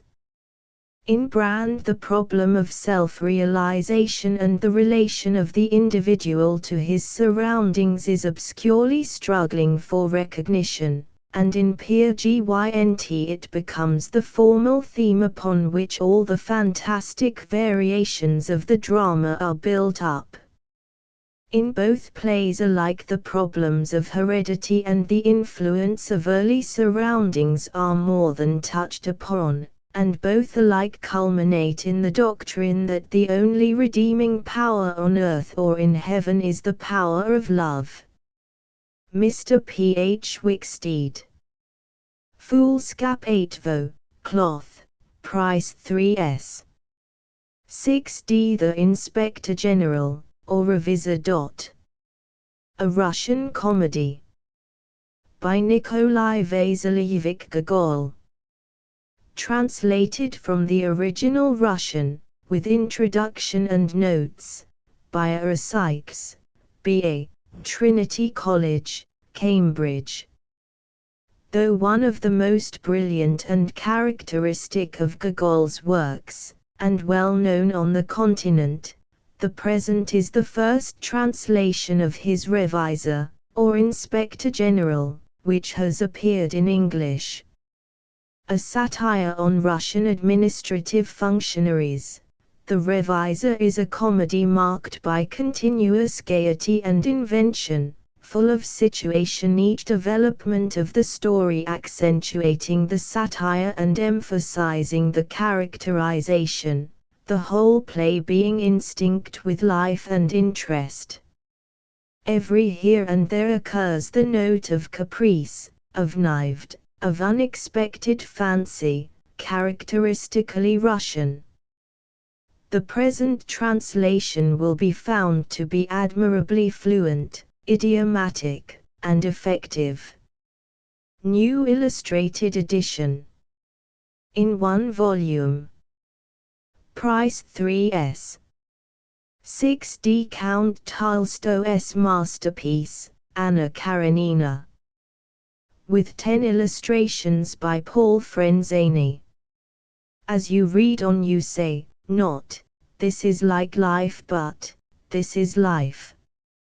It has not only the complexion, the very line, of life, but its movement, its advances, its strange pauses, its seeming reversions to former conditions, and its perpetual change, its apparent isolations, its essential solidarity. It is a world, and you live in it while you read, and long afterward. W. D. Howells. Compact and practical. In limp cloth, for the pocket. Price 1 shilling. The European Conversation Books. French, Italian, Spanish, German, Norwegian. Contents. Hints to travelers, everyday expressions, arriving at and leaving a railway station, custom house enquiries, in a train, at a buffet and restaurant, at an hotel, paying an hotel bill, enquiries in a town, on board ship, embarking and disembarking, excursion by carriage, enquiries as to diligences, enquiries as to boats, engaging apartments, washing list and days of week, restaurant vocabulary, telegrams and letters, etc., etc. The contents of these little handbooks are so arranged as to permit direct and immediate reference. All dialogues or enquiries not considered absolutely essential have been purposely excluded, nothing being introduced which might confuse the traveler rather than assist him. A few hints are given in the introduction which will be found valuable to those unaccustomed to foreign travel. The Scott Library. Cloth, uncut edges, gilt top. Price 1s. 6d per volume. Volumes already issued. 1 Mailer's Romance of King Arthur and the Quest of the Holy Grail. Edited by Ernest Rhys. 2 Thoreau's Walden. With introductory note by Will H. Dirks. 3 Thoreau's Week. With prefatory note by Will H. Dirks. 4 Thoreau's Essays. Edited, with an introduction, by Will H. Dirks. 5 Confessions of an English Opium Eater, etc. by Thomas de Quincey. With introductory note by William Sharp. 6 Landor's Imaginary Conversations. Selected, with introduction, by Havelock Ellis. 7 Plutarch's Lives, Langhorne. With introductory note by B. J. Snell, M.A. 8 Brown's Religio Medici, etc. With introduction by J. Addington Symonds. 9 Shelley's Essays and Letters. Edited, with introductory note, by Ernest Rhys. 10 Swift's Prose Writings. Chosen and arranged, with introduction, by Walter Lewin. 11 My Study Windows. By James Russell Lowell. With introduction by R. Garnett. LLD 12 Lowell's Essays on the English Poets. With a new introduction by Mr. Lowell. 13 The Biglow Papers. By James Russell Lowell. With a prefatory note by Ernest Rhys. 14 Great English Painters. Selected from Cunningham's Lives. Edited by William Sharp. 15 Byron's Letters and Journals. Selected, with introduction, by Mathilde Blind. 16 Leigh Hunt's Essays. With introduction and notes by Arthur Symons. 17 Longfellow's Hyperion Kavanagh and the Trouviers. With introduction by W. Tyre Buck. 18 Great Musical Composers. By G. F. Ferris. Edited, with introduction, by Mrs. William Sharp. 19 The Meditations of Marcus Aurelius. Edited by Alice Zimmern. 20 The Teaching of Epictetus. Translated from the Greek, with introduction and notes, by T. W. Roliston. 21 Selections from Seneca. With introduction by Walter Clode. 22 Specimen Days in America. By Walt Whitman. Revised by the author, with fresh preface. 23 Democratic Vistas, and Other Papers. By Walt Whitman. Published by arrangement with the author. 24 White's Natural History of Selborne. With a preface by Richard Jefferies. 25 Defoe's Captain Singleton. Edited, with introduction, by H. Halliday Sparling. 26 Mazzini's Essays, Literary, Political, and Religious. With introduction by William Clark. 27 Prose Writings of Heine. With introduction by Havelock Ellis. 28 Reynolds's Discourses. With introduction by Helen Zimmern. 29 Papers of Steele and Addison. Edited by Walter Lewin. 30 Burns's Letters. Selected and arranged, with introduction, by J. Law G. Robertson, M.A. 31 Volsunga Saga. William Morris. With introduction by H. H. Sparling. 32 Sartor Resartus. By Thomas Carlyle. With introduction by Ernest Rhys. 33 Select Writings of Emerson. With introduction by Percival Chubb. 34 Autobiography of Lord Herbert. Edited, with an introduction, by Will H. Dirks. 35 English Prose, from Maundeville to Thackeray. Chosen and edited by Arthur Galton. 36 The Pillars of Society, and Other Plays. By Henrik Ibsen. Edited, with an introduction, by Havelock Ellis. 37 Irish Fairy and Folk Tales. Edited and selected by W. B. Yeats. 38 Essays of Dr. Johnson, with biographical introduction and notes by Stuart J. Reid. 39 Essays of William Hazlitt. Selected and edited, with introduction and notes, by Frank Carr. 40 Landor's Pentameron, and Other Imaginary Conversations. Edited, with a preface, by H. Ellis. 41 Post Tales and Essays. Edited, with introduction by Ernest Rhys. 42 Vicar of Wakefield.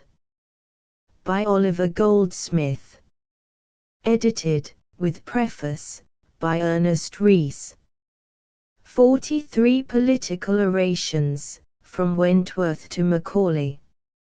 Edited, with introduction, by William Clark.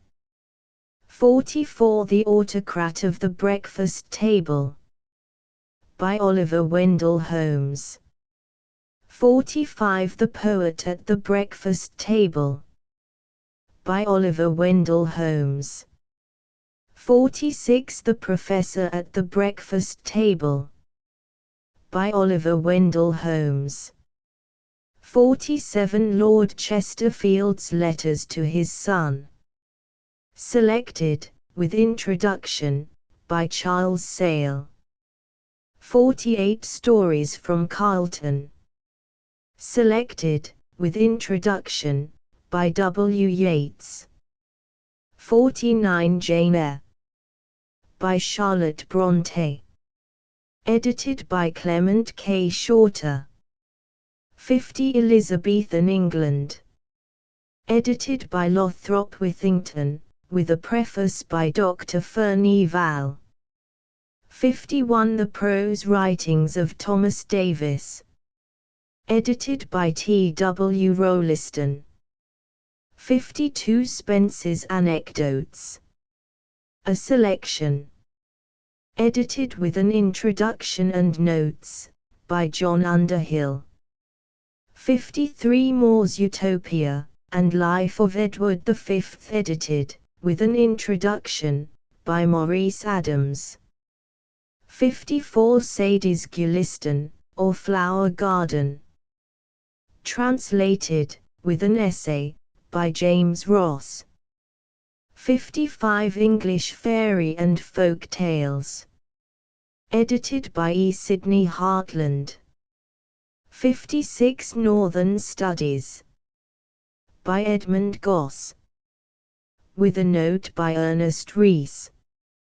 57 Early Reviews of Great Writers.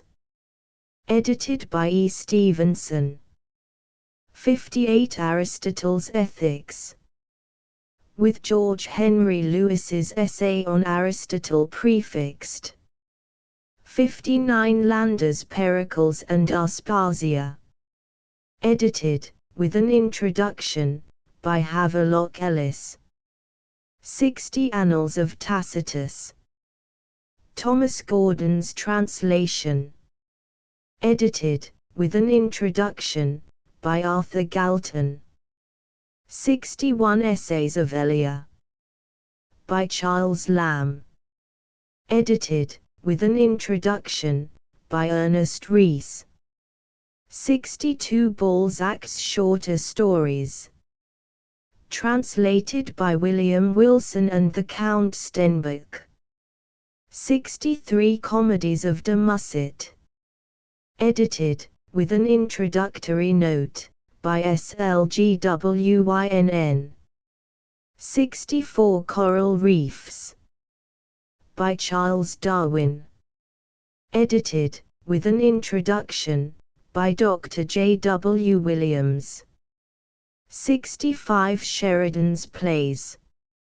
Edited, with an introduction, by Rudolph Dirks. 66 Our Village. By Miss Mitford. Edited, with an introduction, by Ernest Rhys. 67 Master Humphrey's Clock, and Other Stories. By Charles Dickens. With introduction by Frank T. Muriels. 68 Tales from Wonderland. By Rudolf Baumbach. Translated by Helen B. Dole. 69 Essays and Papers by Douglas Jerrold. Edited by Walter Jerrold. 70 Vindication of the Rights of Women. By Mary Wollstonecraft. Introduction by Mrs. E. Robbins Pennell.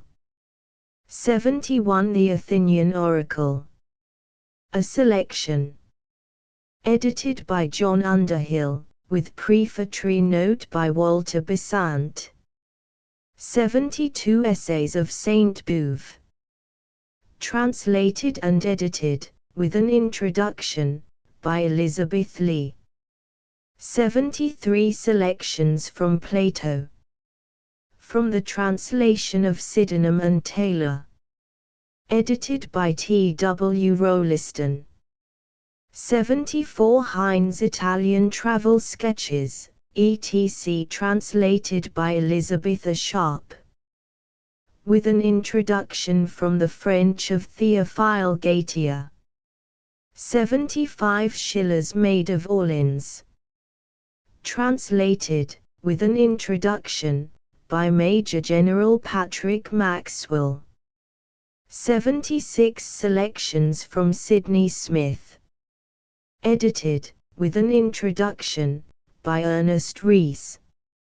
77 The New Spirit. By Havelock Ellis. The Scott Library may be had in the following bindings: cloth, uncut edges, gilt top, 1s.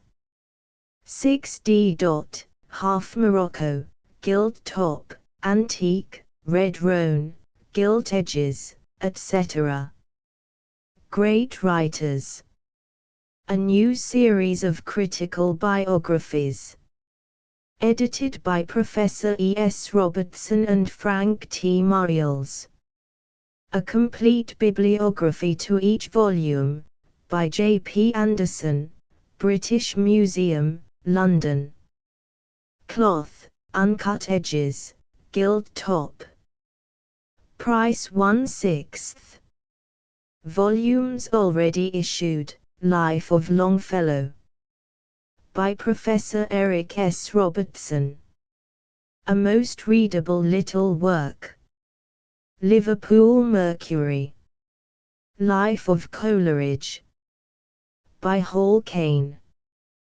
Brief and vigorous, written throughout with spirit and great literary skill. Scotsman. Life of Dickens. By Frank T. Muriels. Notwithstanding the mass of matter that has been printed relating to Dickens and his works, we should, until we came across this volume, have been at a loss to recommend any popular life of England's most popular novelist as being really satisfactory. The difficulty is removed by Mr. Marioles's little book. Athenaeum. Life of Dante Gabriel Rossetti. By Jane Knight. Mr. Knight's picture of the great poet and painter is the fullest and best yet presented to the public. The graphic Life of Samuel Johnson. By Colonel F. Grant. Colonel Grant has performed his task with diligence, sound judgment, good taste, and accuracy. Illustrated London News. Life of Darwin. By G. T. Bettany. Mr. G. T. Bettany's Life of Darwin is a sound and conscientious work. Saturday Review. Life of Charlotte Brontë. By A. Burrell. Those who know much of Charlotte Brontë will learn more, and those who know nothing about her will find all that is best worth learning in Mr. Burrell's pleasant book. St. James Gazette. Life of Thomas Carlyle. By R. Garnett, LL.D. This is an admirable book. Nothing could be more felicitous and fairer than the way in which he takes us through Carlyle's life and works. Pall Mall Gazette. Life of Adam Smith. By R. B. Haldane, MP. Written with a perspicuity seldom exemplified when dealing with economic science. Scotsman. Life of Keats. By W. M. Rossetti. Valuable for the ample information which it contains. Cambridge Independent. Life of Shelley. By William Sharp. The criticisms entitle this capital monograph to be ranked with the best biographies of Shelley. Westminster Review. Life of Smollett. By David Hannay. A capable record of a writer who still remains one of the great masters of the English novel. Saturday Review. Life of Goldsmith. By Austin Dobson. The story of his literary and social life in London, with all its humorous and pathetic vicissitudes, is here retold, as none could tell it better. Daily News. Life of Scott. By Professor Yong. This is a most enjoyable book. Aberdeen Free Press. Life of Burns. By Professor Blackie. The editor certainly made a hit when he persuaded Blackie to write about Burns. Pall Mall Gazette. Life of Victor Hugo. By Frank T. Marioles. Mr. Marioles's volume presents to us, in a more handy form than any English or even French handbook gives, the summary of what is known about the life of the great poet. Saturday Review. Life of Emerson. By Richard Garnett, LL.D. No record of Emerson's life could be more desirable. Saturday Review. Life of Gertie. By James Syme. Mr. James Syme's competence as a biographer of Gertie is beyond question. Manchester Guardian. Life of Congreve. By Edmund Gosse. Mr. Gosse has written an admirable biography. Academy. Life of Bunyan. By Canon Venables. A most intelligent, appreciative, and valuable memoir. Scotsman. Life of Crabbe by T.E.K. Bell. No English poet since Shakespeare has observed certain aspects of nature and of human life more closely. Athenaeum. Life of Heine by William Sharp. An admirable monograph, more fully written up to the level of recent knowledge and criticism than any other English work. Scotsman. Life of Mill by W. L. Courtney. A most sympathetic and discriminating memoir. Glasgow Herald. Life of Schiller by Henry W. Nevinson. Presents the poet's life in a neatly rounded picture. Scotsman. Life of Captain Marryat by David Hannay. We have nothing but praise for the manner in which Mr. Hannay has done justice to him. Saturday Review. Life of Lessing by T. W. Roliston. One of the best books of the series. Manchester Guardian. Life of Milton by Richard Garnett LL.D. has never been more charmingly or adequately told. Scottish Leader. Life of Balzac by Frederick Wedmore. Mr. Wedmore's monograph on the greatest of French writers of fiction, whose greatness is to be measured by comparison with his successors, is a piece of careful and critical composition, neat and nice in style. Daily News. Life of George Eliot by Oscar Browning. A book of the character of Mr. Browning's, to stand midway between the bulky work of Mr. Cross and the very slight sketch of Miss Blind, was much to be desired, and Mr. Browning has done his work with vivacity, and not without skill. Manchester Guardian. Life of Jane Austen by Goldwin Smith. Mr. Goldwin Smith has added another to the not inconsiderable roll of eminent men who have found their delight in Miss Austen. His little book upon her, just published by Walter Scott, is certainly a fascinating book to those who already know her and love her well, and we have little doubt that it will prove also a fascinating book to those who have still to make her acquaintance. Spectator. Life of Browning by William Sharp. This little volume is a model of excellent English, and in every respect it seems to us what a biography should be. Public Opinion. Life of Byron by Honourable Roden Noel. The Honourable Roden Noel's volume on Byron is decidedly one of the most readable in the excellent Great Writers series.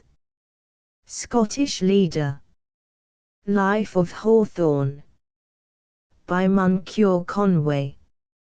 It is a delightful causerie, pleasant, genial talk about a most interesting man. Easy and conversational as the tone is throughout, no important fact is omitted, no valueless fact is recalled, and it is entirely exempt from platitude and conventionality. The Speaker. Life of Schopenhauer by Professor Wallace. We can speak very highly of this little book of Mr. Wallace's. It is, perhaps, excessively lenient in dealing with the man, and it cannot be said to be at all ferociously critical in dealing with the philosophy. Saturday Review. Life of Sheridan by Lloyd Sanders.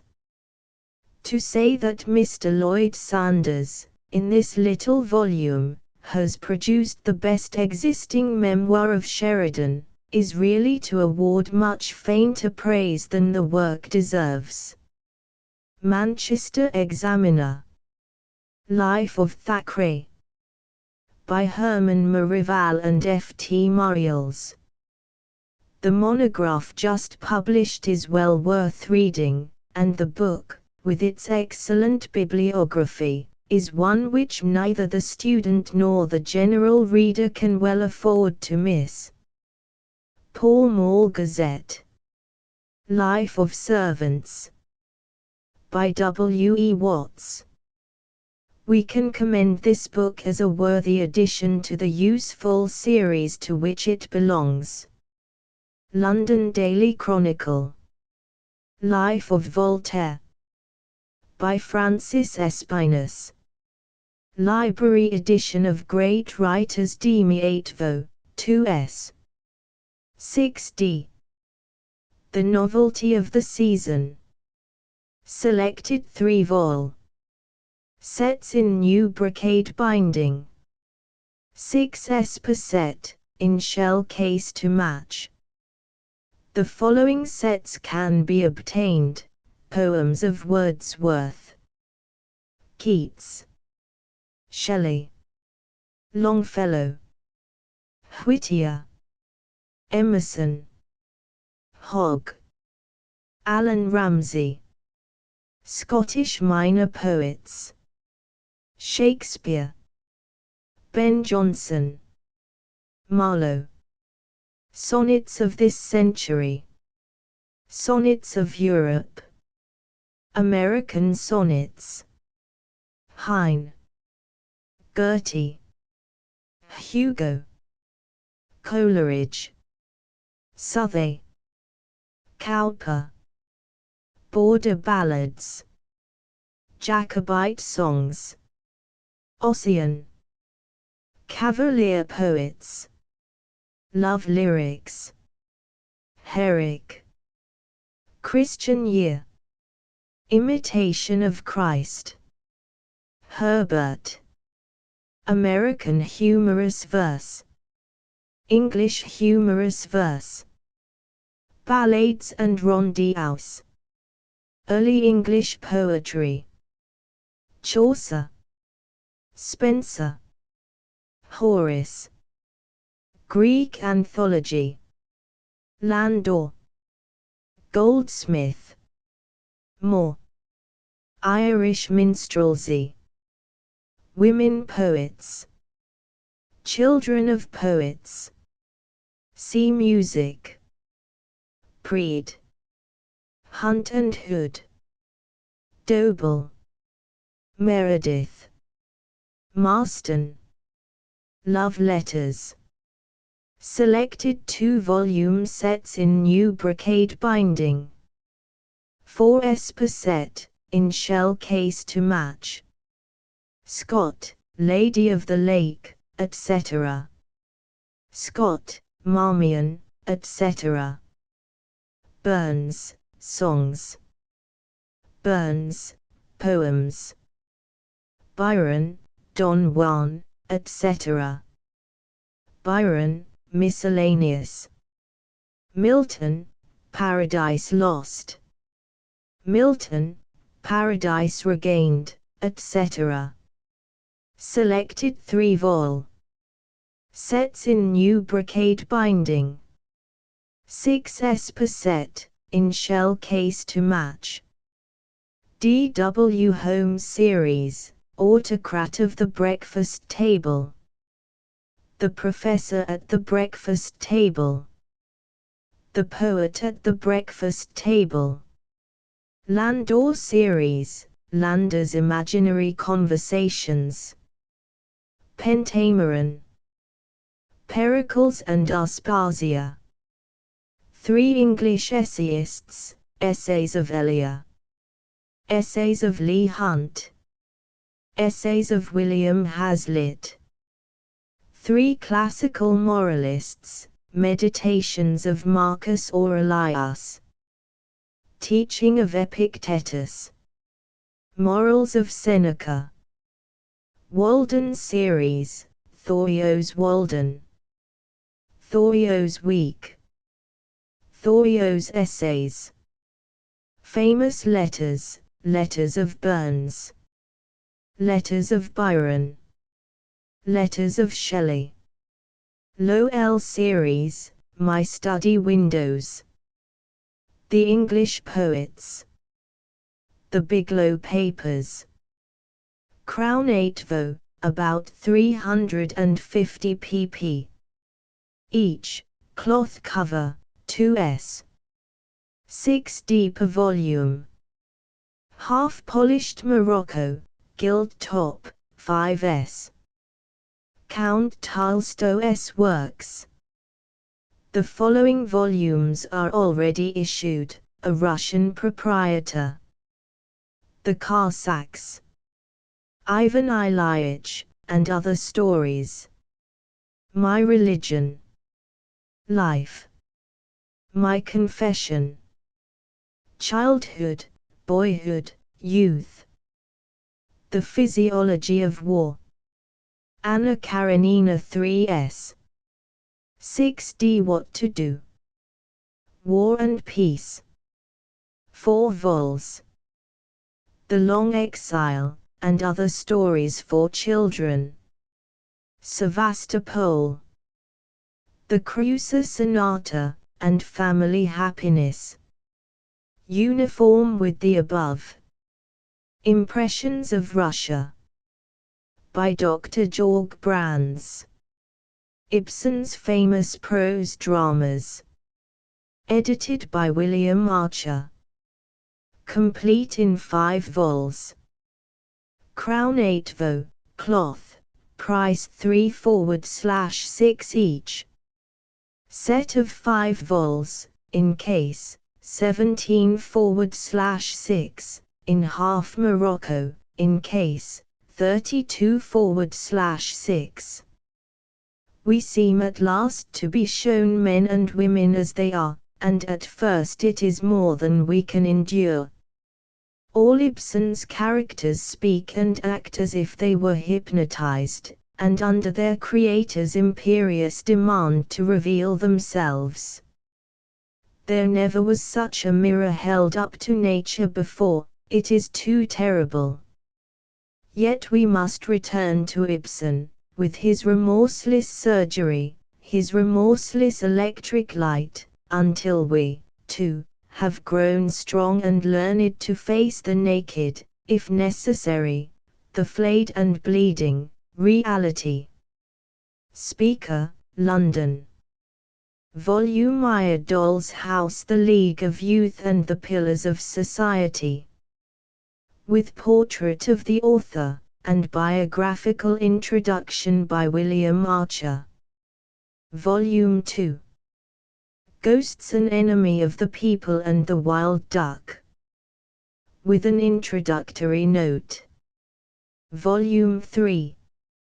Lady Inger of Ostrat, The Vikings at Helgeland, The Pretenders. With an introductory note and portrait of Ibsen.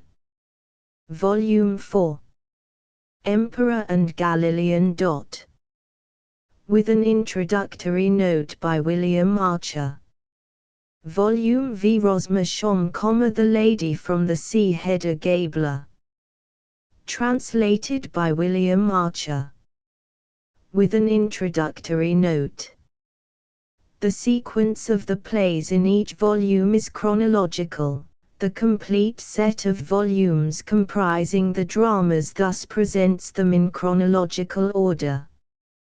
The art of prose translation does not perhaps enjoy a very high literary status in England, but we have no hesitation in numbering the present version of Ibsen, so far as it has gone, vols. I and II, among the very best achievements, in that kind, of our generation. Academy. We have seldom, if ever, met with a translation so absolutely idiomatic. Glasgow Herald. The Canterbury Poets. Edited by William Sharp. in 1/monthly volumes. Cloth, red edges 1s. Cloth, uncut edges 1s.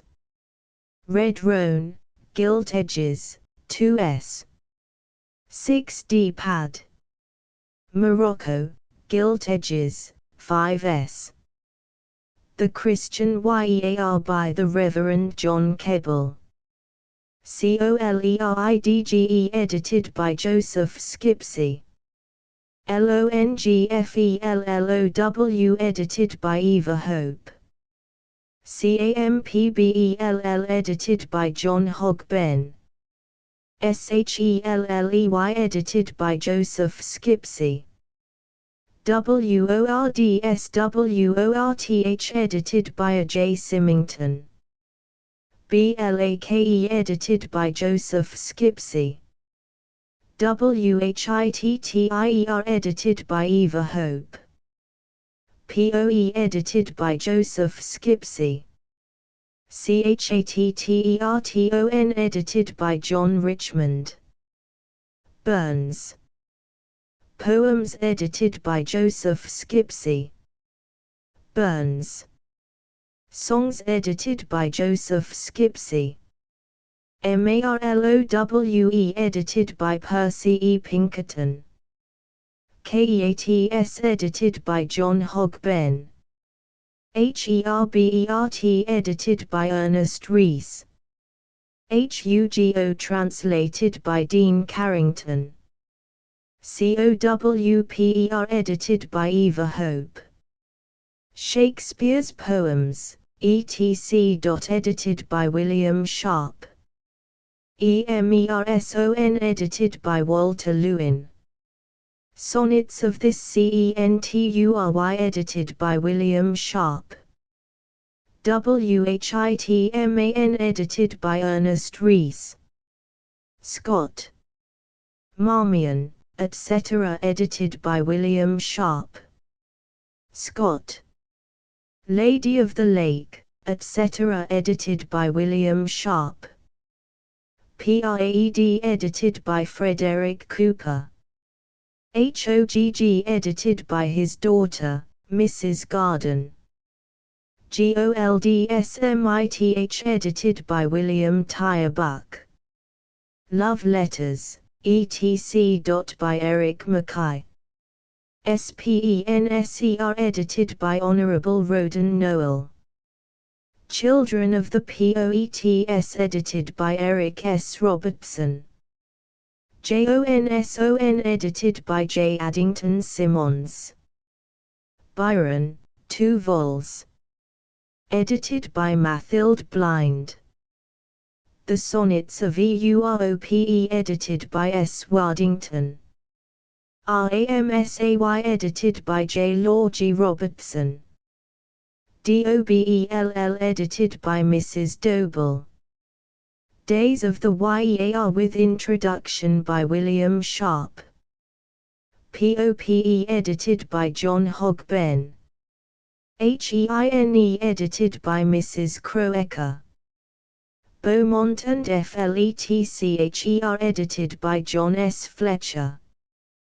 Bowles, Lamb. And C. edited by William Tyre Buck.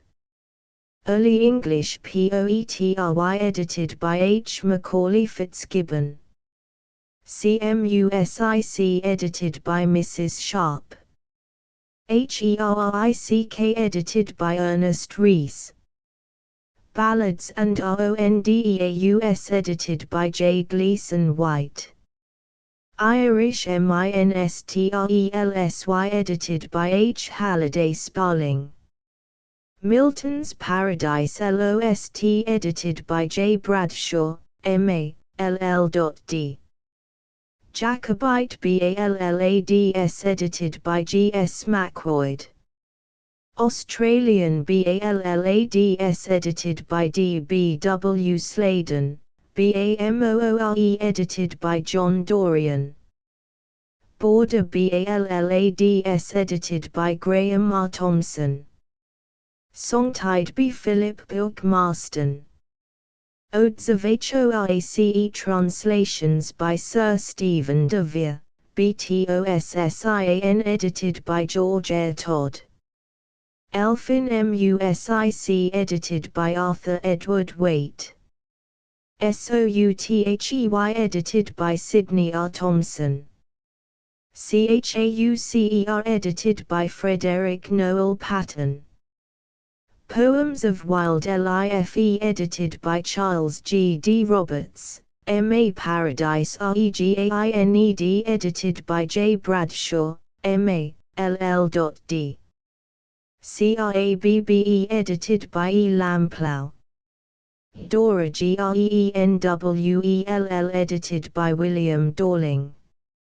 Faust edited by Elizabeth Craigmile. American Sonnets edited by William Sharp. Landor's Poems edited by Ernest Radford. Greek Antholog edited by Graham R. Thompson. Hunt and Hod edited by J. Harwood Panting. Humorous Poems edited by Ralph H. Kane. Lytton's Plays edited by R. Farquharson Sharp. Great Odes edited by William Sharp. Meredith's Poems edited by M. Betham Edwards. Painter Poets edited by Kyneton Parks.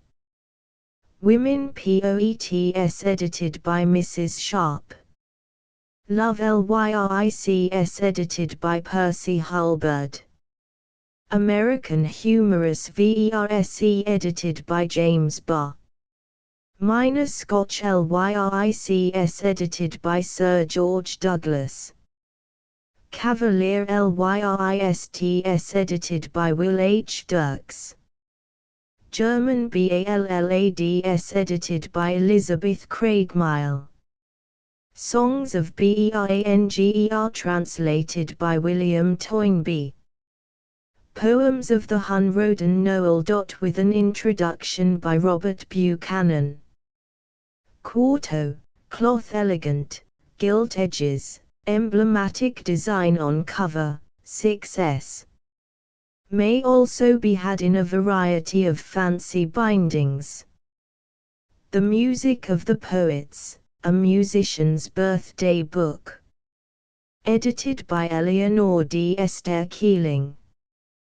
This is a unique birthday book.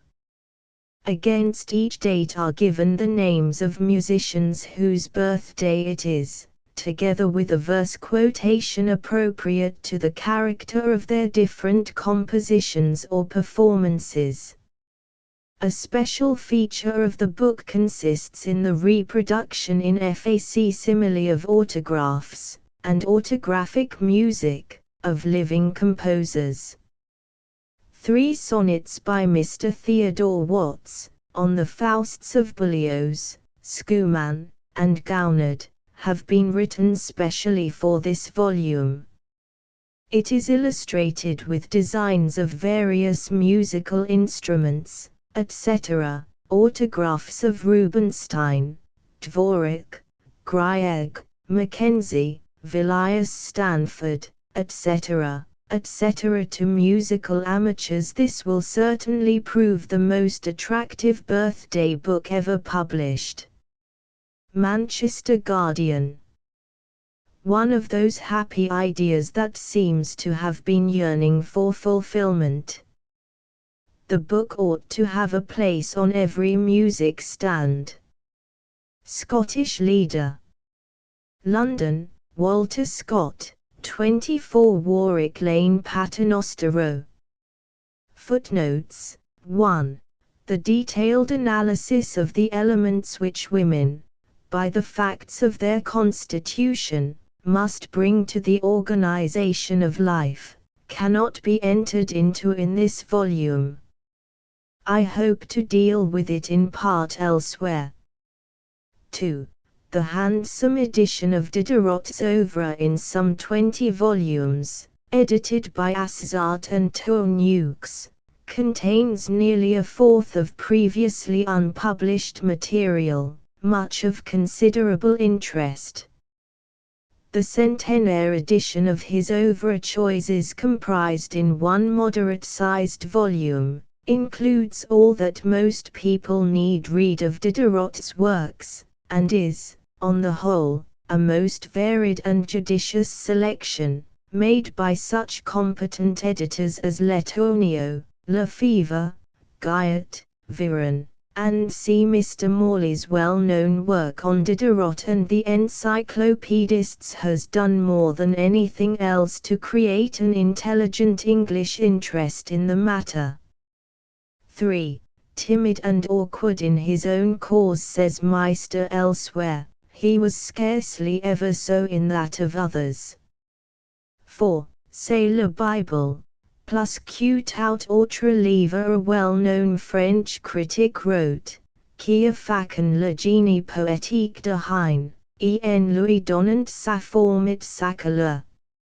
Ces véritables maîtres, ces vrais inspirateurs sont les glorieux incarnés qui ont écrit l'Ecclésiastique, les Proverbes, le Cantique des Cantiques, le livre de Job et ses chefs d'œuvre d'ironie discrète intitulé, le livre du prophète Jonas.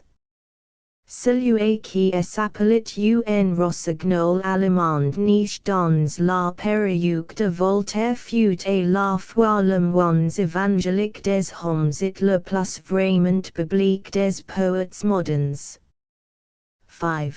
The significance of Lowell, a great writer unquestionably, seems to be chiefly national. 6. See an interesting paper of recollections of J. F. Millett in the Century, May, 1889, to which I am indebted for several of the painter's utterances here quoted.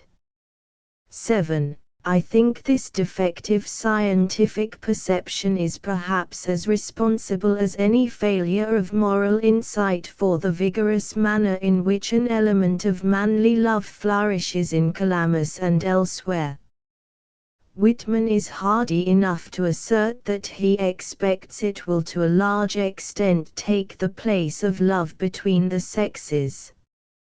Manly love, even in its extreme form, is certainly Greek, as is the degradation of women with which it is always correlated, yet the much slighter degradation of women in modern times Whitman sincerely laments. 8. This island, I may note in passing, is the home of a black-haired race, very unlike the typical Norseman, and which has been identified with those black strangers spoken of by the Irish chroniclers who described the Viking invasions. 9. Many books and pamphlets dealing with his life and works have appeared in Denmark, Sweden and Germany. The chief of these are Varsenius's Henrik Ibsen, Et Skaldepportræt Stockholm, 1882, Passages Henrik Ibsen, Ein Betragen Eusten Geschichte der Norwegischen Nationalliteratur Leipzig, 1883, and H. Giger's Henrik Ibsen, 1828–1888 Copenhagen. The last named, now translated, is by far the best. 10. It may be noted that this was the first of Ibsen's dramas to be translated into English, by Miss Catherine Ray, in 1876. To Mr. Gosse belongs the honor of having first introduced Ibsen to English readers, in an article in the Fortnightly in 1874.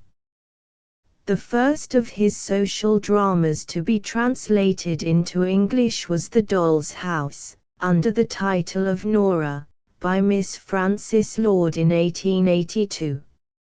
11. I take this, and much of what follows, from Ensigny's interesting book, La Russie sectaire.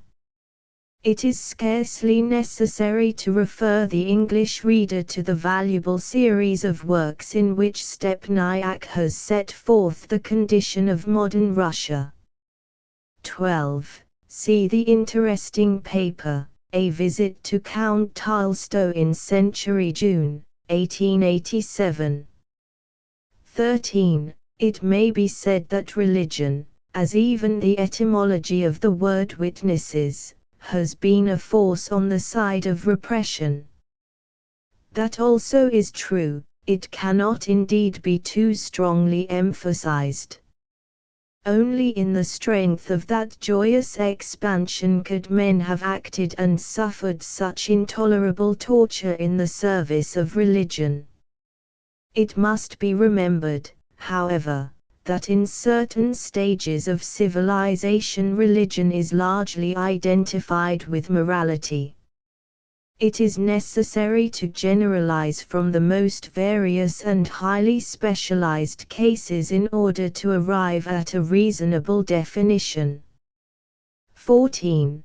The late William Siples, in his charming and neglected magnum opus, The Process of Human Experience, p. 462, rightly traces this form of religion to the feeling generated between lovers, friends, parent and children. A few have at intervals walked in the world, he adds, who have, each in his own original way, found out this marvel. It has proved sufficient for them even to wish enough to help their race. Instantly these secret delights have risen in their hearts. Straightway man in general has become to them so sweet a thing that the infatuation has seemed to the rest of their fellows to be a celestial madness. Beggars' rags to their unhesitating lips grew fit for kissing. Because humanity had touched the garb, there were no longer any menial acts, but only welcome services. It was the humblest, the easiest, the readiest of duties to lay down life for the ignorant, the ill-behaved, the unkind, for any and all who did but wear the familiar human shape. That this ecstasy of humanity should rise so much higher than any other is according to the plain working of the law of accumulation of finer consciousness by complexity in the occasioning activity. Remember by how much man is the subtlest circumstance in the world, at how many points he can attach relationships, how manifold and perennial he is in his results. All other things are dull, meager, tame beside him. If the most part of us are only as dross to one another, in place of being of this priceless value, it can only be from the lack of mutual services among us. Without these, how can we but want sufficient adaptiveness of mood? How can we help groaning under the weight of instincts half organized or wholly unfulfilled? Transcriber's note: duplicate headings have been removed. The following apparent errors have been corrected. P19 intervene changed to intervene, P42 forgies changed to forgers, P122 brothers and changed to brothers, and P190 songs shoot changed to songs, shoot, P191 Sebastopol changed to Sebastopol, P216 unforgettable changed to unforgettable, advertisement, 7 prose writings of Heine changed to 27 prose writings of Heine, advertisement, work changed to work. Advertisement, contains changed to contains. Advertisement, Tekbel changed to Tekbel.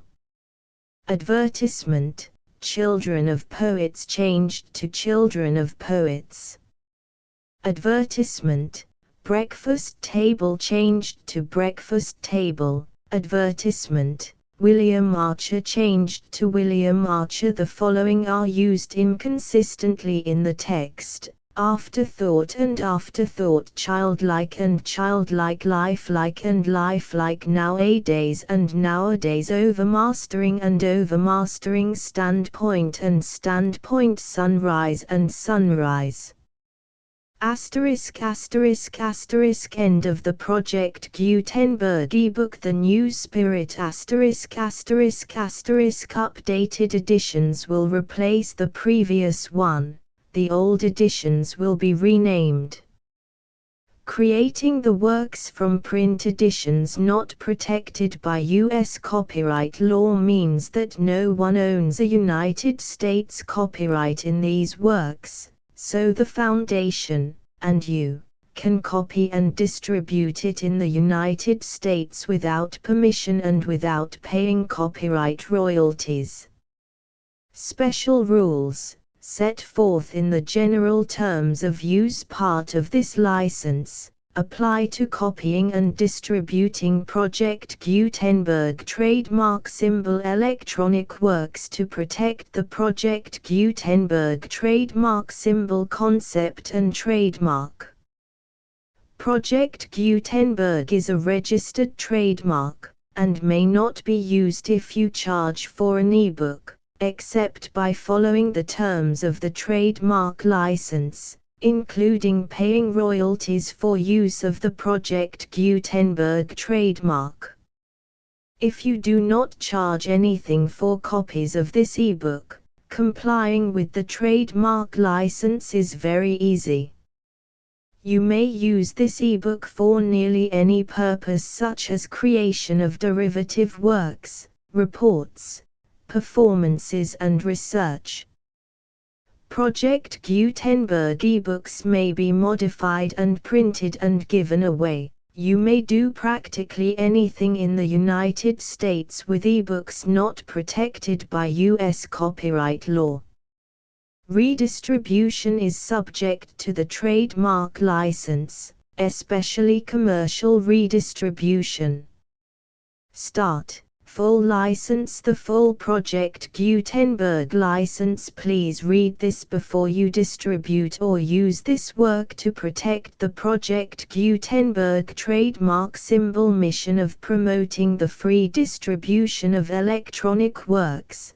By using or distributing this work, or any other work associated in any way with the phrase Project Gutenberg, you agree to comply with all the terms of the full Project Gutenberg trademark symbol license available with this file or online at www.gutenberg.org/license. Section 1. General Terms of Use and Redistributing Project Gutenberg Trademark Symbol Electronic Works 1.0. By reading or using any part of this Project Gutenberg trademark symbol electronic work, you indicate that you have read, understand, agree to and accept all the terms of this license and intellectual property, trademark/copyright, agreement. If you do not agree to abide by all the terms of this agreement, you must cease using and return or destroy all copies of Project Gutenberg trademark symbol electronic works in your possession. If you paid a fee for obtaining a copy of or access to a Project Gutenberg trademark symbol electronic work and you do not agree to be bound by the terms of this agreement, you may obtain a refund from the person or entity to whom you paid the fee as set forth in paragraph 1.e.8. 1.b. Project Gutenberg is a registered trademark. It may only be used on or associated in any way with an electronic work by people who agree to be bound by the terms of this agreement. There are a few things that you can do with most Project Gutenberg trademark symbol electronic works even without complying with the full terms of this agreement. See paragraph 1.c below. There are a lot of things you can do with Project Gutenberg trademark symbol electronic works if you follow the terms of this agreement and help preserve free future access to Project Gutenberg trademark symbol electronic works. See paragraph 1.e below. 1.c. The Project Gutenberg Literary Archive Foundation, the Foundation or PGLAF, owns a compilation copyright in the collection of Project Gutenberg trademark symbol electronic works. Nearly all the individual works in the collection are in the public domain in the United States. If an individual work is unprotected by copyright law in the United States and you are located in the United States, we do not claim a right to prevent you from copying, distributing, performing, displaying or creating derivative works based on the work as long as all references to Project Gutenberg are removed.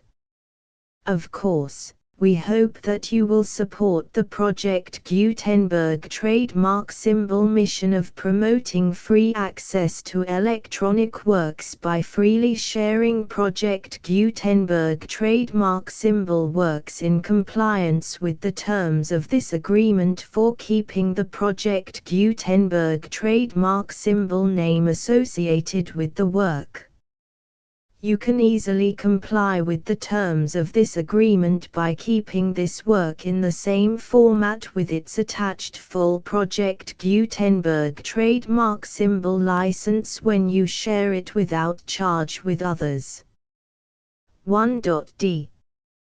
The copyright laws of the place where you are located also govern what you can do with this work.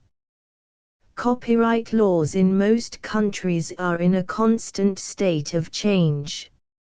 If you are outside the United States, check the laws of your country in addition to the terms of this agreement before downloading, copying, displaying, performing, distributing or creating derivative works based on this work or any other Project Gutenberg trademark symbol work. The Foundation makes no representations concerning the copyright status of any work in any country other than the United States. 1.e. Unless you have removed all references to Project Gutenberg. 1.e.1.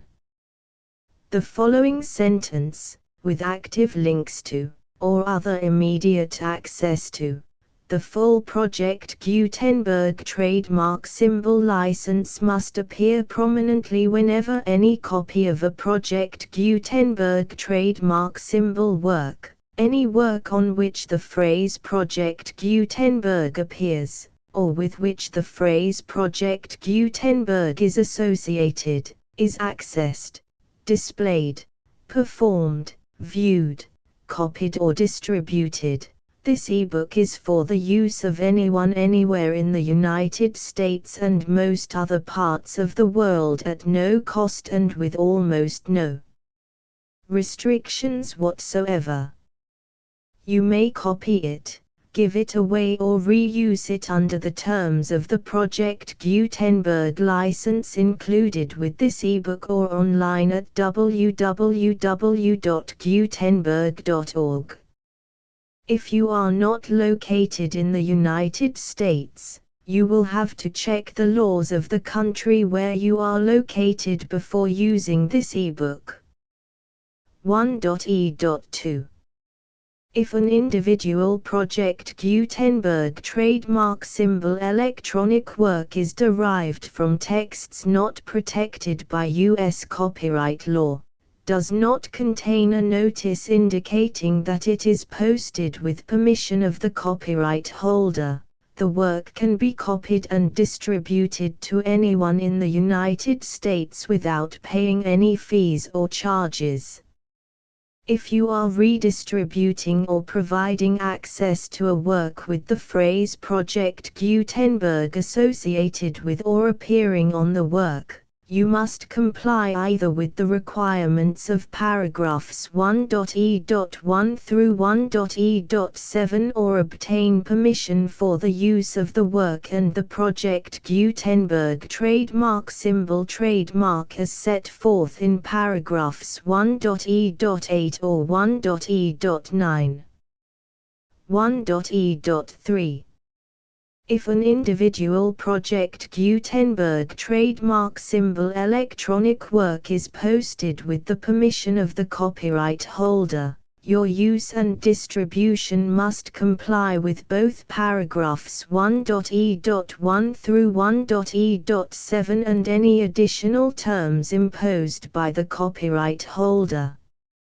Additional terms will be linked to the Project Gutenberg trademark symbol license for all works posted with the permission of the copyright holder found at the beginning of this work. 1.e.4. Do not unlink or detach or remove the full Project Gutenberg trademark symbol license terms from this work, or any files containing a part of this work or any other work associated with Project Gutenberg trademark symbol.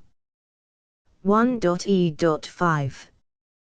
Do not copy, display, perform, distribute or redistribute this electronic work, or any part of this electronic work, without prominently displaying the sentence set forth in paragraph 1.e.1 with active links or immediate access to the full terms of the Project Gutenberg trademark symbol license. 1.e.6. You may convert to and distribute this work in any binary, compressed, marked up, non-proprietary or proprietary form, including any word processing or hypertext form. However, if you provide access to or distribute copies of a Project Gutenberg trademark symbol work in a format other than plain vanilla ASCII or other format used in the official version posted on the official Project Gutenberg trademark symbol website, www.gutenberg.org, you must, at no additional cost, fee or expense to the user, provide a copy, a means of exporting a copy, or a means of obtaining a copy upon request, of the work in its original plain vanilla ASCII or other form. Any alternate format must include the full Project Gutenberg trademark symbol license as specified in paragraph 1.e.1. 1.e.7. Do not charge a fee for access to, viewing, displaying, performing, copying or distributing any Project Gutenberg trademark symbol works unless you comply with paragraph 1.e.8 or 1.e.9. 1.e.8.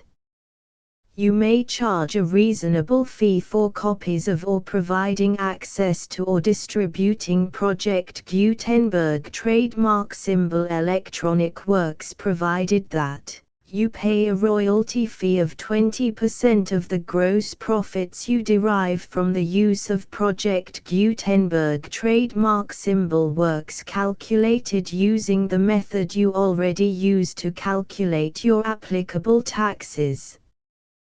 The fee is owed to the owner of the Project Gutenberg trademark symbol trademark, but he has agreed to donate royalties under this paragraph to the Project Gutenberg Literary Archive Foundation.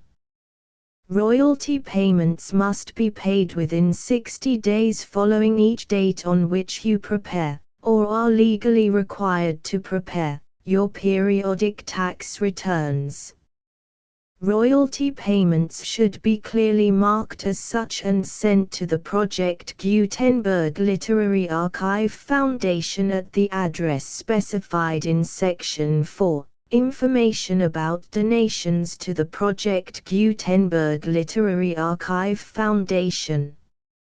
You provide a full refund of any money paid by a user who notifies you in writing, or by email, within 30 days of receipt that he does not agree to the terms of the full Project Gutenberg trademark symbol license. You must require such a user to return or destroy all copies of the works possessed in a physical medium and discontinue all use of and all access to other copies of Project Gutenberg trademark symbol works. You provide, in accordance with paragraph 1.f.3, a full refund of any money paid for a work or a replacement copy, if a defect in the electronic work is discovered and reported to you within 90 days of receipt of the work. You comply with all other terms of this agreement for free distribution of Project Gutenberg trademark symbol works. 1.e.9. If you wish to charge a fee or distribute a Project Gutenberg trademark symbol electronic work or group of works on different terms than are set forth in this agreement, you must obtain permission in writing from the Project Gutenberg Literary Archive Foundation, the manager of the Project Gutenberg trademark symbol trademark. Contact the Foundation as set forth in Section 3 below. 1.f1.f.1 Project Gutenberg volunteers and employees expend considerable effort to identify, do copyright research on, transcribe and proofread works not protected by U.S. copyright law in creating the Project Gutenberg trademark symbol collection. Despite these efforts, Project Gutenberg trademark symbol electronic works, and the medium on which they may be stored, may contain defects such as, but not limited to, incomplete, inaccurate or corrupt data, transcription errors, a copyright or other intellectual property infringement, a defective or damaged disk or other medium, a computer virus, or computer codes that damage or cannot be read by your equipment. 1.f.2 Limited warranty, disclaimer of damages, except for the right of replacement or refund described in paragraph 1.f.3, the Project Gutenberg Literary Archive Foundation, the owner of the Project Gutenberg trademark symbol trademark, and any other party distributing a Project Gutenberg trademark symbol electronic work under this agreement, disclaim all liability to you for damages, costs and expenses, including legal fees. You agree that you have no remedies for negligence, strict liability, breach of warranty or breach of contract except those provided in paragraph 1.f.3. You agree that the Foundation, the trademark owner, and any distributor under this agreement will not be liable to you for actual, direct, indirect, consequential, punitive or incidental damages even if you give notice of the possibility of such damage. 1.f.3 Limited right of replacement or refund. If you discover a defect in this electronic work within 90 days of receiving it, you can receive a refund of the money, if any, you paid for it by sending a written explanation to the person you received the work from. If you received the work on a physical medium, you must return the medium with your written explanation. The person or entity that provided you with the defective work may elect to provide a replacement copy in lieu of a refund. If you received the work electronically, the person or entity providing it to you may choose to give you a second opportunity to receive the work electronically in lieu of a refund. If the second copy is also defective, you may demand a refund in writing without further opportunities to fix the problem. 1.f.4 Except for the limited right of replacement or refund set forth in paragraph 1.f.3, this work is provided to you as is, with no other warranties of any kind, express or implied, including but not limited to warranties of merchantability or fitness for any purpose. 1.f.5 Some states do not allow disclaimers of certain implied warranties or the exclusion or limitation of certain types of damages. If any disclaimer or limitation set forth in this agreement violates the law of the state applicable to this agreement, the agreement shall be interpreted to make the maximum disclaimer or limitation permitted by the applicable state law. The invalidity or unenforceability of any provision of this agreement shall not void the remaining provisions.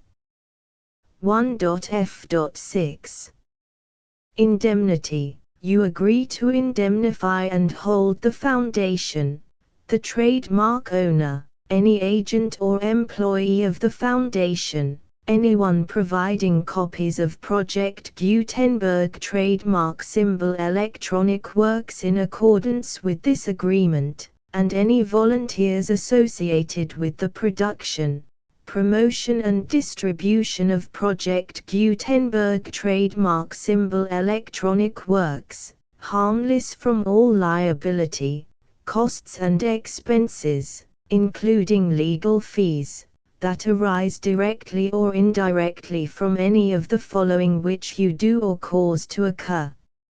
A. Distribution of this or any Project Gutenberg trademark symbol work. B. Alteration, modification, or additions or deletions to any Project Gutenberg trademark symbol work, and C. Any defect you cause. Section 2. Information about the mission of Project Gutenberg trademark symbol. Project Gutenberg trademark symbol is synonymous with the free distribution of electronic works in formats readable by the widest variety of computers, including obsolete, old, middle-aged and new computers. It exists because of the efforts of hundreds of volunteers and donations from people in all walks of life. Volunteers and financial support to provide volunteers with the assistance they need are critical to reaching Project Gutenberg trademark symbol's goals and ensuring that the Project Gutenberg trademark symbol collection will remain freely available for generations to come.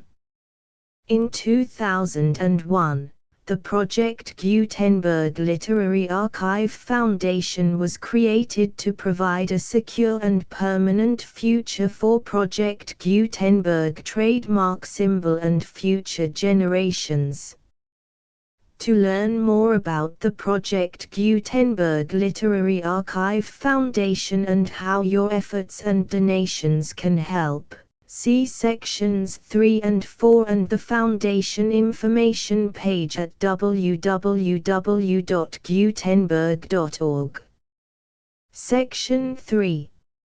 Information about the Project Gutenberg Literary Archive Foundation. The Project Gutenberg Literary Archive Foundation is a non-profit 501(c)(3) educational corporation organized under the laws of the state of Mississippi and granted tax-exempt status by the Internal Revenue Service. The Foundation's IN or Federal Tax Identification Number is 64-6221541.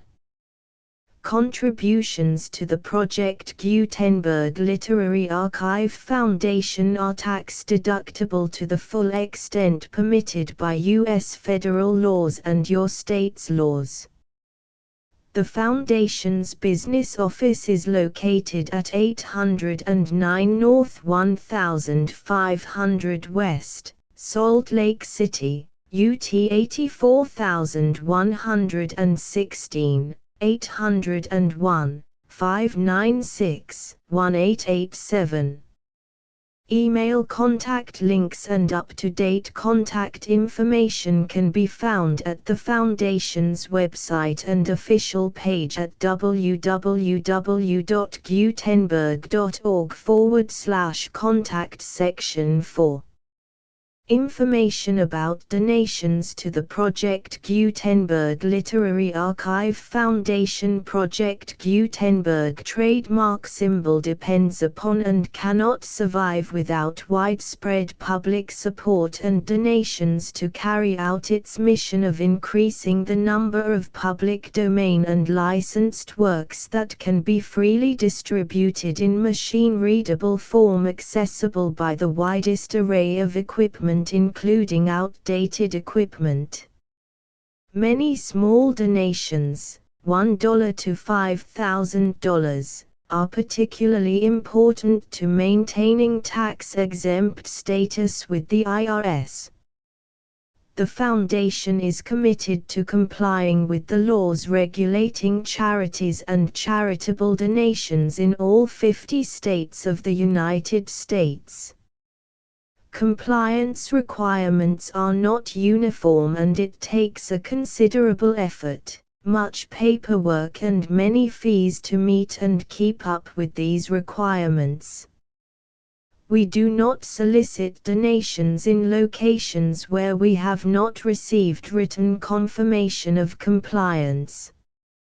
To send donations or determine the status of compliance for any particular state, visit www.gutenberg.org/donate.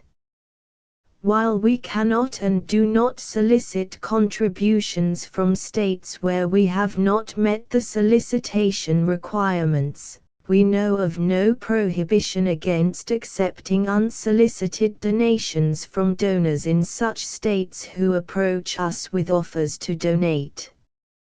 International donations are gratefully accepted, but we cannot make any statements concerning tax treatment of donations received from outside the United States. U.S. laws alone swamp our small staff.